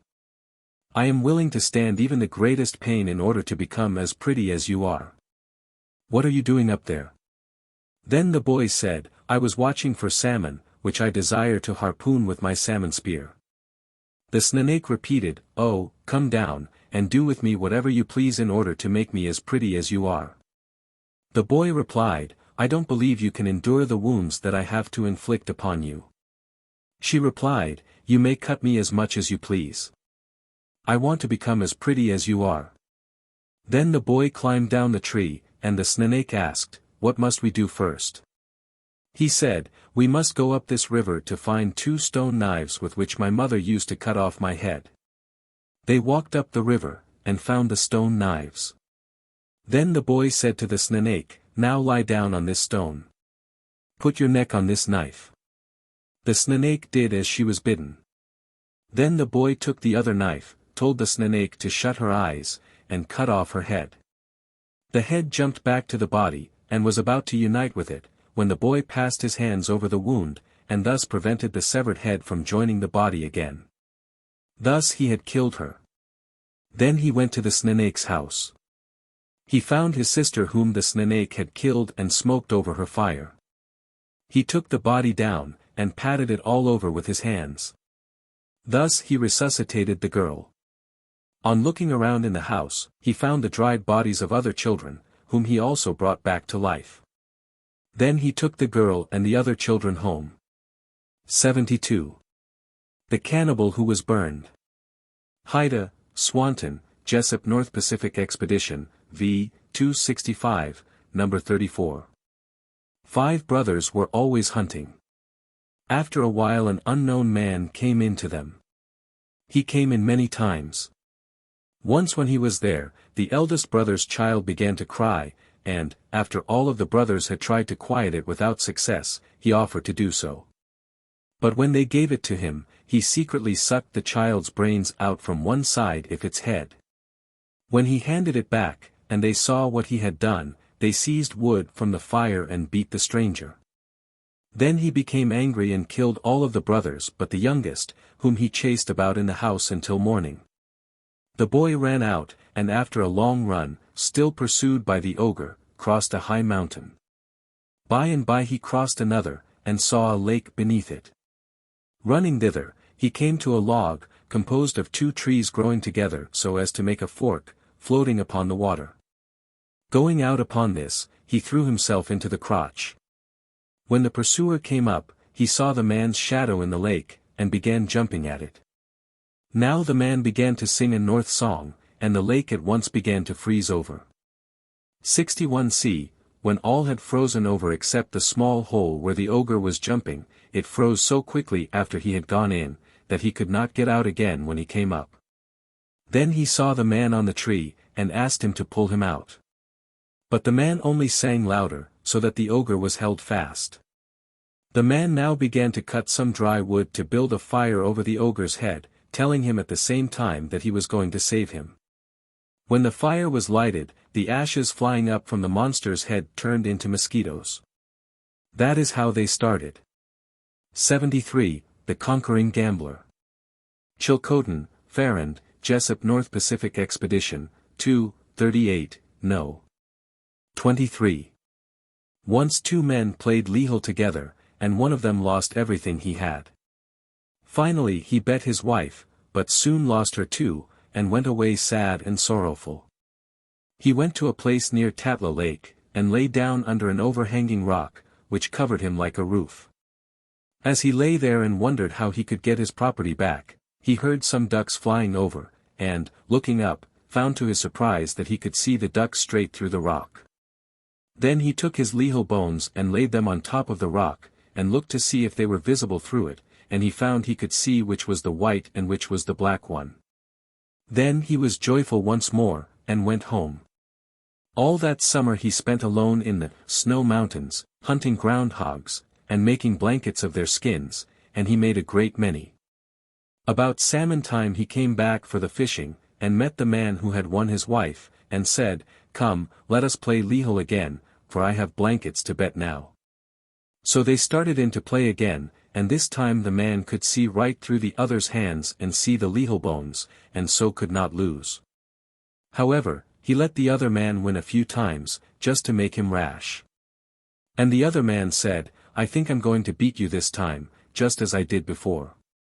The man replied, "Yes, I'm afraid you will." However, he soon started in to win, and won everything back, until his rival had nothing left to play for, except the 2 women. Then the man said, "Now let us play for my wife again." But the other replied, "I'd rather not play for your wife, for I should like to keep her, but my own wife I'll bet, for I don't care for her."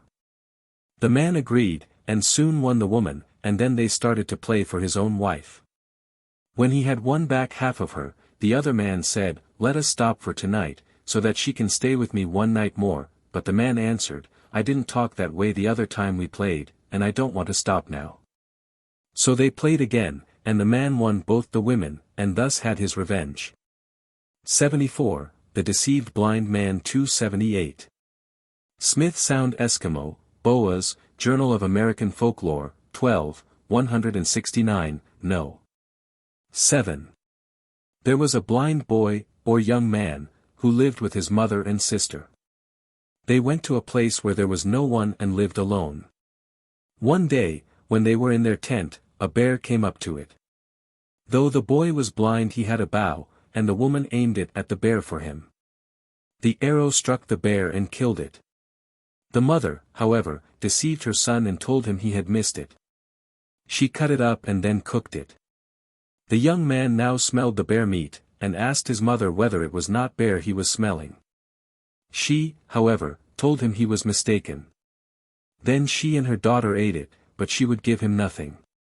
His sister, however, put half her food in her dress secretly, to give him later. When her mother asked her why she was eating so much, noticing that she seemed to eat an unusual quantity, the girl answered that she was hungry. Later, when her mother was away, she gave the meat to her brother. In this way he discovered that his mother had deceived him. Then he wished for another chance to kill something, when he might not be thus deceived by his mother. One day, when he was out of doors, a large loon came down to him and told him to sit on its head. The loon then flew with him toward its nest, and finally brought him to it, on a large cliff. After they had reached this, it began to fly again, and took him to a pond. The loon then dived with him, in order to make him recover his eyesight. It would dive and ask him whether he was smothering. When he answered that he was, it took him above the surface to regain his breath. Thus they dived, until the blind boy could see again. His eyesight was now very strong. He could see as far as the loon, and could even see where his mother was, and what she was doing. Then he returned. When he came back, his mother was afraid, and tried to excuse herself, and treated him with much consideration. 75. The Girl Who Married Her Brother. Shasta, Farrand and Frachtenberg, Journal of American Folklore, 28, 212, No. 5. A mother and her 10 children were living together. The oldest was a girl. 6 She was mean. And her mother had to hide from her the youngest child, a boy. The girl was wont to ask her mother, "Where is that child you bore some time ago?" To which her mother would reply, "Oh, I lost him long ago." Every morning the daughter saw her mother go down to the spring. She followed her, and noticed that the water was disturbed, as if someone had been swimming there. One day she found a long hair in the water. She measured it with the hair of her other brothers, and found it to be too long. So she decided to learn whose hair it was. Every night she camped at the spring, until one morning she saw a strange man come down to bathe. Then she knew who had been disturbing the water, and to whom the hair belonged. It was her youngest brother. She fell in love with him, and decided to marry him. She went home and asked her mother to prepare some food for her, as she was going away. Her mother gave her food, and the girl asked, "Who wants to accompany me?" The oldest brother said, "I." "No," replied the girl, "not you." In a similar manner she refused to go with any of her other brothers. Finally she ran to the side of the house, put her hand there, and said, "This is the one I want to take along." Then the young brother came out from where he had been hidden all these years, and said, "All right. I'll go with you." They traveled all day. When night came, she said, "Let us stop here." So they stopped there, and the girl began to prepare the bed. The boy suspected what she wanted of him, but he said nothing. He only wished she might fall sound asleep, so as to be able to run away from her. When she was sound asleep, he put a log in his place and left her, returning to the house. He ran home, and shouted, "Let all get ready to come with me." They did so, and before departing cautioned everything in the house not to tell his sister where they had gone. But they omitted to tell Ashes. Early in the morning she woke up and began to speak to the log, thinking it to be her husband. But soon she found out the deception, jumped up in anger, and cried, "I'll kill you." In the meantime the brother and his family had entered a basket and were drawn up to the sky. The sister came home, and inquired of everything in the house as to the whereabouts of her mother and brothers. No one would tell. Finally she asked Ashes, and was told that they had gone up to the sky. She looked up, and saw her family halfway up the sky. She began to weep, and called for them repeatedly to come down. But the boy had told them not to look back, no matter how often she might call. Soon, however, the mother looked back, and the basket began to fall. The daughter was glad when she saw the basket coming down. She made a big fire, intending to kill her family as soon as the basket should fall into it. The basket came down. But, when the youth hit the ground, he flew right up and floated away. The girl thought she had killed them all, and was very glad. After a while the brother came down on the ocean beach, where two seagull girls found him. At first the girls were afraid of him, but he assured them, saying, "Don't be afraid of me. Touch me, wash me, and you will find that I am all right." The girls did as directed, and he married them. After a while his wives became pregnant and gave birth to a boy and girl. As soon as the children grew up, the father gave them a bow and arrow, and taught them how to shoot, saying, "When you grow up, I want you to go to my sister over yonder, and watch her secretly." The children grew up and went to their aunt's house, who scared them so, that they ran back in a hurry. Then he said to his children, "Let us all go and kill my sister.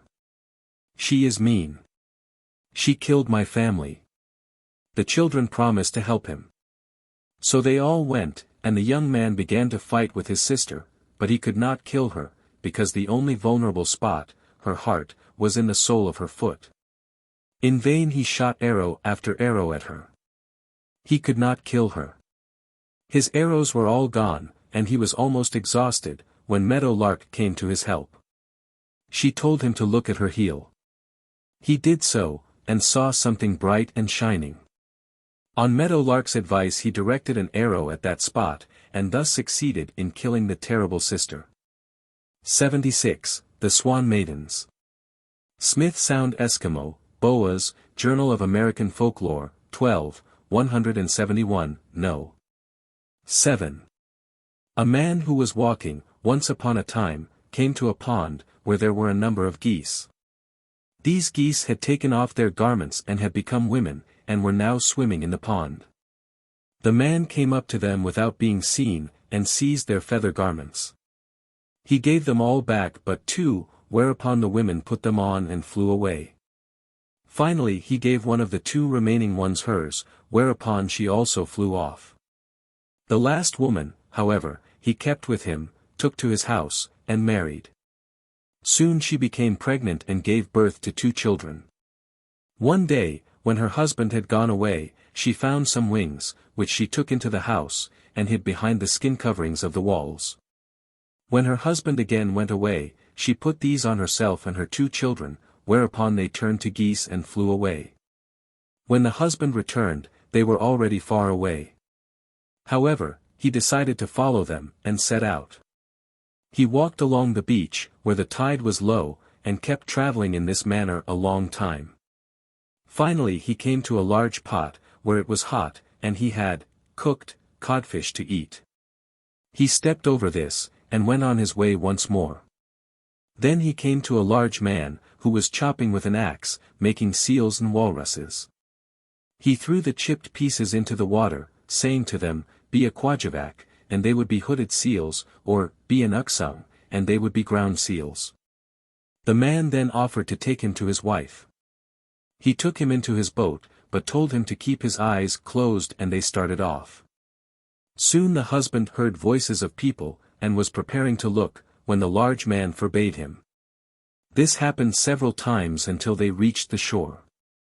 Meanwhile the two children had seen their father coming, and had gone indoors to inform their mother. She, however, said that they were mistaken, for they had gone entirely too far for him ever to come. The children then told her to come out and look for herself, but she was so certain that she did not even do this.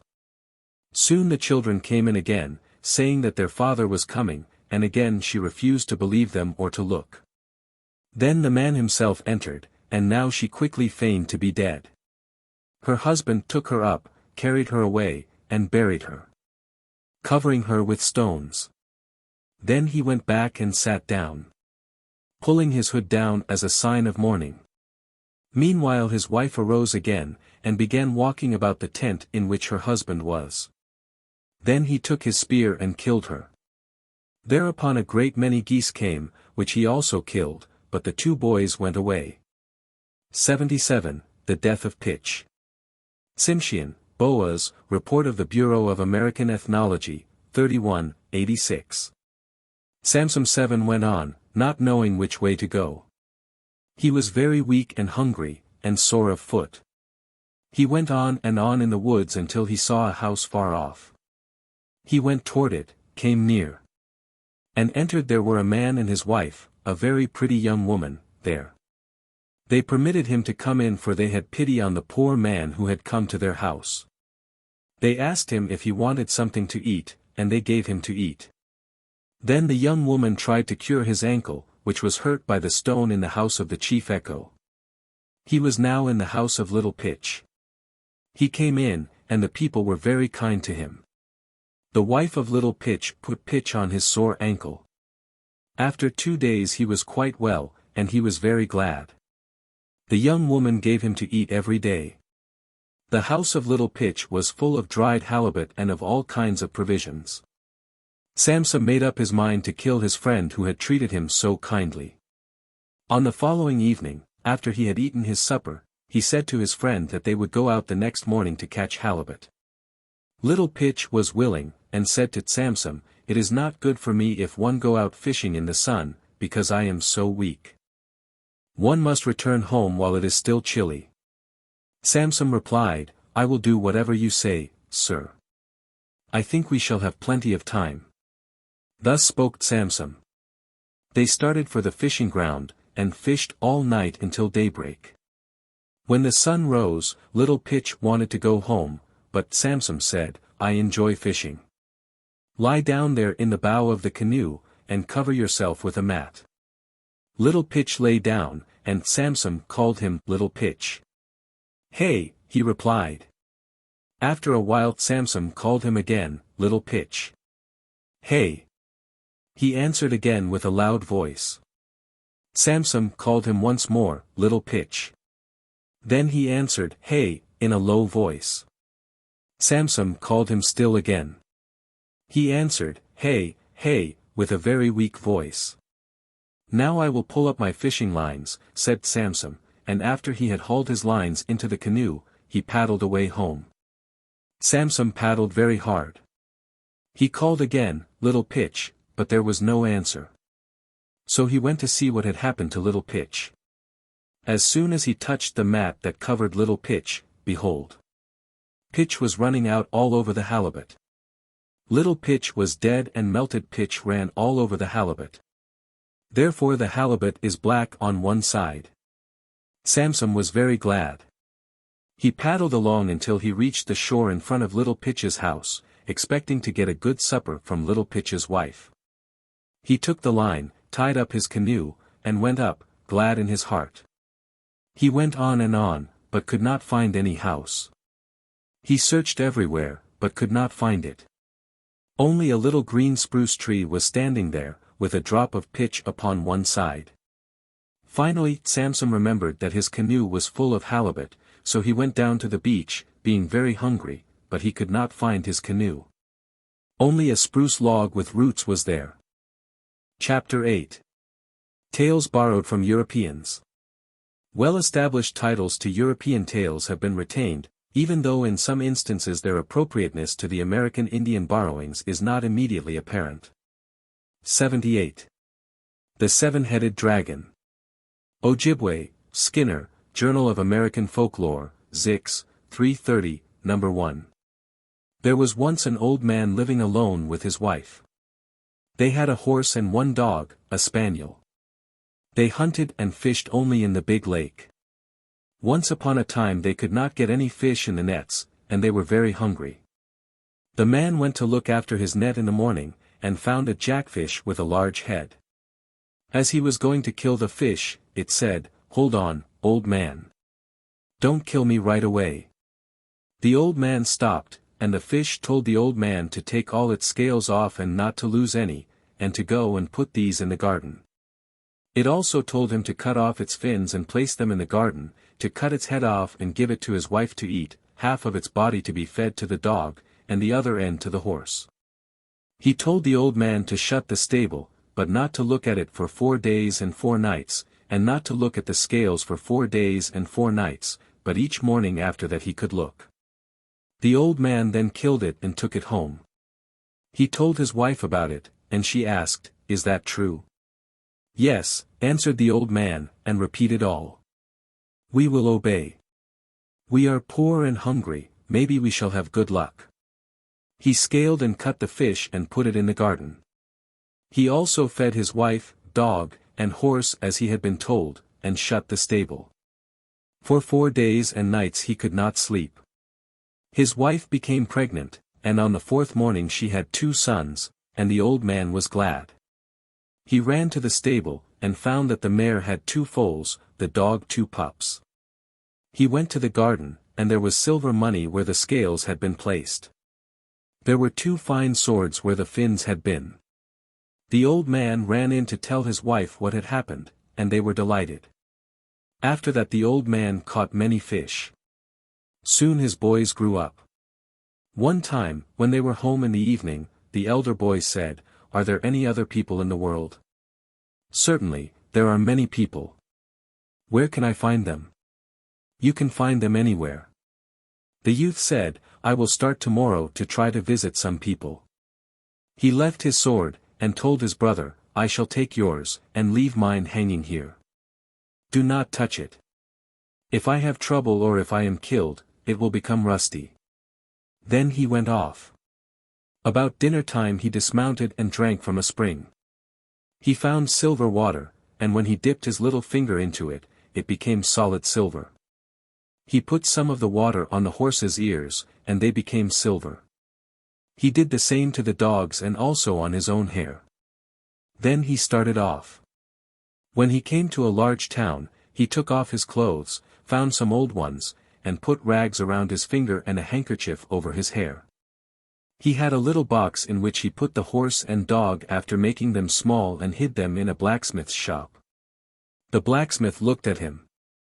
"Where are you from? Is there a town here?" "I am very poor." "Oh, come in." The blacksmith fed him.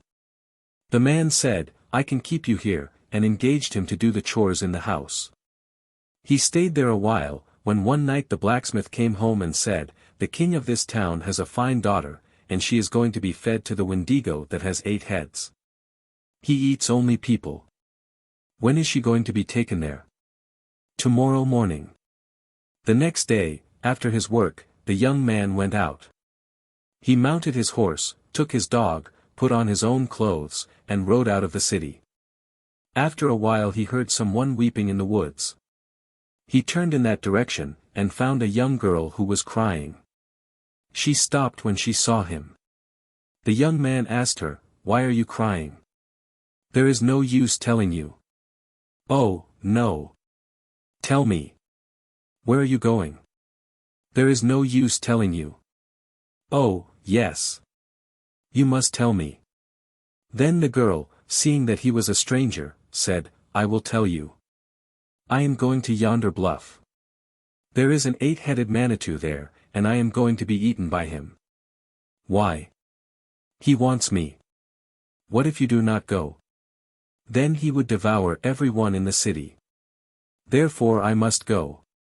Then the youth said, "I will go first. You can go when I come back." "No, no. You must not go. I am not going there for life, I am going there to die. If that is so, I must see him first.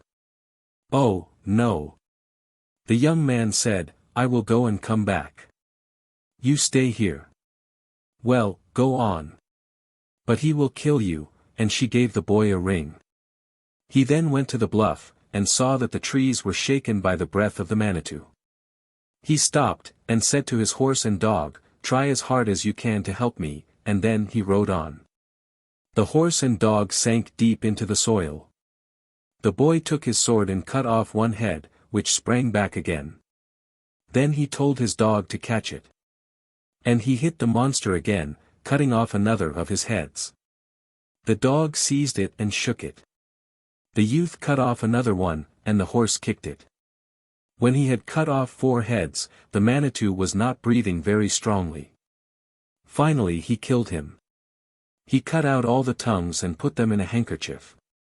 When he came back, he found the girl waiting, and told her that he had killed the Manitou. He told the girl to go home and take the tongues with her, but not to tell who killed the Manitou. Give the tongues to your father, and say that a young fellow did it, but that you do not know who. The blacksmith was working at home. Where are you going? Home. No, you have to be eaten by the Manitou. The Manitou has been killed. Nobody can kill him. The girl showed him the tongues. Then the blacksmith believed her, and asked her who had killed him. I do not know, he is a youth. Go home and tell your father that I killed him. If you don't, I will kill you. The girl agreed, and he went with her.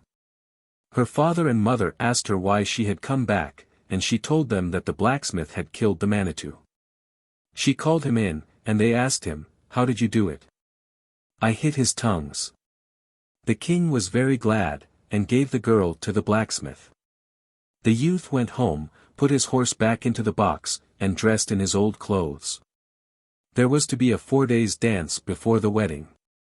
After 3 nights' dance, the blacksmith was very glad, and told the boy that this was the last night. Then the lad put on his clothes. He came into the lodge and sat down by the door.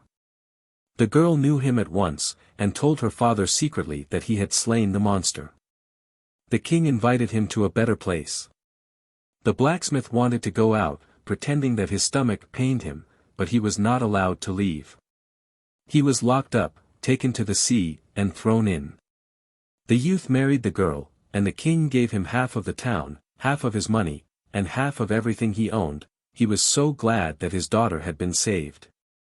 They went upstairs into their rooms. There was a window at the top on the east side of the house, and from there could be seen a blue fire at a distance. What kind of fire is that? Asked the youth. Do not ask about it, said the princess, and never go near it. On the next day he took his little horse and dog and went to the fire. There he saw an old, long house. He entered the first room, but there was no one there. After a while he heard someone. The door opened, and a white-headed old woman came in, and said, Grandchild, hold your little dog, he will bite me. I am cold. Warm yourself, the dog will not touch you. You must tie him, I have nothing to tie him with. So the old lady gave him one hair, and said, Nazis, tie him with that. The youth did so, and also tied the horse. The old woman had a cane. She touched him with it on the feet, and he died. One morning the other youth, who had been left at home, saw rust on the sword. He said to his father, I fear brother is dead somewhere, for his sword is rusty. I must go and try to find him. His father consented, and told him to be careful. The next morning the elder brother left. About noon he found the same spring, and did as his brother had done. In the evening he came to the city and went to the chief's house. The girl came out and kissed him, and asked him where he had been, but he did not answer. They had supper, and he thought to himself, that must be my brother's wife. At night he refused to go to bed. Through the window he saw the blue fires. He asked, What kind of fires are those? Why did you not go over to see? In the morning he went there. When he arrived there, he saw his brother's horse and dog tied with brass wire, lying down and frozen to death. He went into the lodge, and saw that his brother also lay dead by the fire. Soon he heard someone coming. An old woman appeared, and said, "I am cold. Warm yourself by the fire. First tie your little dog." He refused to do so, and finally said, "Now, Granny, make that man and horse and dog alive.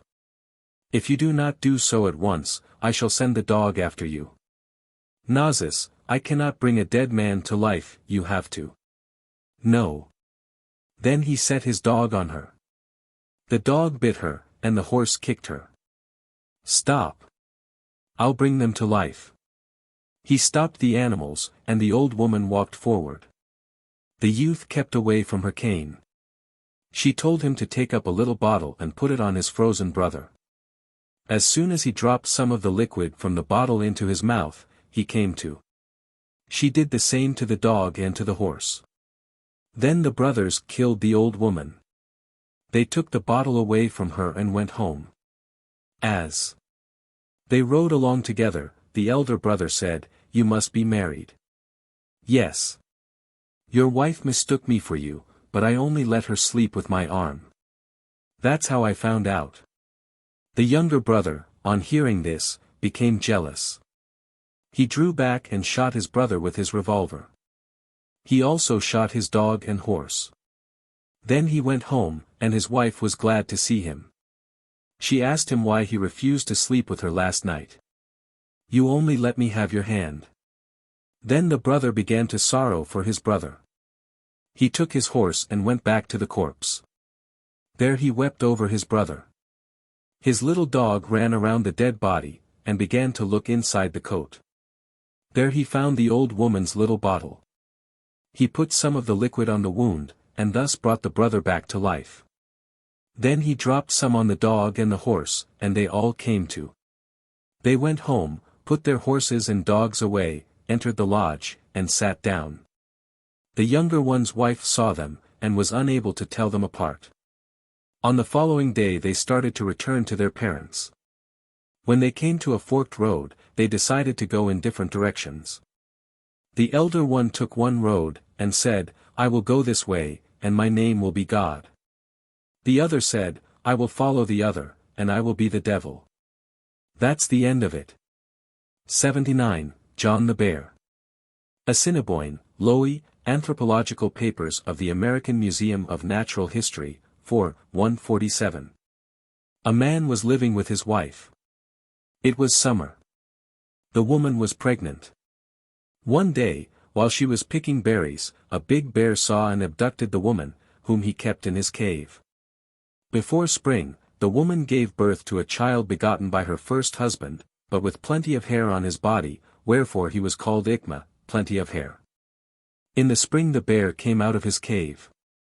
The boy looked outside and told his mother, "We had better run away to where you first came from." But the bear had stopped up the entrance with a big rock, and the woman said, "We can't get out, the rock is too heavy." The boy tried it, and was able to lift it. They fled before the bear returned. They were already near the Indian camp when they heard the bear coming in pursuit. The woman was exhausted, but the boy packed her on his back and ran to the camp. At first, the woman went to a stranger's lodge. Then someone told her husband that his wife was back. The chief then took both her and his son home. The boy used to play with other boys. Once he quarreled with one of them and killed him with a single blow. This happened again on another occasion. Then Ikma said to his father, "I don't like to kill any more boys, I'll go traveling." He started out and met two men, who became his comrades. One of them was called Wood Twister, the other Timber Hauler. They got to a good lodge, and decided to stay there together. On the first day, Ikma and Wood Twister went hunting. They bade Timber Hauler stay home and cook.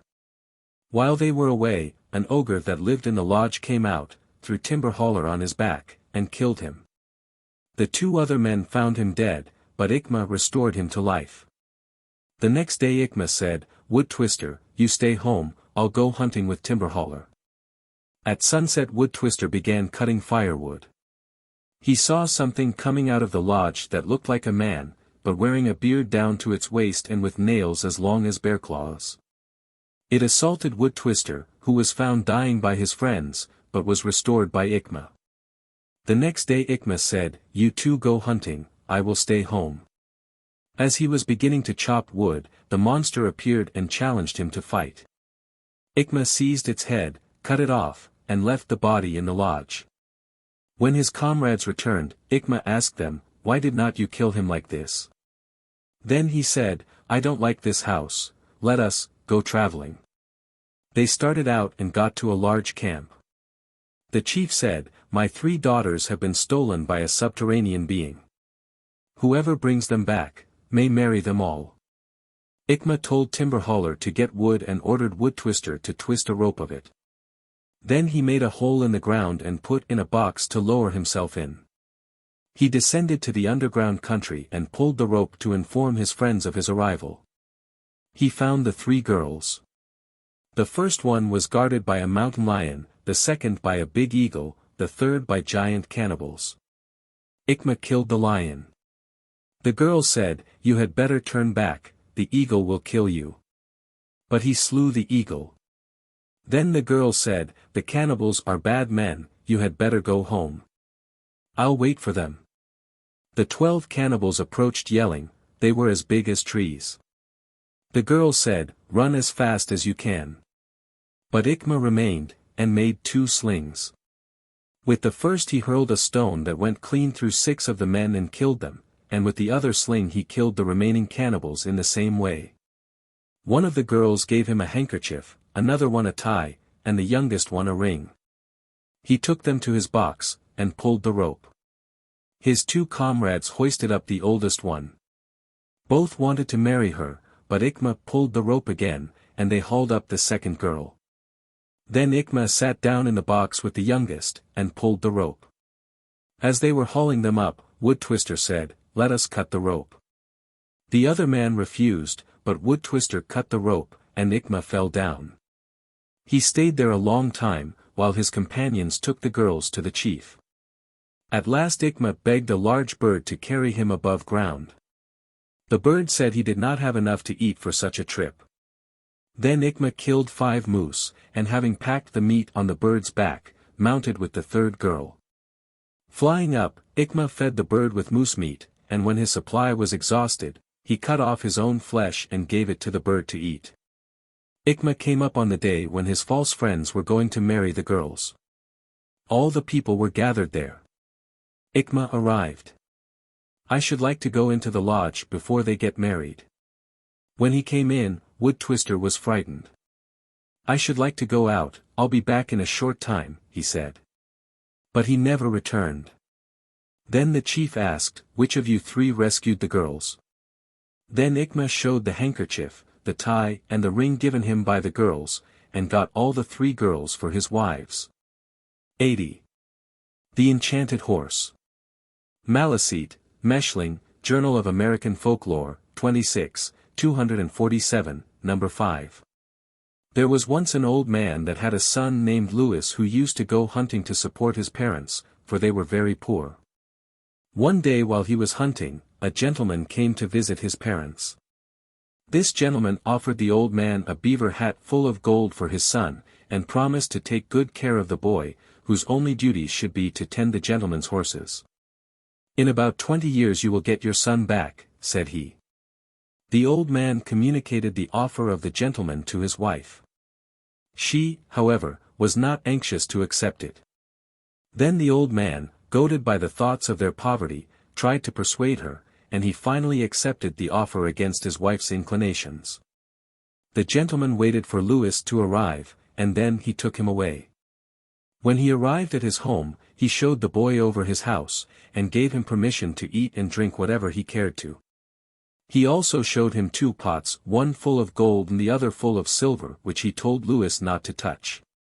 Later he took him to the stable where he kept the horses, and showed him a black horse in the farthest stall, telling him to be very particular about caring for that horse.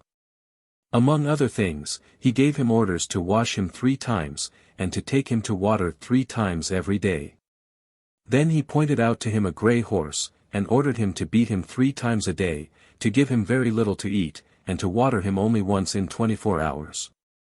Further, he told him never to take the bridle off that grey horse. After this, he told Lewis that he was going on a journey, and would not return for a few weeks. Lewis carried out the gentleman's instructions, and, when 2 weeks had passed, the gentleman returned. The first thing he did was to go into the stable and examine his horses. He was well pleased with the looks of his black horse, and was also pleased to note that the grey one was looking very poorly. While they were returning to the house together, the gentleman began to play with Lewis, who noted that he had a knife in his hand, and was not surprised when his finger was soon cut by it. The gentleman, however, apologized, and, taking a bottle out of his pocket, rubbed a little of the liquid on Lewis's finger. Lewis was greatly surprised to find that his finger was at once entirely healed. Later in the day, he told Lewis that he was going away again, for a week, this time, and told him to be careful to treat the horses as he had done before. When he had gone, Lewis's curiosity got the better of him. He took the cover off the pots, and dipped his finger into the golden liquid. When he pulled it out, lo, and behold! His finger was changed to gold. At once he saw that his master would know what he had done, and, to hide his finger, he wrapped it up in a piece of rag. In addition, Lewis's pity overcame him, and he did not beat the grey horse. At the end of the week, the gentleman returned and asked Lewis how the horses were. He was well satisfied after his inspection of the stable. Again he began to play with Lewis, his knife in his hand. While he was playing with him, he noticed that Lewis's finger was wrapped up, and he inquired of Lewis what was the matter with his finger. Lewis replied that he had cut it. The gentleman pulled the rag off, and seeing that Lewis's finger had turned to gold, he knew that Lewis had been meddling with the pots. He became very angry, and grasped Lewis's finger, twisted it, pulled it off, and threw it back into the pot, warning Lewis not to touch the pots again. He played with him as before, and again cut him on the hand. A second time he applied the liquid, and again the boy's hand was healed immediately. He again told Lewis that he was going away, and would be gone for 3 weeks, and ordered him to beat the grey horse on this occasion 5 times each day.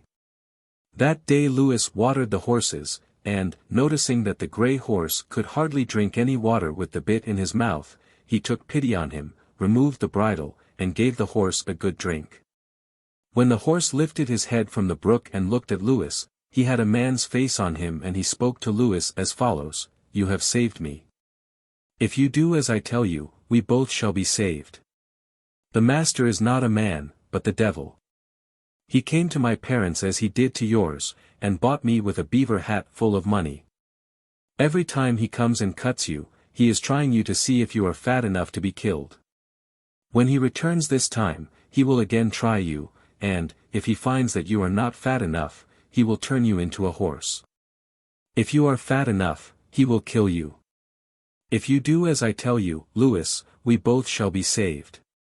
Now feed me as well as you can for 2 weeks, put my bridle on the black horse, and beat him 5 times a day.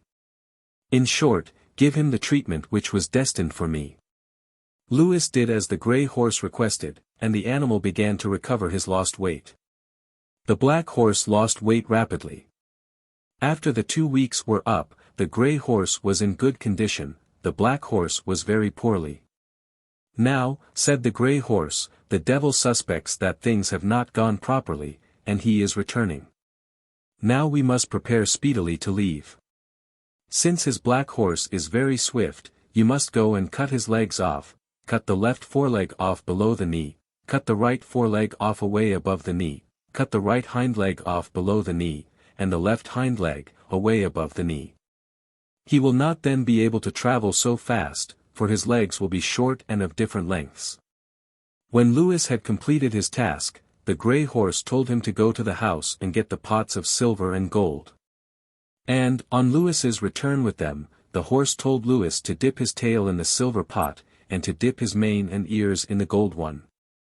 "And you dip your hair into the gold pot," said the horse, "and stick your little fingers into the metal. Take the saddle and put it on me, but, before we start, go into the house and get 3 grains of black corn which he has upon his shelf, and take his flint, steel, and punk. Take, also, an awl, that round pebble which comes from the seashore, and then take that wisp of hay which is pointed. Lewis did as the horse bade him, and then mounted on his back and rode away. The devil returned 2 days after they had started, and, when he saw that the grey horse had gone and the black horse was mutilated, he knew what had taken place. This enraged him very much, and he at once began to think how he could outwit the fugitives. Finally he set out in pursuit. After Lewis and the grey horse had been gone several days, the grey horse spoke to the boy, and said, "The devil and the black horse are pretty close. You did not cut his legs short enough. Give me one of those grains of black corn, and I'll go a little faster." Lewis gave him one of the grains of black corn, and the grey horse travelled much faster. After a few days had passed, the horse again said, "Lewis, he is getting very close. You will have to give me another grain." So Lewis gave him a second grain, and the grey horse increased his speed. 3 days later, the grey horse said to Lewis, "Give me the last grain. He is getting very close."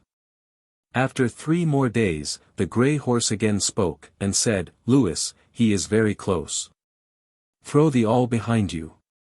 Lewis did as he was told, and the horse said, "Now, that awl has made a great field of thorn bushes grow, many miles in extent." When the devil rode up, he was going so fast that he rode right in among the thorns, and got his horse out only after a great deal of trouble. By the time he had extricated his horse and had ridden around the field, Lewis had gained a great distance over him. "Lewis, he is getting very close," said the horse some days later. "Throw back the flint." Lewis obeyed him, with the result that, when the devil came up, he was confronted by a high wall of bare rock, which extended for miles. He was forced to go around this, and, when he once more took up the trail, Lewis had gained many more miles on him. After a couple of days, the grey horse said, "Lewis, we have only 2 things left, and I am afraid that we are going to have a hard time." "I think," said Lewis, "we had better throw the punk behind." With that he threw the punk behind him. When it struck the ground, it immediately burst into flame, starting a forest fire which extended many miles. When the devil arrived, he was going too fast to avoid riding into the fire, and this caused him great trouble. He had to go many miles out of his way to avoid the fire, and this delay enabled the fugitives to make a material gain in distance. In 2 or 3 days the devil had regained the distance that he had lost. The grey horse now said to Lewis, "I am afraid that he is going to overtake us before we can reach the sea. He is gaining rapidly upon us, and is now very close. You had better throw the pebble behind you, it is the only chance left us." Lewis threw the pebble behind them, and the result was that a great lake appeared, which extended over many square miles. The devil rode up to the lake, and, knowing whither they had gone, he travelled around it. This maneuver cost the devil the loss of many valuable miles, for Lewis and the grey horse were by this time quite close to the sea. "He is still gaining on us," said the grey horse. "I'm getting very tired." Looking ahead, Lewis could see the ocean, and turning around, he could see the devil coming, gaining on them all the time. "Lewis, I am afraid he is going to overtake us," said the horse. Now, Lewis did not understand what advantage it would be for them to arrive at the sea, but this was soon apparent. They did manage to reach the seashore ahead of the devil, however, when the grey horse said, "Lewis, throw out that wisp of hay." Lewis pushed it out, and, behold! As he thrust it, the wisp of hay was converted into a bridge. They immediately rode out upon this, and as they passed over it, the bridge folded up behind them. The devil did not reach the sea until they were a safe distance from the shore. "It was very lucky," the devil said, "that you took my bridge with you, or I would have eaten you too for my dinner." Now, Lewis and his horse continued to cross the bridge until they came to the land on the other side. While traveling along through this new country, they discovered a cave. Now, the grey horse said to Lewis, "You stable me in here, and go up to the king's house and see if you cannot get work. Wrap up your head in order that your hair may not be seen, and do the same to your little fingers. When you arrive there, go and lie with your face down behind the kitchen, and wait until they throw out the dishwater. They will ask you what you want. Tell them that you desire work, and that you are a good gardener. Do not forget to comb your hair once a day in the garden, where they cannot see you." The young man did all the grey horse suggested, and, when one of the maids threw out some dishwater behind the kitchen, she noticed him, and straightway notified the king. His Majesty ordered the youth to be brought before him, and, when Louis had come, the king inquired into his identity and his desires. Louis told the king that he wanted work, and the king employed him as a gardener, because Louis claimed greater ability than the other gardeners. Every noon he would seclude himself to comb his hair, and then he would tie up his head again in the cloth. Although he was quite handsome, he did not look well with his head tied up in this manner. His work, moreover, was so excellent that the king soon noticed an improvement in the garden. One day, while he was combing his hair, the princess looked out of her window, and saw Louis's hair. She noticed that the hair was all of gold, and the light from it shone into her room as it would if reflected from a mirror. Louis did not notice her, and, when he had completed his toilet, he wrapped up his head again and went away, leaving the princess enchanted by his looks. During the same afternoon, while he was working near the palace, the princess dropped a note down to him. Louis did not see it, and therefore did not pay any attention to it. She then dropped several more, one after another. But he paid no attention to them. The next day, he thought he would go down and see his horse. When he arrived at the cave, the grey horse inquired what had happened. Louis related the few events to him. But the grey horse told him that that was not all, for he had not noticed the princess looking at him when he was combing his hair. "Tomorrow," said the horse, "the king will ask you if you are descended of royal blood. You tell him that you are the child of poor parents. There is a prince who wants to marry the princess, but she does not love him. When you go back to work in the garden, the princess will drop notes to you again, but don't touch them. Louis, in time you shall marry her, but don't forget me." Louis returned, and the princess again dropped him notes, but he ignored them. In the meantime the prince had come to see the princess, and he made arrangements with the king to marry his daughter. The princess, however, would not look at the prince.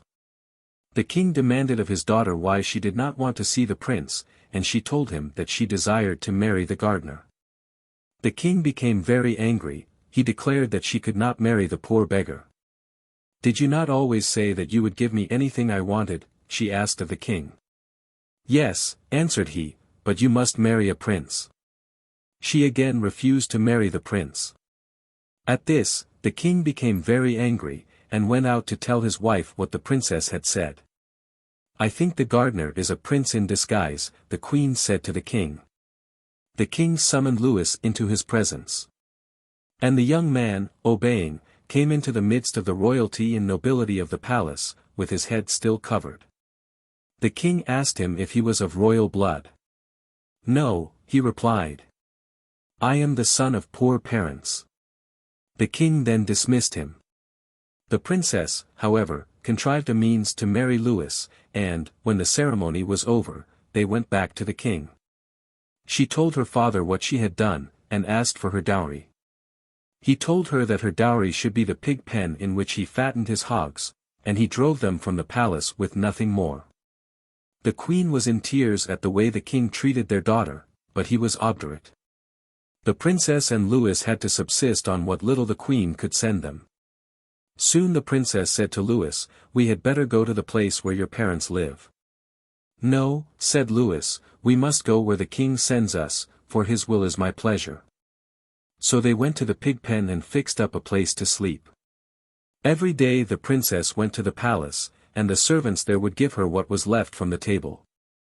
This continued for several weeks, until, one day, Louis thought of his horse. He went over to the cave to find out how he was doing. "Well, Louis, I see that you are married, and that your father-in-law is treating you pretty badly," the horse said to him. "Now you look in my left ear, and you will see a cloth folded up." Louis did as directed. And the grey horse continued, take the cloth. At mealtime unfold it, and you will find inside all sorts of food of the finest kind. Come back and see me tomorrow." Lewis returned to his hog pen, where his wife had the leavings from the palace table arranged for supper. "Take this cloth and unfold it," said he. And when she unfolded it, she was amazed to see delicious food and fine wines all ready to eat and drink. This was the first decent meal that they had eaten since they were married. The next day he again went back to see the horse, who asked Lewis if he had heard any news. Lewis said that he had not. "Well," said the grey horse, "I did. Your father-in-law is going to war tomorrow, because his daughter did not marry the prince to whom she was betrothed. Lewis, you had better go too. Send your wife up to borrow a horse and arms, and you go with him." On returning to his hog pen, Lewis told his wife what he had heard and what he wished her to do. So she went up to the castle to borrow a horse and armor. The king at first refused to give it. But the queen finally persuaded him to loan his son-in-law a horse. Thus Lewis was equipped with a grey mare and an old sword. Lewis accepted this. And the next morning, when the king started with his followers, Lewis went forth mounted on the grey mare. He found, however, that she was too old to carry him, so he rode her down to the cave. There the grey horse told him to look in his right ear for a little box. Lewis did so, and found the article. On opening this box, he found a ring inside it. The horse told him that he could now get anything he wished for, and directed him to wish for arms and armor better than the king's own. Lewis did so, and the armor immediately appeared. When Lewis had donned it, the grey horse told him to comb his mane and tail, and after this was done, they started, quite resplendent. While they were passing the pig pen, Lewis's wife, mistaking him for a foreign king, begged him not to kill her father, and Lewis promised not to hurt the old gentleman. The fight was already raging when Lewis arrived, and the enemy was pressing the king hard, but he came at just the right time, and turned the tide of the battle. Not recognizing him, the king thanked him, a strange prince, as he thought, for his assistance, and the two rode back together. On the way they began to race, for the king was proud of his steed, and was fond of showing him off. Lewis, however, far outdistanced him, and rode on to the cave, where he unsaddled his horse, resumed his old clothes, and tied up his head. Before he departed, the grey horse told him that the king would go to war again on the morrow, and that he, Lewis, should once more borrow the horse and sword. He took the old grey mare and the sword back to the pig pen. His wife inquired eagerly how her father had fared. Lewis answered that the king had been successful, and told her to take the horse and the sword back to the palace. When she arrived, she told her father that her husband wished her to thank him for the horse and the sword. Whereupon the king inquired if Lewis had been present at the battle, for, he said, he had not seen him. The princess replied that he had indeed been there, and truly, if it had not been for Lewis, the king would not have won the battle. The king replied that he was sure that Lewis was not there, or else he would have seen him. And he persisted in this view. The princess, being unable to convince her father, returned to the pig pen. When the princess had left, the queen said that Lewis must have been in the fight, for, if he had not been there, he would not have known about it. Was there no stranger there? She asked. Yes, returned the king. There was a strange prince there, who helped me. Well, said the queen, that must have been your son-in-law. Back in the pig pen, the princess told her husband that the king was saying that he had not been at the battle. If it had not been for me, Lewis replied, the king would not have won the battle. And so the matter was dropped. The next morning he sent his wife up to borrow the horse and equipment again. The king gave his daughter the same outfit. Again Lewis went to the cave, where he again changed horses and armor. Once more, when he passed his hovel, his wife did not recognize him. When Lewis arrived, the battle was going against the king, as on the former occasion.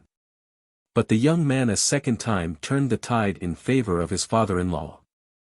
After the battle was over, Lewis and the king rode back together. The king wished to find out who this prince might be, and he determined to put a mark on him, so that he would recognize him again. He took out his sword to show how he had overcome one of his adversaries in battle, and stabbed his son-in-law in the leg. A piece of the king's sword had broken off, and was left in the wound. The king pretended to be very sorry, and tied up the wound. When they started off again, Lewis put spurs to his horse, and when he reached the cave he again changed horses. Then he returned to the pig pen with the old grey mare. He was cut so badly, that he could walk only with difficulty. When his wife inquired if he had been wounded, he explained how her father had done it. Thereupon his wife took the handkerchief off, took out the piece of sword, and rebound the wound. Then she took the horse and sword, together with the broken piece of the king's sword in his handkerchief, to her father. She told her father that her husband sent back the handkerchief and the piece of sword, and also his thanks for stabbing him after he had won the battle. The king was so much surprised that he almost fainted. The queen began to scold the king, saying, "Did I not tell you that he was a prince?" The king sent his daughter to the pig pen to get her husband, so that he could ask his forgiveness. Lewis refused to go, saying that the king's word was law, and was not to be altered.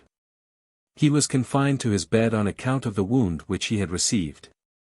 The princess returned, and told her father what her husband had said. He then sent down his chief men to coax Lewis, but they were refused every time. Finally, the king and the queen themselves went down and asked Lewis's forgiveness, but Lewis repeated his refusal. The king rushed up, but he was mired in the mud which surrounded the pig pen. The queen, however, was able to cross on top of the mud, leaving the king, who returned alone to his palace. The same night, Lewis took his ring and wished that he and his wife should wake in the morning in a beautiful castle, and when the day came, lo, and behold, it was as he desired. In surprise, the king saw the castle, and sent Lewis a note, saying that he desired to wage war with him. The young man sent a reply, that, by the time he fired his second shot, there would not be even a cat left in the king's city. This note he sent by his wife, and requested her to bring her mother back with her. The king's daughter obeyed, and brought her mother back. That afternoon, the king fired on his son-in-law's castle, but did no damage. Lewis then warned the king that he was going to begin his cannonade, and straightway fired.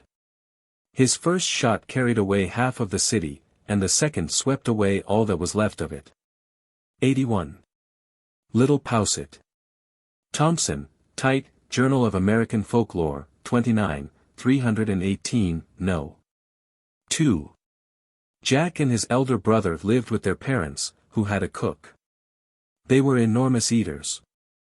And when food was put on the table, they rapidly ate it all up, so that their parents had not enough.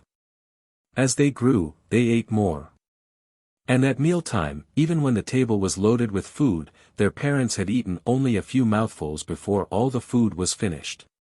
Their parents made up their minds to get rid of them. They told the cook to provide them with a large lunch each, take them to a rough part of the mountains, and leave them. Jack read his parents' minds, and told his elder brother what was proposed. That day he went to a wise and friendly old woman who lived nearby, and asked her for advice. She gave him a large reel of thread and told him what to do. Next morning the cook provided them with packs of food, and told them he would take them to hunt grouse. They followed him, and as they went, Jack unrolled the thread unobserved by the cook. When the thread was almost all unrolled, the cook halted in a wild spot, saying, "We will camp here for tonight. I am going over yonder to shoot some grouse, and will be back before dusk." As soon as he was out of sight, the lads followed the thread back to their home, and arrived there shortly after the cook, and just as their parents were going to eat. Having left their lunch in the mountains, they were very hungry, and ate up the supper almost before their parents had commenced. Their parents told the cook to take them farther away next time. Jack knew what they had arranged, and went to see the old woman again. She gave him a sack full of fine powder, which shone both by day and by night, but was brightest at night, and she told him what to do. On the following morning the cook said he would take them hunting. As they followed the cook, Jack sprinkled the phosphorescent dust along the way. When the sack was about empty, the cook said, we will camp here. I will go to yonder brush and shoot rabbits. Stay here until I return." As soon as he was out of sight, the boys ran back along the sprinkled trail. When they were about halfway back in a rough piece of country, they ran into a very large flock of small birds, and chased them hither and thither, trying to catch them. In this way they lost their trail. They searched for a long time, but could not find it. They wandered on, not knowing where they were going. They descended from the mountains, and came to a plain where they saw a butte with a very tall pine tree growing on top. They went there. The elder brother tried to climb the tree, but he became dizzy and descended again. Then Jack went up, reached the top, and looked around. Far away he saw a column of smoke, and called to his brother to turn his face the way he pointed. Jack descended, and they traveled the way his brother was facing. At night they camped, and sat facing the same way, so that they might not go astray. The next day they reached a large underground lodge. They were almost famished. Their shoes and clothes were in tatters. They found an old woman within, who fed them and then hid them in the cellar within the house. She told them that her husband was a cannibal. The cannibal and his wife had 2 children of the same size as Jack and his brother. Being young cannibals, they sniffed around Jack and his brother, and, when they were in the cellar, continued to sniff about, so that their mother had to drive them away. Towards evening the cannibal approached the house, saying, "Nom, nom, nom, where can I get some meat?" On entering, he told his wife that he smelled game within the house. And she, on being threatened with a thrashing, disclosed the fact that the boys were hidden in the cellar. Jack told his brother that he would influence the cannibal's mind, so that they might be spared. The cannibal pulled them out of the cellar, and was about to eat them. Then he hesitated, and began to look them over. He said, "They are too thin." He put them back into the cellar, and told his wife to feed them well and give them a good place to sleep, that they might get fat and tender quickly. The next day the woman made a bed for them. After they had been in the house for some time, the cannibal told his wife the boys were now fit to eat, and he would kill them in the morning. Jack knew his intention. He made the cannibal and his family sleep very soundly that night. The lads arose, and placed the cannibal's children in the bed in which they themselves had been, and put logs of rotten wood in the bed of the cannibal's children.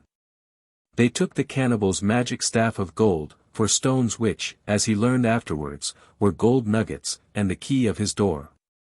When anyone attempted to open the house door except with the proper key, a bell would ring. In the morning, when the cannibal awoke, he immediately went to the bed in which the boys used to sleep, and killed his own children, whom he mistook for the captive boys. When about to eat them, he noticed their fingers, and thus realized that he had killed his own children. He uncovered what seemed to be children in the other bed, and found the logs of rotten wood. The cannibal gave chase to Jack and his brother, who by this time were far away. When the lads saw that they would be overtaken, they hid themselves in the roots of a patch of tall grass. The cannibal, who had lost track of the boys, returned in another direction. As soon as he was out of sight, the lads ran on. Then the cannibal found their tracks again. The boys had just reached a broad lake, when he hove in sight. Jack threw his staff down on the water, and they crossed it as on a bridge. When they reached the opposite shore, he lifted it up, and the cannibal could not cross. He shouted, "I will forgive you, I will not harm you, if you will only give me back my staff," but Jack stuck the staff in the ground at the edge of the lake, and left the cannibal crying. Not far from here they came to a large town of whites, where there was a chief and many soldiers, also many houses, stores, and farms. The cannibal used to prey on these people, who were much afraid of him. Here Jack and his brother separated, each getting work on a different farm. Jack's brother became jealous of him, and sought to accomplish his death by putting him in danger. He told his master that Jack intended to steal the large bell belonging to the cannibal. Jack's master heard of this, and asked him if it were true, adding that his elder brother had said so. Jack said, "Very well. I will go and get the bell. You will all see it." The cannibal kept the bell on a wheeled vehicle alongside his house. It was very large. Jack went at night, and, crossing the lake by means of the staff, he soon reached the cannibal's house. He caused a deep sleep to fall on the cannibal, his wife, and the bell. This bell could hear a long way off, and warned the cannibal of danger by ringing. Jack ran off with the bell, hauling it in a wagon. Just as he had reached the opposite side of the lake, the cannibal arrived at the shore. Jack drew in the staff, and stuck it in the ground. The cannibal begged for the staff, saying, "You may keep the bell, but give me back my staff, with which I cross water." Jack left him crying, and proceeded to town, where he displayed the bell to all the people. After this, Jack's brother circulated the story that Jack intended to steal the cannibal's light. His master asked him about it, and he said he would do it. He took with him 3 small sacks of salt. When he came to the cannibal's house, he looked down the smoke hole. He saw the cannibal busy boiling a large kettle full of human flesh, which was now almost ready to be eaten. Jack emptied 1 sack full of salt into the kettle. The cannibal had a large spoon with which he was tasting the broth. When he took the next spoonful, he found the taste so agreeable that he forgot to eat any of the meat, and drank only of the soup. He said, "This must be delicious game I am boiling, to make the broth so nice." Jack wanted to make him go to drink, so that he could steal the light. He threw in the other sack of salt. The cannibal went to the creek to drink, but, instead of leaving the light, took it with him attached to his forehead. Jack ran down to the trail and hid. When the cannibal was returning, he suddenly jumped up, and threw the salt in the cannibal's face and on the light, so that neither of them could see. The cannibal was so much startled that he ran away, and in his hurry and blindness struck his toe on a tuft of grass and fell down heavily. The light rolled off his head. Jack seized it and ran off. This light could see a long way off, and told the cannibal what it saw. It saw farthest at night. The cannibal could not follow Jack, because it was very dark and he had no proper light. Jack carried the light to town, and displayed it to the people. Next Jack's brother told that Jack was going to bring in the cannibal himself. His master asked him regarding it, and he said he would do it. He went to the blacksmith and had a large trunk made of iron, with a lid which shut with a spring. When it was finished, Jack went into it and tried it with all his strength. He found the box was too weak. Therefore he ordered the blacksmith to reinforce it with heavy iron bands. He placed the trunk on a wagon, to which he harnessed a fine team, and drove to the cannibal's house, crossing the lake on the magic staff. The cannibal came out and admired the team, wagon, and trunk. He did not recognize Jack, and thought he would kill the visitor and take his wagon, trunk, and team. The cannibal admired the trunk, which was polished and looked like steel. Jack opened the lid to show him the inside, which was decorated with carvings, pictures in colors, and looking glasses. Jack proposed to sell the trunk to the cannibal, and asked him to go in and try it. The cannibal told Jack to go in first. Jack went in, lay down at full length, and claimed that it was very comfortable. The cannibal then went in and Jack shut the lid on him. The cannibal struggled to free himself, and at times nearly capsized the trunk. But Jack drove him into town, where he stopped in the square. The chief and soldiers and all the people flocked to see the cannibal who had been killing them. They lifted him off the wagon, and asked Jack to liberate him. Jack said if he liberated him, he would kill all the people, and proposed to them to light a fire, and to roast him to death in the trunk. Jack's brother asked him to open the trunk, but he would not consent. Jack's brother said, "There is no danger. See these hundreds of armed soldiers." Jack said, "It matters not, for neither arrows, nor bullets, nor knives, can penetrate him. He will kill everybody." His brother laughed. Jack said, "I will give you the key of the trunk, and you may open it in 4 hours from now." The whites wanted to have some fun with their enemy. When Jack had been gone 4 hours, and while he was sitting on the top of a distant hill overlooking the town, his brother opened the trunk. The cannibal, who was in a violent rage, killed every one of the people, including Jack's brother. There were none left. After this Jack traveled. Some say he turned foolish, and became Jack the Trickster. 82. The White Cat. Chilcotin, Farrand, Jessup North Pacific Expedition, 2, 26, No. 2. Thunder was a great chief who lived in the sky, and he had 3 daughters, whom all the young men from the earth wished to marry, but could not get, for whenever a suitor came to ask Thunder for one of his daughters, Thunder would kill him. He would tell the young man to go into the house to get food, and would open the door for him, and the young man would go inside, but the house was really a bear's den, and the bears would kill him. Finally there came a young man to try for one of the daughters, and as he came near the house, he saw a small lake in which the 3 women were bathing. The man hid himself, and stole over to where the women's clothes were lying, and sat down upon them, and the women were ashamed and would not come out. So they sat down in the water and began to parley. The oldest woman said he could have the youngest sister if he would give back the clothes, but the young man declined. Then she said he could have both her sisters, but the young man said he wanted her herself. So at last the woman said, "Well, I am a poor woman, but if you will give back our clothes, you may have me." The young man agreed, and turned his back while they dressed. Then they started together for their father's house. And on the way the women told him of how Thunder killed men, and what he had to do to escape. When they came to the house, Thunder told the young man to go into the house and get some food. He went in just like the other suitors. But there was a door on the other side of the room, and he ran quickly across, and got out before the bears could catch him. His wife was waiting for him, and together they went to her house and spent the night. Early in the morning he rose and went to Thunder's house, and Thunder said to him, "My house is too old. If you will make me a new one, you can have my daughter." The young man sat down and covered his head and thought hard. Pretty soon he uncovered his head, and there was a fine house all built. But Thunder refused to give him the girl. Then Thunder said to him, "My garden is in very bad condition, it is full of stones and weeds. If you will clear it out, you can have my daughter." So the young man sat down and covered his head and thought, and in a little while he uncovered, and there was the garden all cleared. Still Thunder refused to give him his daughter.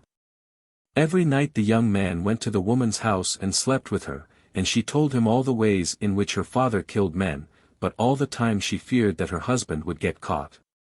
At last she proposed that they should run away together to his home. So they took all their clothes and goods and filled several houses, but the young man turned them all into a small roll and put it in his blanket, and they started for home. Next day Thunder discovered that the young man had stolen his daughter, and started in pursuit, and they heard him coming a long way off and were frightened. They came to a great lake, and turned themselves into ducks and swam across. And when Thunder came to the lake, he saw nothing but 2 ducks, and went back home, while the young man and his wife turned back to their proper shapes on the other side and started on. Thunder came home and told his wife what had happened, and she laughed at him and told him that the ducks were the man and the woman. Then Thunder was angry, and started in pursuit again. Again the fugitives heard Thunder coming. The young man looked all about for a way of escape, and, seeing an owl, both he and the woman hid themselves under the owl's wing. When Thunder came up, he saw no traces of them. Then, seeing the owl, he caught it and felt it all over, and picked over all the feathers, but he forgot to look under the wing, and so failed to find them, and went back home, while the young man and his wife started on again. Finally they came near home. When they were only a little way off, the woman said, "I will wait here while you go on and tell them we are coming." As soon as the young man had gone, the woman made 4 houses, and, pulling the roll from her blanket, she filled them all with clothes and goods. And one of the houses she made ready for the young man's mother. Not long after that, they heard Thunder hunting for them again, and when he came up, he was very angry, and wanted to kill all the people in the village. But his daughter made a great crack in the ground, and Thunder fell in up to his waist, and stuck fast. Then his daughter built a tent over his head, and used to feed him through a hole in the tent. There he stayed for 2 years. But at last he grew tired, and told his daughter if she would let him out he would go home and not trouble them any more. So she freed him, and he went away, and after that the young man and his wife lived in peace. 83. Cinderella. Zuni, Cushing, Zuni Folk Tales, page 54. Long, long ago, our ancients had neither sheep nor horses nor cattle, yet they had domestic animals of various kinds, amongst them turkeys. In Matsaki, or the Salt City, there dwelt at this time many very wealthy families, who possessed large flocks of these birds, which it was their custom to have their slaves or the poor people of the town herd in the plains round about Thunder Mountain, below which their town stood, and on the mesas beyond. Now, in Matsaki at this time there stood, away out near the border of the town, a little tumbledown, single-room house, wherein there lived alone a very poor girl, so poor that her clothes were patched and tattered and dirty, and her person, on account of long neglect and ill fare, shameful to look upon, though she herself was not ugly, but had a winning face and bright eyes. That is, if the face had been more oval and the eyes less oppressed with care. So poor was she that she herded turkeys for a living. And little was given to her except the food she subsisted on from day to day, and perhaps now and then a piece of old, worn-out clothing. Like the extremely poor everywhere and at all times, she was humble, and by her longing for kindness, which she never received, she was made kind even to the creatures that depended upon her, and lavished this kindness upon the turkeys she drove to and from the plains every day. Thus, the turkeys, appreciating this, were very obedient. They loved their mistress so much that at her call they would unhesitatingly come, or at her behest go whithersoever and whensoever she wished.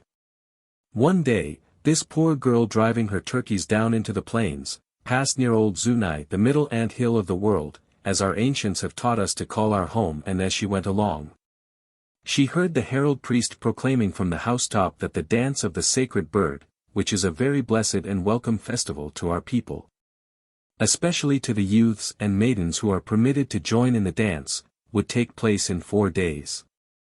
Now, this poor Gert had never been permitted to join in or even to watch the great festivities of our people or the people in the neighboring towns, and naturally she longed very much to see this dance. But she put aside her longing, because she reflected, it is impossible that I should watch, much less join in the dance of the sacred bird, ugly and ill-clad as I am. And thus musing to herself, and talking to her turkeys, as was her custom, she drove them on, and at night returned them to their cages round the edges and in the plazas of the town. Every day after that, until the day named for the dance, this poor girl, as she drove her turkeys out in the morning, saw the people busy in cleaning and preparing their garments, cooking delicacies, and otherwise making ready for the festival to which they had been duly invited by the other villagers, and heard them talking and laughing merrily at the prospect of the coming holiday. So, as she went about with her turkeys through the day, she would talk to them, though she never dreamed that they understood a word of what she was saying. It seems that they did understand even more than she said to them, for on the 4th day, after the people of Matsaki had all departed toward Zuni and the girl was wandering around the plains alone with her turkeys, one of the big gobblers strutted up to her, and making a fan of his tail, and skirts, as it were, of his wings, blushed with pride and puffed with importance, stretched out his neck and said, "Maiden mother, we know what your thoughts are. And truly we pity you, and wish that, like the other people of Matsaki, you might enjoy this holiday in the town below.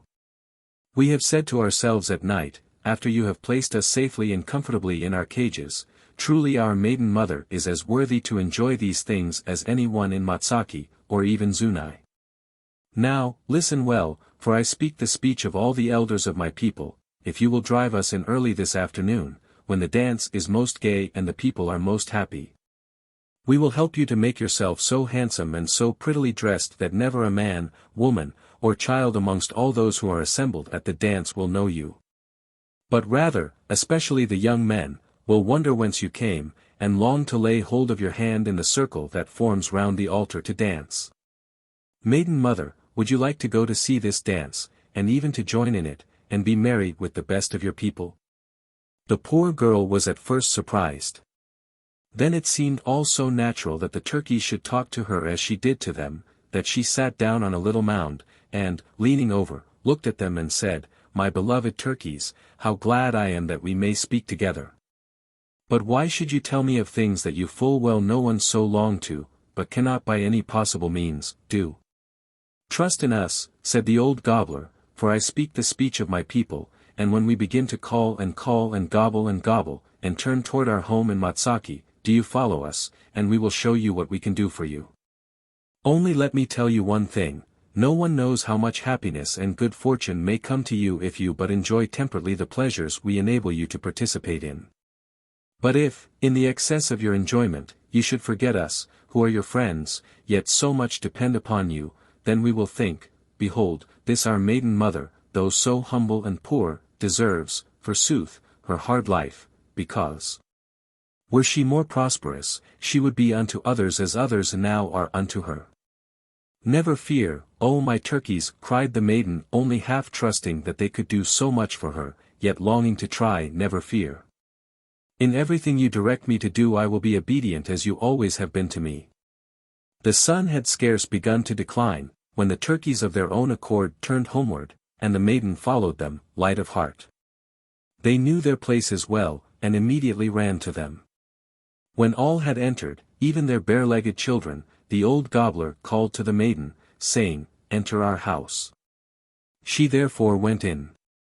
"Now, maiden, sit down," said he, "and give to me and my companions, one by one, your articles of clothing. We will see if we cannot renew them." The maiden obediently drew off the ragged old mantle that covered her shoulders and cast it on the ground before the speaker. He seized it in his beak, and spread it out, and picked at it. Then he trod upon it, and lowering his wings, began to strut back and forth over it. Then taking it up in his beak, and continuing to strut, he puffed, and laid it down at the feet of the maiden, a beautiful white embroidered cotton mantle. Then another gobbler came forth, and she gave him another article of dress, and then another and another, until each garment the maiden had worn was new and as beautiful as any possessed by her mistresses in Matsaki. Before the maiden donned all these garments, the turkeys circled about her, singing, and clucking, and brushing her with their wings, until her person was as clean and her skin as smooth and bright as that of the fairest maiden of the wealthiest home in Matsaki. Her hair was soft and wavy, instead of being an ugly, sunburnt shock. Her cheeks were full and dimpled, and her eyes dancing with smiles, for she now saw how true had been the words of the turkeys. Finally, one old turkey came forward and said, "Only the rich ornaments worn by those who have many possessions are lacking to thee, O maiden mother. Wait a moment. We have keen eyes, and have gathered many valuable things, as such things, being small, though precious, are apt to be lost from time to time by men and maidens." Spreading his wings, he trod round and round upon the ground, throwing his head back, and laying his wattled beard on his neck, and, presently beginning to cough, he produced in his beak a beautiful necklace. Another turkey brought forth earrings, and so on, until all the proper ornaments appeared, befitting a well-clad maiden of the olden days, and were laid at the feet of the poor turkey girl. With these beautiful things she decorated herself, and, thanking the turkeys over and over, she started to go, and they called out, "O maiden mother, leave open the wicket. For who knows whether you will remember your turkeys or not when your fortunes are changed, and if you will not grow ashamed that you have been the maiden mother of turkeys. But we love you, and would bring you to good fortune.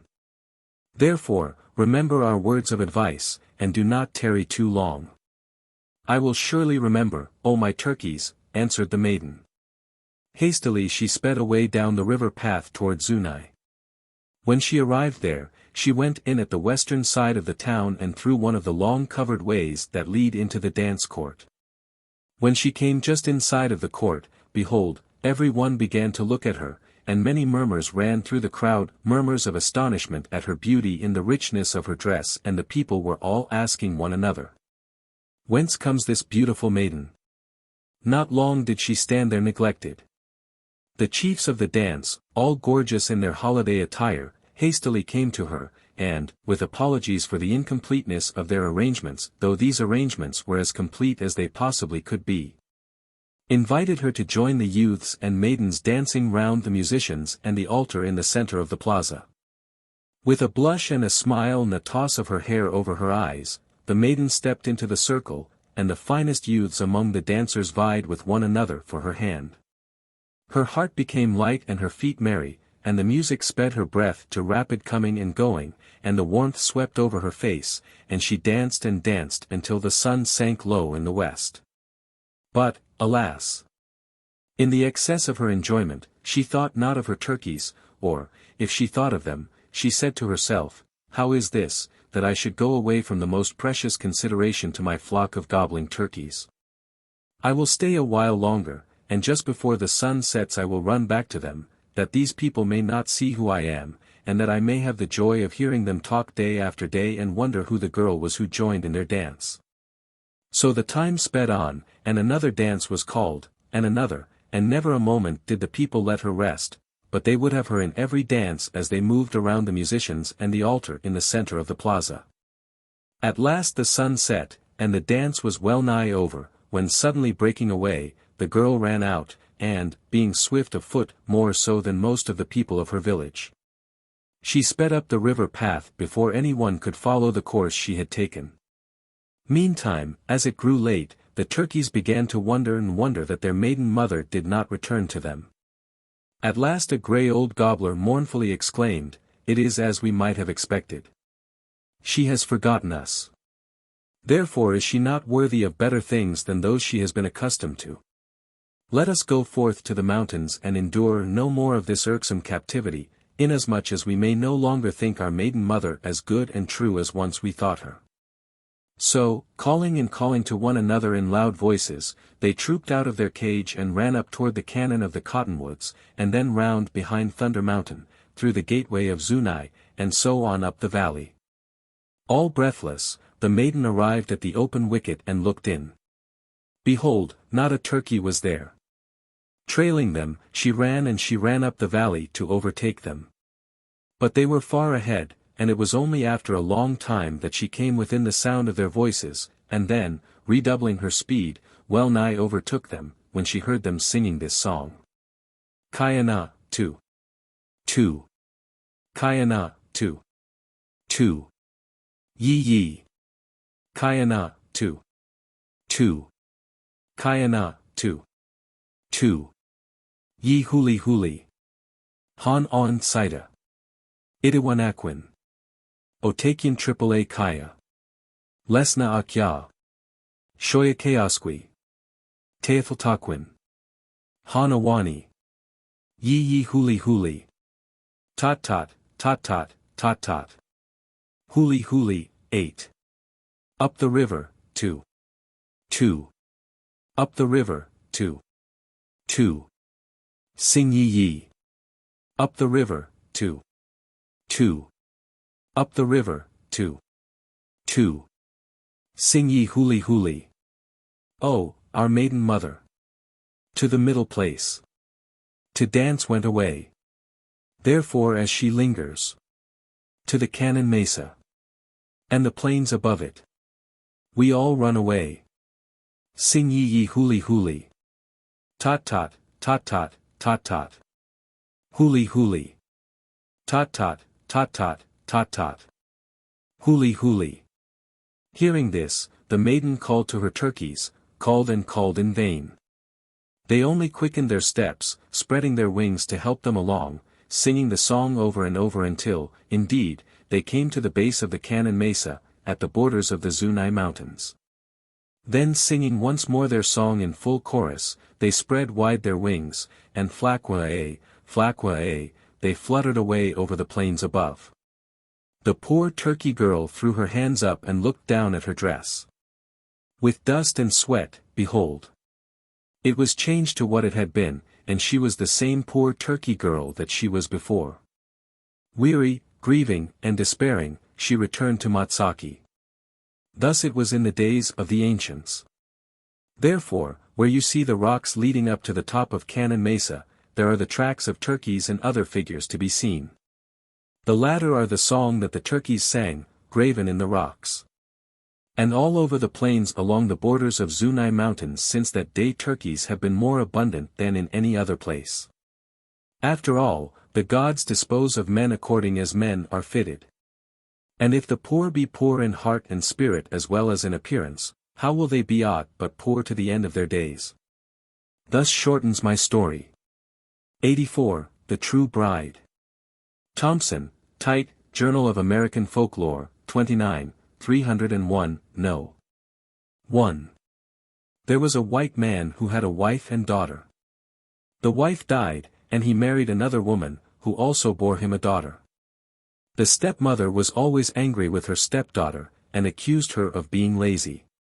One day in the wintertime, when there was much snow on the ground, she told her to go and pick berries. The girl knew that no berries could be found at that season, but she was so hurt by the nagging of her stepmother, that she said she would go. She put some food in her basket and wandered off, saying to herself, I will continue wandering around until I die. After a time she saw the smoke of a lodge, which she approached and entered.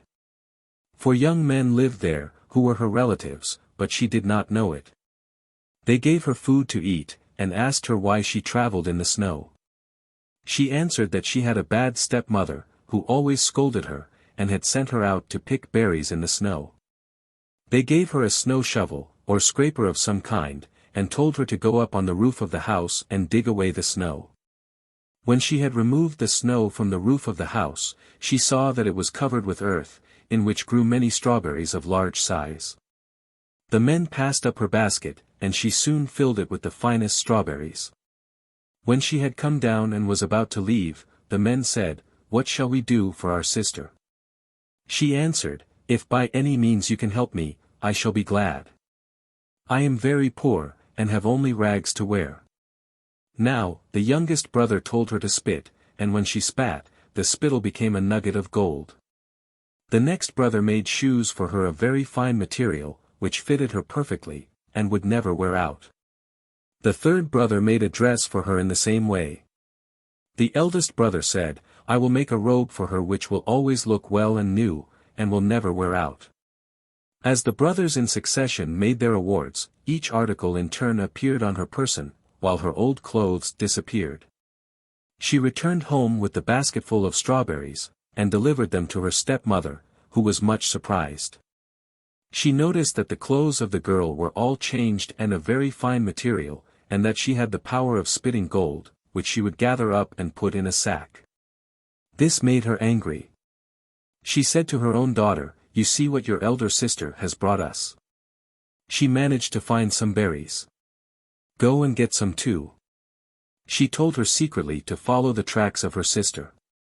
She would then be sure of reaching the same place, and learn how she had obtained the strawberries, the fine clothes, and the power of spitting gold. The girl took her basket and departed. When she arrived at the house of the four brothers, they gave her food to eat, and asked her why she was traveling at that time of year. She answered, My mother ordered me to go and gather strawberries, although it is winter-time and no berries are to be found. However, my sister found some, and my mother said I could get some at the same place. The men directed her as they had her sister, and after removing the snow from the roof, she found strawberries growing profusely underneath. When she had filled her basket and was about to return, the brothers said, What shall we do for our sister? The youngest man asked her to spit, but she felt insulted at the request. She was vain and haughty. She thought they were fooling her. They intended to help her, but became disgusted on account of her vanity, and decided to give her nothing good. At last she spat, and the spittle turned into a toenail and smelled like toenails. The other brothers refused to help her in any way. She returned with the strawberries, and gave them to her mother. The latter noticed that she had no new clothes, and felt disappointed. She asked her to spit, but instead of gold she spat a bad-smelling toenail. She told her not to spit again. One day the chief's son was passing, and saw the elder girl busy washing clothes. He liked her looks and her dress. His father, whom he told of his admiration for the girl, encouraged him to visit her and make her acquaintance. He said, "You may change your mind when you see her again." The young man visited the girl and held some conversation with her, during which she coughed and spat on the ground several times. He returned and told his father that the girl he fancied could spit gold nuggets. His father would not believe it, and went to see for himself. During his conversation with her, she spat repeatedly, and picked up the gold nuggets and put them in a sack she carried. He asked her to spit again. He picked up the spittle and satisfied himself that it was really gold. Then he advised his son to marry her, saying, "She is a valuable woman, she is worth many." Now, it was reported that the chief's son was to marry the girl who could spit gold. All the white people came to the great wedding. At the end of the wedding feast the bride spat out much gold, so the wedding guests carried away some to their homes. Thus the bride provided them all with presents, and became renowned, and well liked by all. In due time she who spat gold became pregnant. When she was about to be delivered, her husband was called away to an important meeting in a distant place, from which he could not return for a month. The chieftainess asked her husband to request his mother to attend her when her time came, as she had no faith in her stepmother, who might use the opportunity to do her harm. Her husband, however, assuaged her misgivings, and insisted that her stepmother, who was an expert midwife, and her half-sister, should assist her. When she was about to give birth, her stepmother made a hole in the floor, placed the young woman over it, and, when the child was born, she cut the navel string and let the infant fall through the hole. Then she put a cat in its place. And when the mother sat up and asked for her child, the stepmother put the cat in her arms. The woman said, "It is strange that I should give birth to a cat." The stepmother said, "Odd people have odd children." The young woman reared the cat as if it were her own child. Her husband was disappointed when he returned but said nothing. Again the woman became pregnant, and again her husband was called away about the time of her delivery. She was again attended by her stepmother, who dropped the child through a hole in the floor. This time she gave the woman a snake, telling her that she had given birth to it. She added, "How strange are the children to which you give birth." On the return of the husband, the stepmother told him that he ought to kill his wife, because she was giving birth to cats and snakes. She told him that he ought to marry her own daughter, who was a good woman, and would give birth to proper children. The chief and all the people held a meeting, and decided that his wife should be killed. They bound her with iron, took her in a canoe to the middle of the lake, and cast her overboard. Now, the four brothers knew what was happening, and were there under the water to intercept her, and prevent her from drowning. They untied her, and after telling her that her real children were alive, and that things would come well in the end, they transformed her into a goose, and she swam about on the lake. The chief's son did not like his new wife, because she was disgusting and smelled nasty. Now, she who spat gold had a favorite dog called Spiola, which she had not seen since the time of the birth of her first child. He lived or slept underneath the house, and when the stepmother dropped the baby through the hole, he had taken charge of it.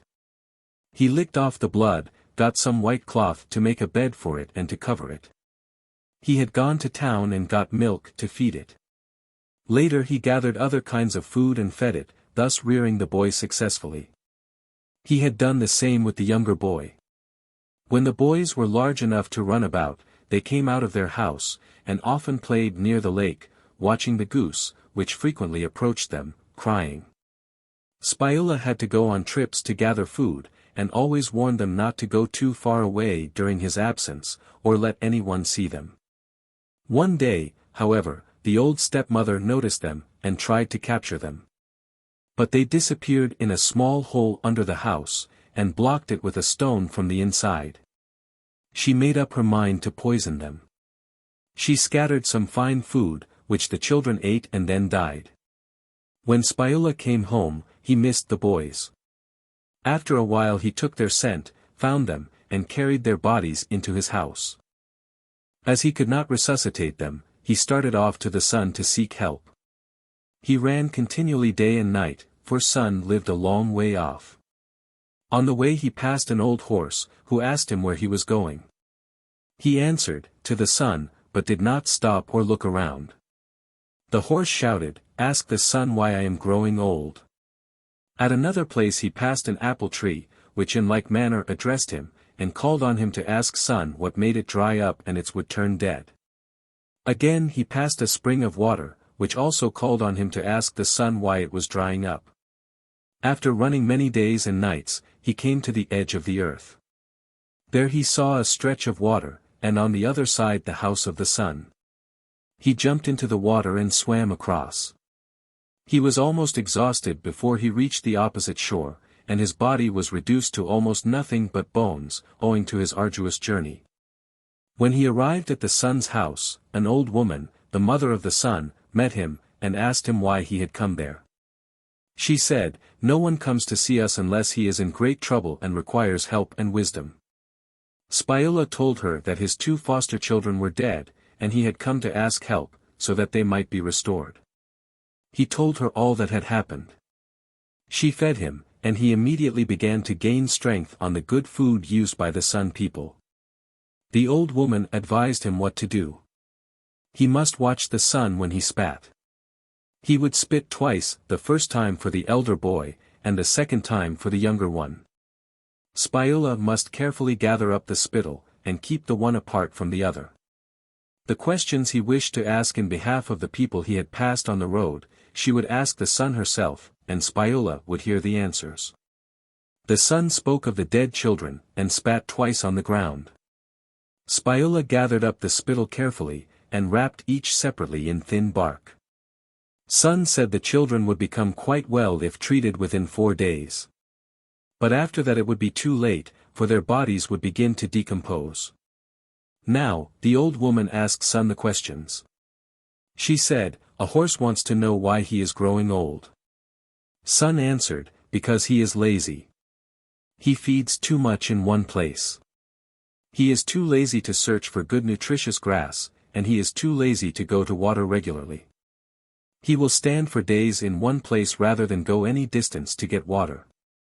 She said, "The apple tree wants to know why it is drying up." Sun answered, "Because it is too lazy, and because it has a nail in its trunk.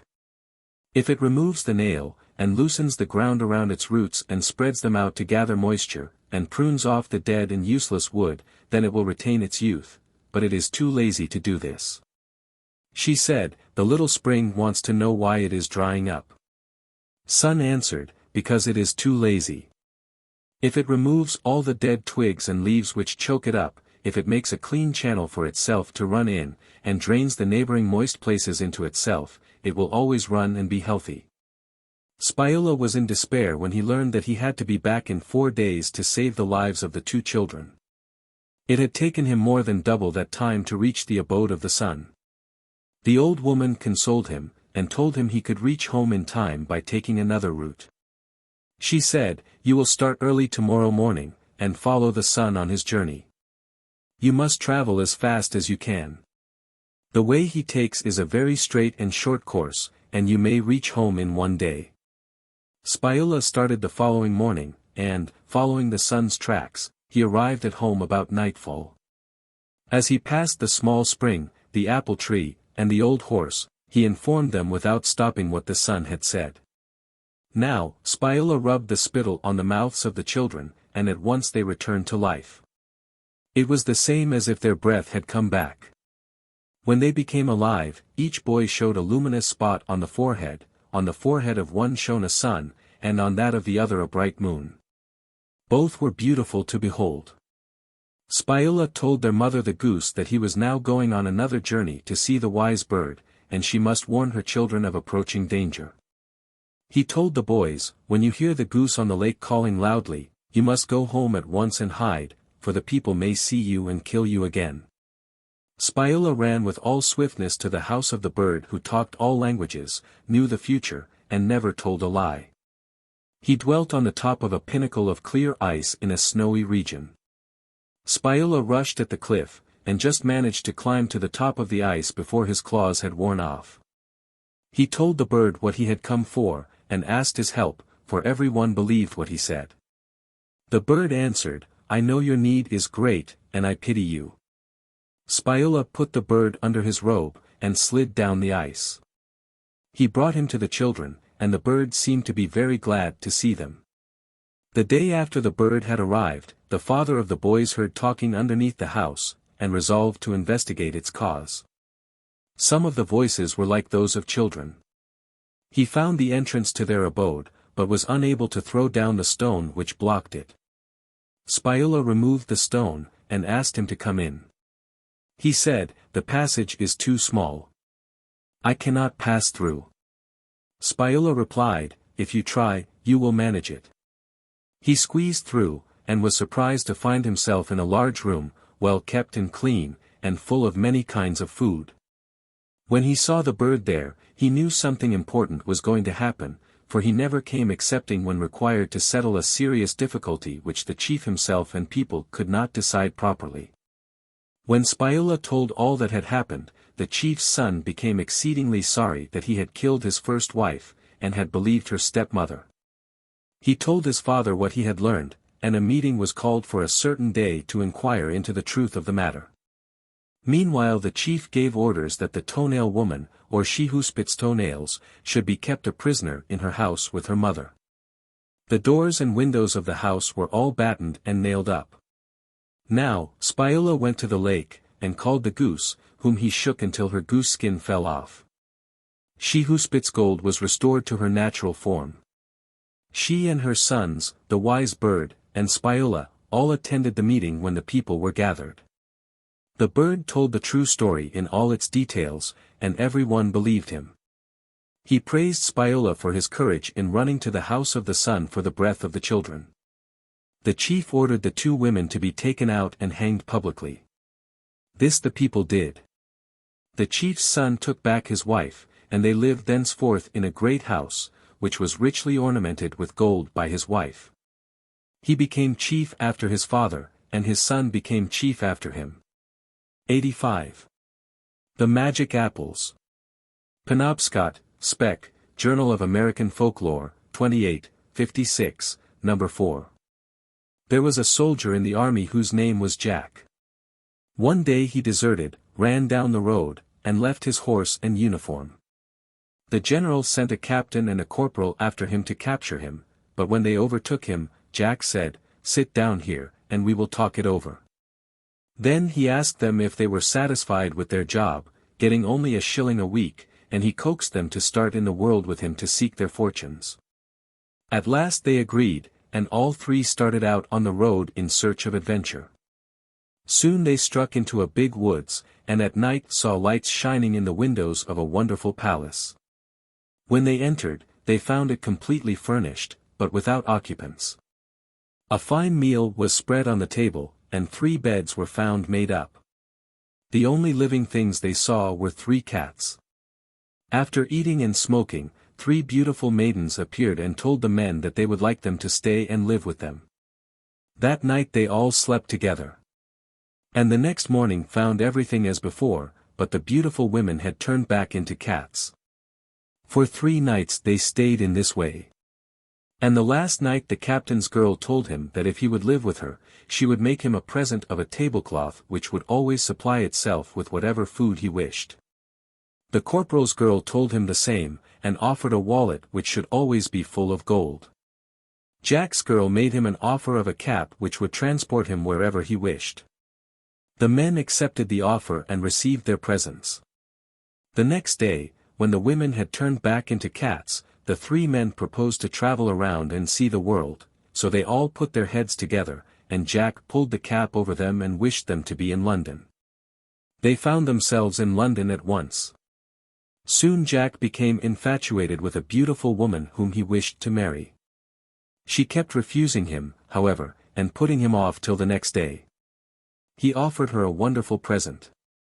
Then he went to the captain and borrowed his tablecloth. He gave her that, but still she put him off. Then he borrowed the corporal's wallet and gave her that, yet she put him off. At last he begged her to give him a kiss. She laughed and agreed. Then he slipped the cap over their heads and wished to be in the wild woods of America. Immediately they found themselves in the heart of the wild woods, with not a soul near them for miles. She cried very hard, but soon begged Jack to go to sleep, and smoothed his forehead for him.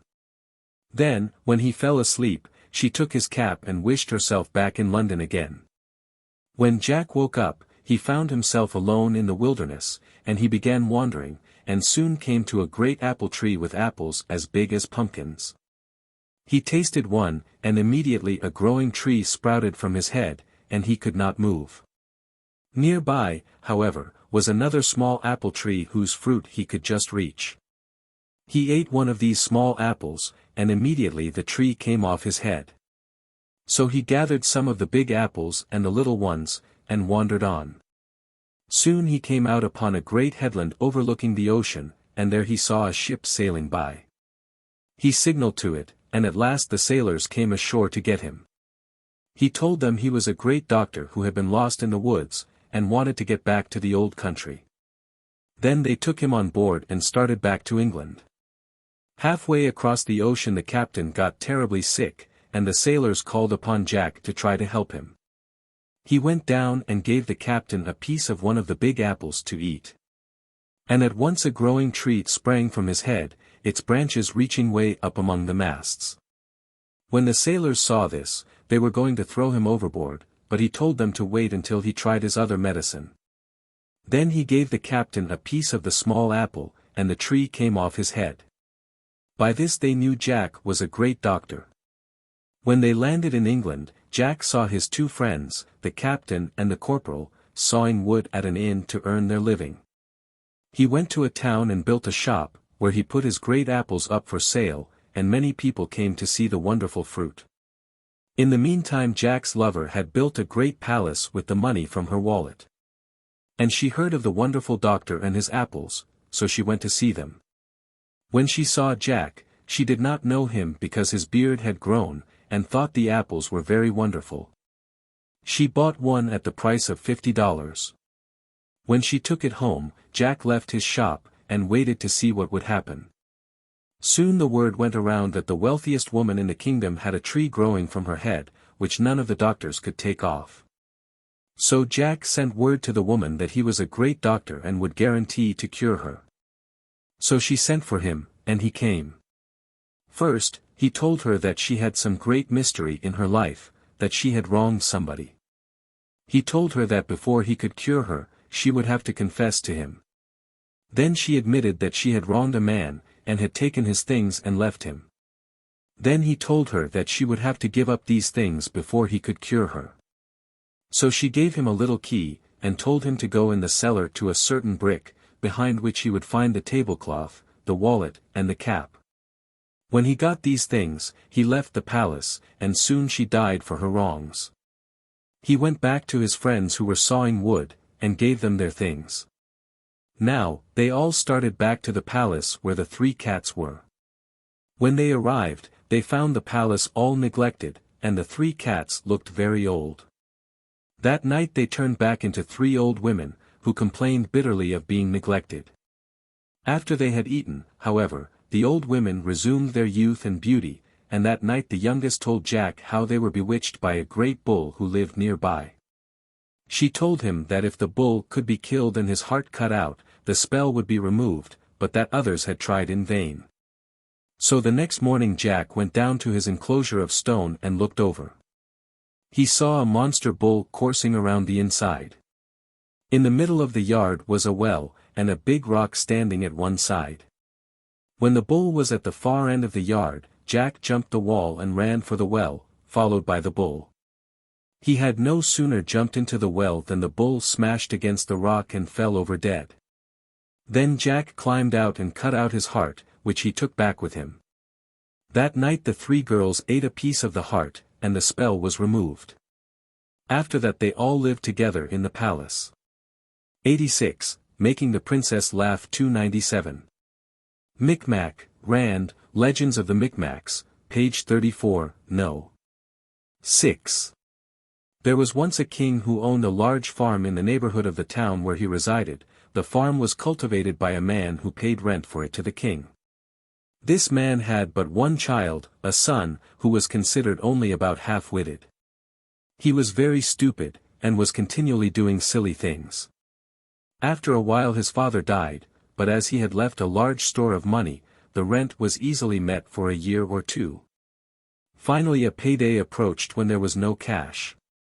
The mother consulted with her son as to what was to be done.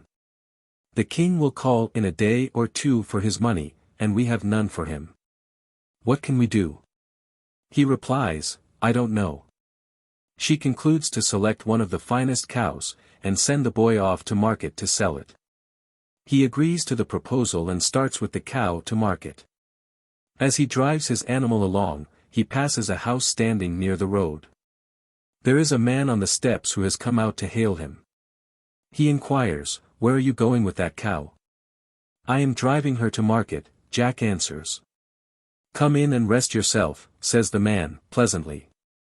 Jack accepts the invitation, goes in, and sits down. "I want you to make me a present of that cow," says the man. "Can't do it," replies Jack, "but I will be glad to sell her to you, for we are in need of the money." The man replies that he will not buy the cow, but that he wants Jack to make him a present of her. This the boy refuses to do. The man asks if he will have something to eat. He answers in the affirmative, and on a tiny dish is set before him a very small piece of food. The boy looks at the food, and ventures to taste it. He finds it very palatable, and eats away, but does not diminish the amount. After a while the distension of his stomach indicates that he has eaten sufficiently, but his appetite is as keen as ever, and the morsel that lies on the tiny plate is not in the least diminished. He endeavors to stop eating, but finds that he cannot do so. He has to keep on eating, whether he will or not. So he calls out to the man, "Take away your food." The man coolly answers, "Give me your cow, and I will." The boy answers indignantly, "I'll do no such thing, take your dish away." "Then eat on," quietly answers the man, and eat on he does, until he begins to think that his whole abdominal region will burst if he continues much longer. He gives over the contest, cries for quarter, and yields up the cow. In return he receives the little dish with the food undiminished in quantity or quality, remaining in it. He then returns home with the magical food in his pocket. Arriving at his home, he is questioned as to the success of his mission. He relates his adventures and says, "I have been robbed of the cow." His mother calls him 1,000 fools, upbraids him outrageously, and seizes the fire shovel in order to knock him down. He dodges her, however, and taking a particle of the magical food on the tip of his finger, adroitly touches her mouth with it as he jumps by her. She stops instantly, charmed with the exquisite taste, and inquires, "What is this that tastes so delicious?" Thereupon he hands the dish over to her, and she falls to eating greedily, while he quietly looks on. But soon sensations and difficulties similar to those which he had himself experienced lead her to call out to him to remove the plate. "Will you beat me then?" he coolly asks. "I will," exclaims the mother, now more than ever enraged, finding herself thus caught in a trap. "Then you may eat away," says the boy. The indignant old lady eats on, until she can really stand the strain no longer, when she yields, and promises to lay aside the rod of correction, then he releases her by removing the tiny platter and its contents. The next morning the old lady sends Jack off to market with another cow. Passing the same house, he is again accosted by the man, who is waiting on the doorstep to meet him. In the same manner as on the former occasion, the man makes the modest request that Jack will give him the cow. Jack, however, has learned some wisdom by his late adventure, and has no idea of repeating the experiment. "Be off with you, you evil spirit," he exclaims. "You robbed me yesterday, you're not going to do it again today," and he hurries on. The man takes off his belt, and throws it down in the middle of the road. Instantly the belt leaps up around both Jack and his cow, binds the animal's legs fast to her body, and lashes the boy to her side. There they lie, unable to stir. "Untie me," shouts the struggling boy. "Give me your cow and I will," the man answers. "I won't do it," says Jack. "Then lie there," is the answer. But the belt, like a huge boa constrictor, begins to contract, and to press upon Jack and his cow, so that they can scarcely draw their breath. At length the poor fellow gives up the cow, is unfastened, receives the magic belt in return, and goes home. He informs his mother that the same man has again robbed him. The old woman is now more angry than ever. She calls him hard names, threatens to beat and even to kill him, and searches for a suitable weapon. Then Jack unclasps his belt, casts it upon the floor, and instantly the poor woman is bound hand and foot, and calls lustily to be released. Jack looks on and says, "Will you beat me, then?" "Yes, I will," she screams, "untie me, you dog." Jack pulls the magic cord a little tighter round her, and the violence of her wrath abates. She begins to gasp, and promises if he will let her go she will not beat him. Thereupon he unties her, and she keeps her word. The difficulty still remains. The rent is not yet paid, and the mother determines to make one more attempt to sell a cow. Away goes the boy again towards the town, driving the third animal, when the same man again encounters him with the same proposal. "Give me your cow." "Give you my cow, indeed," exclaims the boy in wrath. "I'll give a stone and hurl it at your head." He is about to suit the action to the word, when the man pulls out a tiny flute and begins to play on it. Jack's muscles instantly contract in different directions, the stone drops from his hand, and, literally charmed with the music, he begins to dance. The cow joins in the jig, and both dance away with all their might, unable to stop. "Hold! Hold!" he exclaims at length, "stop your music. Let me get my breath." "Give me your cow, and I will," answers the man. "I won't do it," Jack replies. "Then dance away," is the answer.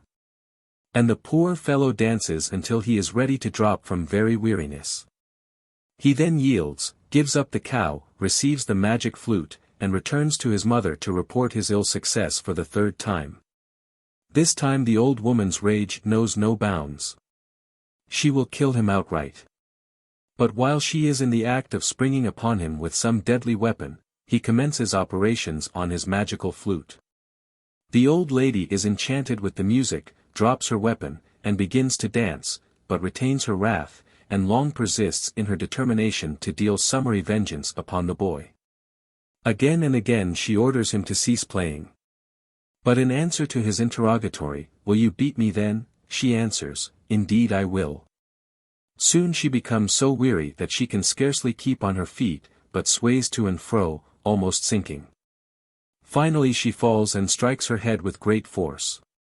She yields, and promises to let him alone, and he withdraws the enchantment of his music. There was another effect produced by the magic flute when the man who met Jack commenced playing. No sooner had the boy and cow begun to dance, than they were joined by a great swarm of hornets. These hornets hovered over them, and danced in concert in the air. They followed the flute. Whenever it played they came, but they were invisible to all eyes except those of the musician, and his commands and wishes they implicitly obeyed. The difficulty of paying the rent remains. The mother is still in trouble about it. But the boy quiets her fears, and undertakes to manage the affair. "Today," she says, "the king will be here. What can we do?" He says to her, "I'll pay him, give yourself no uneasiness." He then takes a lot of earthen dishes and smashes them up fine, packs the pieces into a bag, and fills it so full that he can scarcely tie it up, then seals the strings with gum. Presently a carriage containing the king himself and 2 servants drives up to the door. They have come to collect the rent. They enter the house, and the terrified old woman runs and hides. The boy, however, meets them at the door, and politely conducts them to a seat. They sit down and wait, and he immediately fetches them what seems to be a well-filled money bag, and sets it down on the table, making it rattle and chink like a bag of money, as he sets it down. He then produces his little magic platter and food, and gravely informs the king that his father, before he died, had given him instructions to set that before his majesty as a portion of exquisitely delicious food. The king takes the bait and falls into the trap. He first tastes a morsel, then falls to eating, and the 2 servants join him. Meanwhile the boy seems to be very busy getting ready to count out the cash, bustling round, going into another room where he remains a good while, then coming out and lifting up the bag, and, as if having forgotten something, going back into some other apartment of the house. Meanwhile the king and his servants become gorged with the food, but they can neither refrain from eating, nor push away from the enchanted platter. They call to the boy to come and remove his dish. But he is altogether too busy to hear or to notice them. Meanwhile their troubles increase. Their stomachs become distended beyond endurance, and they are glad to purchase a respite by giving up rent, house, stock, farm, and all. On these conditions the dish and food are removed, and the king and his retinue return to the palace, leaving the good people in quiet possession of everything. After they have retired, the old woman, who has been watching the maneuvers from her hiding place, comes out, and this time praises her boy for his adroitness. He makes over all the property to her, and starts off to seek his fortune and a wife, taking with him the enchanted dish, belt, and flute. So he travels on, and finally arrives at a town where a king resides who has one beautiful daughter. She has many suitors, for the king has promised her hand to the first one who will make her laugh 3 times in succession. Now, it happens that our hero is very ill-shaped, ugly-looking, and awkward, and can, by a little affectation, make himself appear much more so than he really is. He strolls about the city, hears the current gossip, and learns about the domestic arrangements of the palace. So one day he strolls into the king's palace among the other suitors and visitors, and looks round at everything, and soon attracts the attention of the servants, who inquire what his business is there. At first he makes no reply. But he knows that, according to rule, unless he answers the 3rd challenge, he will be summarily ejected. So he answers the 2nd time. Is it true, as I have heard, that the princess will marry the first man who can make her laugh 3 times in succession? He is told that it is true, and he says he wishes to make the trial. So he is allowed to remain in the palace.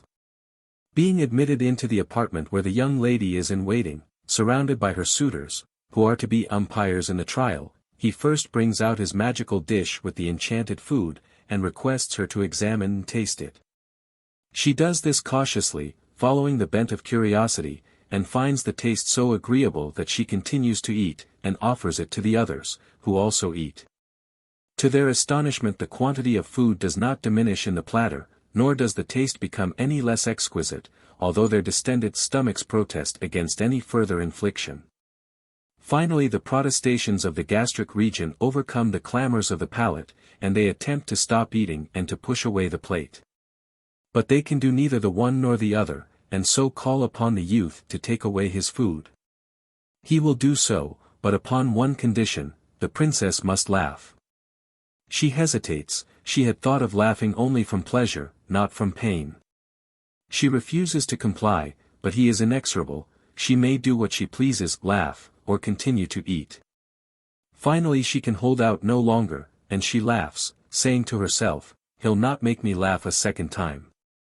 As soon as he releases them from the enchantment of the food, they fly furiously at him to expel him from the palace. But they reckon without their host. Quick as lightning he unclasps the magic belt, tosses it on the floor, and instantly they are all bound together in a bundle wound round from head to foot, and lie in a helpless heap before him. "Untie us," shouts the tortured and terrified princess. "Laugh, then," he coolly answer, but no, she will not laugh. But he knows how to bring her to terms. He has but to will it, and the obedient belt will tighten its embrace. When she and her guardians can endure the pressure no longer, she gives forth a forced and feeble laugh. Then they are all released. No sooner done, than the men draw their weapons and rush furiously at him. Before they reach the spot where he stands, however, he has the magic flute to his lips. Their steps are arrested, and princess, suitors, umpires, guards, and all are wheeling in the mazy dance. They are charmed, not figuratively but literally, with the music of the tiny magic flute. At length they grow tired of the exercise, and vainly endeavor to stop, but they cannot do it. "Stop your playing," they shout. "I will," he answers, when the princess laughs. But she determines that she will not laugh this time, come what may. But the stakes are for a princess and a kingdom, and he will not yield. She dances till she can no longer stand. She falls upon the floor, striking it heavily with her head. She then yields to her fate, performs her part nobly, and gives forth a hearty laugh. The music then ceases, the umpires are left to decide the case, and the young man walks away and leaves them. The news of the affair reaches the ears of the king, and he commands that the young man shall be introduced into his presence. This is done, and the king is disgusted with the looks and manners of the young man, and declares the contract null and void. But the matter must be hushed up, and not allowed to get abroad. The victor is to be privately dispatched, and another more suitable match substituted in his place. By the king's direction the stranger is seized, conveyed to the menagerie, and thrown in with the beasts. This is a large apartment surrounded by high walls. The ferocious animals rush upon him. But the magic belt is tossed down, and they are all tied up in a heap, their legs being bound fast to their bodies, while he sits quietly down awaiting the issue of events in one corner of the yard. Meanwhile word is circulated that one of the suitors at the royal palace has won the princess's hand, and the wedding is to be celebrated that very evening. All goes merrily as a marriage bell, until the hour arrives for the bridegroom to be introduced into the bridal chamber. There the whole affair is quashed. Hosts of invisible foes are there who have entered at the keyhole, and are waiting to vindicate the innocent, defend his rights, and punish the intruder. The victorious Jack has taken his flute and called the troops of hornets to his aid. He bids them enter the keyhole and wait until his rival has unrobed, and then ply him with their tiny weapons about his lower extremities. This they do. And the poor fellow, unable to see the hornets, but fully able to feel their stinging, begins to jump and scream like a madman. The terrified princess rushes out of the room, and screams for help. The domestics run to her assistance, and she declares that the bridegroom is a maniac. They, hearing his screams and witnessing his contortions of countenance, and unable to learn the cause, come to the same conclusion, and hurry away from the palace. Another bridegroom is substituted, who shares the same fate. The king at length concludes that he is outgeneraled, that the young man who has won the hand of his daughter still lives, that he must be a remarkable personage, possessed of miraculous powers. He sends to the menagerie for him. The animals are all tied up, but a thick mist fills the place, and they cannot see the young man. They attempt to release the beasts, but find this impossible. They bring the report to the king. Said he, it is just as I said. He is a necromancer, a remarkable man. Go again, seek him carefully, and if you can find him bring him in.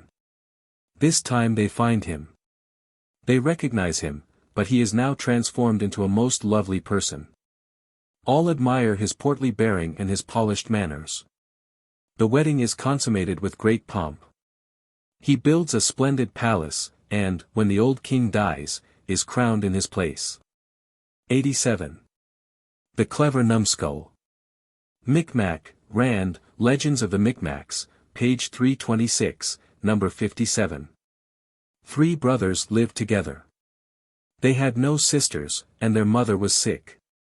The youngest was supposed to be a silly fellow, and was always doing outrageous things. One day they killed a pig. The 2 older brothers went to fetch salt, and told the youngest one to remain and watch the house, and take care of their mother and the pig. They said they were going to salt down the pork, and keep it for the long days. After they were gone, he went out and found some men at work, and told them that if there was a man there named Longdays, he had a pig for him. One of them declared that that was his name. Forthwith the pig was delivered to him, and he carried it off. By and by the other brothers arrived, and wondered what had become of the pig. Why, Longdays has been here and taken it away. Did not you say it was to be kept for Mr. Longdays? Oh, you blockhead. We told you it was to be kept for ourselves when the days become long next summer. Some time after this, Kolnaju was sent to buy a horse. He made the purchase, and brought the horse home. But there was a long avenue, lined by trees and bushes, extending from the highway down to the house, and when he came to the head of this lane, he gravely told the horse that this was the road, and bade him go on directly to the house. Saying this, he removed the halter, and the horse kicked up his heels and made for home. The boy arrived home, wondering at the stupidity of the horse, and on relating the case to his brothers, they wondered at his stupidity. "You numbskull!" they exclaimed, "you can never do anything right. Why did you not ride him down the lane?" "Oh, I will do better next time," he promised. So, as the old mother got no better, they sent him to find and bring home a woman to assist in nursing her and in taking care of the house. He took his bridle and started. He succeeded in his expedition, and the woman came with him all quiet and kindly till they reached the head of the lane. But there and then he made an attempt to put the bridle on her head, and assured her that she had to carry him on her back, and walk on all fours down to the house. Persisting in his determination, the terrified woman screamed, broke from her persecutor, and ran. Chopfallen and sad, he went into the house. What was his trouble? They asked him. "Why? I attempted to bring her home in the way you directed. But she screamed and tore away from me, and crying went back, as hard as she could go." "Oh, you abominable fool," they exclaimed, "was that the way to treat a woman? You should have taken her by the arm, and occasionally given her a kiss." "Ah, well," he cried, "I shall know better next time." The next time he was sent for a pig. He led the pig all right until he came to the lane. He then tried to make the pig walk on his hind legs. And when the terrified animal squealed and kicked, he attempted to conciliate it by kissing it. But he received such a return from the tusks of his captive as made the blood flow, and caused him to let go his grip, and poor piggy went off home at the top of his speed. Poor Kolnager returned crestfallen to his home, to relate his adventures, and to be blamed and lectured for the 100th time for his outrageous stupidity. His next expedition was for a tub of hog's lard. This he purchased. But on his way home he passed over a portion of road that was dried and cracked by the sun. "Oh, my old grandfather," he exclaimed, "what a terribly sore back you have got, so naked and dry. You shall have my lard for salve, and one will rub it on." So saying, he began spreading the lard over the dry road, and when it was all gone, he went home. "Why have you not brought the lard?" "Oh, dear me. I came across a poor old man lying in the road with his back all sore and cracked. And I pitied him, and spread the lard over him." To this the brothers made no objection until they ascertained the truth of the case, when another attempt was made to teach him a lesson, and with the usual success. His 6th expedition was in quest of a quantity of needles. These were purchased, but on his way home he passed a newly reaped field of grain. He looked at the stubble, and perceived the holes in the top. He was sure that when the rain should fall, the water would fill all those holes, and concluded that it would be a very benevolent act to stop them up. This would be a capital end to which to apply his needles. So he opened the packages, and carefully placed one in every straw, and when the supply was exhausted, many remained undoctored. "Alas, poor things," he cried, "I cannot help you any more, as my stock is out." So he went home without his needles. Afterward he was sent for some red flannel. Passing a graveyard on his way home, he looked at the crosses, and took them for poor old penitents kneeling in the cold with outstretched arms, and carefully tore up his roll of red flannel and covered their poor shivering shoulders. After this the 2 other brothers went together to town to make some purchases, and left him to take care of the sick mother. They charged him to give her drink, and especially to wash her face. He obeyed the directions, but supposed he must wash her face as he had seen her wash clothes, by thrusting them into boiling water. So he set on the great pot. And when the water was boiling, he took up the old woman and thrust her head into it, and held her there. When he took her out, she was dead, and her lips were contracted to a grin, which he affected to mistake for laughter. And placed her back in the bed, and leaped and laughed at her quiet and pleasant countenance. He ran to meet his brothers, and told them that their mother had not been so quiet nor looked so well this long time. She had not stirred nor spoken, and she was laughing all the time. They went in, and were horror-stricken. "Oh, you outrageous simpleton! What have you done? You have killed your mother." We shall all be executed for murder. But now Kolniju began to exhibit his shrewdness, and soon became as clever as he had hitherto been simple. Never you fear, said he, we will turn the incident to good account, we will make some money out of it. Wait you here. I will run for the priest. So off he ran post-haste, and informed the priest that his mother was dying, and requested him to come with all haste, to perform over her the indispensable rite of extreme unction. The priest started immediately. But Kolniju outran him, and took his dead mother and placed her against the door, inside. The priest reached the house, burst the door open, and tumbled the old woman over. Kolniju sprang to raise her. Alas! She was dead. Oh! He exclaimed, wringing his hands and weeping, you have killed our mother. All three gathered round, and the horrified priest did not know what to do. They threatened to accuse him of the murder. He finally succeeded in pacifying them, and gave them a whole handful of money to hush up the matter and say nothing about it. The development of his shrewdness proceeded. The two other brothers went away one day, and left the place in his charge. Among other occupations he had to tend the pigs. These he sold. But in order to cheat his brothers, he cut off their tails and took them down to a quagmire near the shore, and stuck them all up in the sand. When they came back and inquired for the pigs, he told them they had broken out of the pen and rushed down toward the shore, and had sunk in the quagmire. They went down to see. And sure enough, there they all were, just the tips of their tails sticking above the ground. They seized hold of the tails, and tried to draw up the porkers. But the tails broke, and down into the mire sank the bodies, as they believed, and could not be found. Soon his pranks became unbearable, and the brothers resolved to make away with him. They concluded to drown him.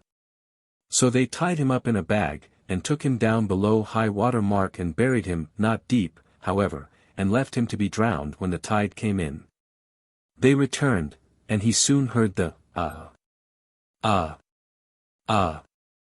of a drove of hogs, and called lustily for them to come to his aid. If they would uncover and untie him, he would lead them to a place where they could feast on chickweed to their heart's content. The hogs, attracted by the noise, approached the spot. Their noses were soon thrust deep into the soft earth. The bag was soon reached, and instinct alone was sufficient to pull it out. And they soon removed the string, when up jumped Kolniju, who seized one of his deliverers, transferred him to the bag, and the bag to the hole, drove the others away to the field of chickweed, where they were kept busy till the tide returned and covered the spot where he was supposed to lie. In due time the tide receded, and compunction returned to the brothers' hearts. They repaired to the spot and dug up the bag, mournfully chanting, "Our poor brother is dead." Astonishment seized them when, on opening the bag, there, instead of the brother's corpse, was a dead pig. Meanwhile Kolniju had waited at a distance from the spot until his brothers went down to the shore to look for him. When they returned, he was astride the ridgepole, laughing at them. They made another attempt to kill him. This time they planned better. They would take him to a waterfall and toss him in above, and let him be dashed to pieces in going over the rapids. So they tied him up in a bag again, placed it across a pole, and started for the waterfall. They became hungry on the way, and placed him by the side of the road, and went to get some dinner.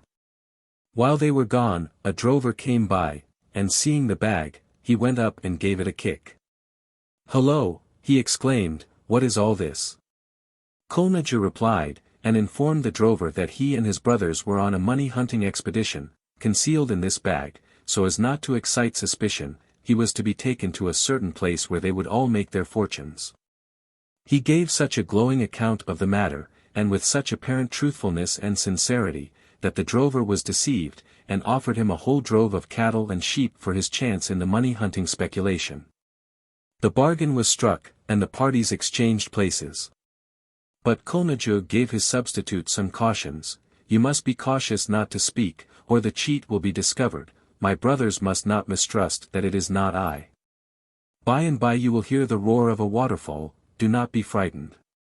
Before lowering you to the place where you are to find the money, they may give you 2 or 3 swings. You must keep still, and not speak. And after that you can have it all your own way." So saying, he went on to the market with the drove. The brothers came back to the bag. "Are you there?" they asked. No answer. But they saw that all was right, placed the bag on the pole on their shoulders, and moved on.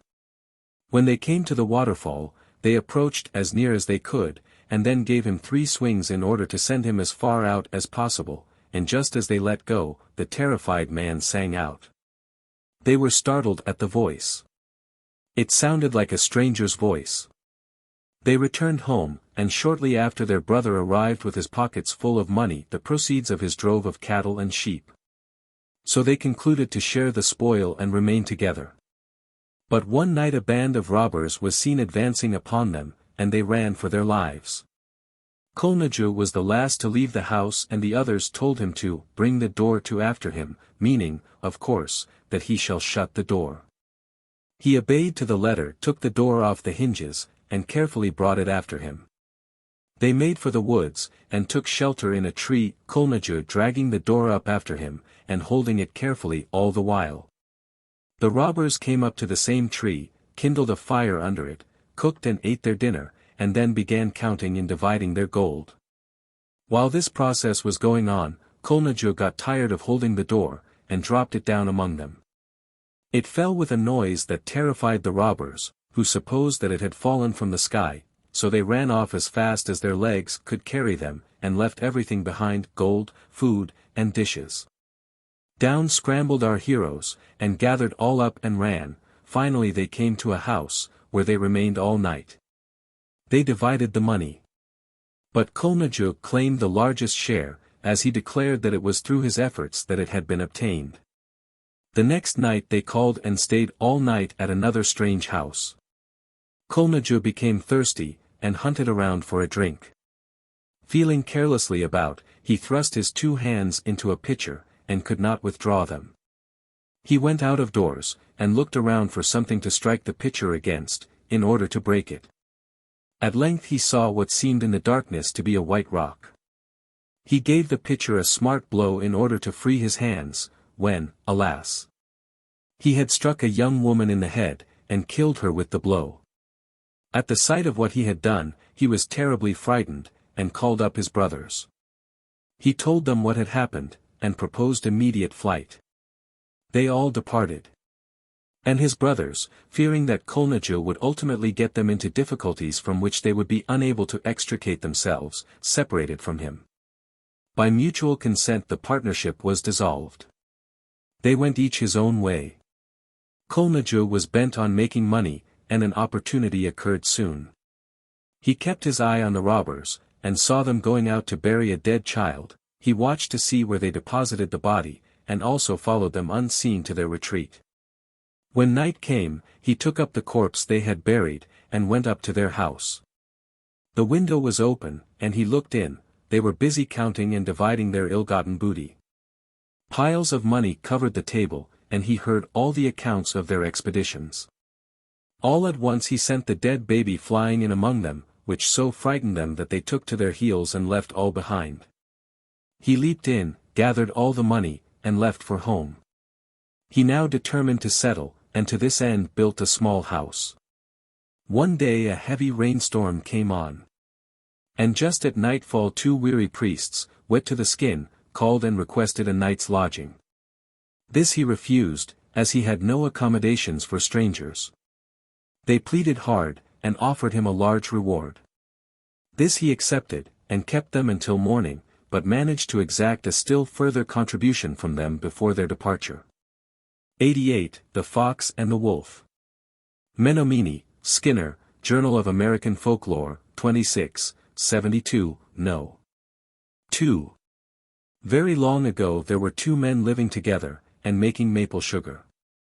They made 1 mocock, bark box, of sugar, and then they cached it away, burying it, and said to each other, "We will let it remain here until we are very hungry."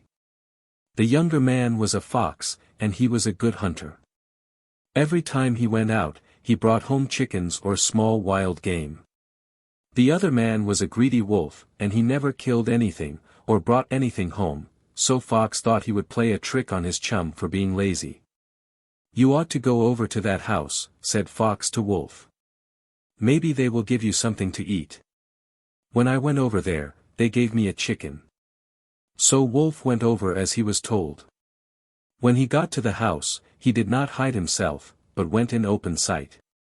The owner of the house saw the wolf coming up, so he set his dogs on him to drive him away, and Wolf escaped only by running into the river. "So it is this one that takes off our chickens," said the man. When Wolf arrived at his home, he told his younger brother, Fox, "Why, I hardly escaped from that man." "Why?" said Fox to him. "They did not recognize you, that's why." But Wolf made no answer.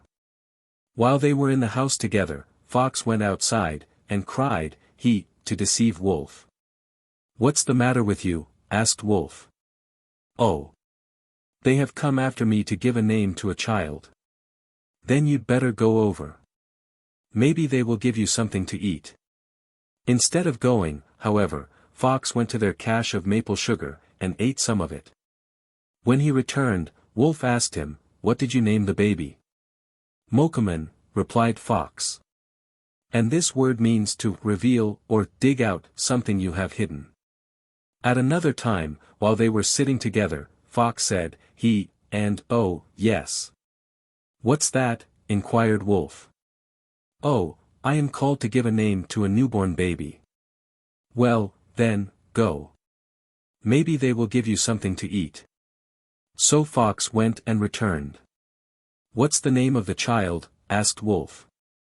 This time, Fox answered, "Wahpeton," and this word means, to commence to eat. At another time, Fox cried out, "All right," as though someone had called to him, "I'll come." "What's that?" asked Wolf. "They want me to go over and name their child." "Well, then, go," says Wolf. "You always get something to eat every time they want you." So Fox went, and soon returned. Wolf asked him again, "What name did you give it?" "Hapatokaiton," answered Fox, that is to say, half-eaten. Then another time Fox cried, as if in answer to someone speaking to him, and then, as though someone called from the distance, "How?" Wolf, as he did not quite hear, asked Fox what the matter was. "Oh, nothing," replied Fox, "only they want me to come over and name their child." "Well, then, you'd better go. Maybe you'll get a chance to eat, maybe you'll fetch me something too." So Fox started out, and soon returned home. "Well, what name did you give this time?" asked Wolf.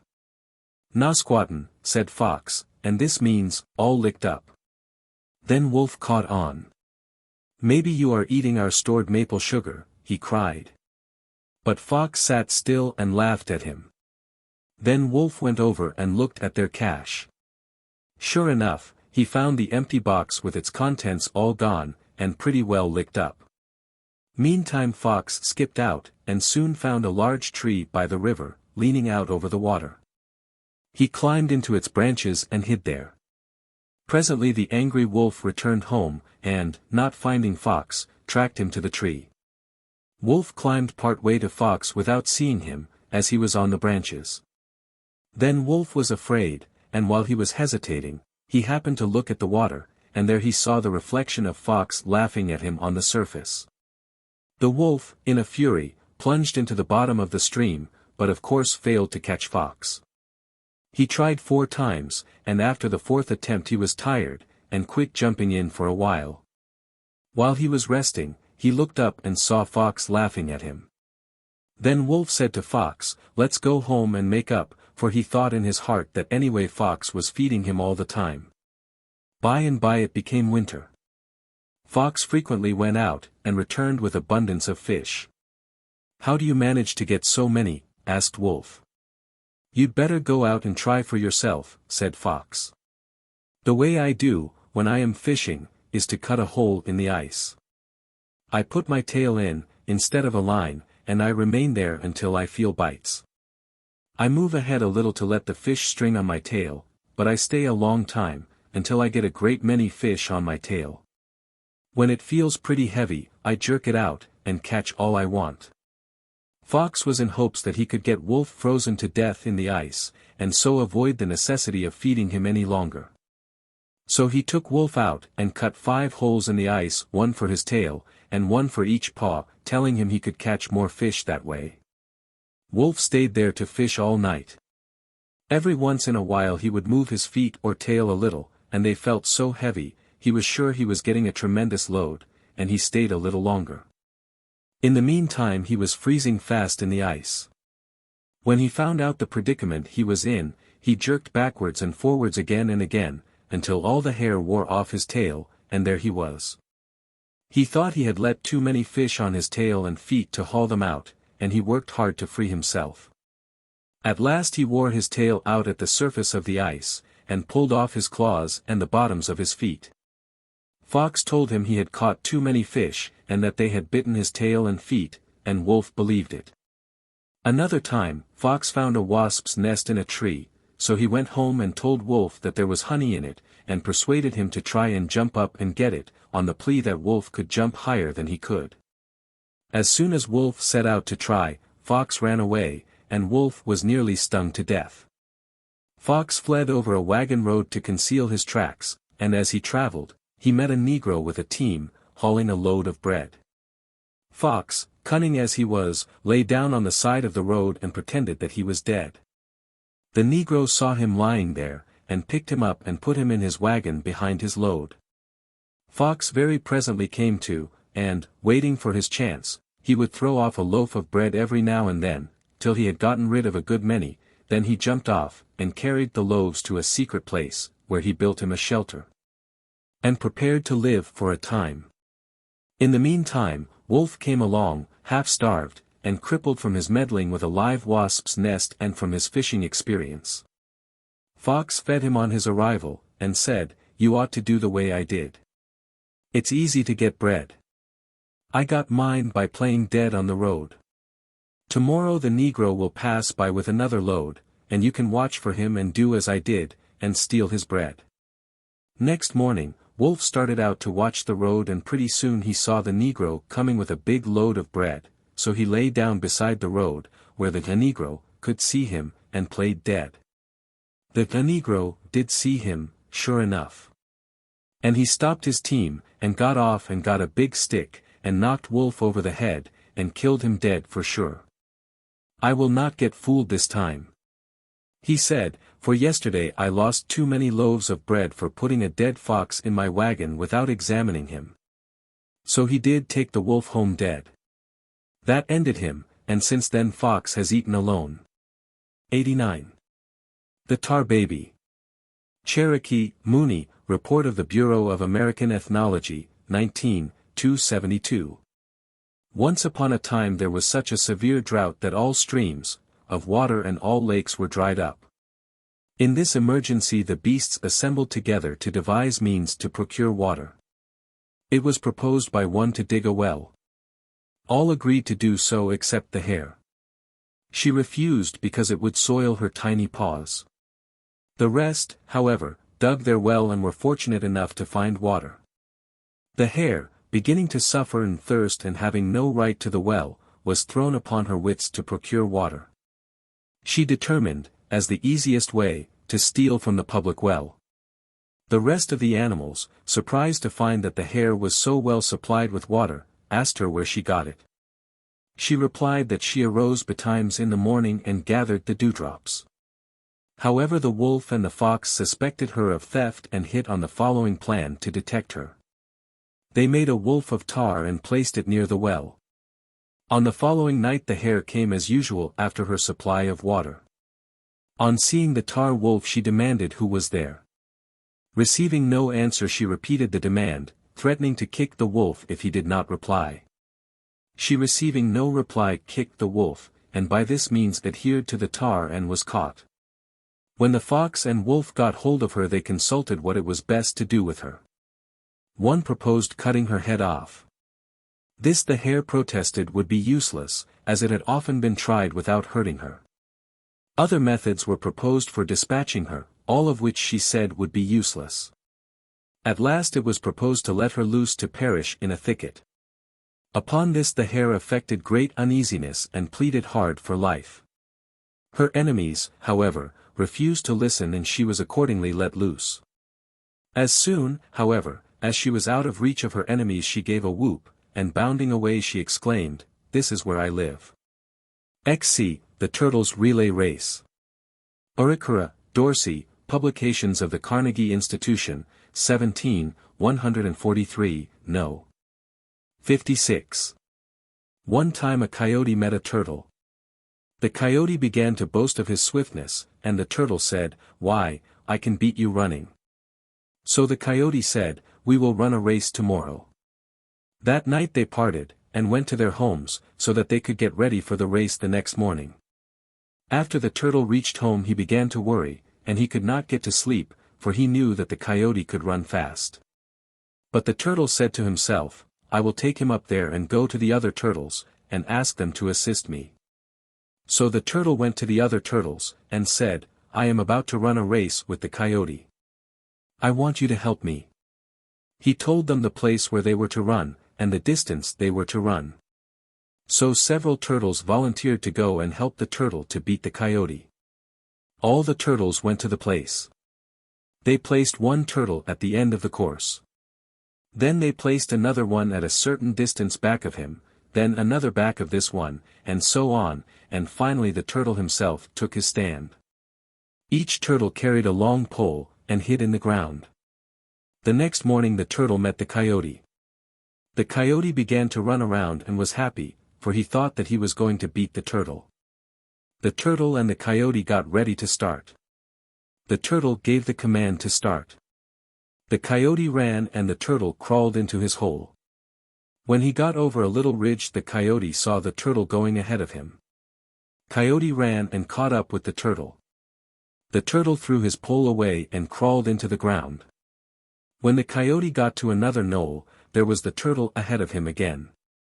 The coyote caught up with him. The turtle crawled into the ground. The coyote ran, and when he got up to another hill, there was the turtle going ahead. The coyote caught up with and passed him. At the end, the turtle was at the goal, and the coyote got up, and said, "You have beaten me." This fine stretch of running killed the coyote. XCI. The Peace Fable. Wyandotte, Barbeau, Memoirs of the Geological Survey of Canada, Anthropological Series, 11, 210, number 65. As he was traveling one day, the fox saw his cousin the rooster perched high upon a tree. "Come down, cousin," exclaimed the fox, "let us have a chat." The rooster replied, "Oh, no." And the fox went on saying, "We all live in peace now, and have arranged not to slay each other any longer." The rooster then warned the fox, "I hear something, cousin. I hear the hounds rushing this way." The fox said, "Oh, I must be going."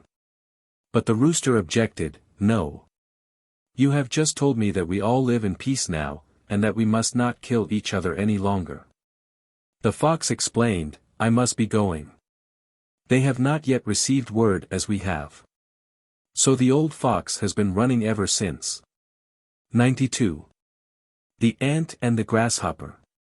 Shuswap, Tite, Jessup North Pacific Expedition, 2, 655.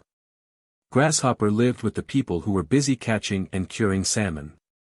They said to him, "Come help us. It is the salmon season. We must all work, that we may have a plentiful store of salmon for the winter." Grasshopper answered, "No, I do not like to work. I like to amuse myself playing, jumping, and making a noise. I do not need salmon. I like to eat grass, of which there is great plenty all around here." Soon winter came, and the grass was all covered deep with snow. Then Grasshopper was cold and hungry. Finding nothing to eat, and being in a starving condition, he begged the people to give him some dried salmon. This they refused to do, telling him to go and play, and eat grass. When he was nearly dead, they transformed him, saying, "Henceforth you shall be the grasshopper and, as you were too lazy and thoughtless to catch salmon, you shall live on grass, and spend your time jumping around and making much noise. Chapter 9. Bible Stories. 93, Adam and Eve. Thompson, Tite, Jessup North Pacific Expedition, 8, 399, number 105. When this earth was very young, only 2 people lived on it, man called Adam and a woman called Im. The chief, or God, lived in the upper world, and the outcast, or devil, lived in the lower world. They were enemies to each other, and tried to do each other harm, but God was the more powerful. He frequently visited the earth and talked with Adam and Im. One day the devil created an animal like a horse, and made it appear before the man and woman. When the latter saw it, she said, "That is God come to visit us." But Adam said it was not. At last, however, he believed it must be God, and they went and spoke with it. Soon afterwards God appeared, and then they recognized the difference. He was angry and said, "Why do you mistake the devil for me and converse with him? Have I not told you he is evil, and will do you harm?" Then, looking at the animal, he said to the couple, "Well, since this beast is here, I will so transform him that he will be useful to you." He wetted both his thumbs, pressed them on the animal's front legs, and thus marked him, saying, "Henceforth you will be a horse and a servant and plaything of the people, who will ride you, and use you for many purposes. You will be a valuable slave of man." Now the mosquitoes were tormenting the horse very much, so God plucked some long grass which grew nearby, and threw it at the animal's backside, and it became a long tail. He also threw some on the horse's neck, and it became a mane. He said, "Henceforth you will be able to protect yourself from the mosquitoes." Then he plucked out more grass, and threw it ahead of the horse, saying, "That will be your food." It turned into bunch grass, which soon spread over the whole country. Now God departed, telling the man and woman he would soon return and show them which trees bore the proper kinds of food to eat. Hitherto they had eaten no fruit, for they did not know the edible varieties.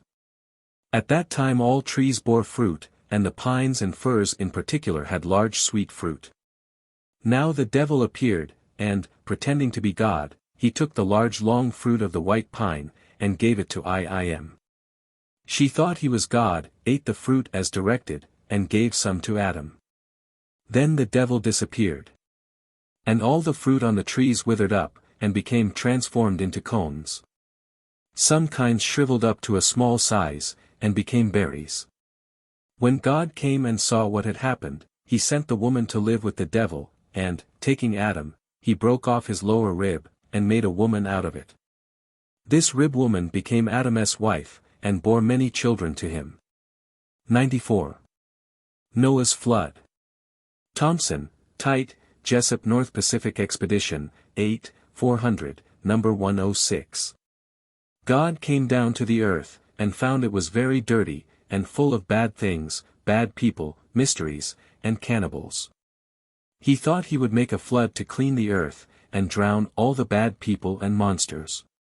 The flood covered the tops of the mountains, and all the people were drowned, except one man and his 2 daughters, who escaped in a canoe. When the water receded, they came ashore and found that the earth was clean. They were starving, and looked for food, but nothing edible could they see. No plants grew nearby, only some trees of several varieties. They crushed a piece of fir with stones, and soaked it in water. They tried to eat it, and to drink the decoction, but it was too nasty, and they threw it away. Thus they tried pine, alder, and other woods, and at last they tried serviceberry wood, which tasted much better. The women drank the decoction, and found that it made them tipsy. They gave some to their father, and he became quite drunk. Now they thought to themselves, "How is the earth to be peopled?" And they each had connection with their father without his knowing it. As the water receded, they became able to get more and more food. But they still continued to drink the serviceberry decoction, and, as their father was fond of it, they frequently made him drunk, and had connection with him. Thus they bore many children, and their father wondered how they became pregnant. These children, when they grew up, married one another, and thus was the earth repeopled. The animals and birds also became numerous again. 95. The Tower of Babel. Choctaw, Bushnell, Bulletin of the Bureau of American Ethnology, 48:30. Many generations ago ABA, the good spirit above, created many men, all Choctaw, who spoke the language of the Choctaw. And understood one another. These came from the bosom of the earth, being formed of yellow clay, and no men had ever lived before them.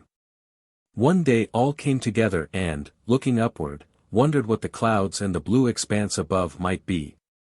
They continued to wonder and talk among themselves and at last determined to endeavor to reach the sky. So they brought many rocks and began building a mound that was to have touched the heavens.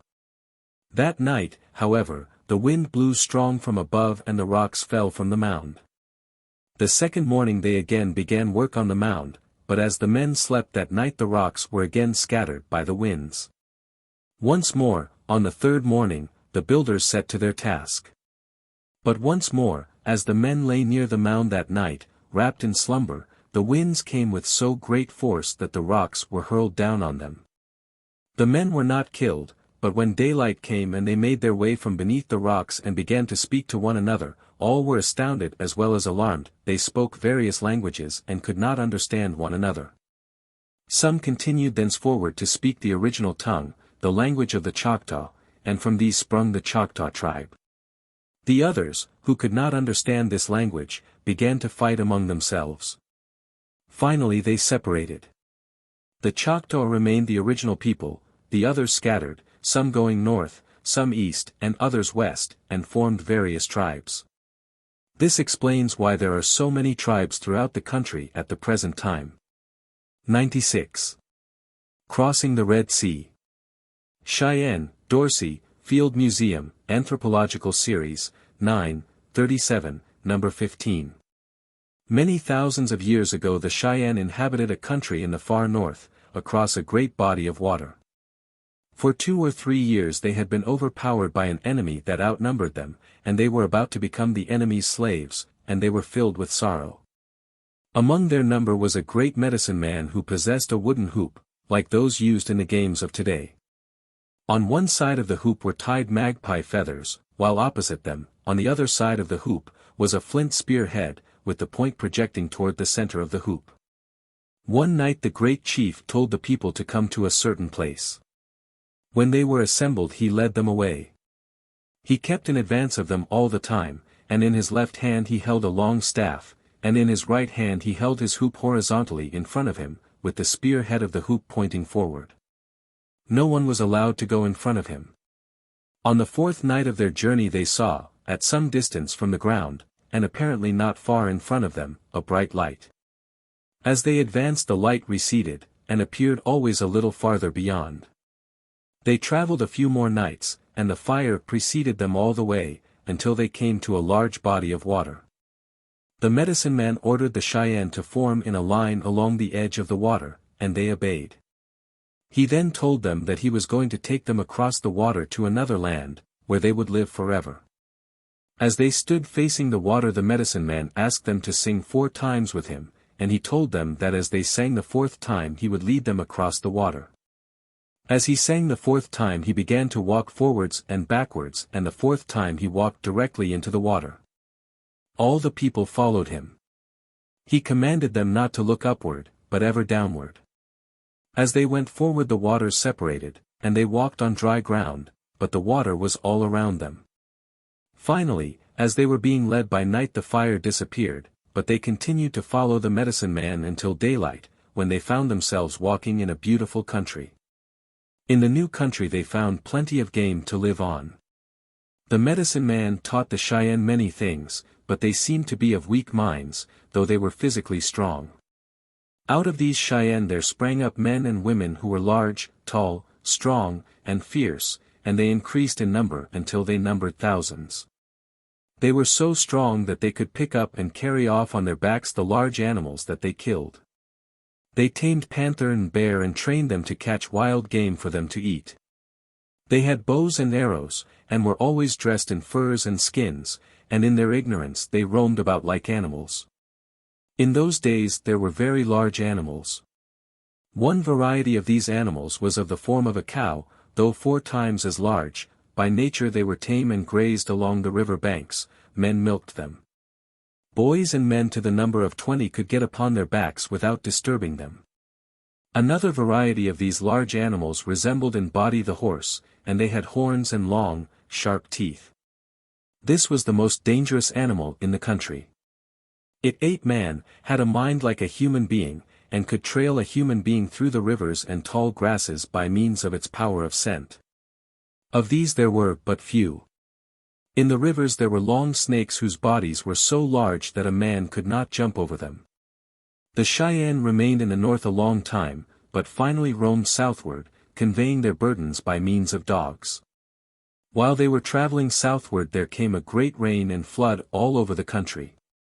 The rivers rose and overflowed, and still the rain kept falling. At last the high hills alone could be discerned. The people became frightened and confused. On a neighboring hill, and apart from the main body of the Cheyenne, were a few thousand of their number, who were out of view, and had been cut off from the main body by the rising water. When the rain ceased and the water subsided, the part who were cut off looked for their tribesmen, but they found no sign of them. And it has ever since been a question among the Cheyenne whether this band of people was drowned, or whether it became a distinct tribe. Long afterward the Cheyenne met a tribe who used many of their words, and today they believe that a part of their people are still living in the north. Nearly all the animals were either drowned or starved to death. The trees and fruit upon which the people had formerly subsisted were destroyed. A few large gray wolves escaped with them, for they had crossed with the tame dogs. The dogs were so large that they could carry a child several miles in a day. After the flood had subsided, the senses of the Cheyenne seemed to be awakened. They became strong in mind but weak in body, for now they had no game to subsist on. They lived on dried meat and mushrooms, which sustained them for a long time.